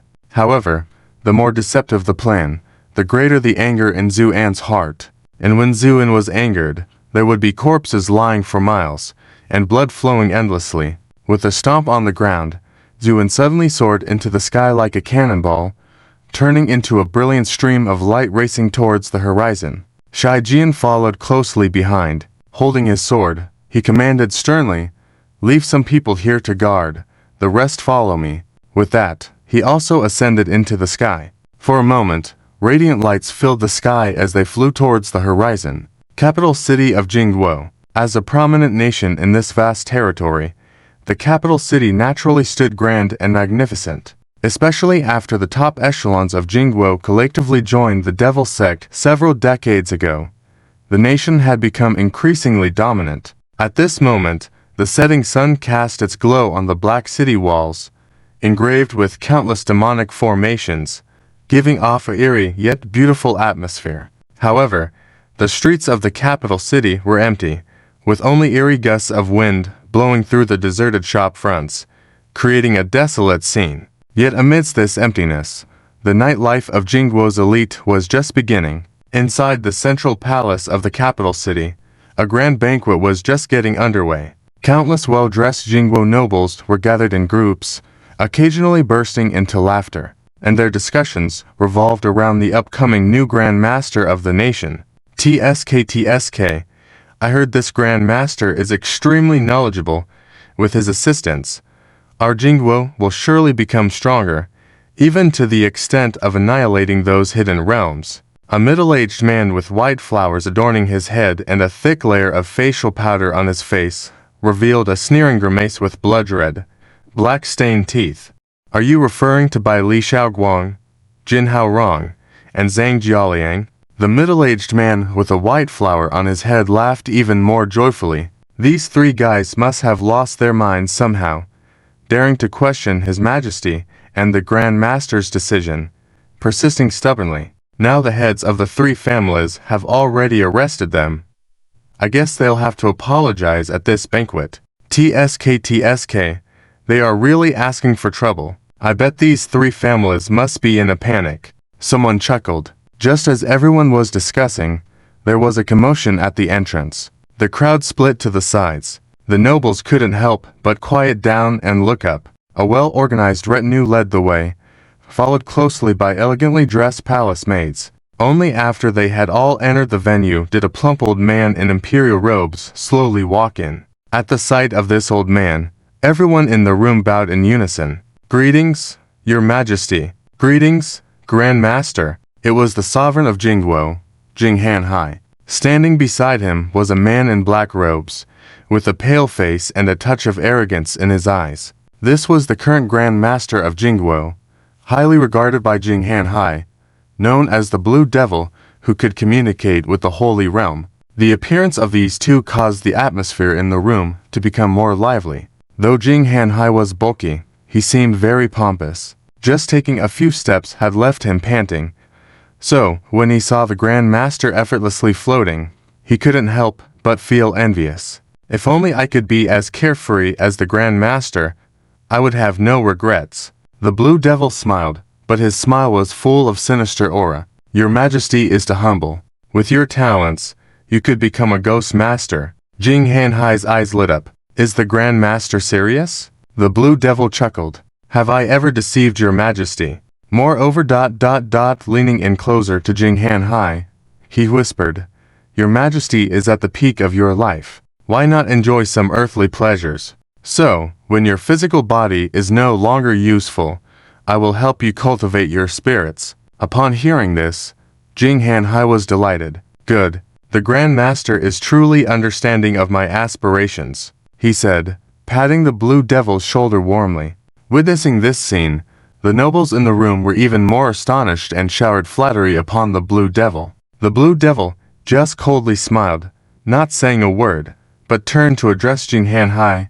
Your Majesty, since today, a banquet of celebration, why not deal with the matters of the Bai Li family, Jin family, and Zhang family first? Hearing the Blue Devil's words, Jing Hanhai hesitated for a moment, then nodded. The Grand Master is right. These three guys are too arrogant. The heads of the three families present looked uneasy and grim. At that moment, Jing Hanhai turned to the three with a cold tone. Haven't you heard? Bring all three of your rebellious children here. You have disappointed me. Yes. The heads of the three families dared not disobey and could only obey with a bitter expression. Soon, Bai Li Shaoguang, Jin Haorong, and Zhang Jialiang, bound tightly, were brought to the center of the venue. Despite their injuries and weakened aura, they showed no fear. Their expressions were resolute, even when they stood before the platform, refusing to kneel. This sight caused a slight commotion among the crowd. What's wrong with these three guys? They seem to have changed completely. Exactly. Their behavior changed drastically after a trip. They dare to defy the decisions of the Grand Master and claim they are saving Jingguo. I don't understand what they are thinking. As discussions went on, Jing Hanhai's face turned as gloomy as water. Suddenly, he slammed the table. You three have quite the nerve. Bai Li Shaoguang stood at the front and just snorted coldly at the words. Our nerve may be great, but not as great as yours. The head of the Bai Li family, Bai Li Shaoguang's father, paled at this response and loudly reprimanded, then turned apologetically to Jing Hanhai. Your Majesty, my daughter seems to have lost her mind, speaking nonsense all day. Please forgive her ignorance. Heh, lost her mind. I think those of you are the one who lost your minds. Jin Haorong, standing at the back, couldn't help but sneer. That's right. We were trying to save Jingguo, but you were deceived by this witch and committed this grave mistake. Now all you can do is pray for a painless death. Zhang Jialiang added coldly. Their words were like a heavy bomb exploding, igniting the fury of the crowd, especially Jing Hanhai, who was visibly shaking with anger. All right, such a grave mistake. You are asking for death. Guards, kill them now. Jing Hanhai was furious, not willing to show any mercy to the three major families. The heads of the three families were at a loss, not knowing what to do. At that moment, the Grand Master, the Blue Devil, intervened. Your Majesty, wait. He then looked at the three individuals and, after a moment, smirked coldly. So, you are accusing me? Exactly. It's all because of your influence. You shouldn't have touched the sealed demon town, let alone massacre its people. Do you realize the consequences of your actions would bring to the whole of Jingguo? Bai Li Shaoguang accused angrily. Upon hearing her words, the room first fell silent, then erupted into laughter. I thought it was something serious. Turns out it's because of a bunch of low-lifes. Someone snickered. Heh. When we went to slaughter that sealed demon town, I was there too. I have to say, it was thrilling. Those low-lifes were surprisingly resilient, but the more they resisted, the more excited I got. The middle-aged man with the white flower laughed maniacally. That's right, just a bunch of low-lifes. And these three folks dare to talk about a catastrophe. Really makes people laugh. The discussions ensued, and the Grand Master, the Blue Devil, was initially surprised but then chuckled sardonically. Oh, a catastrophe. Heh. Do you realize that this mission came from the Holy Realm and was personally ordered by the Lord of the Ghosts to wipe out that small town? What other catastrophe can't be stopped by the Lord of the Ghosts? His voice dripped with sarcasm. However, Bai Li Shaoguang and the others remained unfazed. It's useless. In front of him, no one can help you anymore. Bai Li Shaoguang shook her head. The alcohol flowed freely, the fragrance permeating the air. However, people had no mood to pay attention to these, because at this moment, the entire banquet hall was trembling lightly. This trembling did not originate from underground, but rather from the violent spiritual power pervading the air. Normally, these spiritual powers target each other and cancel each other out. But at this moment, it was as if the subjects had encountered the emperor and bowed deeply, showing submission. This unprecedented strange scene shocked all the nobles in the banquet hall. The ruler, Jing Hanhai, also paled and couldn't help but tremble as he said, Court Master, what is happening? The face of the King Mo also changed slightly, but he managed to maintain his composure and said calmly, Your Majesty, rest assured, with Lord Guijun's protection, neither you nor the Jing Kingdom will face any trouble. At this moment, Bai Li Shaoguang, Jin Haoran, and Zhang Jialiang all came to their senses from their earlier shock, and a look of joy and hope appeared on their faces. It's the Lord. Yes, the Lord has arrived. The three of them murmured softly, then looked at King Mo and the nobles in the hall with eyes as if looking at dead people. This gaze made Jing Hanhai furious, slamming the table repeatedly and shouting, "Quick! Someone come and drag these three guys down and behead them." Immediately, over a dozen elite soldiers rushed forward, ready to seize by Li Shaoguang, preparing to drag the three of them away for execution.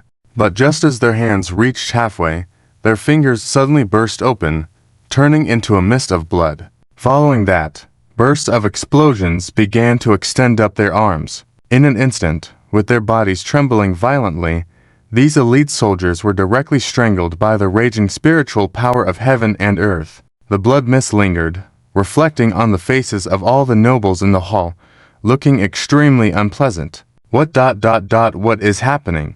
Jing Hanhai widened his swollen eyes in disbelief as he looked at the scene before him. King Mo, who was confident, also changed his facial expression, but still forced himself to remain calm, saying, "Your Majesty, do not panic. Our capital is protected by a great formation. Even if there are ignorant intruders who want to attack, they cannot enter." To confirm his words, just as he finished speaking, a deafening roar was heard. The roof of the entire banquet hall was shattered and swept away by a strong wind. Everyone in the hall looked up and witnessed a scene that shocked and terrified them all. Under a mysterious moon, a thick black aura appeared above the capital of Jing Kingdom, which was the great formation that Jing Kingdom had painstakingly arranged for many years to protect the capital. But in this situation, countless radiance from the sky came overwhelmingly, each exuding a strong aura of powerful beings. Not only that, after these powerful beings arrived, they did not stop, but directly attacked the protective formation of the city. The previous deafening roar came from these impacts. Every impact caused the protective mountain formation to tremble. Despite this, there was no sign of weakening in the formation. With each impact, cries of agony echoed throughout the city, and countless residents forcibly transformed into ghostly spirits, adding to the protective formation. Seeing this scene, King Mo's heart finally relaxed. Then he laughed heartily. "Your Majesty, can you see it? Our capital's defensive formation is as solid as a rock. Even if there are more powerful beings, they cannot harm us." Jing Hanhai also nodded approvingly, then sighed in relief. That's good. As for the nobles, they were all smiling and pointing at the radiance in the sky, showing no concern. Only by Li Shaoguang, Jin Haoran, and Zhang Jialiang raised their heads to look in amazement. After a while, Bai Li Shaoguang suddenly shook and exclaimed, "It's the Lord has arrived." As the words fell, the numerous lights that had just been relentlessly attacking the protective formation suddenly converged and separated, revealing a straight path. At the top of this path, a figure slowly emerged, a young man in white clothes, descending from the sky, stepping down step by step. Seeing this scene, all the noble men of the Jing Kingdom were no longer able to smile, until after a while, the King Mo master of the country forced a smile and said, "Your Majesty, don't worry, with our protective formation here, anyone who comes will be the same." But before he finished speaking, Zhu An's steps were swift and slow, and in an instant, he crossed a great distance and arrived directly in front of the protective formation. While King Mo's smile had not yet disappeared, Zhuan reached out and pressed down on the black mist that filled the sky, causing the so-called impenetrable protective formation to show huge cracks instantly. King Jing Hanhai was dumbfounded. Country Master King Mo was also dumbfounded. The nobles in the entire hall were shocked and stood still. At the same time, the protective formation finally collapsed under the pressure, crashing like a collapsing building, completely disintegrating. The strong wind from outside swept in, hitting each Jing Kingdom noble's face, as if slapping them hard. Along with the fierce wind, there were countless radiants, each representing a terrifyingly powerful being. These powerful beings stood across the sky, like stars, overlooking the capital. "Escape!" someone shouted, and everyone turned around and tried to flee. King Mo turned and left without hesitation, ignoring the call from King Jing Hanhai behind him. Country Master, do not forsake me."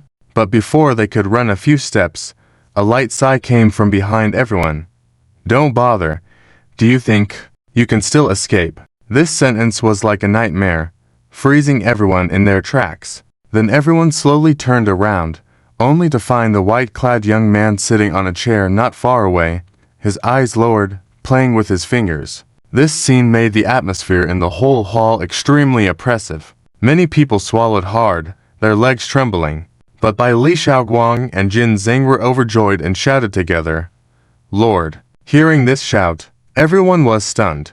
And then Bai Li and Jin Zhang's family heads showed a look of joy. It turned out that the person these three were calling was the young man in white who had shocked everyone the moment he appeared. The heads of the three families were secretly celebrating. Zuan, however, remained indifferent, not even acknowledging the three of them, but rather keeping his gaze on the King Mo master. Demons. Oh, no, it should be the body of a demon modified after birth. Am I right? Although King Mo's legs were shaking slightly, he showed no fear on the surface, and even nodded? Yes. Who are you? Why did you destroy my protective formation? Don't you know the Jing Kingdom is protected by Lord Guizhen? The questioning silenced the entire crowd. Many people's eyes widened gradually, and their heartbeats quickened slightly. Such a grand gesture was made only because of a small town. This left the noble powers of Jingguo, who usually treated the commoners like weeds, in disbelief. King Mo directly ignored Zhu An's apparent disrespect towards the Lord of Ghosts, subconsciously swallowing a mouthful of saliva. Yes, it was indeed the command of the Lord of Ghosts that we executed in this manner. He was about to ask Zuin who he was and what he wanted to do. Zuin did not give him a chance to continue speaking and calmly said, "All right, now tell me, where is the girl you captured?" Girl. King Mo's body shook, his face gradually turning pale. Zhu, and fiddled with his fingers, not even bothering to look up as he said, "I'll give you 3 breaths, hoping for a satisfactory answer from you." Beads of sweat appeared on King Mo's forehead as he stared at the young man in horror. Suddenly, he gritted his teeth and quietly activated his cultivation, intending to flee as black mist. But as soon as this plan arose in his mind, a tremendous force crashed down on his shoulders like Mount Tai, causing him to kneel on the ground. Crack! His legs and knees were shattered by the immense force. Ah dash ah dash ah dash ah. King Mo began to wail in agony. Zhu, and glanced at him. The wailing stopped instantly, and King Mo, his face pale, covered his mouth tightly, afraid to make any noise. "I don't want to ask a third time. Now tell me, where is Zirui? She? She has been sacrificed to the Lord of Ghosts and entered the Holy Realm. No, the Ghost Realm. Ah dash ah dash ah dash ah." Before he finished speaking, his hands were directly crushed into powder, falling in a bizarre posture in front of his chest. Zuan's gaze was as cold as ice, silently watching King Mo. After a few screams, King Mo managed to control himself but dared not look up, instead burying his head in his chest, trembling slightly from the intense pain. This scene brought a dead silence over the entire venue. The arrogant noble powers of Jingguo, who usually held their heads high, now dared not even breathe, all silently praying for divine intervention to free themselves. As if sensing their prayers, the myriad of gods and demons fled in unison. Zuin slowly said, "Now tell me, who massacred the town's residents?" His voice was calm, but to the ears of the crowd, it sounded like a death knell, sending shivers down their spines. No one dared to speak. Zuin raised an eyebrow slightly. No one dares to speak up. But why were you so arrogant when dealing with these defenseless residents? At that moment, the king of Jingguo, Jing Hanhai, trembling, stood up and bowed deeply to Zuan with a fawning expression. "My lord, please withhold your anger for now. We were ignorant of your relationship with Fengmo Town. It was our fault. As long as you speak, we are willing to offer the utmost sincerity to compensate you." With hopeful eyes, Jing Hanhai looked at Zuan. Zuan, after a moment, turned his head and looked at Jing Hanhai before saying, "Compensate." "Yes, compensate. As long as you are willing to overlook this mistake, we will."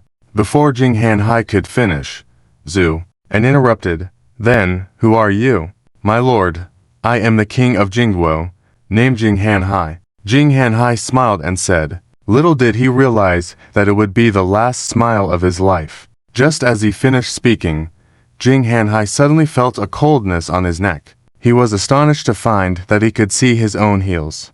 The world spun around him, and his head fell to the ground, but his headless body did not collapse. A black mist erupted from his neck and barely formed Jing Hanhai's figure. However, this time, Jing Hanhai was no longer composed and elegant, but wore a face of terror, staring blankly at Zuan, seemingly not understanding why he suddenly attacked. Zuan didn't spare him a glance, as a sword energy that had disappeared earlier reappeared before gently cutting through his neck. Swish! Before Jing Hanhai could even scream, he was shattered into nothingness. His body then fell to the ground, blood gushing from the cavity, staining the pristine floor red. A once mighty king had lost everything. The faces of all the noble powers present turned as white as paper, trembling uncontrollably. Zuin seemed to sweep a fly as he casually looked around, saying lightly, "I'll ask again, who massacred the town's residents?" Still, nobody dared to speak up. Zhu and smirked, "Very well. Since no one wants to talk, let's start with Zhu," and pointed towards a person in the crowd. "You begin." With that, the nobleman did not even make a sound as his head was crushed into powder. Soon, the same fate befell others around him. In an instant, those who had lived comfortably and wielded power found themselves like lambs to the slaughter, unable to even plead for mercy before being turned into fireworks. As the blood mist filled the air, people began to beg frantically for mercy. "Please spare us, my lord. I have never been to Fengmo town." "That's right, my lord. I haven't been either." "Yes, this person has been there and boasted about skinning several people himself." People would do anything to stay alive, especially when these nobles realized that this white-clad young man would not listen to reason. Their ruthless decisiveness was terrifying, and they all felt the deepest fear. To them, the strong were not scary as long as they could negotiate, even at a higher price. They were only afraid of someone like Zuan, who would not negotiate and only cared about taking lives. Therefore, in order to survive, they abandoned all interests and alliances. In an instant, more than a dozen individuals were singled out from the crowd, with a middle-aged man with white makeup and powder on his face taking the lead. At this moment, he no longer exuded elegance and grace, but had streaks of makeup running down his face to cold sweat. He forced a smile towards Zuan. "My lord, I..." Before he could finish, Zuan lifted a hand and their hands bound together, levitating in midair. The group emitted pig-like screams, pleading for their lives. Zhu, and waved his hand, silencing them, and said calmly, "I don't like hearing pleas for mercy. So, welcome to hell. I hope you enjoy the show." Fresh blood slid down through terrifying wounds, dripping onto the ground below, forming patterns resembling blood plum blossoms. The faces of the dozen or so people floating in the air contorted in pain, unable to even scream, only struggling in agony. Moreover, for them at this moment, fainting had become a luxury. Under the influence of Zuan's divine power, they were even more alert than usual. In this situation, every minor pain on their bodies was amplified infinitely, forming excruciating torture that could make a person completely break down. However, Zuan clearly had no intention of letting them off easily. Under his divine influence, they could not die, could not faint, could not make a sound of misery, only silently enjoying this feast of pain. And all of this horrifying scene was observed by everyone present. The dignitaries of the Jing Empire were completely scared.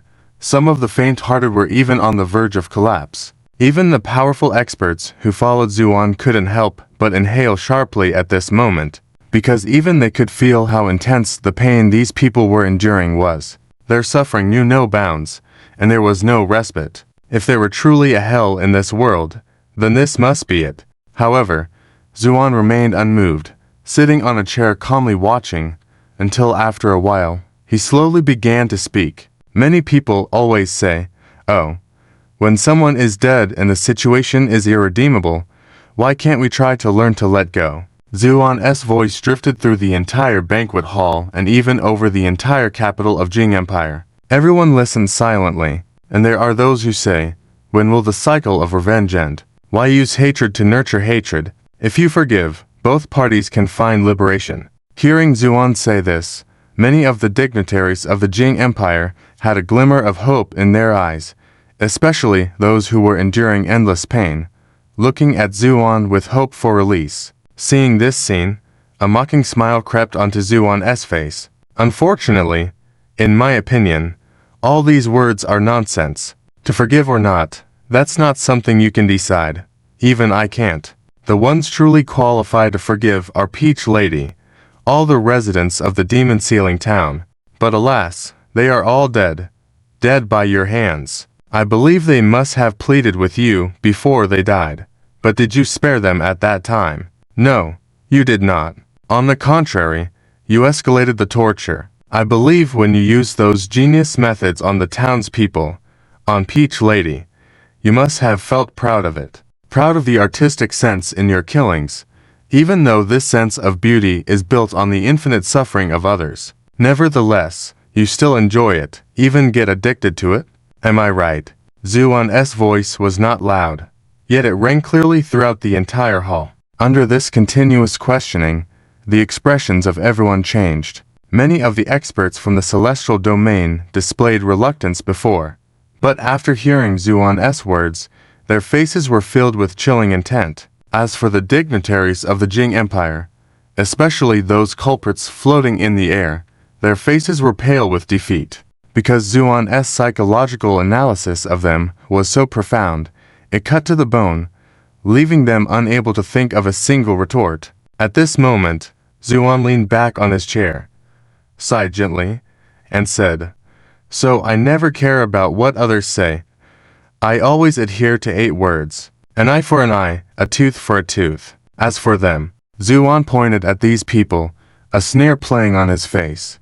What they are enduring now is just a reenactment of the methods they once inflicted on others. Just as he finished speaking, the man in the front, who wore a white flower on his head, suddenly had a huge wound appear on his neck. What followed in this blood-soaked chaos was a series of changes, almost dizzying. But in the end, this wound was neatly bandaged into a beautiful shape, just like the wound on Peach Lady's neck. Yet the timing of this appearance was filled with irony. The middle-aged man trembled with extreme pain, his eyes long gone, leaving only to bloody voids. In the midst of this chilling scene, Zuan shrugged calmly saying, "Do you see? This is hell. From the moment they picked up the butcher's knife, they have already entered their own hell." With that, Zuan turned to look at the National Master Qingmo, who was still kneeling on the ground unable to move. He smiled slightly.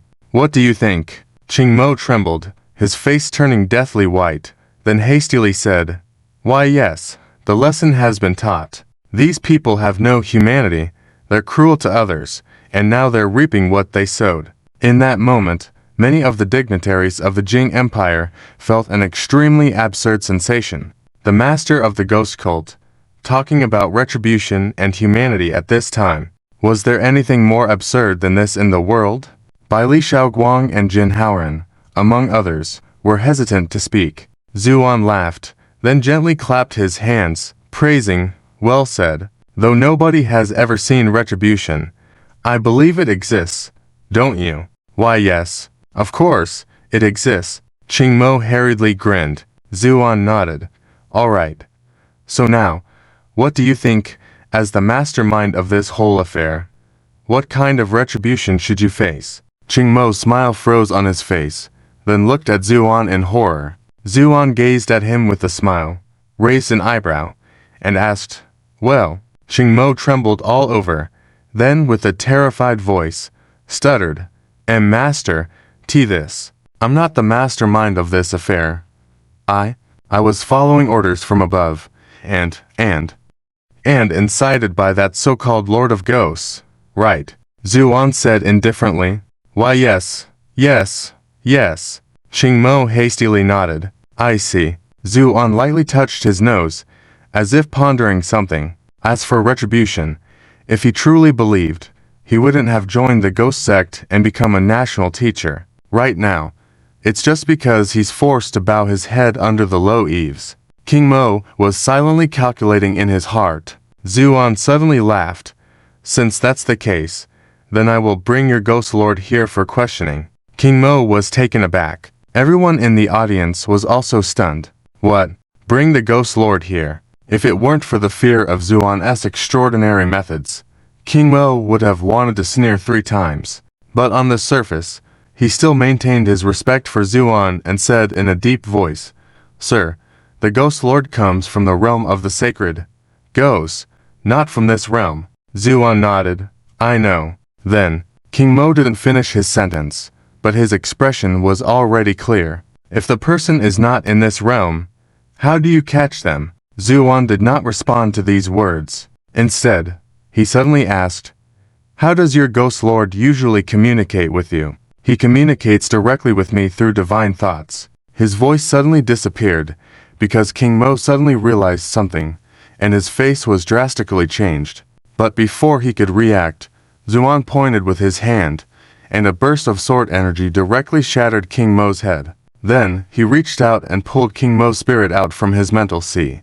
The whole process was swift and decisive, as simple and natural as breathing, not even carrying a hint of blood. In the blink of an eye, this ghost sect national teacher King Mo had lost all his cultivation, leaving only a dark shadow struggling in Zuan's palm. Please spare me.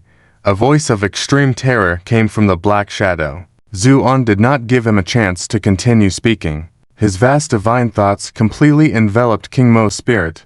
Then he began to search for the presence of the ghost lord, with whom King Mo had established a divine thought connection. The entire process took less than a minute. In the end, Zuan slowly retracted his divine thoughts, his face as calm as water. As for King Mo's spirit, it had already shed all the blackness, appearing fragile as if it could shatter at any moment. At that moment, King Mo knew for sure that he would not survive. Filled with resentment and fear towards Zuan, he yelled, Even if you know the ghost lord's aura, what can you do? He is an existence in the sacred realm that you cannot touch. And after I die, the ghost lord will definitely avenge me. Zuan, who had been about to crush King Mo, stopped his actions upon hearing these words, then chuckled. You seem to not believe it. Of course I don't believe it. Ha ha ha. Even if you are powerful, what can you do? Can you make the ghost lord come directly? King Mo sneered. Zuan nodded, speaking indifferently. Since you don't believe it, then I will let you witness with your own eyes how the divine being you worship kneels before me and begs for mercy. King Mo almost laughed out loud. Such shameless claims. He didn't finish his sentence, because Zuan had already sealed him to the side with a wave of his hand. Then, without getting up, he sat in his chair and began drawing in the air. With each movement of his fingers, a dazzling and solid light appeared in the air. Everyone gradually widened their eyes, staring dumbfounded. Zuan's movements were quick, and in the blink of an eye, a complex and mysterious seal appeared in the air. Many experts in the study of seals covered their mouths, their eyes filled with fear. They could clearly sense the eerie and powerful nature of this seal. It seemed to open a door to an unknown and terrifying realm, sending shivers down their spines. Finally, Zuan completed the last stroke of the seal. In that instant, a majestic aura of yin energy emanated from the seal, causing the surrounding skies to tremble. Upon feeling this familiar yin energy, King Mo was even more horrified. How can this be? This is impossible. But his spirit was too weak to even shout loudly. With a bang, under the influence of the seal, a long crack gradually appeared in the space. Then a ghastly giant hand grasped the crack in space and forcefully pulled it open. A huge gap instantly formed, and a gigantic white skull slowly emerged from it. This white skull was massive, nearly the size of a football field, and it exuded a greenish glow from years of age, giving it a glossy appearance. The massive white skull spoke solemnly, Who dares to sense my divine thoughts and summon my true form? King Mo's spirit was already too weak to distinguish, so this unfortunate ghost lord naturally did not notice. At this moment, He was furious. As a ghost lord, he was a prominent figure in the ghost realm. Especially this time, he had established a connection with an unspeakable figure, which boosted his confidence. He was still discussing with his subordinates the next steps and envisioning the bright future after holding onto the powerful figure's thigh. However, at this moment, he felt a powerful force summoning him. It was a call of unquestionable authority, as if commanding a ghost, and before he could react, he was dragged over. Naturally, he was full of anger and wanted to see who could wield such a powerful summoning charm. But when he stuck his head out, the first thing he saw was the skies covered by the experts who had sealed off the entire Jingguo city. Seeing the multitude of lights shining like stars, the ghost lord was stunned. Then he roared with anger, "Summoning me with a ghost charm to have all these people attack me together. Truly wishful thinking. Would I, as a lord, fear your tricks?" The ghost lord was nonchalant and unconcerned, but at that moment, a calm voice sounded by his side. "Not afraid? Heh. What if I join in?" Hearing this voice, the ghost lord was stunned, then turned to look. He saw a white-robed youth sitting not far away, looking at him with a smile that was not a smile. At first, the ghost lord didn't pay much attention. However, when he sensed the aura emanating from Zuan, his eyes suddenly lit up. Then he let out an extremely terrified scream. "Is it you?" The pure white flames leapt on the slender fingertips, appearing so fragile and small, yet seemed to possess boundless magical power. At least, the ghost lord halted in his tracks upon seeing the flames, and then, in an instant, he sprang out from that space like lightning, rapidly shrinking his figure in midair. Then, to the astonishment of everyone witnessing, he thudded down to his knees in front of Zuan, deeply bowing. "Greetings, esteemed one," his voice trembling, as all those witnessing this scene were left speechless. Actually summoning a ghost lord forcefully from the ghost realm and making him kneel in submission. Zuan's identity was clearly more mysterious and powerful than anyone had imagined. As for the King Mo, his spirit was pinned in the void by Zuan, unable to move, but still able to speak. Therefore, he incredulously shouted, "Lord Ghost, what is happening? Why are you bowing to this?" Before he could finish his sentence, the ghost lord, filled with shock and anger, eyes flashing, a greenish light shot out, completely extinguishing the King Mo's spirit. Thus, this King Mo, who had schemed and tried to please the ghost lord at every turn, even willing to transform his own body to become a demonic ghost, was ultimately eradicated by the deity he admired. Before his death, his only thought was that he shouldn't have provoked the sealing demon town in the first place. After killing the King Mo, the ghost lord smiled ingratiatingly, "Esteemed ... Esteemed one, summon me here. Is there something you need, Zu?" And remained silent, simply leaning back in his chair, casually observing him. The entire room fell into silence. In this deathly quiet, the heart of the ghost lord became increasingly panicked. If bones could sweat, he would likely be drenched. In the ghost realm, he was considered a figure of authority, but in this moment, he could only kneel so humbly before Zuan, not daring to move. Finally, Zuan calmly stated, "You must have known of my existence. Evidently, you are a prominent figure in the ghost realm." I dare not." The ghost lord quivered. "Now tell me, why did you target the sealing demon town? And where is the young girl offered as a sacrifice to you?" Upon hearing Zuan's question, the ghost lord trembled violently, the green ghostly fire in his eyes flickering incessantly, clearly reaching a point of extreme panic. The ghost lord stammered, but as he saw Zuan's eyebrows furrowing, and the white flames rapidly growing larger, he immediately cried out in horror, "Esteemed one, it wasn't my intention. I was following orders. As for that young girl, she was taken away right after being offered as a sacrifice into the ghost realm." "Someone ordered you. Who is Zu?" And mused, "I don't know who he is, but he is extremely powerful. You should know, with my abilities, I am only at the bottom in that realm. That's why I was forced to join this so-called ghost sect and obey his commands." The ghost lord explained anxiously, then gazed at Zuan with terror. Their conversation was conducted through mind communication, undetectable to outsiders. After hearing him out, Zuin leaned forward, gazing at the shuddering Ghost Lord, and calmly asked, "And now, where is he?" The Ghost Lord was momentarily stunned, and then understood who Zuin was referring to, speaking in great fear.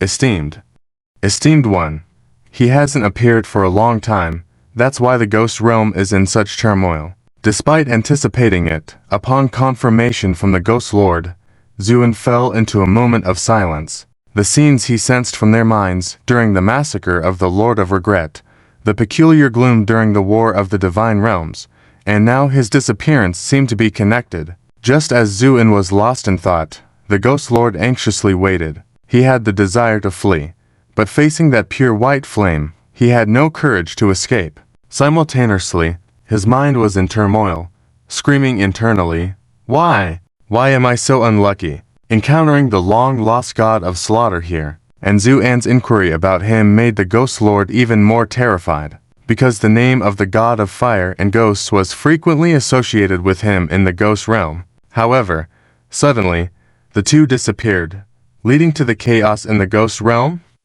Yes, when Zuin traversed through the ages, he had once ventured into the Ghost Realm, earning great renown. Due to the vastness and complexity of the Ghost Realm, he assumed countless identities, among which the name of the god of fire and ghosts was more renowned. There were numerous others as well. This was why, when Zuin first encountered Zisha in the mortal realm, he was recognized by a lowly ghost from a regular ghost sect, as his reputation in the Ghost Realm was too extensive. At this moment, the Ghost Lord was regretful. If given a choice, he would have preferred abandoning his original form when he felt the summons earlier, rather than face this god of slaughter. Snapping out of his reverie, Zuin saw the Ghost Lord still kneeling in front of him, feeling a slight surprise before saying, "You should know what to do.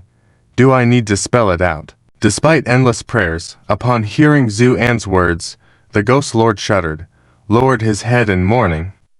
"Yes." With that, he gritted his teeth. A hint of resentment flashed through his mind. Then he self-destructed. Boom! Following a deafening roar, the Ghost Lord disintegrated into fragments and dissipated. His spirit was utterly obliterated. Yet Zuin seemed dissatisfied. A coldness flashed in his eyes, pointing a finger at the void. "I bid you to die, and you dare defy." Splutter. Then a sorrowful scream rang out. "No." Subsequently, silence descended once again. The onlookers gaped, as everything that unfolded was beyond their wildest imaginations. Even the powerful figures in the Ghost Realm could be summoned at will and have their fates decided. It was truly unthinkable. Unbeknownst to them, at that moment in the Ghost Realm, on the territory belonging to this Ghost Lord, many underlings awaited their lord's return. However, in that instant, within the hall and beneath the secret chamber, the multiple clones belonging to this Ghost Lord began to violently burst apart. In the blink of an eye, in the banquet hall, the atmosphere was as heavy as iron. Since Zuin arrived until now, the King of Jingguo has died, the national teacher King Mo has died, and even the gods they worshipped have been killed by Zuin. Now, besides the group of Jingguo nobles with pale faces, trembling together, there were only a dozen people floating in the air, enjoying an enhanced version of hellish torment. The wounds on these dozen people's bodies no longer bled because their blood was almost dried up, but because of their strong bodies, they couldn't die yet. At this moment, they had never longed for death so much, as every second of pain and torment felt endless to them. In fact, if it weren't for Zuan's deliberate actions, they might have collapsed and died long ago. But Zuin had no pity for them. What Lady Dao endured wasn't just these short minutes. It was an entire day, or even longer, of endless suffering. The debt of life for taking a life is an inescapable truth. So every second of the debt they owed could not be reduced. As for the remaining Jingguo nobles, Zuan's gaze swept over each of them, causing them all to tremble. Even the leaders of the Baili, Jin, and Zhang families, who had just thought their families were going to rise to prominence, were now pale and afraid to look directly at him. Faced with such a powerful and ruthless figure, they dared not have any hope. However, the Baili Xiaoguang, Jin Haorong, and Zhang Jialiang, who had been purified by Zuan, stepped forward and respectfully said, "Master." Zuan quietly looked at the three of them, remaining silent for a long time.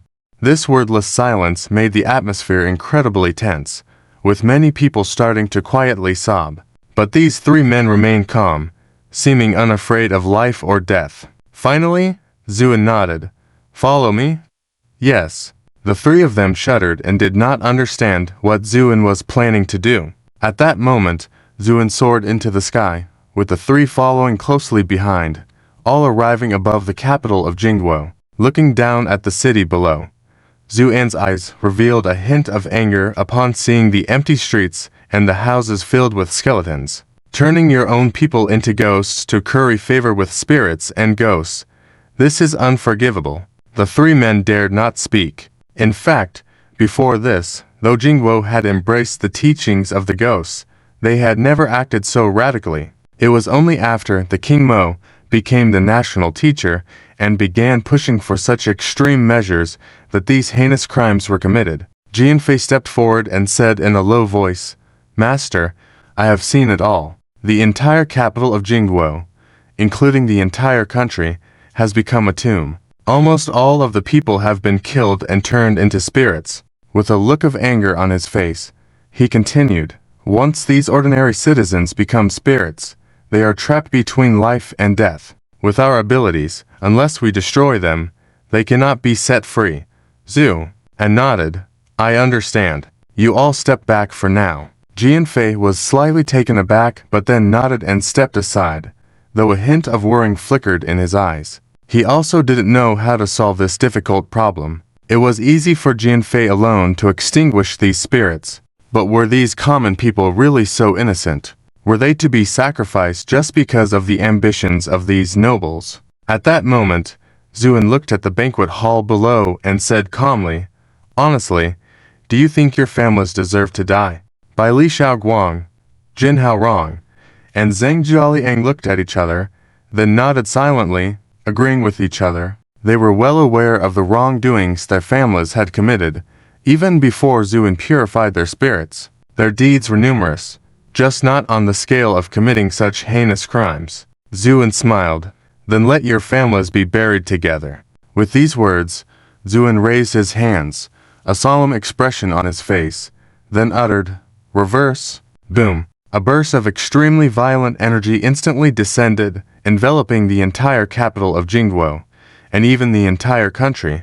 The first to die were the nobles in the banquet hall. Those who thought they had escaped a disaster were secretly rejoicing, only to find death arrive so swiftly and ruthlessly. Almost simultaneously, their bodies all exploded, disintegrating along with their souls and ambitions. Meanwhile, the dozen or so people floating in the air remained untouched, but the madness in their eyes revealed their envy of the deaths of the nobles. Yes, for them, death had become a luxury. Following them were the nobles scattered throughout the capital of Jingguo. Some might have been sleeping, while others indulged in revelry, but without exception, when death came, they had no time to react before turning to dust. In the end, all the rulers of Jingguo dropped dead. They perished with no extra screams, cleanly and decisively. But this was not the end, it was just the beginning. As the violent energy pervaded the earth, those common people who had been forcibly turned into spirits all showed signs of joy because they felt the liberation within reach. With a bang, the shackles binding them were shattered, and their souls rose up like fleeting lights, filling the entire land of Jingguo. Then, countless illusory figures appeared in these lights, all bowing in gratitude to Zuan. Zuan nodded slightly and gestured, "Go." These figures nodded in unison, then flew towards the sky in the direction Zhu and pointed, eventually dissipating into nothingness. Jianfei was practically dumbfounded.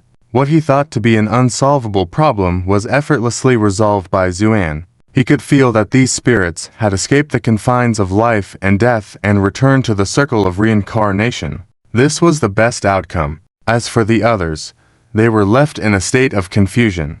Then, a series of explosions rang out, and the entire capital of Jingguo, along with all its buildings, collapsed and turned to rubble. Crossing Yeshu stared blankly at the scene and murmured softly, "Aunties and uncles of the little town, your revenge has been avenged by the master." As he spoke, tears welled up in his eyes. The demon sealing town. The bodies have all been buried, and Crossing Yeshu specifically extracted a large stone tablet from the mountain, on which he wrote down the names of all the people with a vermilion brush. People from various major sects and caves gathered together to bid farewell to the residents of this small town, and the scene can be described as unprecedented. After all the affairs were settled, everyone's gaze involuntarily focused on Zuan, wanting to see what arrangements he would make next. Nowadays, Zuan is undoubtedly the leader of this realm, and no one dares to question him. The strong from various major sects are even more in awe of Zuan, not only because of his strength, but also because he hails from the place where the founding ancestors of various sects came from. Only the mysterious and unpredictable source of tradition can cultivate such a strong individual. Many people silently lamented in their hearts. Zuan's gaze swept over everyone's faces. Then he calmly said, "Why has the spiritual power of this realm become so turbulent? Do you all know?" Everyone was stunned, then shook their heads in unison. Only the elder of the Mingxin Palace furrowed his brows slightly, then said in a deep voice, "Sir, although I do not know why the spiritual power of this realm has become so disturbed, from the records left by our sect, at the beginning of the sect's founding, the realm was not like this." Oh. Zuan's eyes brightened slightly, knowing that this elder, although not very powerful, was well-read and had amazing knowledge. If he said so, there must be a basis for it. "Continue," Zuan said lightly. "Yes." The elder took a deep breath, then spoke slowly. "Back when the 7 great respected ones came to this realm, they found that demons and ghosts were rampant, causing suffering to the people. In order to protect peace in the region, they established the 7 major sects, and that's how the sects came into being. From the records, it is known that at the beginning of the sect's founding, although demons and ghosts roamed, the righteous path was not prosperous. There was never any mention of the disturbance of spiritual power until 3,000 years ago, when everything suddenly became strange." 3,000 years ago, Zuan murmured softly, looking somewhat peculiar. "Exactly." The elder paused, then continued, "When the spiritual power was in chaos, all cultivators suffered heavy losses, and the founding ancestors of various sects all fell at that time. This chaos lasted for 500 years, until the cultivators readapted to this chaotic phenomena and were able to suppress and drive away the demons and ghosts that took advantage of the chaos.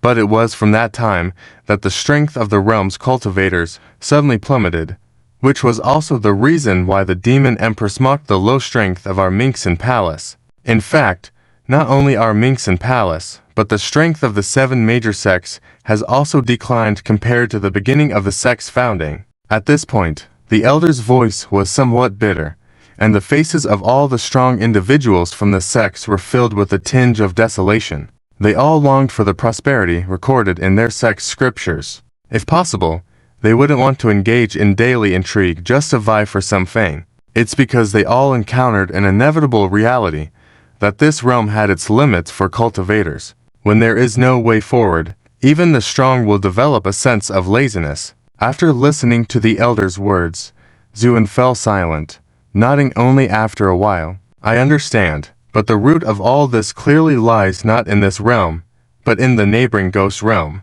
Everyone was stunned, especially the elder of the Mingxin Palace, whose eyes sparkled like never before. "Sir, I also have this speculation."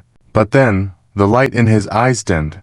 "But even if we know, what can we do? The ghost realm is vast. Even the founding ancestors of those sects didn't dare to venture deep into it." As soon as he finished, everyone's faces also showed a shade of melancholy. That's right. Although they had never entered the ghost realm, as places closely linked to the ghost realm, they knew a little about its situation. It is rumored to be a very peculiar place among the various worlds, vast and endless, even ranking in the top 3 among the various realms. Furthermore, powerful individuals emerged constantly, not to mention the countless hidden powerhouses. In short, it was a place of great depth. Despite the aggressiveness shown by the Demon Empress in the Ghost Realm, she might just be an average person. Therefore, even if they know the root of the problem lies in the Ghost Realm, they have no hope. Upon hearing this, Zuin smiled and shook his head, then turned to the Elder of the Sword. You are right and wrong in what you said. At least, when those predecessors of the Hua clan created the 7 major caves here, it was not just to protect the peace of this realm. The eyes of the Elder gradually widened, suddenly realizing something, and said in a trembling voice, "Are you suggesting?" Zuin nodded. "What do you all think? Why is the Ghost Realm so vast?" There was a stir in the crowd, and many faces turned pale, because they thought of a terrible fact. Zuin said casually, "The Ghost Tribe is quite a unique group among the many races in the various realms, with extremely strong aggression. Over countless ages, they have swallowed one world after another, eventually leading to an incredibly vast area." The entire place fell silent, until after a while, the Elder spoke in a hoarse voice, "But, sir, why have we not heard of the Ghost Realm in these thousands of years?" Zuin waved his hand. "It's simple, because later a talented genius emerged in the Ghost Realm, with a very far-sighted vision, which led to substantive restraints on the Ghost Tribe. Unfortunately, Zuan's eyes flashed briefly, but he didn't specify the exact regret, instead saying lightly, "The upheaval of spiritual power in the world is actually the intrusion of the Ghost Tribe into the source of this realm, and now with the deepening chaos, it seems the Ghost Tribe is eager to make a move." The faces of everyone turned extremely ugly as they could feel the increasingly chaotic and violent spiritual power of the world. If what Zuin said was true, then a great disaster was imminent. Just think, just dealing with the Demon Empress was already so difficult.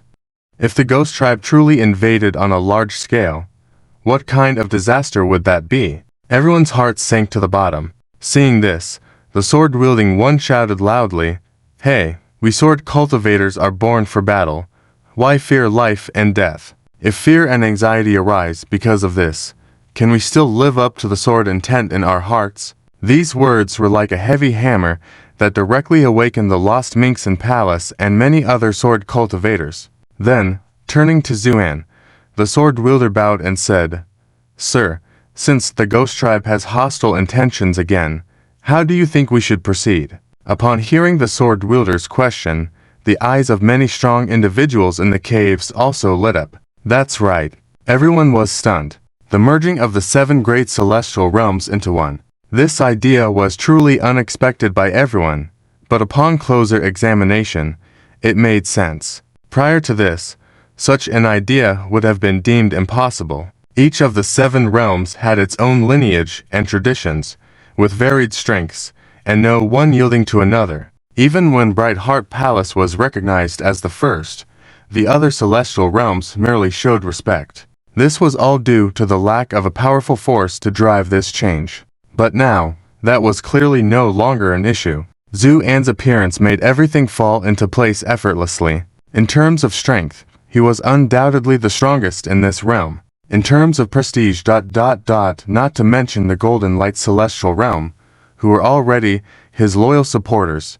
Just observing the attitude of Bright Heart Palace was enough to gauge his influence. So, when Zuin spoke those words, everyone simply exchanged glances before bowing deeply. The lineages you all have studied are already connected. Once united, I can provide you with some guidance in the Tao. Are you willing? Boom. The crowd erupted into a frenzy of excitement, many faces lighting up with joy. Zuan's strength was beyond doubt, and the benefits of receiving his guidance were immense. In comparison, struggles for prestige and status seemed insignificant. Hence, these people hardly hesitated, collectively bowing and saying, "We heed your command, Sir." Zu, and nodded, "Very well. In that case, let your 7 great celestial realms merge into one and be named Demon Sealing Celestial Realm?"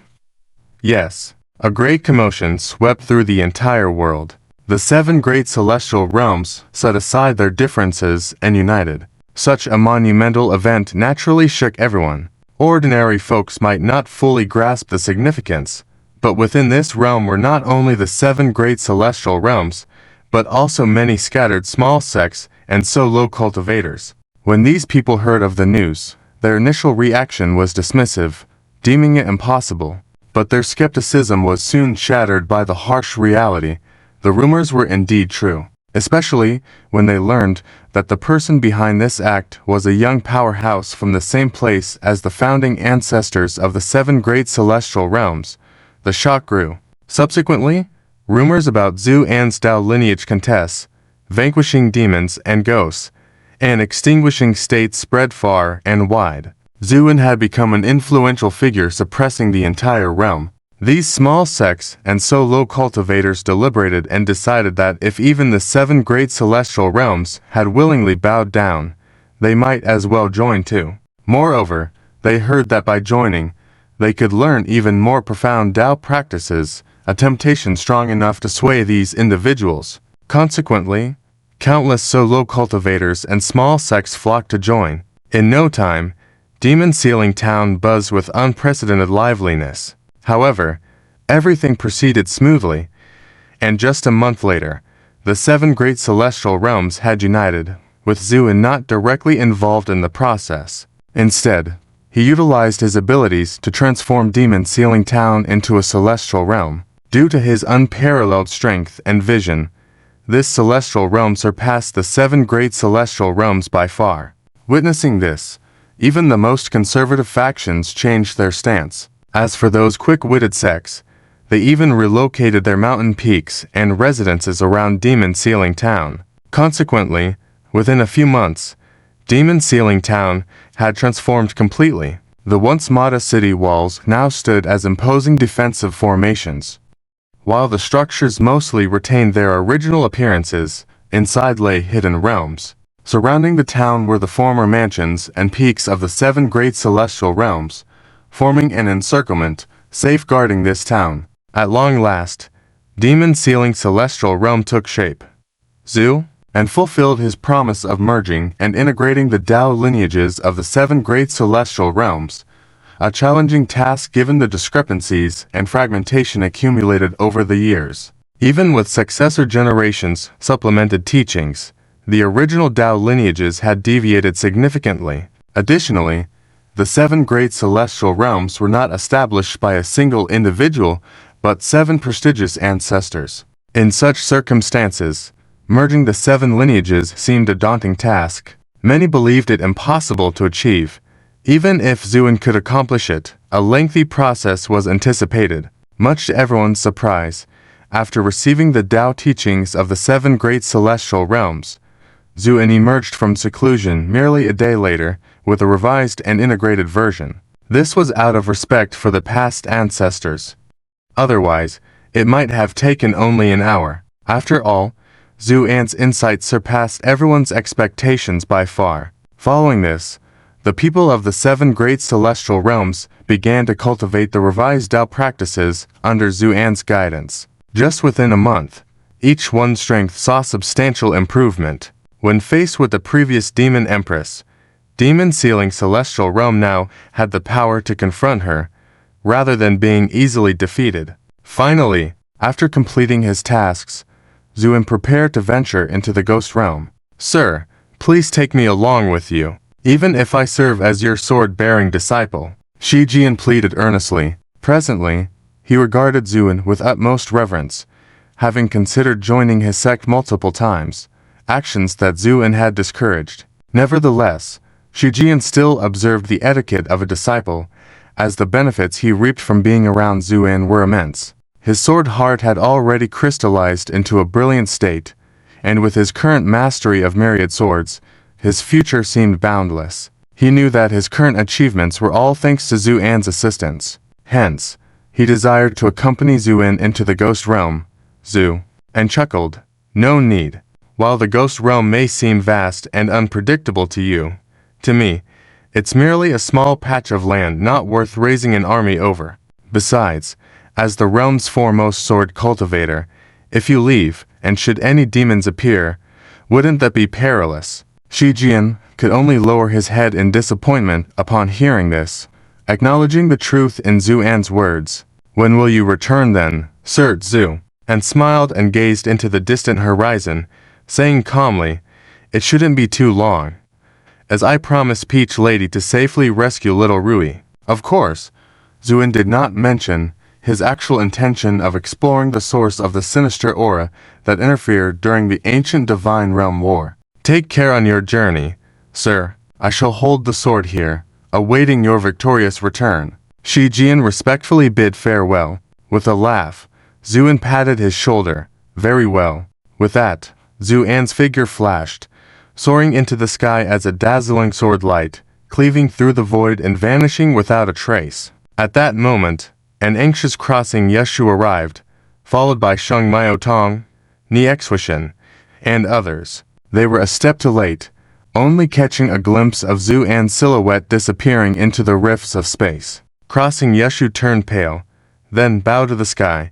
"I wish you a smooth journey, sir." Due to the close proximity of the world and the spirit world, this crossing did not take too much time. With his increasing strength, Zhu-An can now easily handle this short-distance void shuttle. Eventually, in the chaotic void turbulence, a barrier emitting a faint gray light finally appeared. Zhu-An's eyes flickered slightly, knowing that the barrier should be the boundary of the spirit world. He couldn't help but accelerate and rush straight up. There was no sound. This layer of spatial barrier was like a soap bubble, easily pierced through by Zhu-An, and as he crossed this barrier, a strong, pungent smell of blood hit him. The intensity of this bloody smell permeated into his lungs through his nostrils, almost making him nauseous. What was strange about this bloody smell was that it also contained a very musty smell. It was like many flesh and blood piled together, fermenting over the years, and then being unearthed again. Even Zhu-An was slightly wrinkling his brow due to this smell, waving his hand to keep the odor at bay. At this moment, Zhu-An was in midair, with a vast sloping area below his feet. Looking closely at the ground, even the experienced Zhu-An couldn't help but feel a tingling sensation. Countless bodies lay on the ground soaked in blood. These bodies obviously had just died, with some of the blood not yet coagulated. From their numerous wounds and the broken swords and knives, it was clear that this was a battlefield. Looking down from high above, one could clearly see the expressions of horror and despair on the faces of these bodies. Their expressions were so painful that they distorted their features, and beneath these layers of bodies, there seemed to be countless white bones buried. Bone arms protruded from the blackened ground soaked with blood, pointing slantingly towards the sky. When the dim sunlight shone on them, they emitted an eerie pale light. As an evil wind blew by, these arms swayed like ghostly banners, adding a touch of eeriness to the battlefield. Zhu-An fell silent. Walking steadily in the sky, he became more and more alarmed. The battlefield was so vast that it was at least 100 miles in diameter, and within this vast area, there were countless bodies, a number so staggering that it was horrifying. But Zhu-An's attention was not on this, because he noticed that despite the accumulation of so many corpses, almost all of them were violent deaths, yet not a hint of spiritual energy was born. It was unimaginable that after so many soldiers died, there was no spiritual energy. Even on Earth, those ancient battlefields still had lingering spiritual energy after years of purification. Furthermore, this was the spirit world where the yin energy was the heaviest. Yet on this battlefield, there was no spiritual energy, only boundless resentment. Pondering, Zhu-An suddenly noticed a figure standing on the edge of the battlefield. A person. Zhu-An's eyes flickered. Due to the overwhelming resentment filling the air, Zhu-An's divine sense was greatly affected, and he hadn't noticed the presence of anyone until now. But what was he doing there? Zhu-An remained composed, flashed his figure, disappeared from sight, and moved forward silently. After getting a clear view of the person's face, Zhu-An couldn't help but be slightly surprised. The person was wearing a gray monk's robe, with a bald head, unmistakably a monk. At this moment, the monk was holding prayer beads, standing on the edge of the battlefield, chanting something. As he chanted, faint golden light dispersed where he passed, and the resentment dissipated. Even the terrifying expressions on the faces of these bodies softened, as if they had been liberated. Seeing this, a gleam of light flashed in Zu-An's eyes. Beside a battlefield in the spirit world, a monk was chanting scriptures to comfort the spirits, a scene that seemed out of place. However, without revealing himself, Zu-An continued to watch silently from the void. After about half an hour, the monk's body began to shake slightly, his face gradually turning pale. Finally, the monk stopped chanting, looked at the vast battlefield with a touch of compassion on his face, then clasped his hands together, bowed deeply, and turned around to leave. Watching his retreating figure, Zu-An fell into contemplation. In the heavenly realms, Taoism was respected, but practitioners of Buddhism also constituted a significant force that could not be ignored. Zu-An had met many powerful Buddhist practitioners when he was an immortal, even witnessing the legacy left by the great master who founded the Buddhist lineage. Thus, he greatly admired them. Though Buddhist practitioners were widespread in the heavenly realms, due to the unique nature of their practice, in many places they only existed as symbols of faith without much power. However, it was beyond Zu-An's imagination that there would be a Buddhist presence in the dark lineage of the spirit world. When Zu-An roamed the spirit world before, he had never encountered these Buddhist practitioners. He also found a completely different aura on this average-looking and mediocre monk. Although he was calm and serene like other monks, there was a compassion and pity unique to him. Zu-An's heart stirred, and then he silently followed behind. He wanted to see what changes had occurred in the spirit world that even Buddhist practitioners, who were traditionally opposed to the spirit world, had appeared. With his strength, the monk naturally remained unaware. Soon, he walked down the slope and arrived on a main road, striding forward with long steps. The road was broad, and from the visible wheel marks on the ground, it seemed like it was frequently used. But oddly, it was quiet on either side of the road, and even when the occasional village appeared, there was no sign of life inside. The monk sighed softly at the sight and could only continue walking forward. Finally, after walking for most of the day, a small town shop appeared by the side of the main road. It was called a town shop, but it was not much larger than a village. However, there were signs of human life here. Seeing this, the monk headed towards the town shop. It was already dusk, and the dim light cast dense shadows by the side of the ancient road. It was time to light the lamps. In this strange situation, the monk showed no panic at all. Instead, he took out a begging bowl and a wooden fish from his backpack behind him, then stood in the middle of the town gently striking the wooden fish. The monotonous sound of the wooden fish spread far into the quiet evening. Figures began to move behind the windows in the small town. However, the monk seemed oblivious, continuing to strike the wooden fish. Finally, a door in the town was gently pushed open, and an old man with a bitter expression on his face came out, holding a coarse porcelain bowl in his hand. He waved at the monk and said, "Stop beating the fish." The sound of the wooden fish abruptly stopped. The monk looked up quietly at the old man. The old man approached, put the food from his bowl into the monk's begging bowl, and then said with a forced smile, "Junior, there is no more food in our small town. This is all we have. Eat and then leave." "Thank you, benefactor." The monk gently bowed, then carried the begging bowl, stood on the main street, and started eating bit by bit. The bowl was large, but the food was meager. In just a few mouthfuls, the monk finished all the food. The old man watched quietly, and after he finished eating, he waved his hand gently. "Go. The faster you leave, the better. This is not a place where you should stay." The monk remained silent and then smiled at the old man. "Please go back, benefactor. I will leave on my own." The old man nodded and then turned back into his house. The sound of the closing door resonated along the street, and there were probably many people peering at everything from behind the windows. The monk turned and silently walked away. When his figure disappeared into the darkness, the small town returned to its eerie silence. The gazes from behind the windows also disappeared. However, they did not see that after the monk reached the end of the town, he stood under a large tree, holding prayer beads, quietly waiting for something. An hour passed, then another half an hour. Finally, When the demon moon emerged from the dark clouds, casting a crimson light, a cold wind appeared in the distance. It roared and swept over the small town, swirling a few times before landing on the street. As the cold wind dispersed, several blood-lipped fierce ghosts emerged. As soon as these fierce ghosts appeared, they burst into a loud, arrogant laughter. Today the Lord of Ghosts had a feast, and now it's our turn. A fat-haired fierce ghost laughed sardonically. Heh, that's right. The Lord of Ghosts finished everything, not leaving us anything. So, we have to come out and stir up some trouble. Another thin, bamboo-like fierce ghost chimed in. Beside them, a green-faced, fang-toothed fierce ghost remained silent, just sniffing with his nose. Suddenly, his eyes lit up.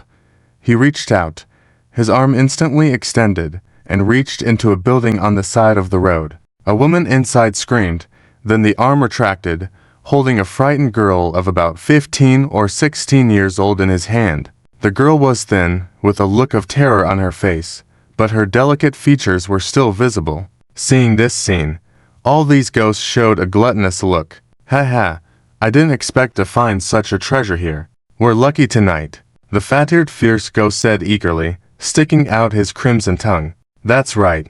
I love this age group the most. After playing with her, we can feast on her soul. The taste is just perfect. The bamboo-like fierce ghost laughed. Only the fierce ghost who captured the girl remained silent, but the drool from his mouth was already dripping, corroding the ground into a pit.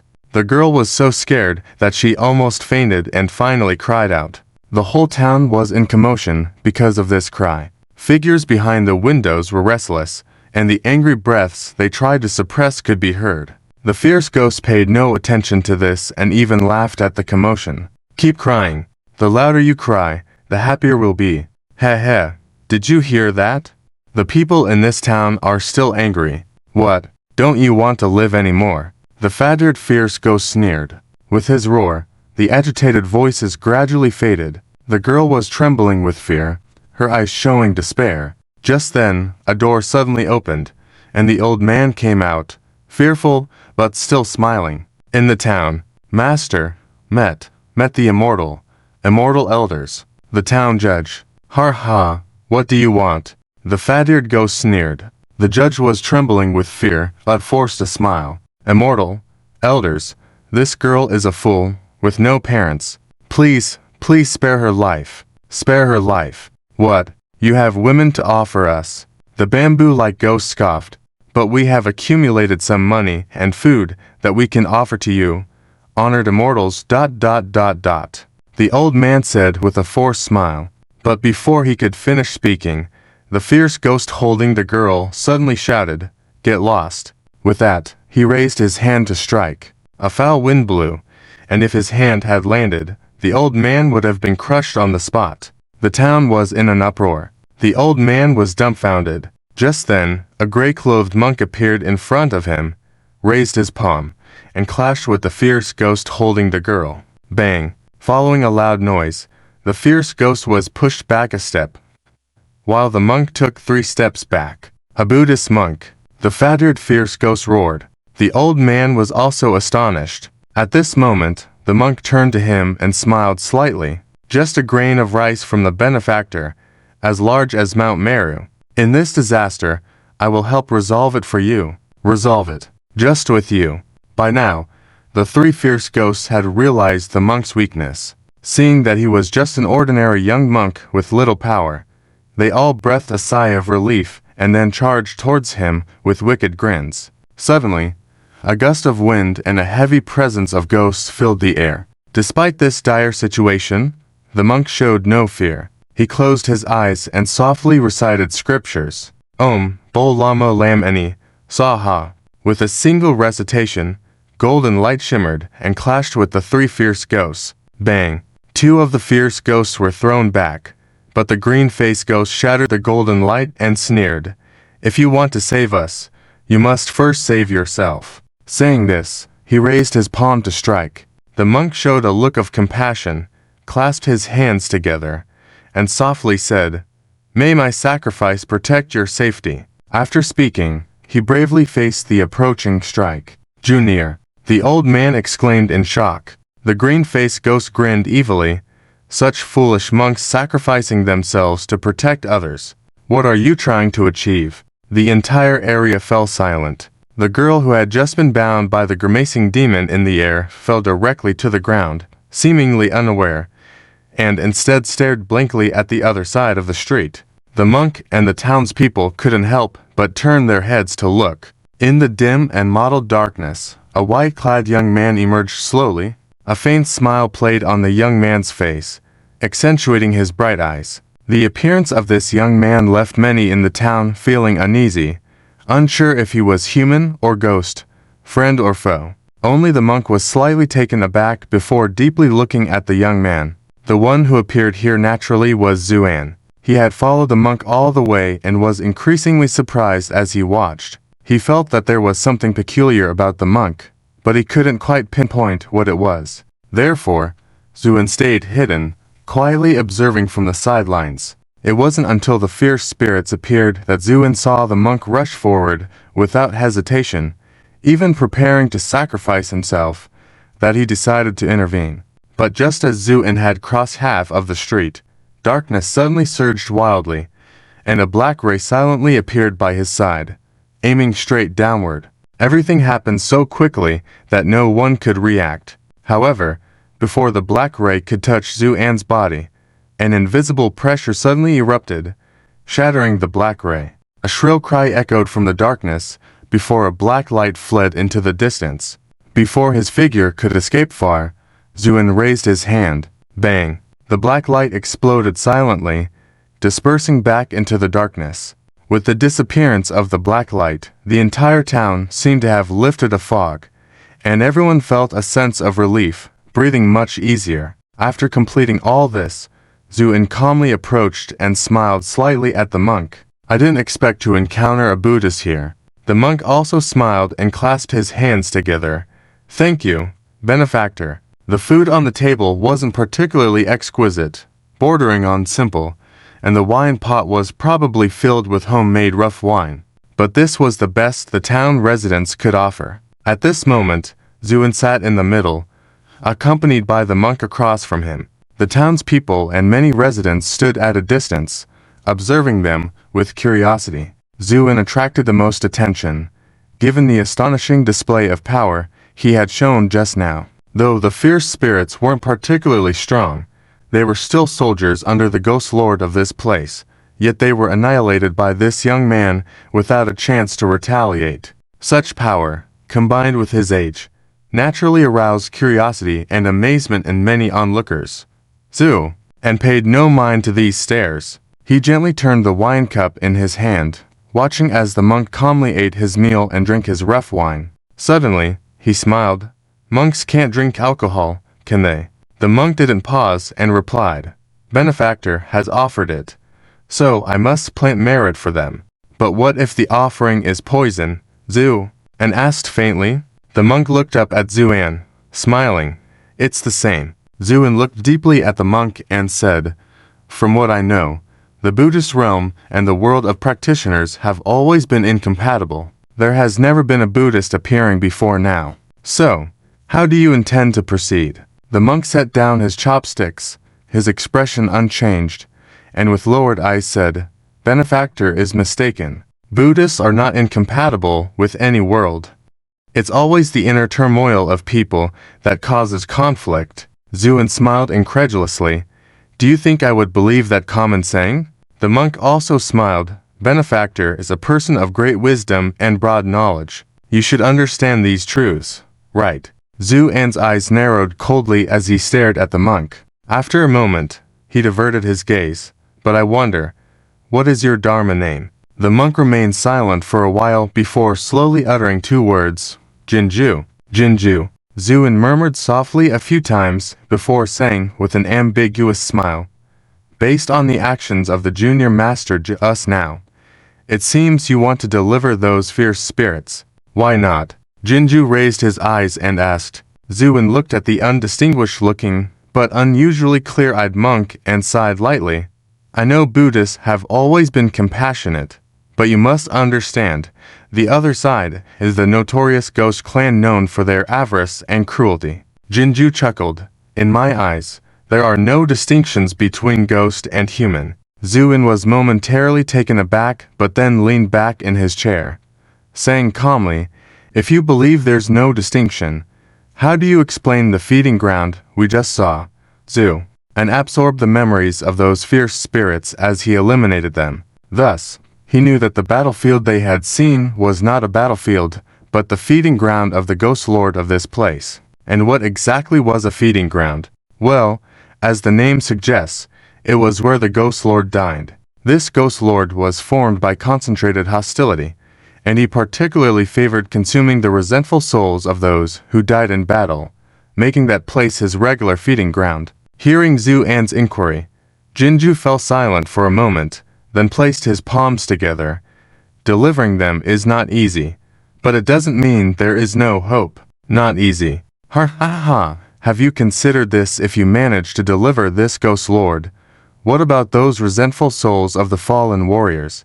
Will the past atrocities be absolved by merely turning away from violence and seeking enlightenment? Zuin said coldly. Jinju shook his head. Benefactor is mistaken. The saying put down the butcher's knife and become a Buddha on the spot is merely a verse. Buddhist practice doesn't have the power to erase your karma. Just like you said, even if I deliver this ghost lord, he must still face the consequences of his past actions. Zuin didn't speak, but leaned back in his chair, with half his face shrouded in darkness, quietly observing Jinju. Jinju sat calmly, with an open expression. It wasn't until some time had passed that Zuin smiled. Interesting. So this is your path? Jinju nodded. Yes, it's quite challenging.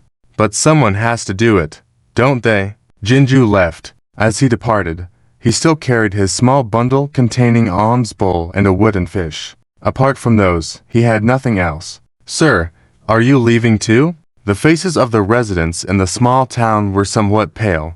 Zhu and nodded. But if those, he didn't finish his sentence behind the small town. He knew very well that this white-clothed young man was no ordinary person. It was already very lucky for their small town to be saved by him. It was unrealistic to have any other expectations. He always saw things very clearly. Zhu and smiled and suddenly said, don't worry, they won't come, huh? Many people looked up in confusion, not understanding what Zuin meant. But when they looked again, they found that Zuan, who had just been standing there, had disappeared. The people widened their eyes, looking at each other. Could it be encountering immortals? Someone whispered softly. Just as the people in the small town were full of confusion and suspicion, Zuan's figure had already appeared in a valley thousands of miles away. The terrain here was dangerous and it was a gathering place for yin energy. Therefore, it had become a paradise for ghosts to live in and also the residence of the ghost lord who ruled this territory. Zuin looked at the thick, unyielding black mist under his feet, and his figure gradually disappeared, eventually vanishing. At the same time, in a great hall in this valley, the ghost lord was feasting with his subordinates. Among the gusts of yin wind, this evil ghost had a spring breeze on his face, holding a ghost maiden in his arms, enjoying the flattery of his subordinates. Heh, the ghost lord's momentum is becoming more vigorous now. It probably won't be long before he breaks through and becomes the ghost king. A fierce ghost nodded and bowed. Although he knew it was flattery, the ghost lord was still very pleased. After all, in this ghost realm, strength was the most important rule. Currently, he was only at the lowest level of a ghost lord. If he could advance to become a ghost king, not only would the territory he controlled greatly increase, but he would also be able to interact with beings of even higher levels. In this ghost realm, even though strength was divided differently than in the outside world, it was basically similar. A ghost lord was equivalent to a half-step Grand Luo. A ghost king was a strong Grand Luo. A ghost lord was the peak of Grand Luo. And a ghost emperor was a half-step immortal king. Moving up further, there were palace masters, and even the ghost monarch level. Haha, well said. When my strength increases, you will naturally benefit, the ghost lord said jovially. Then, he paused, sighed, and said, "In fact, if it weren't for that schemer, I would have already become the Ghost King." Hearing this, there was an uproar in the great hall, with his subordinates indignant and cursing the elusive Ghost King, until someone curiously asked, "My lord, in the recent extortions of souls by this elusive figure, what is he planning to do?" The Ghost Lord snorted. What else could he do? The great life and death Ghost King's birthday is approaching. He is collecting gifts, wanting to offer congratulations to the Ghost Lord. Upon hearing this, there was another commotion in the hall. Many ghosts began to curse. The Ghost Lord waved his hand, gesturing for silence, then sneered, "This elusive one thinks he has planned well, but he doesn't know that I am not to be trifled with. During this time, I have accumulated quite a few souls and I am ready to be promoted to Ghost King. When that time comes, I will be on an equal footing with him and naturally have the qualification to offer my best wishes to the great life and death ghost." The many ghosts in the hall flattered him. But just then, a faint laugh came from outside the hall. "Your thoughts are not wrong, but unfortunately you won't have the chance." "Who goes there?" The Ghost Lord trembled all over, shouting in shock. Zuin walked out slowly from the void, appearing in front of the many ghosts, and said lightly, "Is that your feeding ground?" First, everyone in the hall was stunned. Then all the ghosts began to angrily shout, "Who is this kid? So audacious, kill him." At that moment, many ghosts launched attacks towards Zuin, full of murderous intent. However, Zuin didn't even move a muscle, just sneered. Snap! The leading black shadows instantly solidified, and this power seemed to infect the rest behind, freezing them all. Subsequently, with a loud bang, these shadows all shattered and turned into nothingness. With a cold snort, most of the ghosts in the hall were obliterated, leaving only a few who managed to escape in time. For these shameless ghosts, their first reaction was naturally to run for their lives. But then they realized they were all sealed inside the hall and could not escape. This included the Ghost Lord, whose face was full of shifting black energy as he screamed in extreme fright. The scream spread out as a shockwave of spiritual power. But unexpectedly, there was no response from outside. Zu, and calmly said, "Don't bother.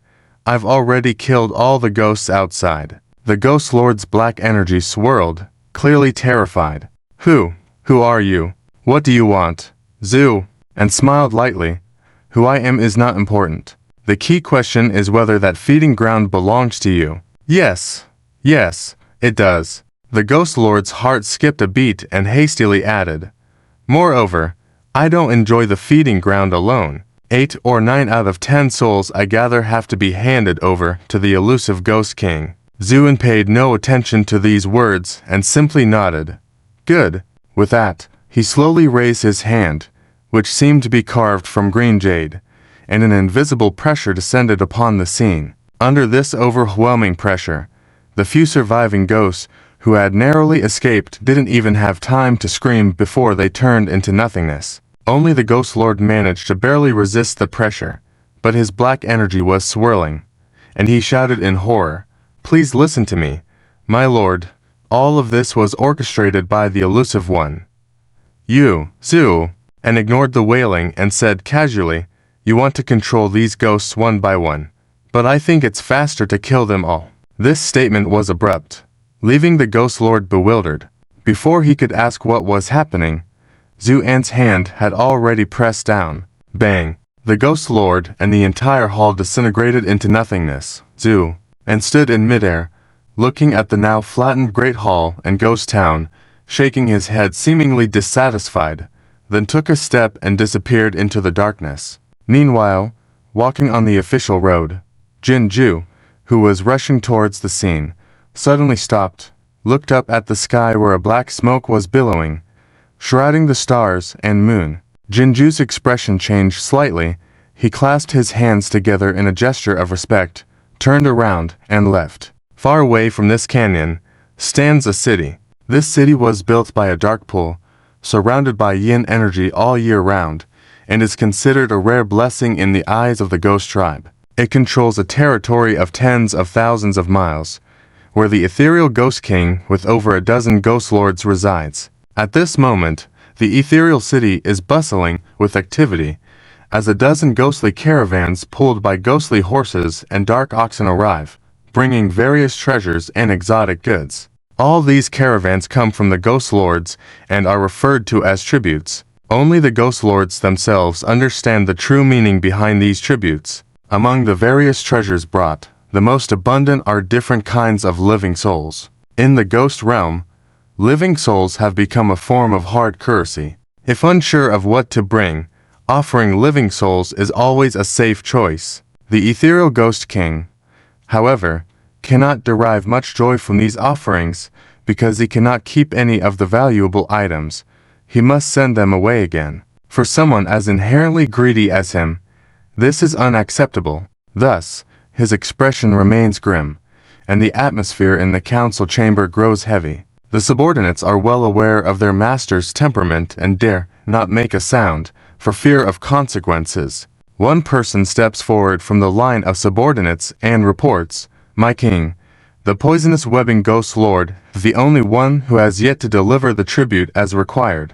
Upon hearing this name, the ethereal ghost king becomes furious and slams his hand on the table. This guy relies on his own strength and potential for becoming a ghost king. He shows less and less respect for me. It seems he needs to be taught a lesson. As he finished speaking, a look of greed and malice flashes in the ethereal ghost king's eyes, causing the room to fall into silence. The ghosts avoid speaking as such occurrences are common in their society. The law of survival of the fittest is prevalent among them, for as long as the poisonous webbing ghost has not ascended to the rank of ghost king, the ethereal ghost king's actions are justified. However, some of the ghosts cannot contain their curiosity and inquire, "My king, why is the celebration for the eternal destiny ghost lord unusually grand this time?" The chamber stirs with this question, and the ethereal ghost king sneers, "A grand celebration? What a joke! This celebration is just a cover for a discussion among us ghost kings."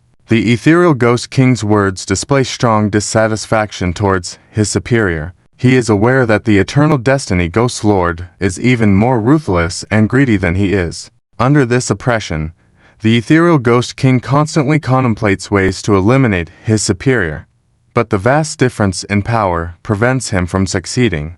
The other ghosts in the council unconsciously ignore his discontent and instead ask, with curiosity, "My king, what could be so important that the eternal destiny ghost lord summons all the ghost kings under the guise of a grand celebration?" The ethereal ghost king's visage now displays a mix of greed and resentment. "Do you know that the celestial abyss ghost lord on our borders suddenly perished? That place is now ownerless, and countless ghost lords are eyeing it. The eternal destiny ghost lord, being the closest to that realm, is not willing to miss out on the opportunity." Upon hearing this explanation, a commotion arises in the council chamber. So it is. But the celestial abyss ghost lord had experienced thousands of years and was stronger than ours. How could such a thing happen? A ghost strategist is puzzled. The ethereal ghost king coldly snorts, "Not just the celestial abyss. I've heard that there is unrest deep in the ghost domain, with a very noble figure perishing." The mention of a noble figure in the depths of the ghost domain sends shivers through the gathered ghosts, knowing they are not to provoke such beings. The ghost king realm is vast, and among them, even an ordinary ghost king in the innermost levels surpasses those outside by far and can easily defeat ghost lords. However, being called a noble figure in the deepest part, at least a ghost king or even a ghost emperor level entity, just the thought of it makes the ghosts tremble with fear. The ethereal ghost king feels a tinge of regret after speaking, realizing the potential repercussions of his words. Despite securing the council chamber with secrecy spells, he cannot be sure about the mysterious capabilities of those powerful beings in the depths of the ghost domain. A misstep could lead to disaster. He swiftly changes the subject, stating, "I shall give it one more night. If the poisonous webbing does not arrive by tomorrow, I will personally go to subdue him." The council room echoes with excited responses from the ghosts who anticipate the inevitable fate of the poisonous webbing under the hand of their king. Yet, as these ghosts are absorbed in their private intrigues, Those who come to offer tributes outside the council chamber are voicing their complaints. Damn it. Are we being forced to hand over so many living souls? Does this ethereal king want to drive us to our limits? Expressed one ghost lord covered in festering sores. Has the poison net arrived yet? This kid must be seeking death. Although his strength is not bad, he is still far from ascending to Ghost King, and Lord Yahuan has long held a grudge against him. Isn't this blatantly providing a handle to Lord Yahuan? A ghost lord said. He shouldn't be that stupid. Maybe he hasn't gathered enough souls he needs. Another ghost lord asked. The ghost lords fell silent upon hearing this. Maybe that's true. You see, in order to gather enough souls, I even exterminated the human cities under my rule. At this point, the ghost lord looked distressed. But obviously, this distress was not about the human's plight, but rather about the loss of his property. Yes, for these ghost tribes, humans who can provide high-quality souls are their precious possessions. Sometimes, they even consciously nurture the humans under their rule, allowing them to recover quickly. In their eyes, these humans are just like animals they raise, so they prefer to harvest them slowly so they can have a steady supply. Completely wiping out several human cities at once naturally made this ghost lord feel a pang of regret. Just then, a cold laugh came from the darkness. Sorry to disappoint, but that poison net you were talking about may not be coming. Who? All the gathering ghost lords were surprised to hear, because in their perception, the surrounding darkness seemed empty, with nothing present. Therefore, the sudden voice naturally startled these ghosts, especially the ghost lord who had just bragged, was trembling with fear. Although he tried to appear unconcerned, he was actually most afraid of those words spreading. But at that moment, a young man in white walked out slowly from the darkness. As soon as the ghost lords saw him, they were all stunned. Human, one ghost lord shouted in disbelief, "Zu," and glanced at him, smiled slightly, and said, "Yes, is there a problem?" Although they didn't understand how a human could appear there, the minds of these ghosts eased. After all, for them, humans were just containers for providing souls. Nothing special. The ghost lord, who had just screamed bizarrely, chuckled. "No problem. I'm just curious which nerve poison net's kid had wronged to send a human here." Before he could finish speaking, there was a muffled sound, and the ghost lord's head exploded into a brilliant black smoke firework. The headless ghost body slowly fell to the ground. Even in death, this ghost lord did not understand what had happened, and fell senselessly into eternal darkness. And this blow, like thunder cracking the sky, shook all the ghost tribes present. "Who are you?" A ghost lord nearest to Zuin was furious, shouting angrily as he retreated further away. For them, it was natural to avoid any danger. Especially the death of that ghost lord just now was too mysterious, making these bloodthirsty ghosts unable to comprehend. So naturally, they had to stay away. However, this ghost lord's plan was good, but just as he retreated a few steps, his whole body burst open, dispersing into a deathly mist. Every ghost lord who witnessed this scene instantly understood what was going on and fled without hesitation. However, Zuin had no intention of letting them go. He watched the chaotic black light fleeing in all directions coldly, with a boiling sense of killing intent. Everything he had witnessed on this journey had already fueled his anger. Throughout the heavens, humans were dominant, no matter in which world, but here in this small ghost realm, they had become food, even raised as livestock by these beings. How could Zuin not feel angry about this? When Zuin originally roamed the ghost world, the ghost tribes, although arrogant, had never done such despicable and barbaric things. So at this moment, there was only one word in Zuan's mind: kill. The first to be shattered were the forefront ghost protectors.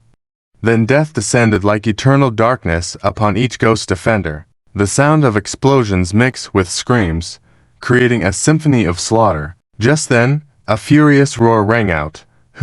Who dares to kill my people? Following this, a huge ghost king illusion appeared above the meeting hall. It was Yahuan. His face was full of anger. Originally, he was discussing matters with his subordinates in the meeting hall and suddenly sensed something abnormal outside. Upon closer inspection, he discovered that someone was slaughtering his subordinates. Naturally, Yohuan was furious and immediately revealed his true form, intending to teach this intruder a lesson. However, he was one step too late. The ghost defenders had all been decimated, and in the erupting black fog, there came the low, slow footsteps. Yohuan sneered, playing tricks. To him, whoever dared challenge his authority in Yaohuan City would undoubtedly perish, especially since Yaohuan felt that his cultivation had recently improved.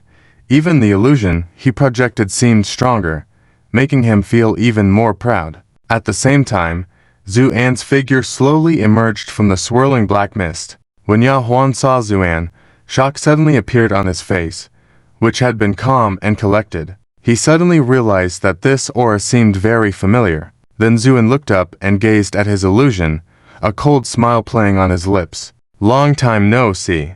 Yaohuan's shadow fluttered around, almost shattering, and his face was filled with terror. Zuan casually said, "Wasn't it you who descended on Mount Kunming on Earth last time?" Yes, this Yaohuan was the ghost warrior who had been summoned to Mount Kunming by the young master of the 10,000 ghosts when Zuan had just been reborn.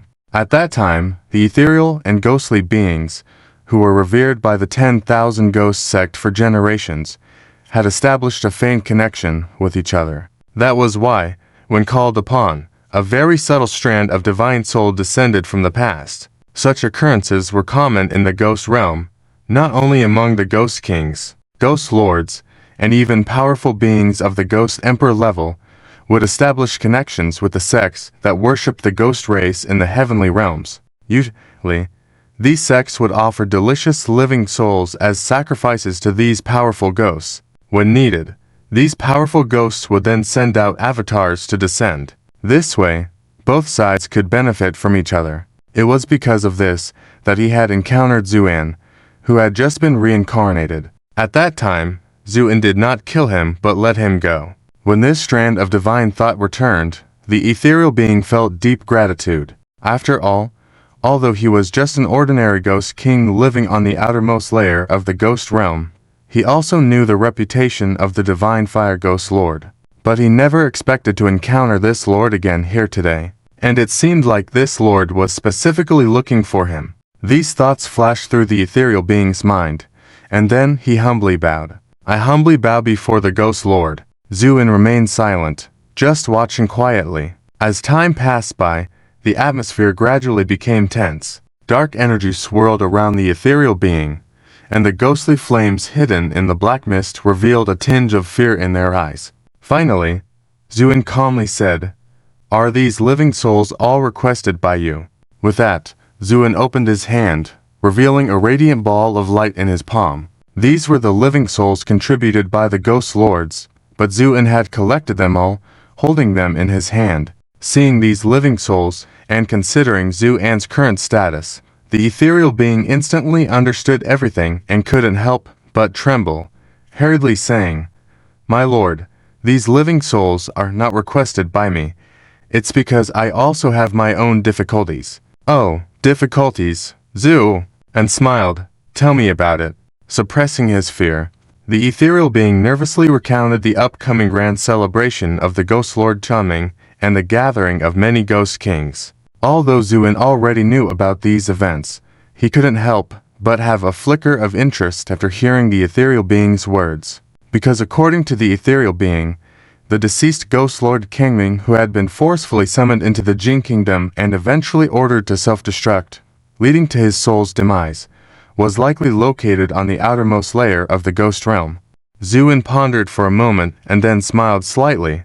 "So, all these things have nothing to do with you anymore." "My lord, indeed they have nothing to do with me. It was all because of the coercive threats of Ghost Lord Chunming that I had to act like this." The ethereal being sounded aggrieved, but deep down, he was somewhat excited and jubilant. He had always harbored deep hatred for Ghost Lord Chunming, and if he could take this opportunity to divert trouble and make the renowned killer god grandpa of the entire ghost realm go after Ghost Lord Chunming, that would be excellent. And if Zuan could eliminate Ghost Lord Chunming, that would be even more perfect. With these thoughts in mind, The ethereal being pretended to be completely innocent and helpless, as if he was the victim. Zu, and restrained his gaze. It sounds reasonable. The ethereal being breathed a sigh of relief and wore a smile, saying, "My lord, how dare I deceive you?" Zu, and nodded. "Since that's the case, I'll let you go this time." The ethereal being felt overjoyed and quickly nodded and bowed. "Thank you, my lord. Thank you, Zu," and laughed. "No need to thank me. It's what should be done." For some reason, when the ethereal being heard Zu-An's words, he felt a chill run down his spine. However, as a ghost king who had survived for thousands of years, he forced himself to remain calm and smiled along with Zu-An. "Why are you smiling, Zu?" and suddenly asked in surprise. The ethereal being was taken aback, quickly suppressing his smile, and said with a surprised expression, "My lord, I wasn't smiling at all." Zu-An shook his head. "No, your smile just now was strange. You must be secretly mocking me, aren't you?" The ethereal being felt like crying. "How could I dare to mock you? I was only smiling because I saw you smiling, so I followed along." Before he could finish speaking, Zu-An slowly retracted his hand that had crushed the ethereal being's head. After finishing all this, Zu-An lowered his head to look at the luminous sphere formed by the condensed souls in his hand, and sighed softly. "I can't settle you down temporarily for now. Well, let's put it away for now." With that, Zu-An casually tapped and stored this soul in the sea of consciousness in his mind, then looked into the distance and said lightly, "Destined Ghost Emperor." Then a cold smile appeared on the corner of his mouth, tidying up the ghost realm, intimidating the spirits. "Let's start with you." With that, Zu-An's figure soared high into the sky, turning into a brilliant light that covered half of the sky, flying straight towards the distance.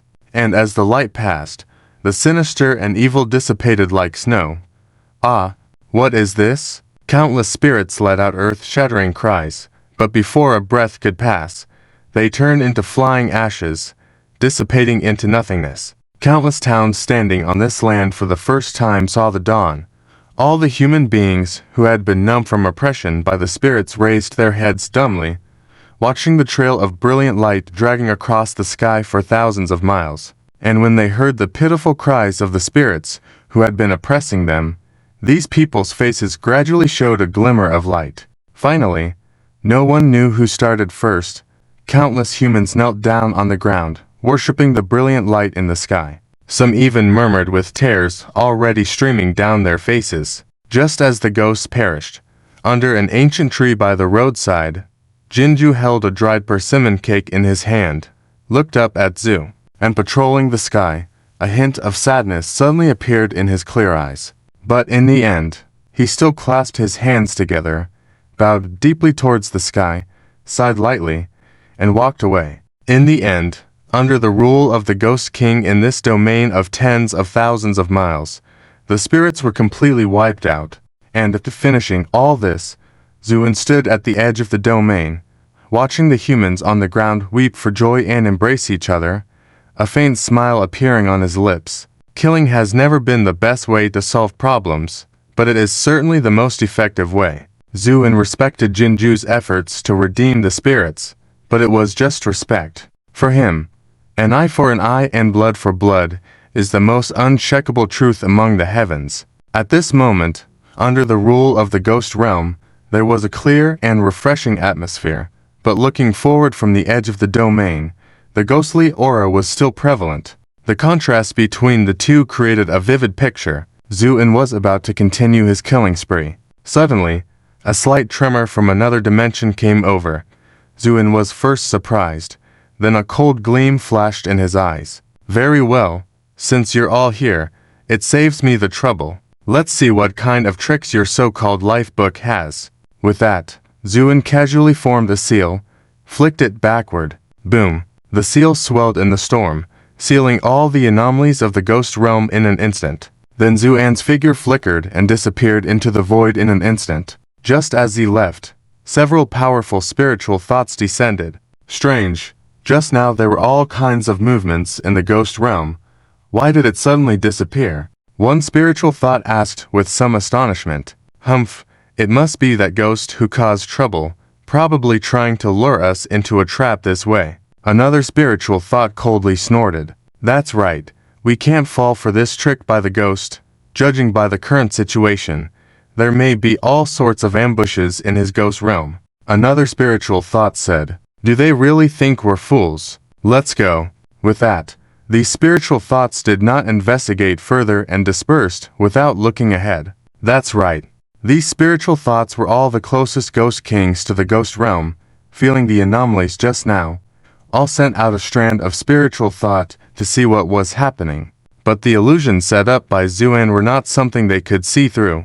Even though they could see the real scene by taking one more step forward, none of the ghost kings dared to take the risk. It's not that they were cowardly, it's just that these ghosts were usually too crafty, suspicious and deceitful towards each other, making them not trust each other. Now that they saw the anomalies in the ghost realm, these guys naturally refused to take the risk. Zuan had only set up an illusion because of this reason. Although this tuning plane was just an inconspicuous plane on the edge of the ghost realm, its area was extremely vast. In the center of the billions of miles of territory, there stood a black giant mountain whose height reached tens of thousands of miles, and the peak of the mountain even plunged into the immeasurable void. From the middle of the black giant mountain, strands of thick black light extended out, traversing the sky and ultimately piercing through the boundless void, disappearing into the unknown. Although these black lights were thick,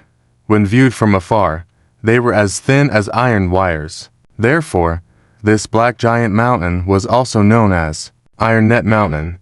But this mountain was not the real Iron Net Mountain, rather just a part of it. In fact, on all the plains located on the edge of the ghost realm, similar black giant mountains were standing, connected by countless black lights, completely enclosing the entire ghost realm, forming an extremely terrifying barrier. And this was the full view of the famous Iron Net Mountain in the heavens. Even though they had seen it before, when this black giant mountain appeared in the sky and occupied their entire field of vision, when Yunan, the mane of the bone road, couldn't help but feel his scalp tingling, and his body trembled continuously. On the side, his junior disciple Song Jingyu couldn't help but exclaim, "Wow, what a big mountain." This exclamation came from the heart, without any hint of pretense. In fact, almost no one who saw this Iron Net Mountain for the first time could help but be amazed. While Ling Bacheng was also surprised, when he saw the beautiful face of his junior sister, he forcibly suppressed the shock in his heart and pretended to smile casually. "Junior sister, this is the famous Iron Net Mountain in the heavens. It is said that this Iron Net Mountain is the handiwork of an extraordinary power." What? Song Jingyu's mouth widened even more. In English, the text translates to, Lin Kui sniffed and looked solemnly at the Iron Net Mountain in the distance, then nodded. Yes. Song Jingyu couldn't help feeling more and more shocked.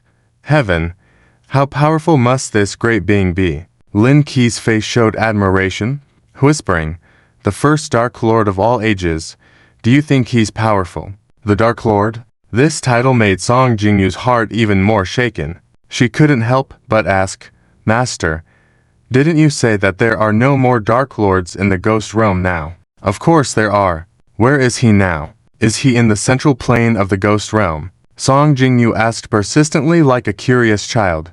But Lin Qi's expression changed drastically, then shook his head with a stern face. "Jingyu, we can discuss this as master and disciple, but do not tell anyone else."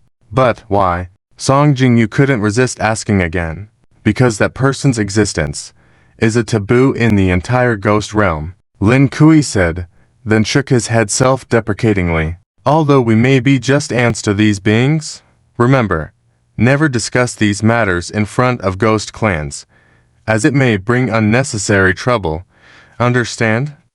Yes. Although young, Song Jingyu understood many things. Seeing her usually kind master so serious, she knew this matter was not to be joked about. "Let's go. That's the Fate Ghost City at the foot of Iron Net Mountain." Lin Kui spoke softly. Then he led his two disciples, along with many students of the Bone Path, towards the Fate City. set foot in the ghost realm for the first time, Song Jingyu found everything very fresh. She quickly realized that they were not the only human sect visiting for someone's birthday. Many other sects from different races also brought valuable gifts. Seeing her junior sister's confusion, Lang Baching chuckled. "Junior sister, our bone path is a human sect specializing in the ghost way. Our founding ancestor once made a pact with the Fate Ghost Lord. In essence, we offer him our respect, and when needed, the Fate Ghost Lord will help us with his supreme ghost power. But do you think an existence like the Fate Ghost Lord would only be worshipped by our sect? In the entire universe, I dare not say, but in these nearby realms, there are many sects that worship him. This time, as his birthday approaches and he sent invitations, not just our bone path, but other sects are coming too, to offer birthday wishes and build a good relationship with him." Song Jingyu's eyes flashed with a touch of unnoticed disgust, but she still nodded slightly. "I see. Thank you, senior brother." Watching her junior sister growing up, Lang Bacheng couldn't help feeling proud and wanted to show off his knowledge. But just then, Song Jingyu naturally walked to the side of Lin Kui and continued flying forward. Ling Bacheng was left standing alone, his face turning red and embarrassed. Although it seemed as if Song Jingyu had acted unintentionally, Ling Bacheng understood that his junior sister's guard against him was increasing day by day. Even if he talked to her, she always maintained an indifferent attitude. This made the usually proud Ling Bacheng feel angry. "HMPH, you can't escape my grasp. Your primordial body belongs to me," Ling Bacheng roared in his mind, but his face gradually returned to normal. He then flashed his figure and hurriedly followed the group of disciples. At the same time, in the Fate City standing beneath Iron Net Mountain, guests from all directions had made it lively. Compared to the citadels of the Ghost Kings, this Fate City had much less ghostly atmosphere and more human presence. Even the soldiers in the city were in human form. The nobles in the city took pride in appearing human. This was not because they admired humans, but because ghostly bodies often couldn't enjoy worldly pleasures. So many ghosts like to take on human form.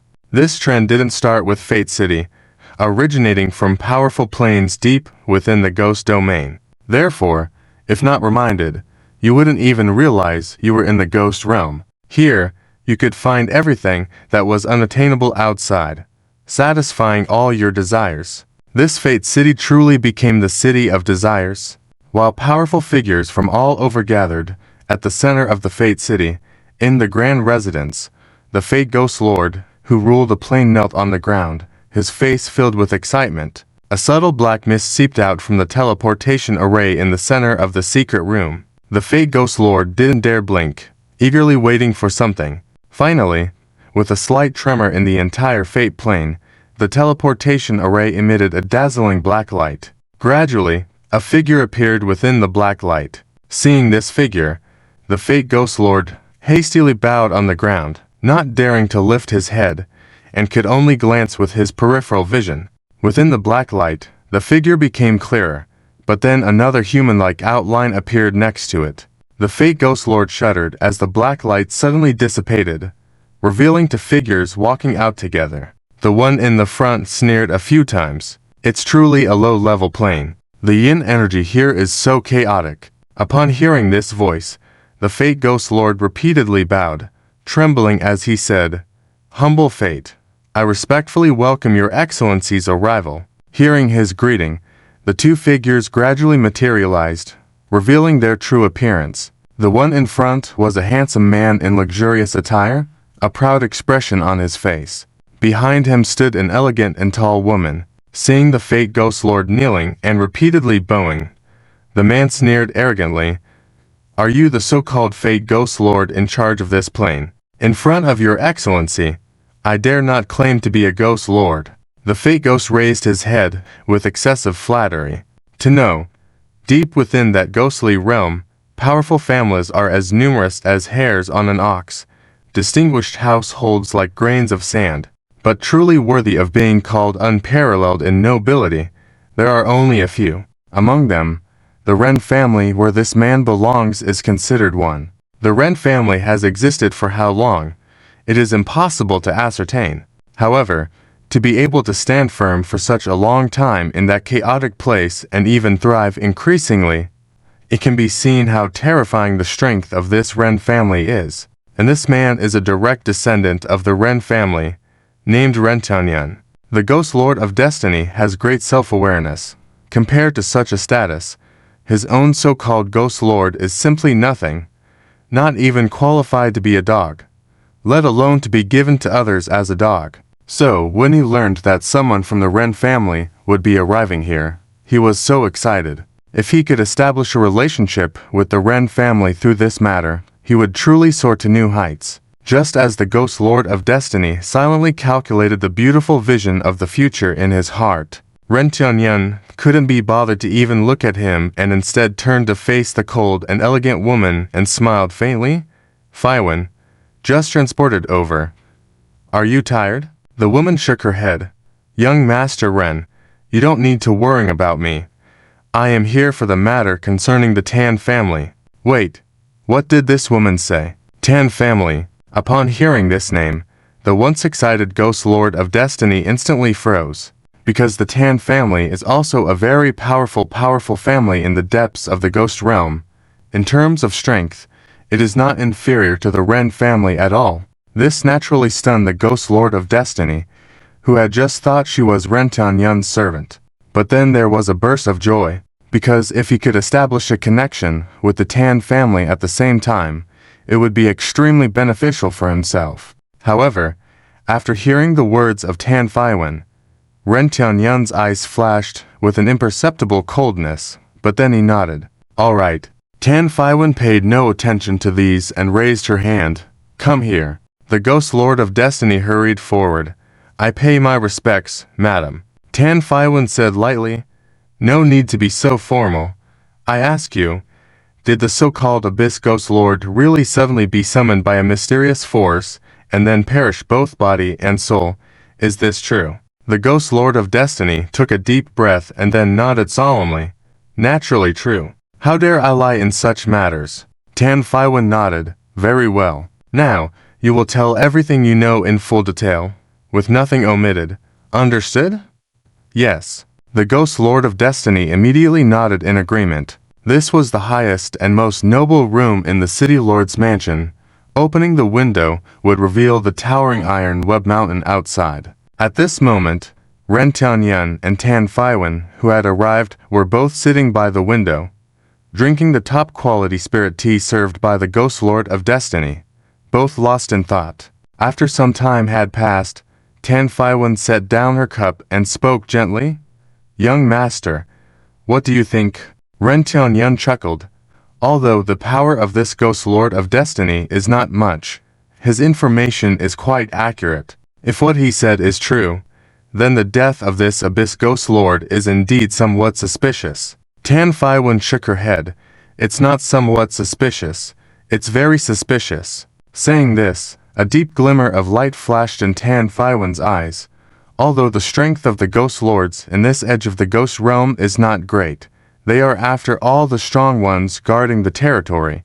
How could such an existence be easily summoned away? What if it's an immortal king or a stronger being? Ren Tianyun hesitated. Tan Faiwen shook her head, then turned to look out at Iron Web Mountain, saying, "Since his establishment of Iron Web Mountain, has there been any immortal king who dared to trespass?"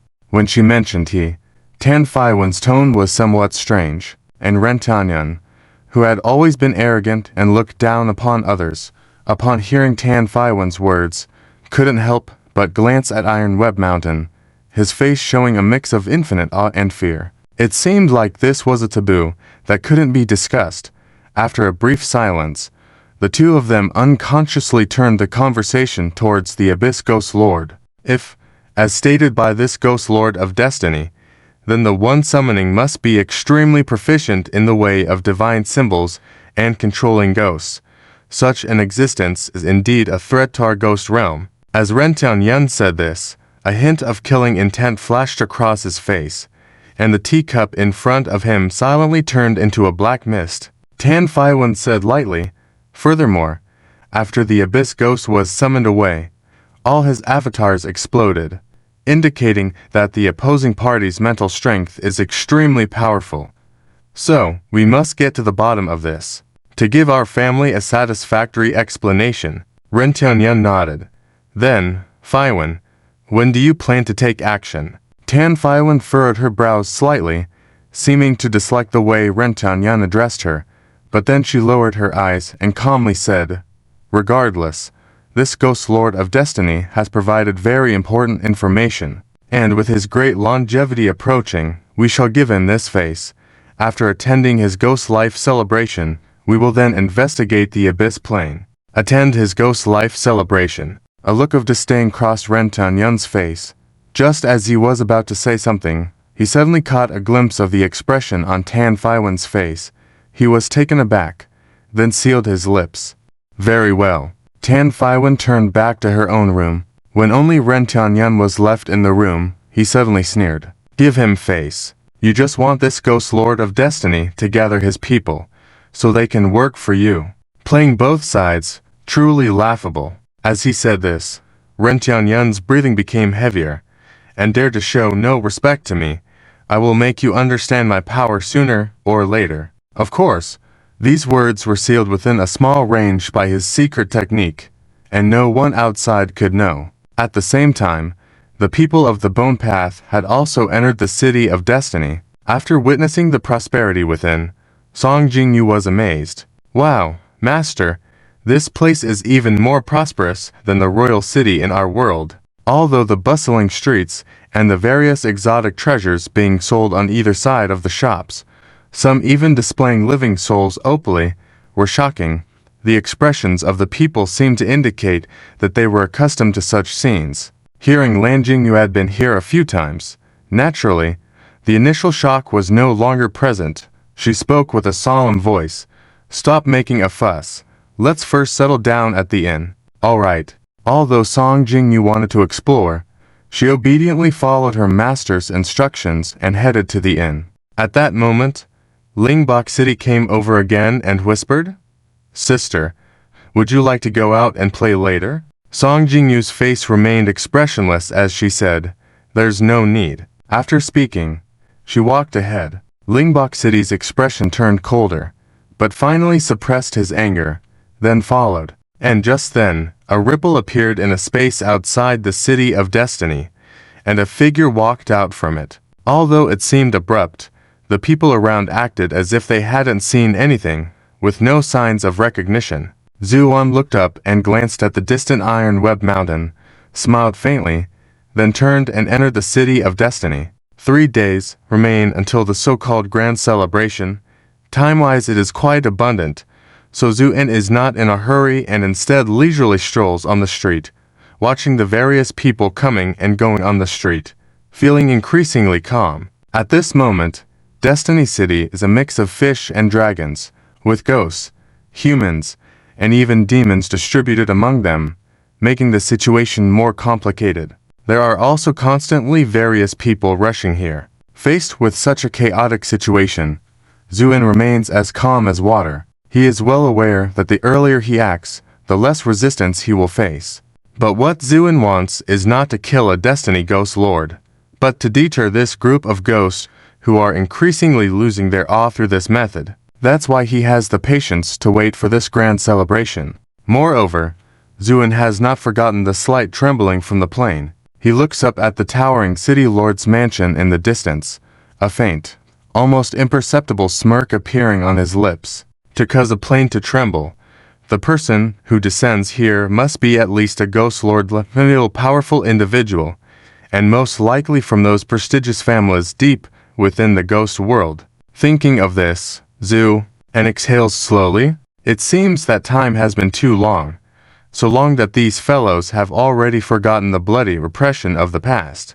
Perfect. Just right to deal with you. In order not to alert the enemy, Zuin did not use his divine sense to investigate the city lord's mansion, but simply took a deep look before turning and leaving. Continuing along the street, the crowd becomes denser, and everyone's faces are filled with a hint of excitement, seemingly yearning for something. Zuin is slightly startled, looks up, and sees a scene that leaves him dumbfounded. It turns out that as he walks, he has already arrived at the most prosperous place in Destiny City, which is the Red Light District. It seems that no matter where, or what kind of race, the more brothels gather in a place, the more prosperous it is. This seems to have become an uncheckable truth. Unlike other brothels, due to the strength and unique characteristics of the ghosts, the brothels here are much larger and more prosperous than those outside. Whatever you can think of, you can find it here,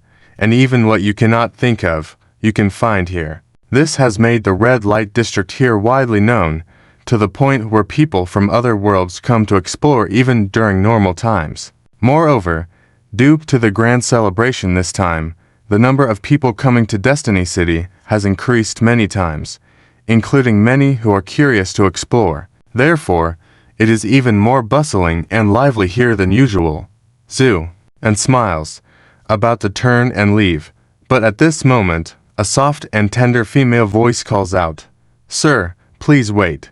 Zuin is slightly startled and turns to look. He sees a woman standing in front of a red building, dressed revealingly yet pure, smiling brightly at him. When she notices Zuan's gaze, her eyes light up, and she somewhat stutteringly says, "Sir, you seem like you need accommodation." After saying this, Ah Ching looks at Zuan somewhat nervously. She does not know what came over her. Just as she passed by the door, she happened to see Zuan about to leave. Although it was just a quick glance, Zuan's aura and appearance stirred something in Ah Ching. So under the influence of something, she blurted out the words, "Sir, please wait." When Zuan turns to look at her, Ah Ching is even more surprised. He is such a charming and elegant young man, clad in white as snow, tall and straight, with a pair of sword-like eyebrows that are startling, coupled with those deep eyes. Although he is just standing there plainly, he exudes myriad forms of elegance and an unwavering noble aura. This kind of scene naturally astonishes Ah Ching, so she stammers even when speaking. After all, as a human girl earning a living in Destiny City, she hasn't seen such a handsome human youth like Zuan for a long time. In addition, if she doesn't take the initiative now, there might not be another opportunity. Ah Ching realizes silently. Zuan also understands what is going on, unable to help but smile. His smile is like a gentle spring breeze, making Ah Ching a bit dizzy in the head, but she quickly regains her composure. "Sir, rest assured, my family inn is very famous in Destiny City, especially our master chefs. Their culinary skills are impeccable. You will definitely be satisfied. And if the sir stays, I am also willing to." Here Ah Ching blinks her eyes, her smile on her face even brighter. But she never expected that in response to her solicitation, this white-clad young man, who looks like he has just left his sect, is completely unmoved, gently shaking his head, and then turning to leave. Seeing this, Ah King's heart darkens, biting her vermilion lip lightly. She wants to speak, but can only lean against the door frame with a look of unwillingness in her eyes. Of course, Zuan would not stay in such a place, and as for the solicitation from this human girl, he simply ignores it. However, just as Zuan is about to leave, a faint black light flashes across the top floor of the red building. Others do not notice it, but Zuan does, turning suddenly and looking up at the top of the building, then softly exclaiming. Seeing this scene, Ah Ching is also puzzled, but then she sees the white-clad youth glance at her, blushing in the face. "Sir, you." She begins to speak, but then Zuan smiles slightly. "What did you just say?" "Huh?" Ah Ching is taken aback. "I was saying that you." "Not that sentence. The one before that." Zuan lightly smiles. "I was saying how great the culinary skills of our inn chefs are." Zu, and claps his hands lightly. "Great. I'll try it." With that, he strides inside. Ah Ching dumbfoundedly watches Zu and walk into the building, her eyes gradually widening, but soon her smile turns into a crescent moon shape. She murmurs softly, "Such an interesting young lad," and then happily follows after him. This red building is indeed quite famous, as can be seen from the full halls of guests inside. Beautiful maids and courtesans shuttle around like butterflies, making the red building even more lively. However, Zun pays no attention to this and takes a deep breath, then turns to the excited Ching, who was still talking nonstop. Please arrange a guest room for me. Huh? So soon? Ching is taken aback. Huh? So soon for what? Zun seems to be searching for something and didn't hear her clearly. The guest room is very nice, exquisite and clean. Through the window, you can see the distant city lord's mansion, which Zun is very satisfied with. It seems that this vermilion building is not only an elegant brothel, but also well managed in terms of accommodation. Young master, how do you find this guest room? Ching softly spoke, her eyes so alluring as if about to drip with water. Zhu, and nodded. Very good. Thank you, miss. Please call me Ching. Then thank you, Miss Ching. Ching looked at Zuan, who was serious, chuckled, then slowly walked up and asked in a tender voice, Young master, how do you plan to thank me?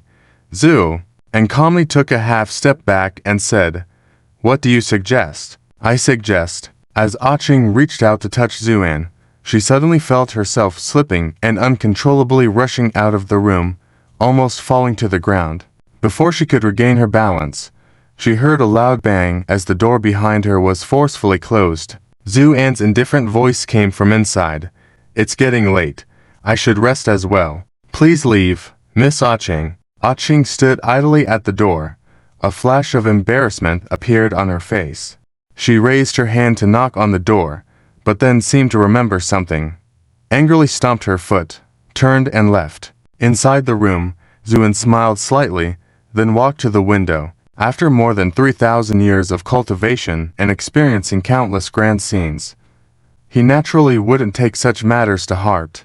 Quietly watching the city lord's mansion in the distance, his divine consciousness slowly spread out like water, covering the entire vermilion building. At the same time, in a room at the top floor of the vermilion building, a woman stood by the window, staring blankly at the distant city lord's mansion. The woman was dressed in a beautiful long dress, accentuating her slender figure. Her long hair cascaded down like a waterfall, enhancing her charming features. In short, she was a stunning beauty from any angle. However, at this moment, her face was extremely pale, and a hint of pain flickered in her mesmerizing eyes. She tightly gripped the window frame, seemingly immersed in some painful memories. At this moment, the door behind her was gently pushed open, and Ching, now in more appropriate attire, quietly entered. Though her footsteps were light, they still startled the woman awake. The pain in the woman's eyes instantly faded. Her tight grip on the window frame loosened. Without turning around, she asked in a calm tone, Any new updates? Ching shook her head and whispered, Not yet. But it seems this celebration is unprecedented. Even many sects from beyond the ghost realm have come to offer their congratulations. The woman fell silent for a moment, before sneering. Of course, that fate ghost lord hopes for a grand spectacle, especially since he managed to summon members from the Ren and Tan families. Ching fell silent, but finally murmured, Wei Chong, are we really confident this time? Of course we are. The woman turned abruptly, staring coldly at Ching. Are you afraid? Ching quickly knelt. I dare not. I am just a little worried. With the powerful forces gathering for this celebration, and with our limited strength, how can we compete? The woman scrutinized Ching for a while, her coldness gradually softening on her face. She then sighed softly, Your doubts are shared by many, not just you. With lowered head, Ching admitted, Indeed, many of us have this doubt. The woman turned to look outside at the city lord's mansion, and said softly, Your doubts are reasonable, as neither you nor those in this building have always been in my service. Upon hearing this, Ching's face displayed fear. She then banged her head and shakily said, Wei Chong, my sisters and I owe you a great debt. Without you, we might have died long ago. We mean no harm, we are just worried. After all, their strength is formidable, and we only have me as a strong force. Isn't that so? The woman smiled. Get up. I do not blame your intentions. Ching stood up trembling but still filled with worrying. I shouldn't have involved you all in this, but the opportunity this time is too good to pass up. Even the noble descendants from deep within the ghost realm have come. I don't want to give up. With clenched fists, the woman's eyes reflected intense hatred. During the celebration, I will do my best to protect you all.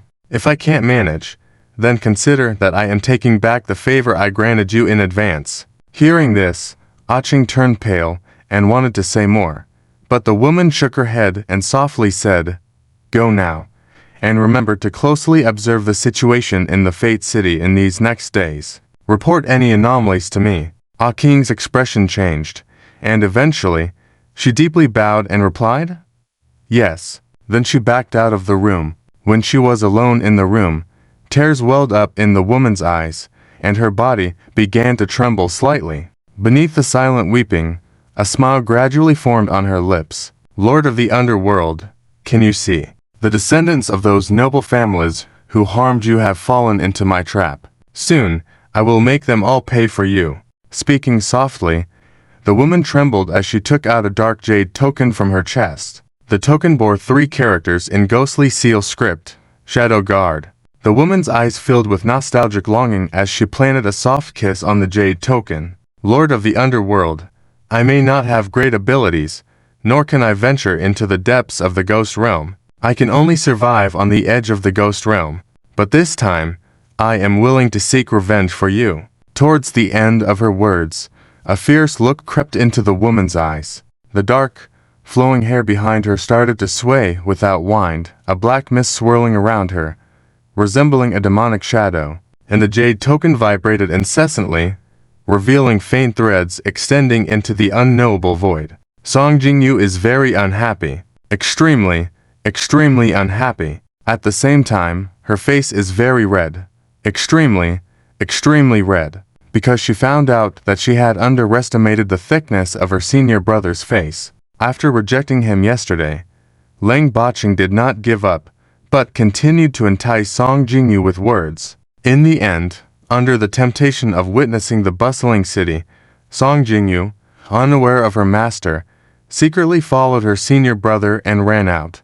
But she never expected that her senior brother would actually lead her to such a place.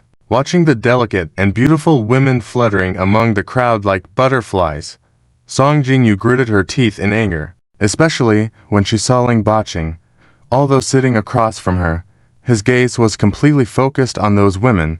Her face instantly darkened. "Senior brother, did you bring your junior sister to visit this kind of place?" Song Jingyu's tone was very firm. Lang Baching, upon hearing this, reluctantly withdrew his gaze from those women's waists, then chuckled. "Junior sister, you have misunderstood.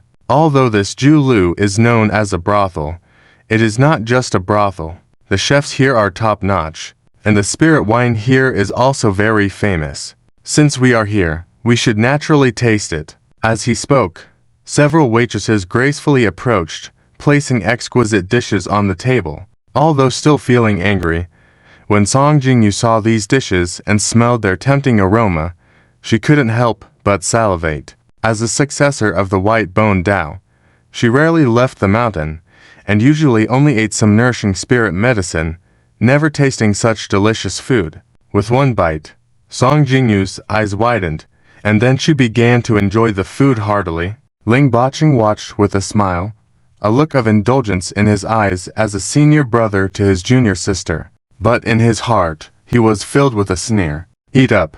After eating and drinking your fill, it will be my turn to act." With these thoughts in mind, a greedy look flashed in Lang Baching's eyes. But, as he was filled with various unsavory thoughts, a calm voice came from the nearby table. "The ingredients are not bad, the cooking is acceptable, but the seasoning control is very poor." Hearing this voice, Song Jingyu, who was eating voraciously, couldn't help but look up towards the table. There sat a white-clad young man, pointing at the dishes on the table with his chopsticks. Next to him was a girl in green clothes, her eyes rolling in disbelief. Ah-Ching was also angry at the moment, as she could not understand how the dishes that were praised by others could be criticized by this young man, especially when she saw Zhu and taste a few dishes but shake his head each time. She was even more frustrated and couldn't help but place the last dish in her hand on the table. This is our signature dish. Her voice was cold and devoid of yesterday's charm. In fact, Ah-ching was now full of resentment towards Zuan. She couldn't believe that this seemingly clueless young puppy, who had recently left their sect, could be so indifferent, ignoring all her attempts at friendliness as if she were sweet-talking a blind man. But this ignited Ah-ching's competitive spirit, and because of a major event in a few days, Ah-ching decided to cast off her reservations and act as a waitress today, wanting to interact more with this white-clad young man. But things didn't go as she planned and she ended up feeling upset. Zuan glanced at the steamed jade tortoise in front of him, didn't even touch his chopsticks, and simply said, "Not up to standard?" Huh? Ah-ching's eyes widened instantly, then she exclaimed, "You didn't even taste it. How do you know it's not up to standard?" "No need to taste it. Just by looking.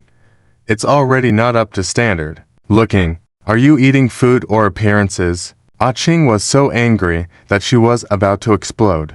"I'm eating food, but appearances matter too. Just like people, if they don't look good, how many people would want to pay attention to them, even if the taste is good?" Upon hearing Zuan's words, Ah-ching wanted to argue, but when she remembered her initial intention of trying to attract Zuan, she felt a bit embarrassed and could only grit her teeth and place the wine jug on the table. "So picky.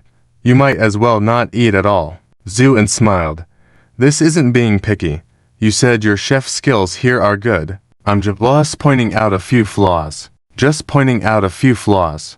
Was it really that simple? Ah-ching was too speechless to retort, so she turned and left. Song Jingyu, on the other hand, looked curiously at the white-clad young man across from her, suddenly feeling that the food in her mouth wasn't as delicious as before. It seemed not as good as before, kind of mediocre. Also, he's really handsome, Song Jingyu thought to herself. But Ling Bachin couldn't sit still, especially when he noticed his junior sister's gaze.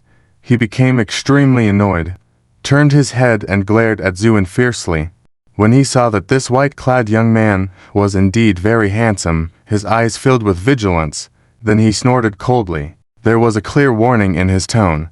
But Zuan didn't bother with all this. He had just casually mentioned a few flaws. After all, for him, although the food was passable, there were still many flaws. And after Ah-ching left, he poured himself a cup of wine and started to drink. It must be said that the spirit wine in this Julu was even more authentic than the food. Then Zuan noticed the curious eyes of the young girl at the nearby table. Zuan couldn't help but be slightly surprised. Then he smiled at her. Song Jingyu's face instantly turned as red as an apple. Then she shyly lowered her head, but her eyes occasionally glanced at Zuan.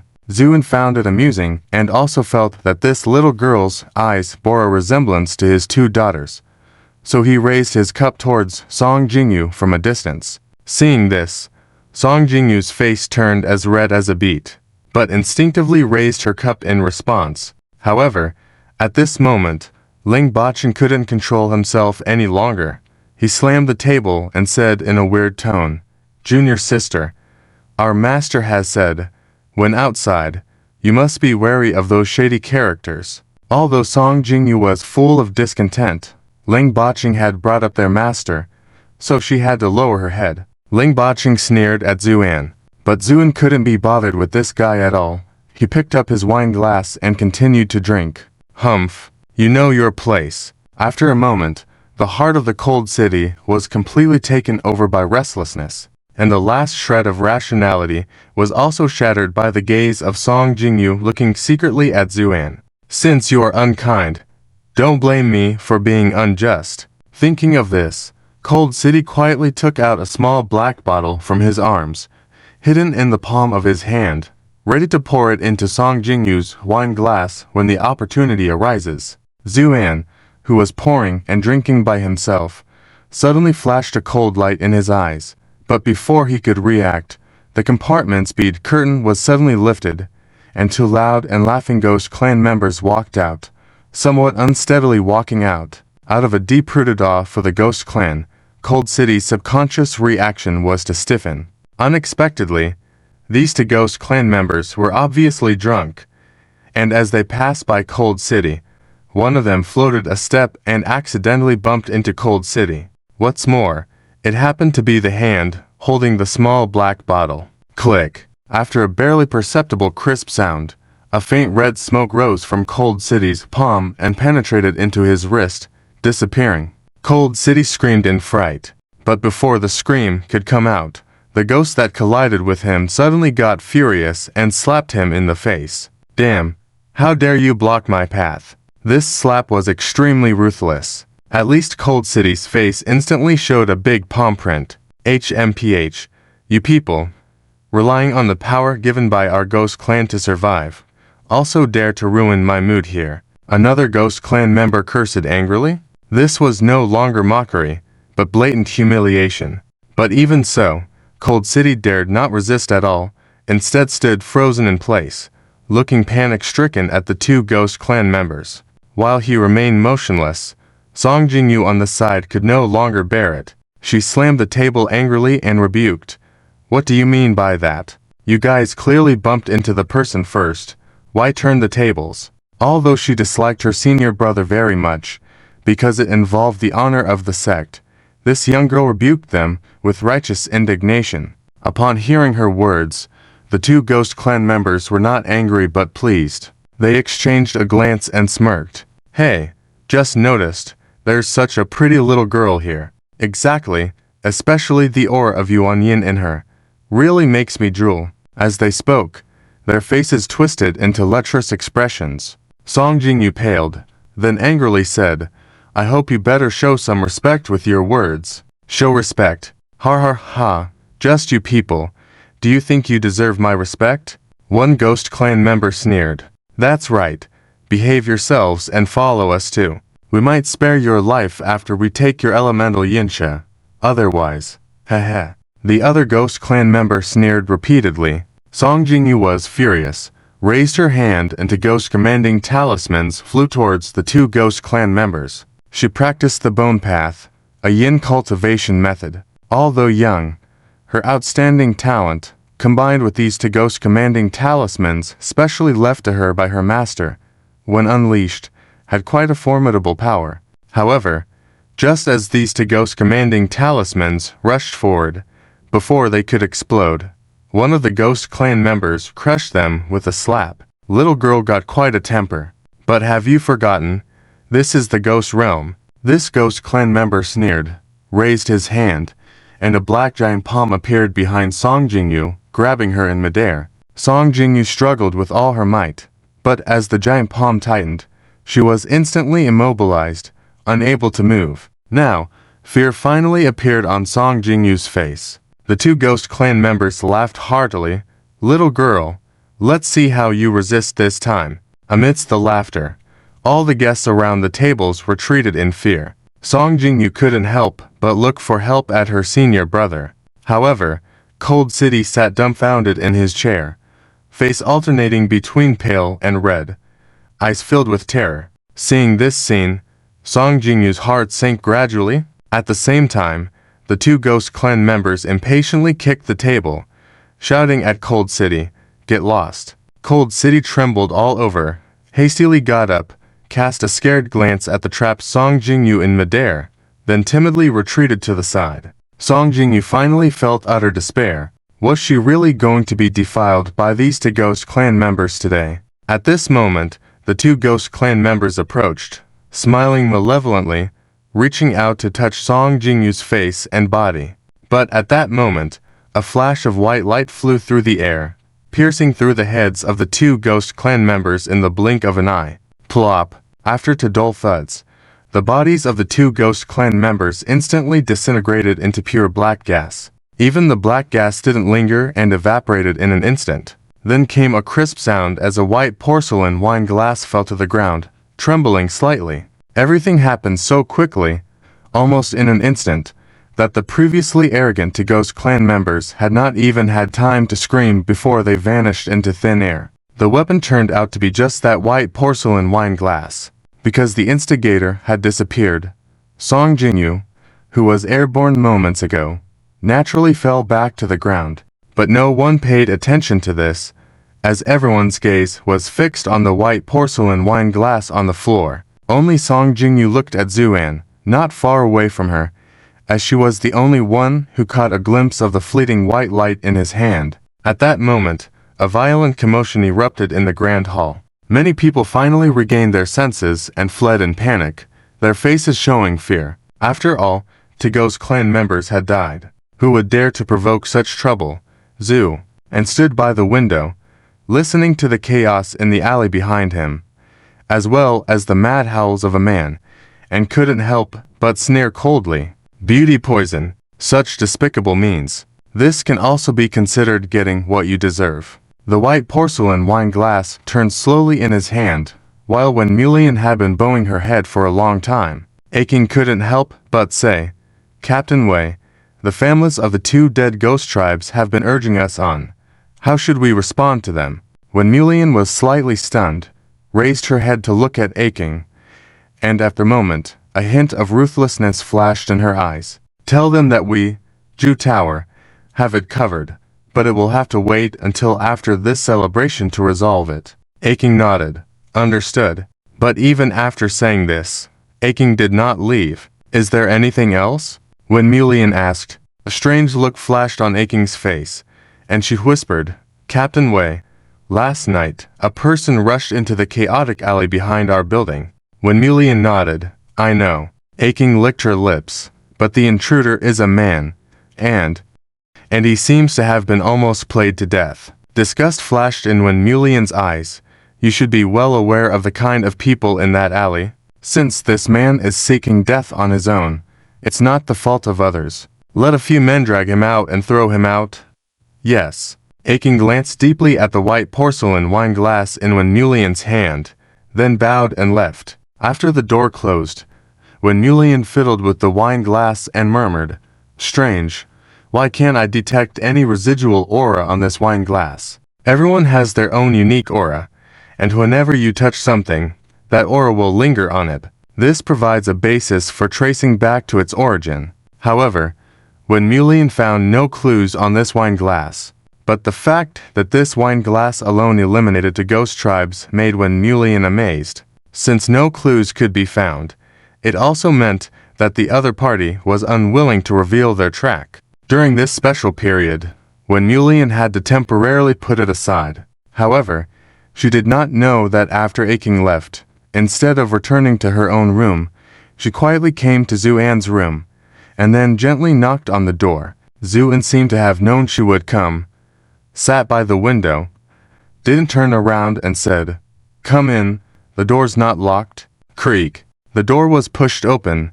Aching stepped in, then closed the door casually, looking at the figure sitting in front of the window, with a slight smile on her lips. Did you already know I would come, Sir Zhu? Aching approached with light steps, speaking softly. Zuan smiled.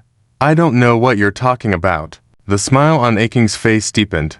Oh? You don't know what I'm talking about. You're quite a cunning little guy. She then leaned on the table with both hands, gazing intently at Zuan. You've concealed all the auras on the wine glass, and with just one strike, you took the lives of 2 ghost tribes. Sir, you are truly skilled. As she spoke, Aching's eyes became seductive. Zuan raised an eyebrow slightly, and said calmly, You, I know, right? Aching smiled happily. Although my strength may not be great, I have a talent for keen observation. The wine glass you used was brought by me, and I noticed every subtle characteristic. Zuan's eyes gradually turned cold. Sir, don't worry. I didn't tell anyone about this. So, Aching bent down, chuckling. Shouldn't you reward me a little, Zhu? And tilted his head back slightly and asked indifferently, What reward do you want? What do you think? Aching licked her sensual lips. Despite her appearing eager, Zuan could see a hint of panic and despair in her eyes. Thinking of the appearance of the shadow guards in the Ju Tower, Zuan suddenly understood many things and couldn't help but sigh. Insanity before death. Unfortunately, lady, you've got the wrong person. I'm the only good man in the world. This thought led to a dissipation of a strange, dangerous aura from Zuan. Zuan cleared his throat. Miss, I think you've misunderstood. I'm not that kind of person. Unexpectedly being rejected, Aking's face turned pale, showing a mix of embarrassment and shame in her eyes. But she forced a laugh and said, "Do you think I'm dirty? My body is clean. I just wanted to, before leaving, get rid of." Despite her usual bold and fierce demeanor, as a woman, it was difficult to speak such words. Before she could finish, Zuin shook his head.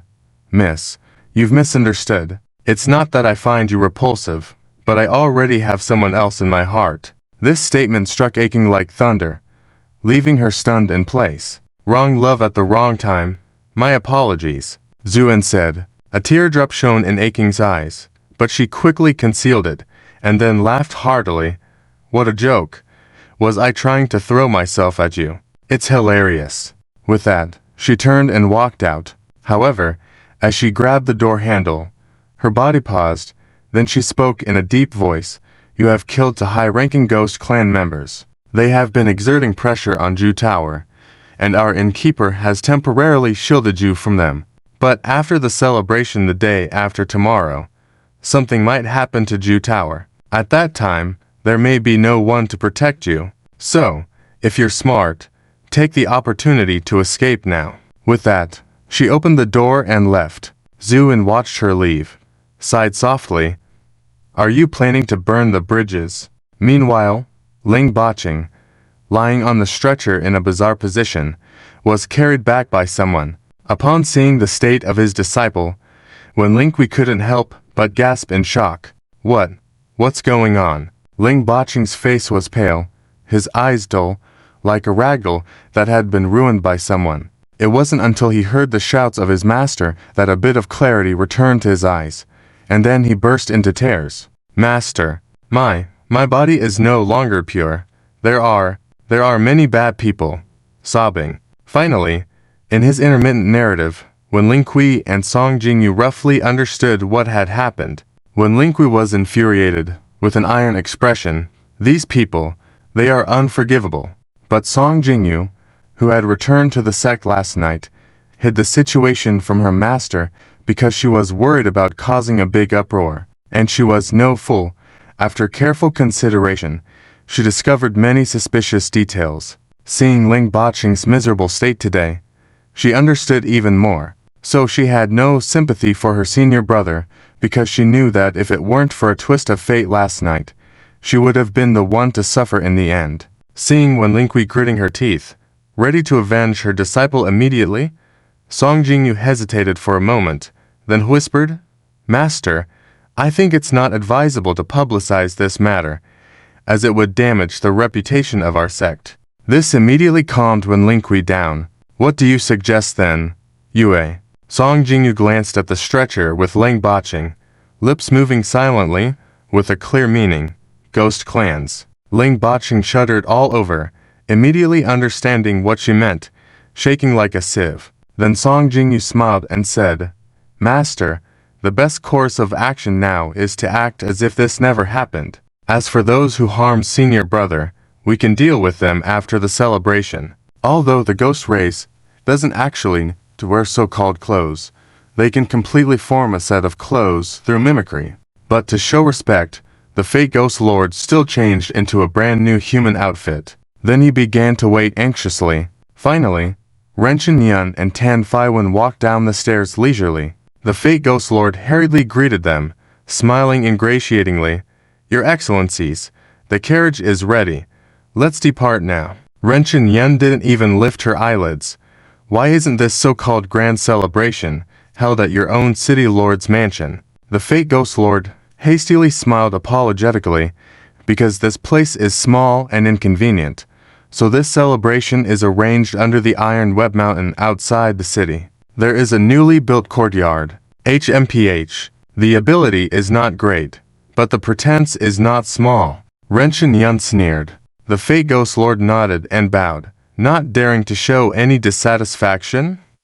Yes, it was all due to my inadequate consideration." Tan Faiwen frowned and said coldly, "Let's go." After speaking, she got on the carriage herself. Ren Yun was quite dissatisfied, but had no choice but to follow suit by getting on the carriage as well. This carriage, pulled by a giant ghost horse, soared into the air and headed out of the city. At the same time, the people of the Bone Path had also arrived in front of the courtyard outside the city. Although seriously injured, the Bone Path was still a sect of cultivation, so, with the blessing of various spiritual medicines, Ling Bosity's injuries had completely healed.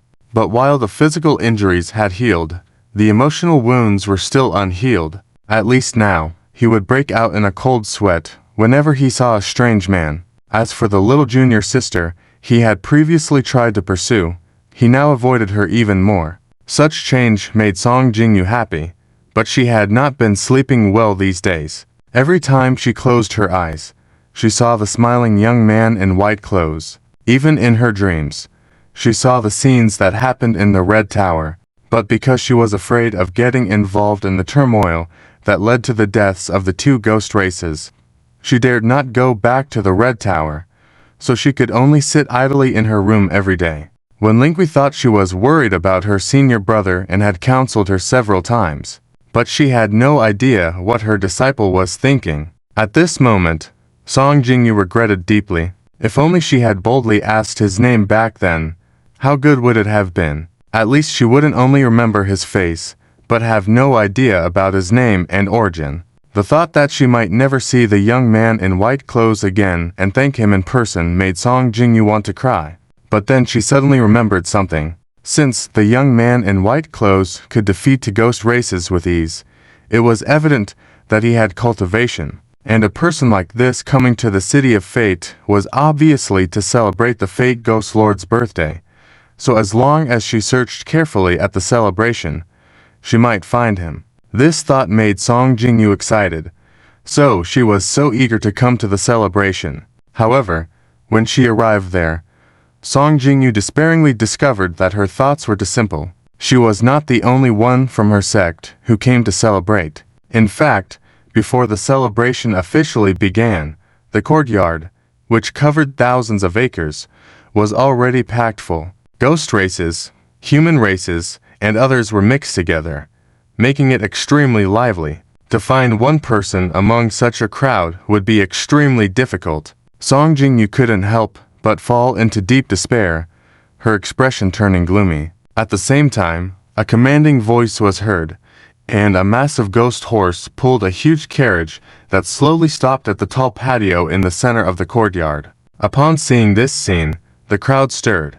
The Lord of the Ghosts has arrived. It's the Lord of the Ghosts carriage. Amidst the discussions of the crowd, a figure stepped down from the carriage. This person was dressed in black robes, exuding an imposing demeanor. It was the Fate Ghost Lord. Seeing this scene, many people were about to cheer.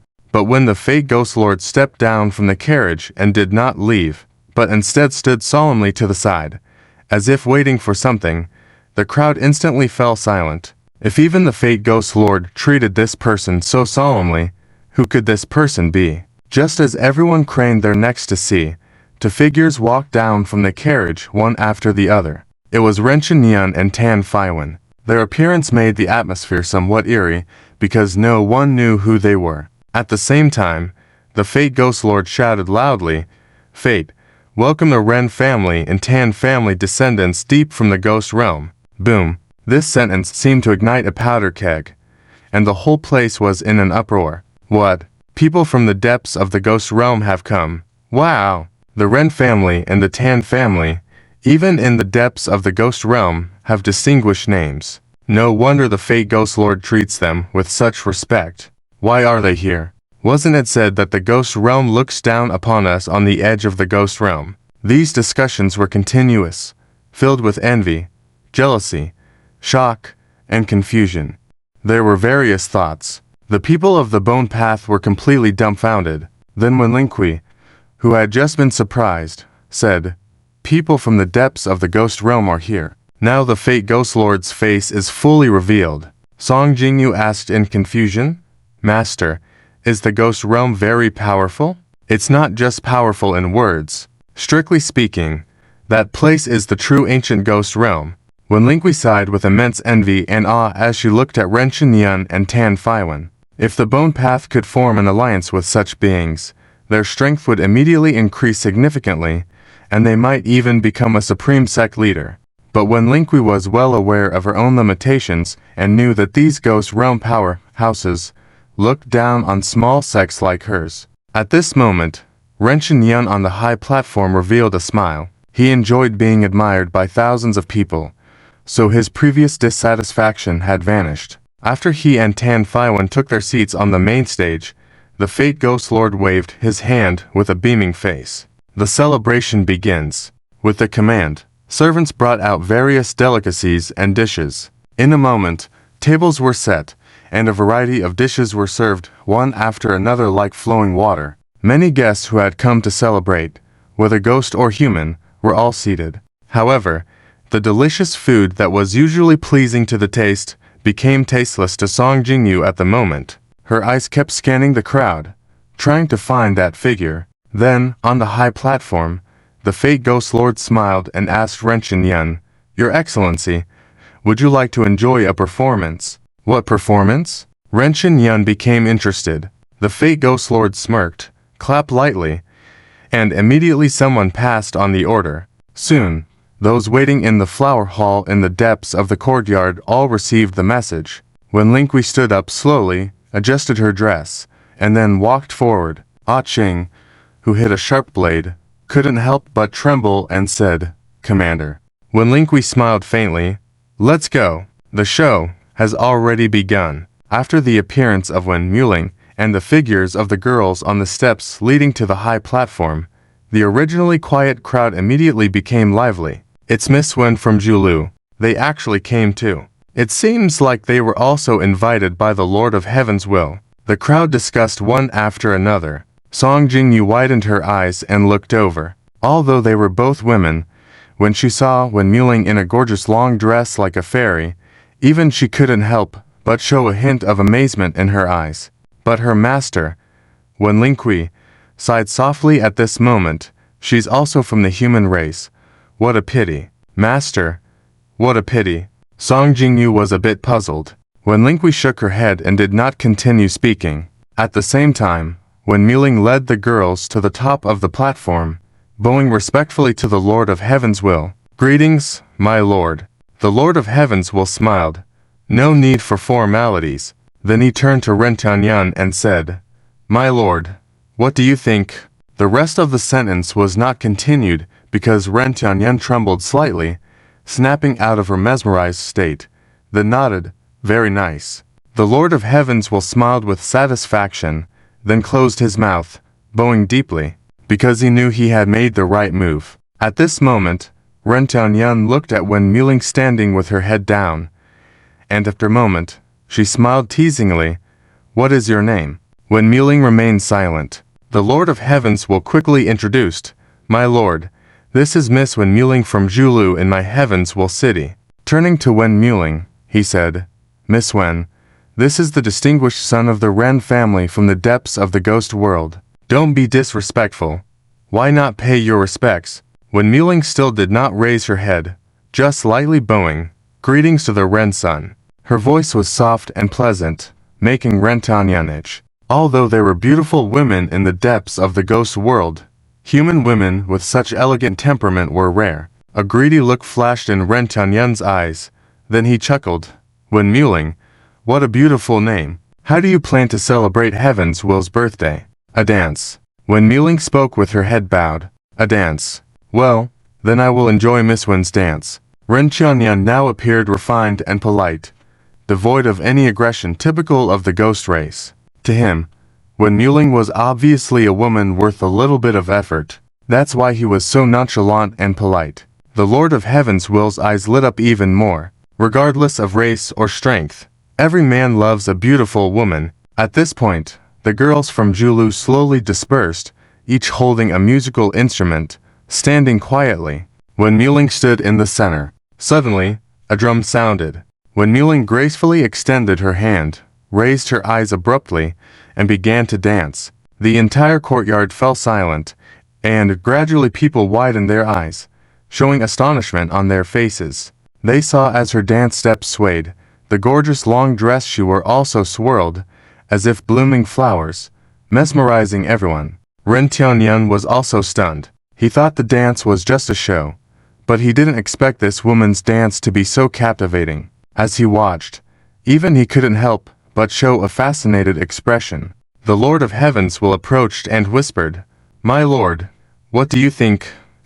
Not bad." Ren Tianyun stared at the dance in the center and said softly, "If my lord likes it, then I will offer this woman to my lord." "Oh, how can this be?" Although saying so, the radiant smile on Ren Tianyun's face betrayed him.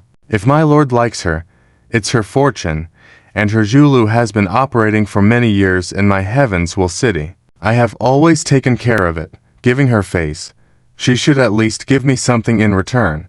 The Lord of Heavensville chuckled. "If that's the case, then I'll accept it." Ren Tianyun's smile became even more brilliant. Tan Faiwen nearby snorted softly, but didn't say anything. To her, although she despised Ren Tianyun and the Lord of Heaven's filthy dealings, the fact that they were dealing with a humble human girl made her indifferent. Meanwhile, accompanied by a series of intense drumbeats, Wen Muling's dancing became faster and faster. With swift and fierce dance steps, Wen Muling was getting closer and closer to Ren Tianyun. Ren Tianyun smiled as if he was oblivious. But at that moment, Wen Muling suddenly shouted, "Attack!" At her shout, the drumbeat abruptly stopped, replaced by a clashing sound of metal. The girls who were holding musical instruments drew crimson long swords and attacked the guards around them. Several ghost guards screamed and were strangled by the evil power attached to the crimson long swords. But these ghost guards were not easy opponents, immediately surrounding the girls and engaging in a fierce battle. Wen Muling paid no attention to this, as she had already charged out when she shouted. In midair, Wen Muling's eyes flashed, and she pulled out the hairpins from behind her head. She caught them in midair, creating a small sword, heading straight towards Ren Tianyun. Ren Tianyun did not move, but instead looked coldly at Wen Muling charging towards him, even a mocking smile on his face. Wen Muling's speed was extremely fast, almost reaching Ren Tianyun in an instant. However, before her small sword could reach Ren Tianyun, he smirked slightly. "You think you can deal with me with this?" With those words, a strong demonic energy burst out, shattering the small sword and sending Wen Muling flying back. Aching and others who were fighting with the guards couldn't help but exclaim, "Captain!" But they had only been able to hold their own against the guards because of their weapons and were powerless to support Wen Muling. Seeing Wen Muling about to fall off the high platform, the furious Lord of Heavensville, now understanding the situation, bellowed, "How dare you attempt to assassinate my lord? Die!" With a wave of his robe sleeve, a black giant claw appeared around Wen Muling and struck down. Wen Muling's eyes were already filled with a black and red glare, and black vein patterns appeared on her originally fair and beautiful face, complemented by her constantly moving long hair, making her look like a demon. Wen Muling's lips lifted slightly, revealing a sardonic smile. "You actually still remember the shadow guards." Ren Tianyun's expression changed several times, eventually growing darker as she coldly said, "No wonder you dared to attempt assassination with the body of a human. Turns out you are a remnant of his faction." Remnant. Dark energy swirled around Wen Muling, clearly showing extreme anger. "If he were here, would you dare say these words?" Ren Tianyun snorted coldly. "If he was here, of course I wouldn't dare. But he is dead now, and not even a trace of his soul remains." With that, a playful look appeared on Ren Tianyun's face. "Isn't it ironic? A lord of souls playing with souls, but his own soul has perished. Ha ha ha." Laughter filled the hall. Due to the recent assassination attempt, everyone showed confusion, and the unexpected turn of events left everyone horrified. Shadow guards, Lord of Souls. Any of these words alone would be earth-shattering secrets that could cost countless lives. Therefore, many people's faces turned pale, wishing they could block their ears. But the most afraid in the room was the Ghost Lord of Fate. At this moment, he was on the verge of tears, because this Wen Muling was specifically chosen by him to offer to Ren Tianyun. But he never expected such a turn of events. And this Wen Muling turned out to be a remnant of the shadow guards of the Lord of Souls. This fact almost drove the Ghost Lord of Fate insane. He was well aware of the brutal style of these powerful ghost clans. They preferred killing the wrong person than letting a suspect go. Moreover, when Muling was from his own city of fate, putting him in deep suspicion that he couldn't shake off. These thoughts flashed through the Ghost Lord of Fate's mind, leaving him pale, almost on the brink of collapse. At the same time, Aching and the other women finally couldn't hold on any longer, screaming in despair as they were subdued by the ghost guards. But in this situation, when Muling smiled, a brilliant smile, running her fingers through her hair by her ear. "You're wrong. The Lord will not die. He must still be alive. The day he returns will be the end for you and all these powerful ghost clans." Ren Tianyun snorted. Such wishful thinking. Before he could finish his sentence, a splendid sword light suddenly burst from the shadows behind him. When Muling emerged from it, aiming straight for Ren Tianyun, it was the exclusive technique of the shadow guards, the technique of shadow assassination. This move was incredibly mysterious and unpredictable, catching Ren Tianyun off guard. Just as when Muling's sword pierced halfway into Ren Tianyun's back, Tan Faiwen snorted, and a black glare flew out, entwining when Muling's sword and violently shattering it. Then, the black glare coiled like a snake, trying to bind Wen Muling. Seeing the situation, Wen Muling rapidly retreated, but her speed was slightly slow. The black glare whipped in the air like a living creature. Crack! Wen Muling was sent flying and spat out a mouthful of blood in midair. Guard, Aching and the other women gasped in shock. But before they could cry out, the Ghost Lord of Fate, with a grim expression, sealed their mouths with a wave of his hand.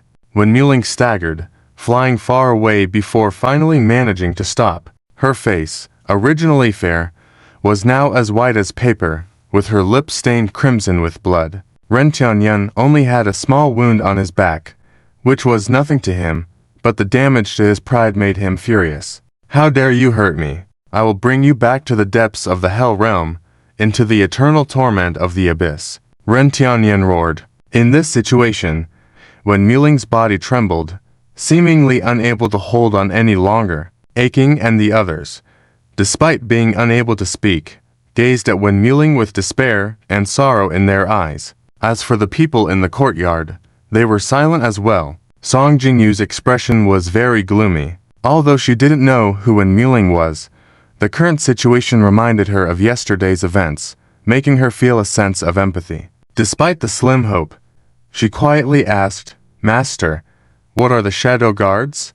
And what is the meaning of this remnant faction?" "Shut up. Don't speak." Wen Lingqui's face turned serious as she sternly reprimanded her in a low voice. Normally, Wen Lingqi had never raised her voice like this, showing her true fear. Song Jingyu dared not speak again, only offering sympathetic glances towards Wen Muling. At the same time, Wen Muling wiped the blood from her lips and gave a mocking smile to Ren Tianyun and the Ghost Lord on the high platform. Perfect. What did she mean by perfect? Everyone was puzzled, not understanding what this woman was saying. Then when Muling looked down at Aching and the others with a sorrowful smile, "I'm sorry for involving you all." Tears streamed down Aching and the others' faces as they shook their heads. When Muling then looked up at the iron web mountain that pierced the sky and disappeared into the void, expressing infinite admiration and longing. "Lord, I am so tired. Fortunately, I will soon see you again. But before I die, I will make all of them accompany you." With that, a black jade token flew out from Wen Muling's chest. The token slowly rotated, suddenly jumping like a heartbeat, then extending countless black threads that headed towards the distant iron web mountain.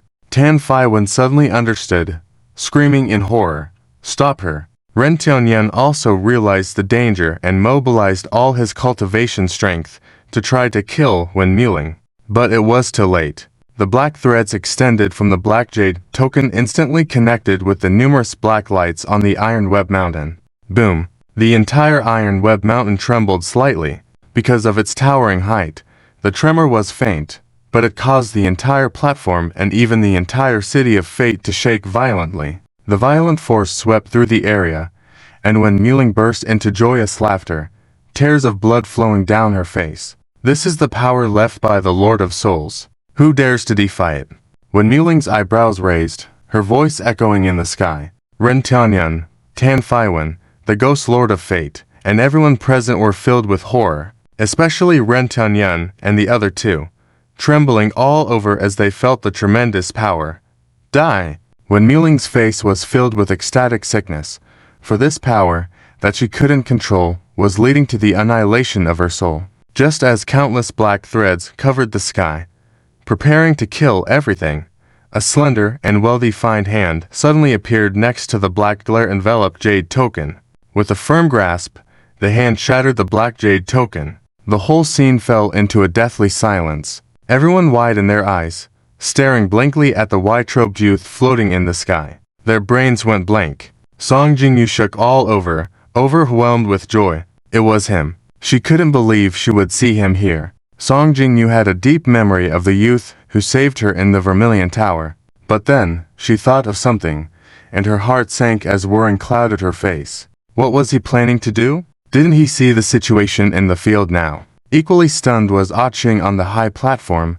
Even though she was bound, she still tried to raise her head to look at Zuan, her eyes filled with disbelief. What was he here for? Could it be to save her? Ren Tianyun and Tan Faiwen exchanged a glance, seeing the suspicion and hostility in each other's eyes.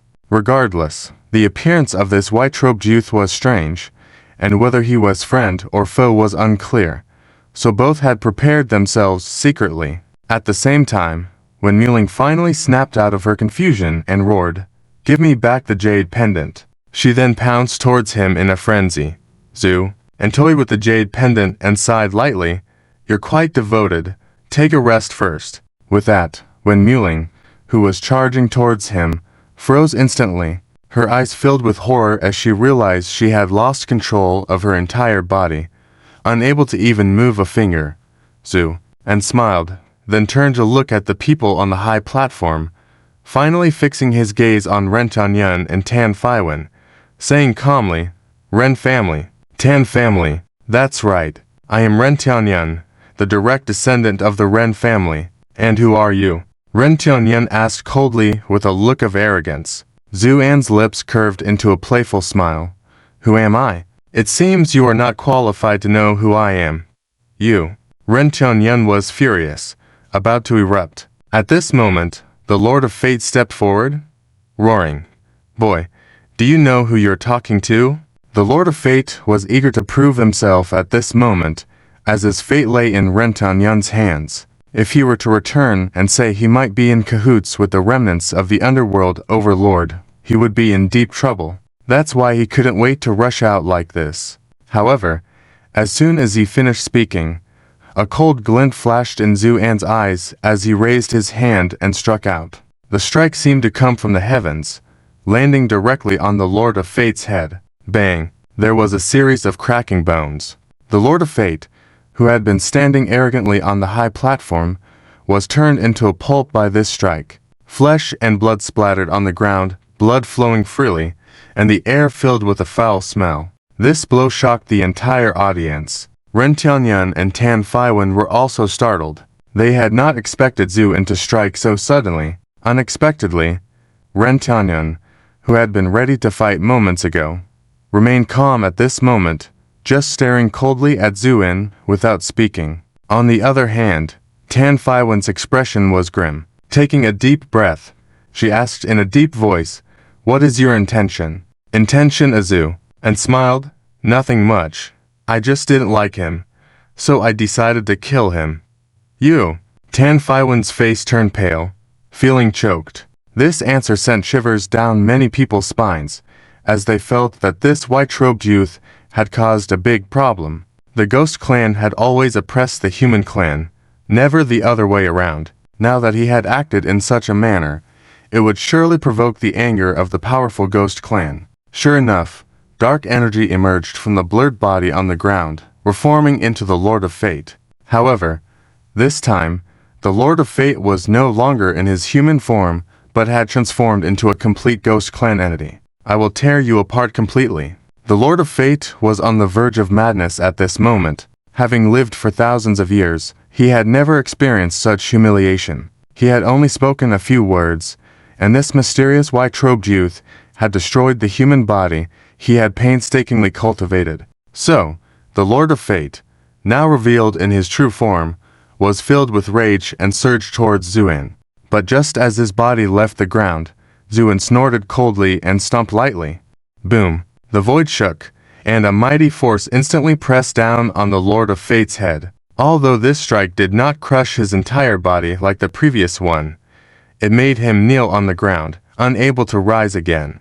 This incident caused a huge commotion. What kind of being was the Lord of Fate? He was the ruler of this entire plane. Despite his fawning attitude towards Ren Tianyun and Tan Faiwen, none of those who became Ghost Clan lords were easy to deal with. Now, the Lord of Fate had no strength to fight back and was crushed by this young human clan man, unable to lift his head. This shocking fact naturally stunned everyone. Song Jingyu opened her mouth in astonishment, staring blankly at everything that was happening. Although she knew the white-robed youth was formidable, she never expected him to be this powerful. As for her master, Wen Lingqi, her face turned pale, and she dared not make eye contact, Zhu, and disregarded the gazes directed at him, simply saying, "Do you know why I wanted to kill you?" The dark energy around the Lord of Fate churned incessantly as he struggled to break free. However, all his efforts were in vain. Under Zuan's foot pressing down on him, the Lord of Fate could not move and could only look at Zuan in horror. Zuan lowered his eyes, "Because you have lost reverence." This sentence sent shivers down the spines of many in the Ghost Clan. Suddenly, Tan Faiwen understood and exclaimed, "No!" But before she could finish, Zuan stomped heavily, unleashing an overwhelming force that shattered the Lord of Fate completely. The Lord of Fate did not even have a chance to scream, and even his dark essence did not escape as he was crushed into nothingness. In an instant, a powerful Ghost Clan lord overseeing a realm was annihilated, and the one who acted was just a young man of the human clan. The expressions on their faces could be described as extremely fascinating. Ren Tianyun's eyes were full of sharp killing intent, but he remained very calm, just standing quietly. Tan Faiwen, on the other hand, had an angry look on her face. Soon, she took a deep breath, lifted her head, and coldly said to Zuan, "Do you really think that you can act so recklessly and assume that my Ghost Clan is powerless?" Zhu, and smiled, but his smile was filled with chilling coldness. Acting recklessly? These 4 words should be most suitable for your Ghost Clan, shouldn't they? A deep sense of killing intent flashed in Tan Faiwen's eyes, but then she nodded. "Very well. Since you think so, we have nothing more to say.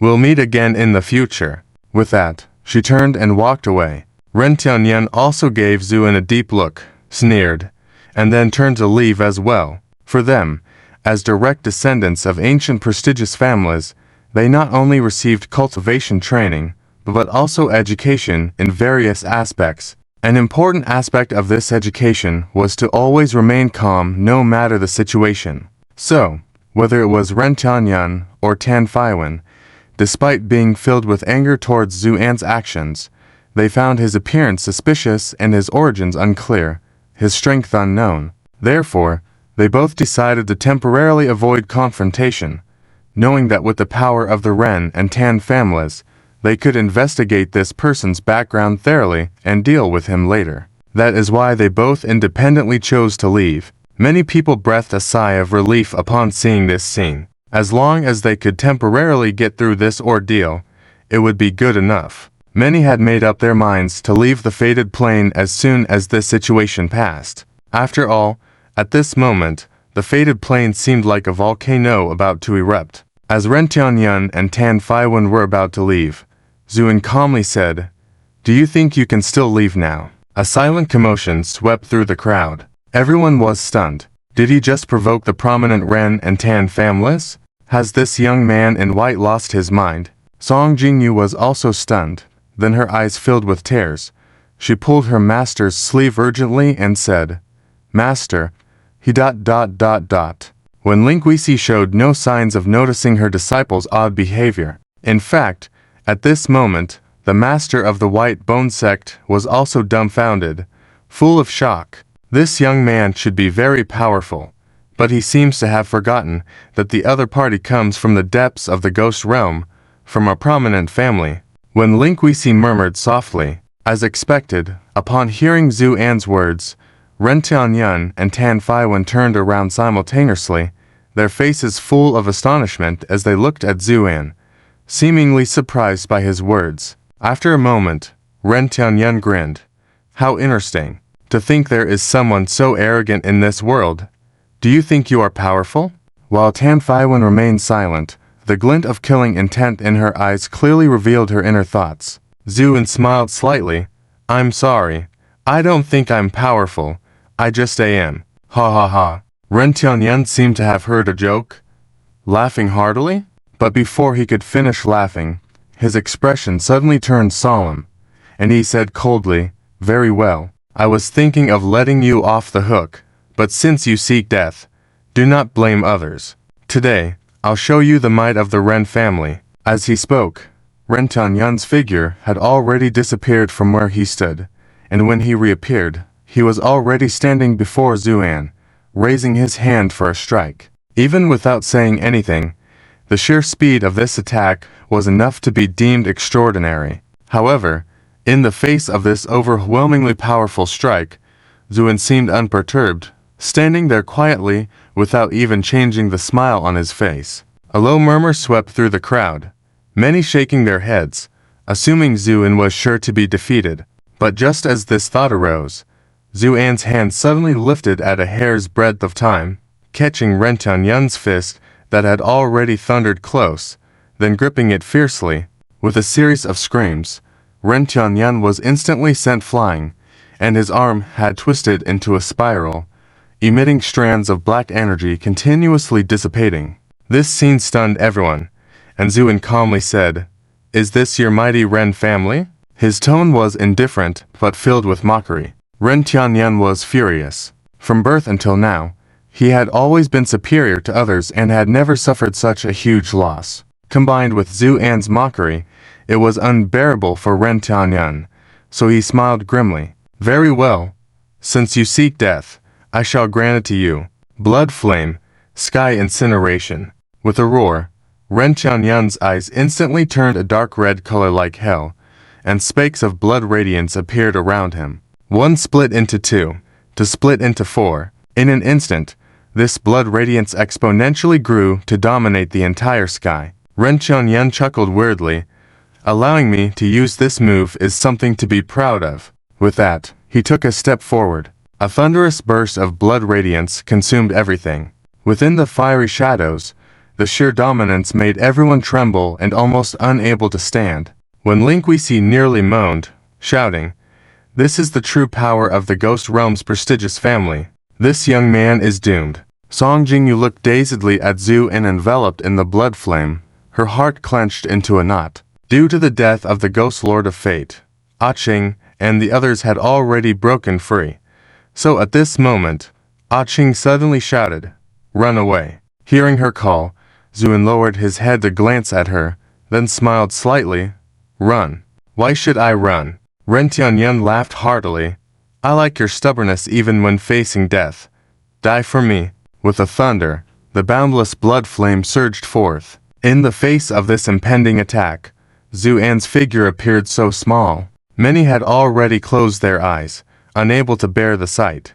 However, at that moment, Zhu An lifted his hand and slowly pointed it out.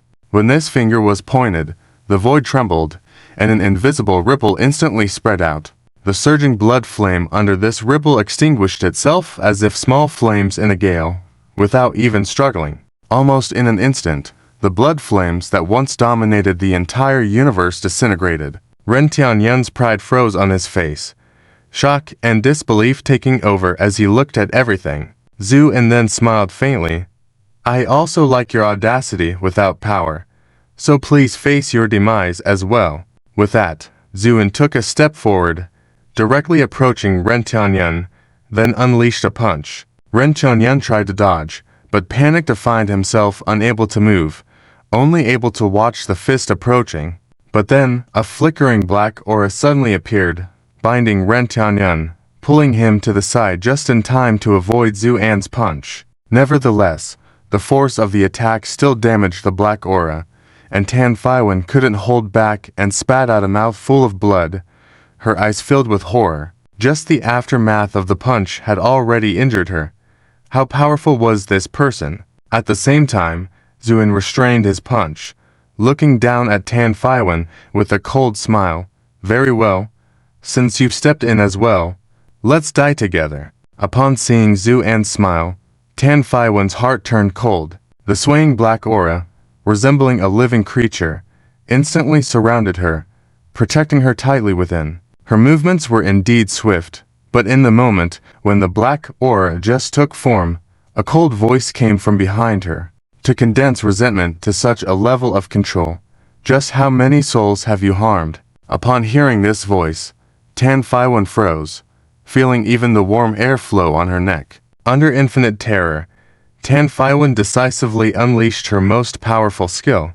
The black aura suddenly expanded and shot out countless fine light needles, spreading outwards. Wherever they passed, the space emitted a hissing sound, as if punctured by numerous holes by these light needles, showing the immense power.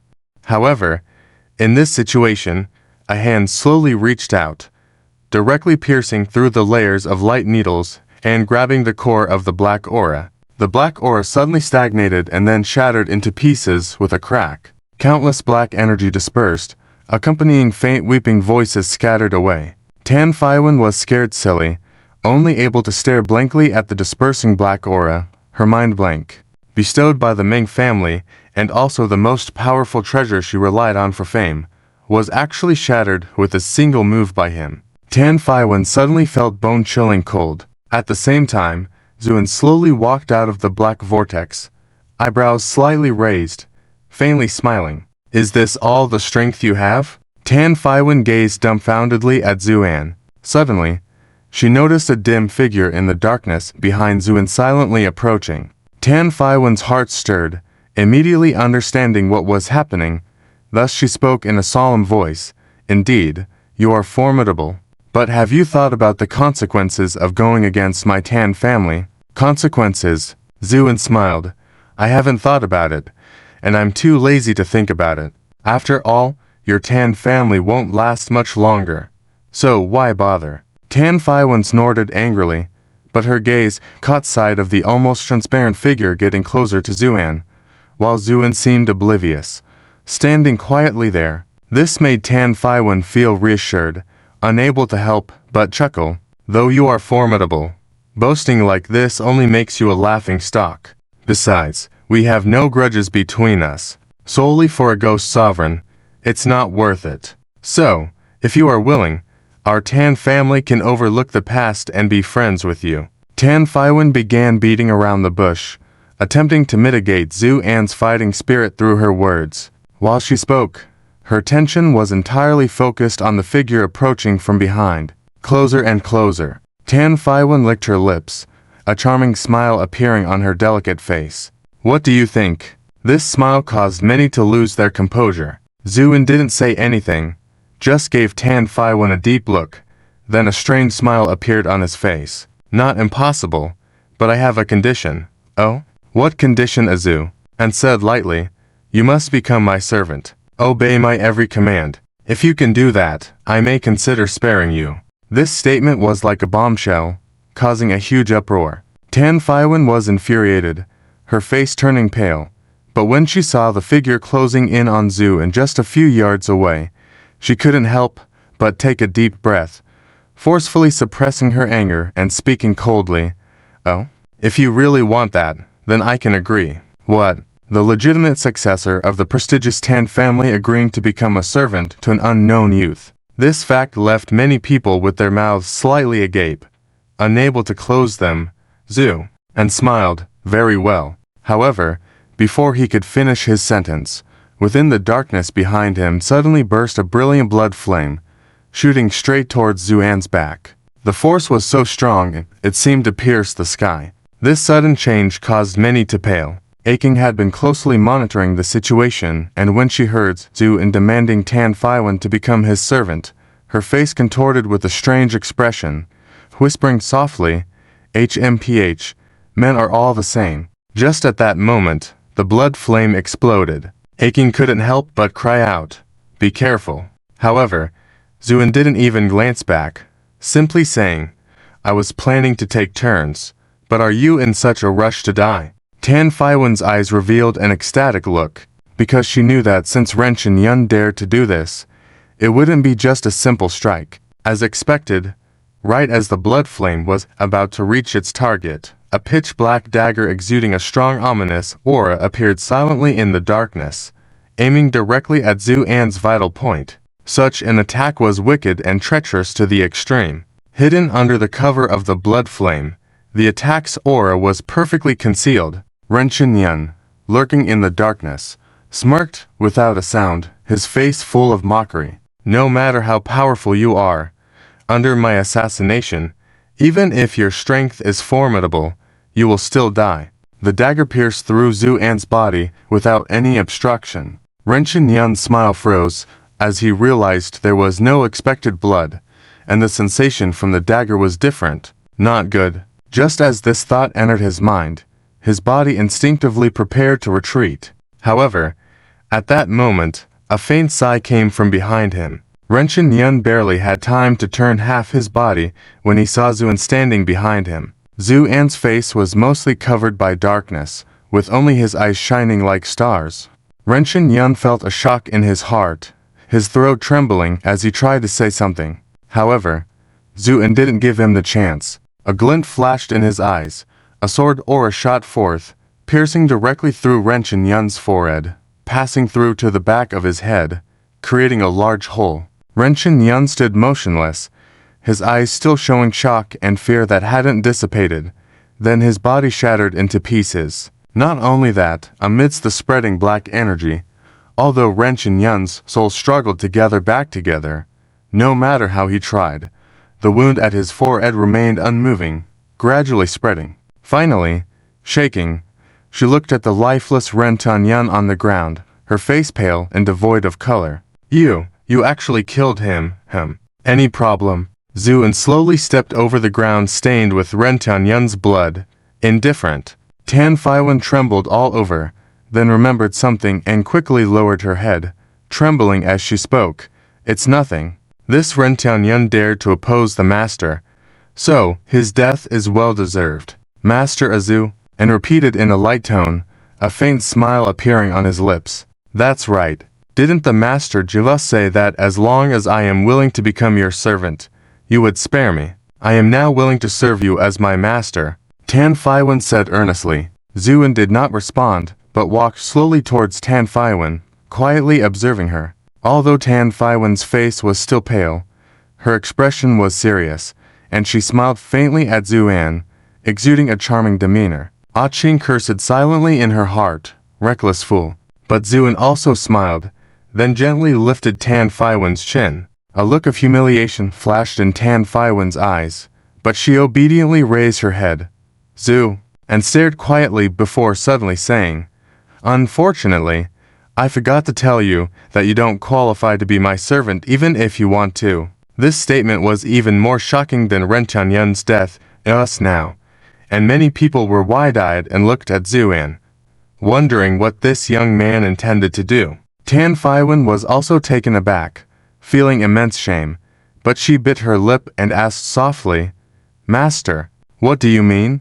"What do I mean?" Zhu An raised an eyebrow slightly, half smiling. "It means, you must die too." As the words fell, Tan Faiwen's hairs stood on end. Without hesitation, she abandoned her human body and a black shadow rushed out from her skull towards the distance. Her reaction and decision were not wrong. She thought clearly. As long as she could escape and return to the deep parts of the underworld, she would mobilize the strength of the Ren and Tan families to thoroughly crush this dangerous young man. However, all her plans ended up in vain. Before her soul could leave the platform, a sword energy slashed through her.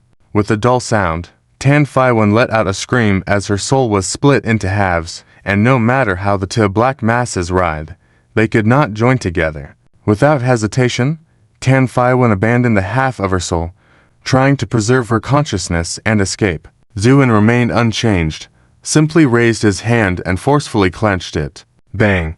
It was as if Zuin crushed the space, and Tan Faiwan let out a deafening scream. You wait. The Ren and Tan families will not let you off. All right, I'll wait, Zuin replied calmly. With a final loud explosion, the darling daughter of the Tan family also perished along with her soul, disappearing without a trace. The whole scene fell silent, as if even the sound of breathing had vanished. The arrogant and domineering ghost tribes looked horrified, while many humans showed a hint of joy. Song Jingyu stared admiringly at Zuin, who was wreaking havoc on the platform, feeling as if her heart had stopped beating. She was well aware that aside from the deaths of Ren Tanyan and Tan Faiwan, even the ghost monarch would be someone their sect could not provoke. Thus, admiringly, a tinge of sadness arose in her heart. In contrast, when Ling Kui, who understood the affairs of the underworld, cast a deep look at Zuan, her eyes filled with worrying. She understood the significance of killing the distinguished offspring of the underworld's powerful families. Ghost tribes face difficulty in reproduction, and to grow into strong individuals like Ren Tianyan and Tan Faiwan was exceptionally challenging. These legitimate descendants were precious assets to various powerful families, but now they were all extinguished by this white-clothed young man. It could be imagined how angry the Ren and Tan families would be. However, Zuin remained unfazed, as if the two who had just died in his hands were merely insignificant pests. He swept a casual glance over the crowd and then flew up to Wei Muking, who was trapped high above. Wei Muking had witnessed everything that had happened earlier. When she saw these enemies, who could only be eliminated by sacrificing her own life dying like dogs in the hands of this white-clothed young man, tears welled up in her eyes. Adult, can you see? Those who once plotted against you are finally tasting bitter fruits. So when Zuin arrived in front of her, Wei Muking's eyes were filled with gratitude and respect. Zuin waved a hand, dispelling the spell that bound her consciousness. Wei Muking bowed. Thank you for avenging me by eliminating our enemies. Zuin raised an eyebrow slightly, half smiling. Is that all you have to say? Wei Muking was startled, then noticed the way Zuin looked at her, seemingly understanding something. She tightened her hand, hidden in her sleeve, and was at a loss on how to respond.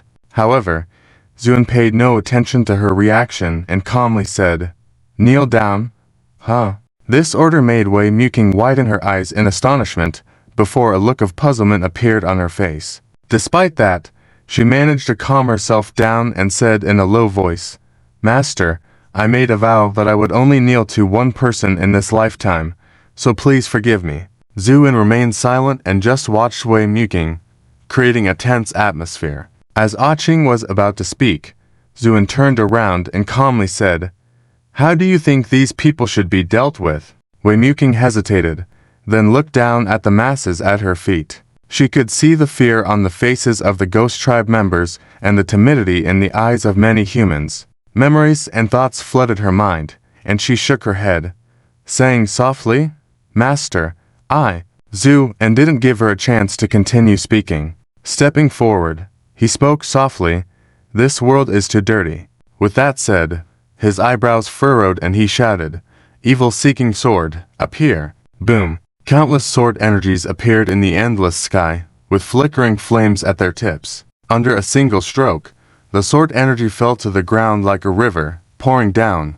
As far as the eye could see, countless Ghost Clan members had no time to scream before being pierced through by the sword energy, turning into nothingness. Not only the Ghost Clan, but also many human clansmen who had aided the wicked also perished under the sword energy at the same time. Song Jingyu watched in astonishment as the sword energy whistled past her body, not harming her in the slightest. Just as she was numb with shock, a scream woke her up. When she turned around, she saw her unlucky senior brother, Lang Baching, pierced through the heart by a sword, meeting a tragic end. His body fell to the ground, blood flowing like a river. The entire Destiny City, and even the entire Destiny Plane, lost more than half of their population in an instant, including ghost clans and human clans. Meanwhile, in a small town thousands of miles away from Destiny City, the monk Jin Juseng sat in a tea shack drinking tea,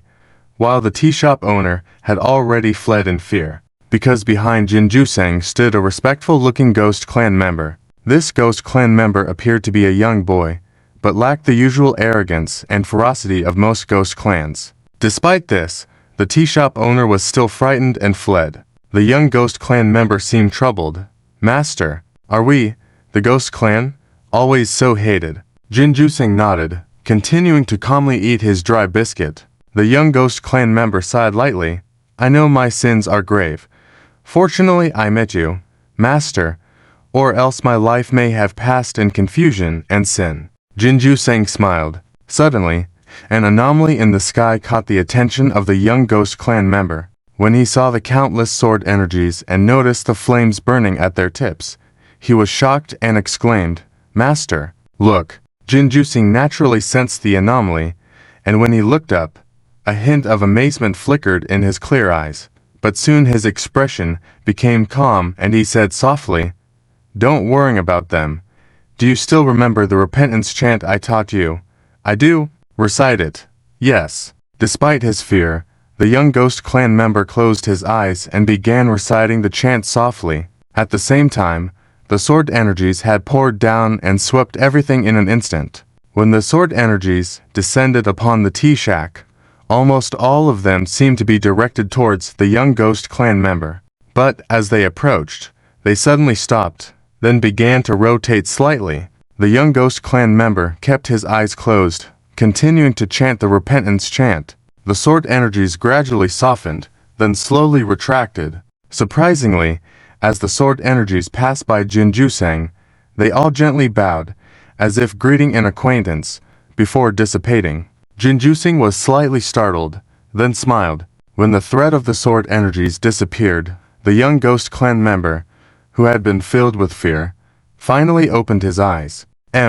Master, what was that just now?" Jinjusing looked at the vast sea of sword energies drifting away and a complex light flashed in his eyes. He gently said, "That is retribution." "Retribution," the young ghost clan member murmured softly, his eyes filled with sincere faith. "Master, the ghost clan has committed grave sins and this catastrophe is deserved. I am willing to repent for my entire clan in the future." "Well done." Jinjusing nodded, then stood up and put down a silver horn. "Let's go." The man and the ghost disappeared on the official road. In the sky above Destiny City, when Muling widened her eyes in horror, watching everything before her, this scene had already exceeded her comprehension.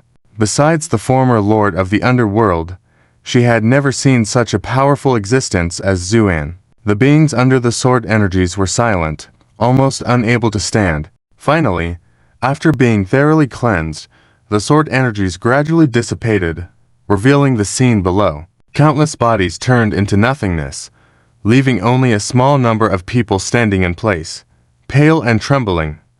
Zhu, and asked, "What do you think of now?" When Muling was slightly shaken, recovering from her fear, then took a deep breath and said slowly, "Young Master's power is astounding, but my vow cannot be changed." Zuin smiled. A black jade token appeared in his hand out of nowhere.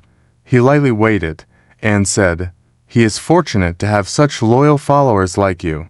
When Muling suddenly looked up, horrified, and her voice trembled as she asked, "Young Master, what are you saying?"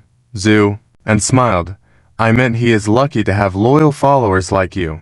With that, Zuin played with the jade token in his hand and glanced at the towering iron net mountain in the distance, saying, "It's unexpected that the shadow guards under his command managed to survive." When Muling's cheeks flushed with excitement, and she said hoarsely, "Why, young master, who are you really?" "Who am I, Zhu?" and smiled, then turned to look deeply at Wen Muling.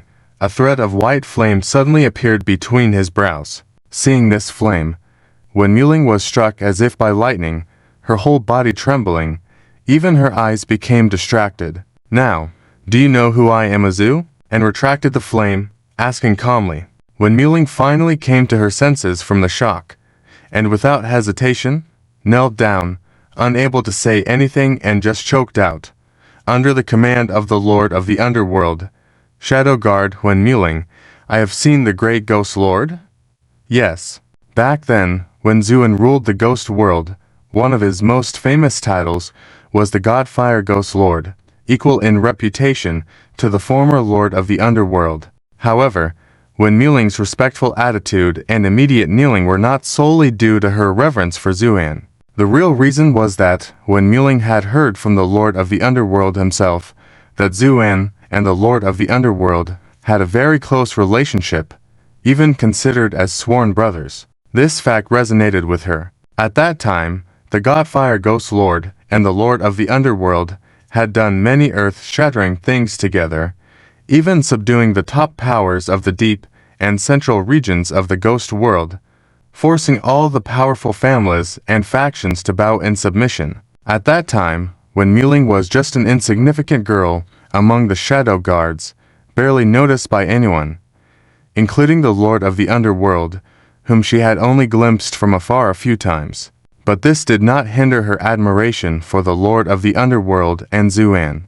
However, everything changed afterwards. First, the God-Fire Ghost Lord suddenly disappeared. Even the lord of the underworld searched the entire ghost world, but found no trace of him, which left the lord of the underworld despondent and led to him going into seclusion for 10 years. Only by reluctantly escaping the central ghost realm due to certain events did she begin to wander aimlessly and become a wandering soul. Wen Muling was not clear about what exactly had happened, but she knew that it was the aristocratic families in the central ghost realm who had killed the lord of the underworld. So, she wanted revenge, even if it meant risking her life. But how was this possible? With her strength, it was difficult even to enter deep into the ghost realm, let alone the central ghost realm. Therefore, after numerous failures, she could only silently wait at the edge of the ghost realm, waiting for an opportunity. Unexpectedly, this time, when she was prepared to risk everything, she encountered the long-lost Divine Fire Ghost Lord. At this moment, Wen Muling couldn't help but think of the rumors of the lord of the underworld who was said to have perished, and she couldn't help but feel sorrowful and speechless. This scene also left Qing and the other women from Julu in a state of confusion. It was widely known that Wen Muling usually displayed a calm and almost ruthless side in front of them, never kneeling to anyone. This was something they were all aware of. Yet today, the usually strong Wen Muling knelt before this young man in white, unable to hold back her tears. What was going on? What did he say to Commander Wei? Qing was filled with doubt.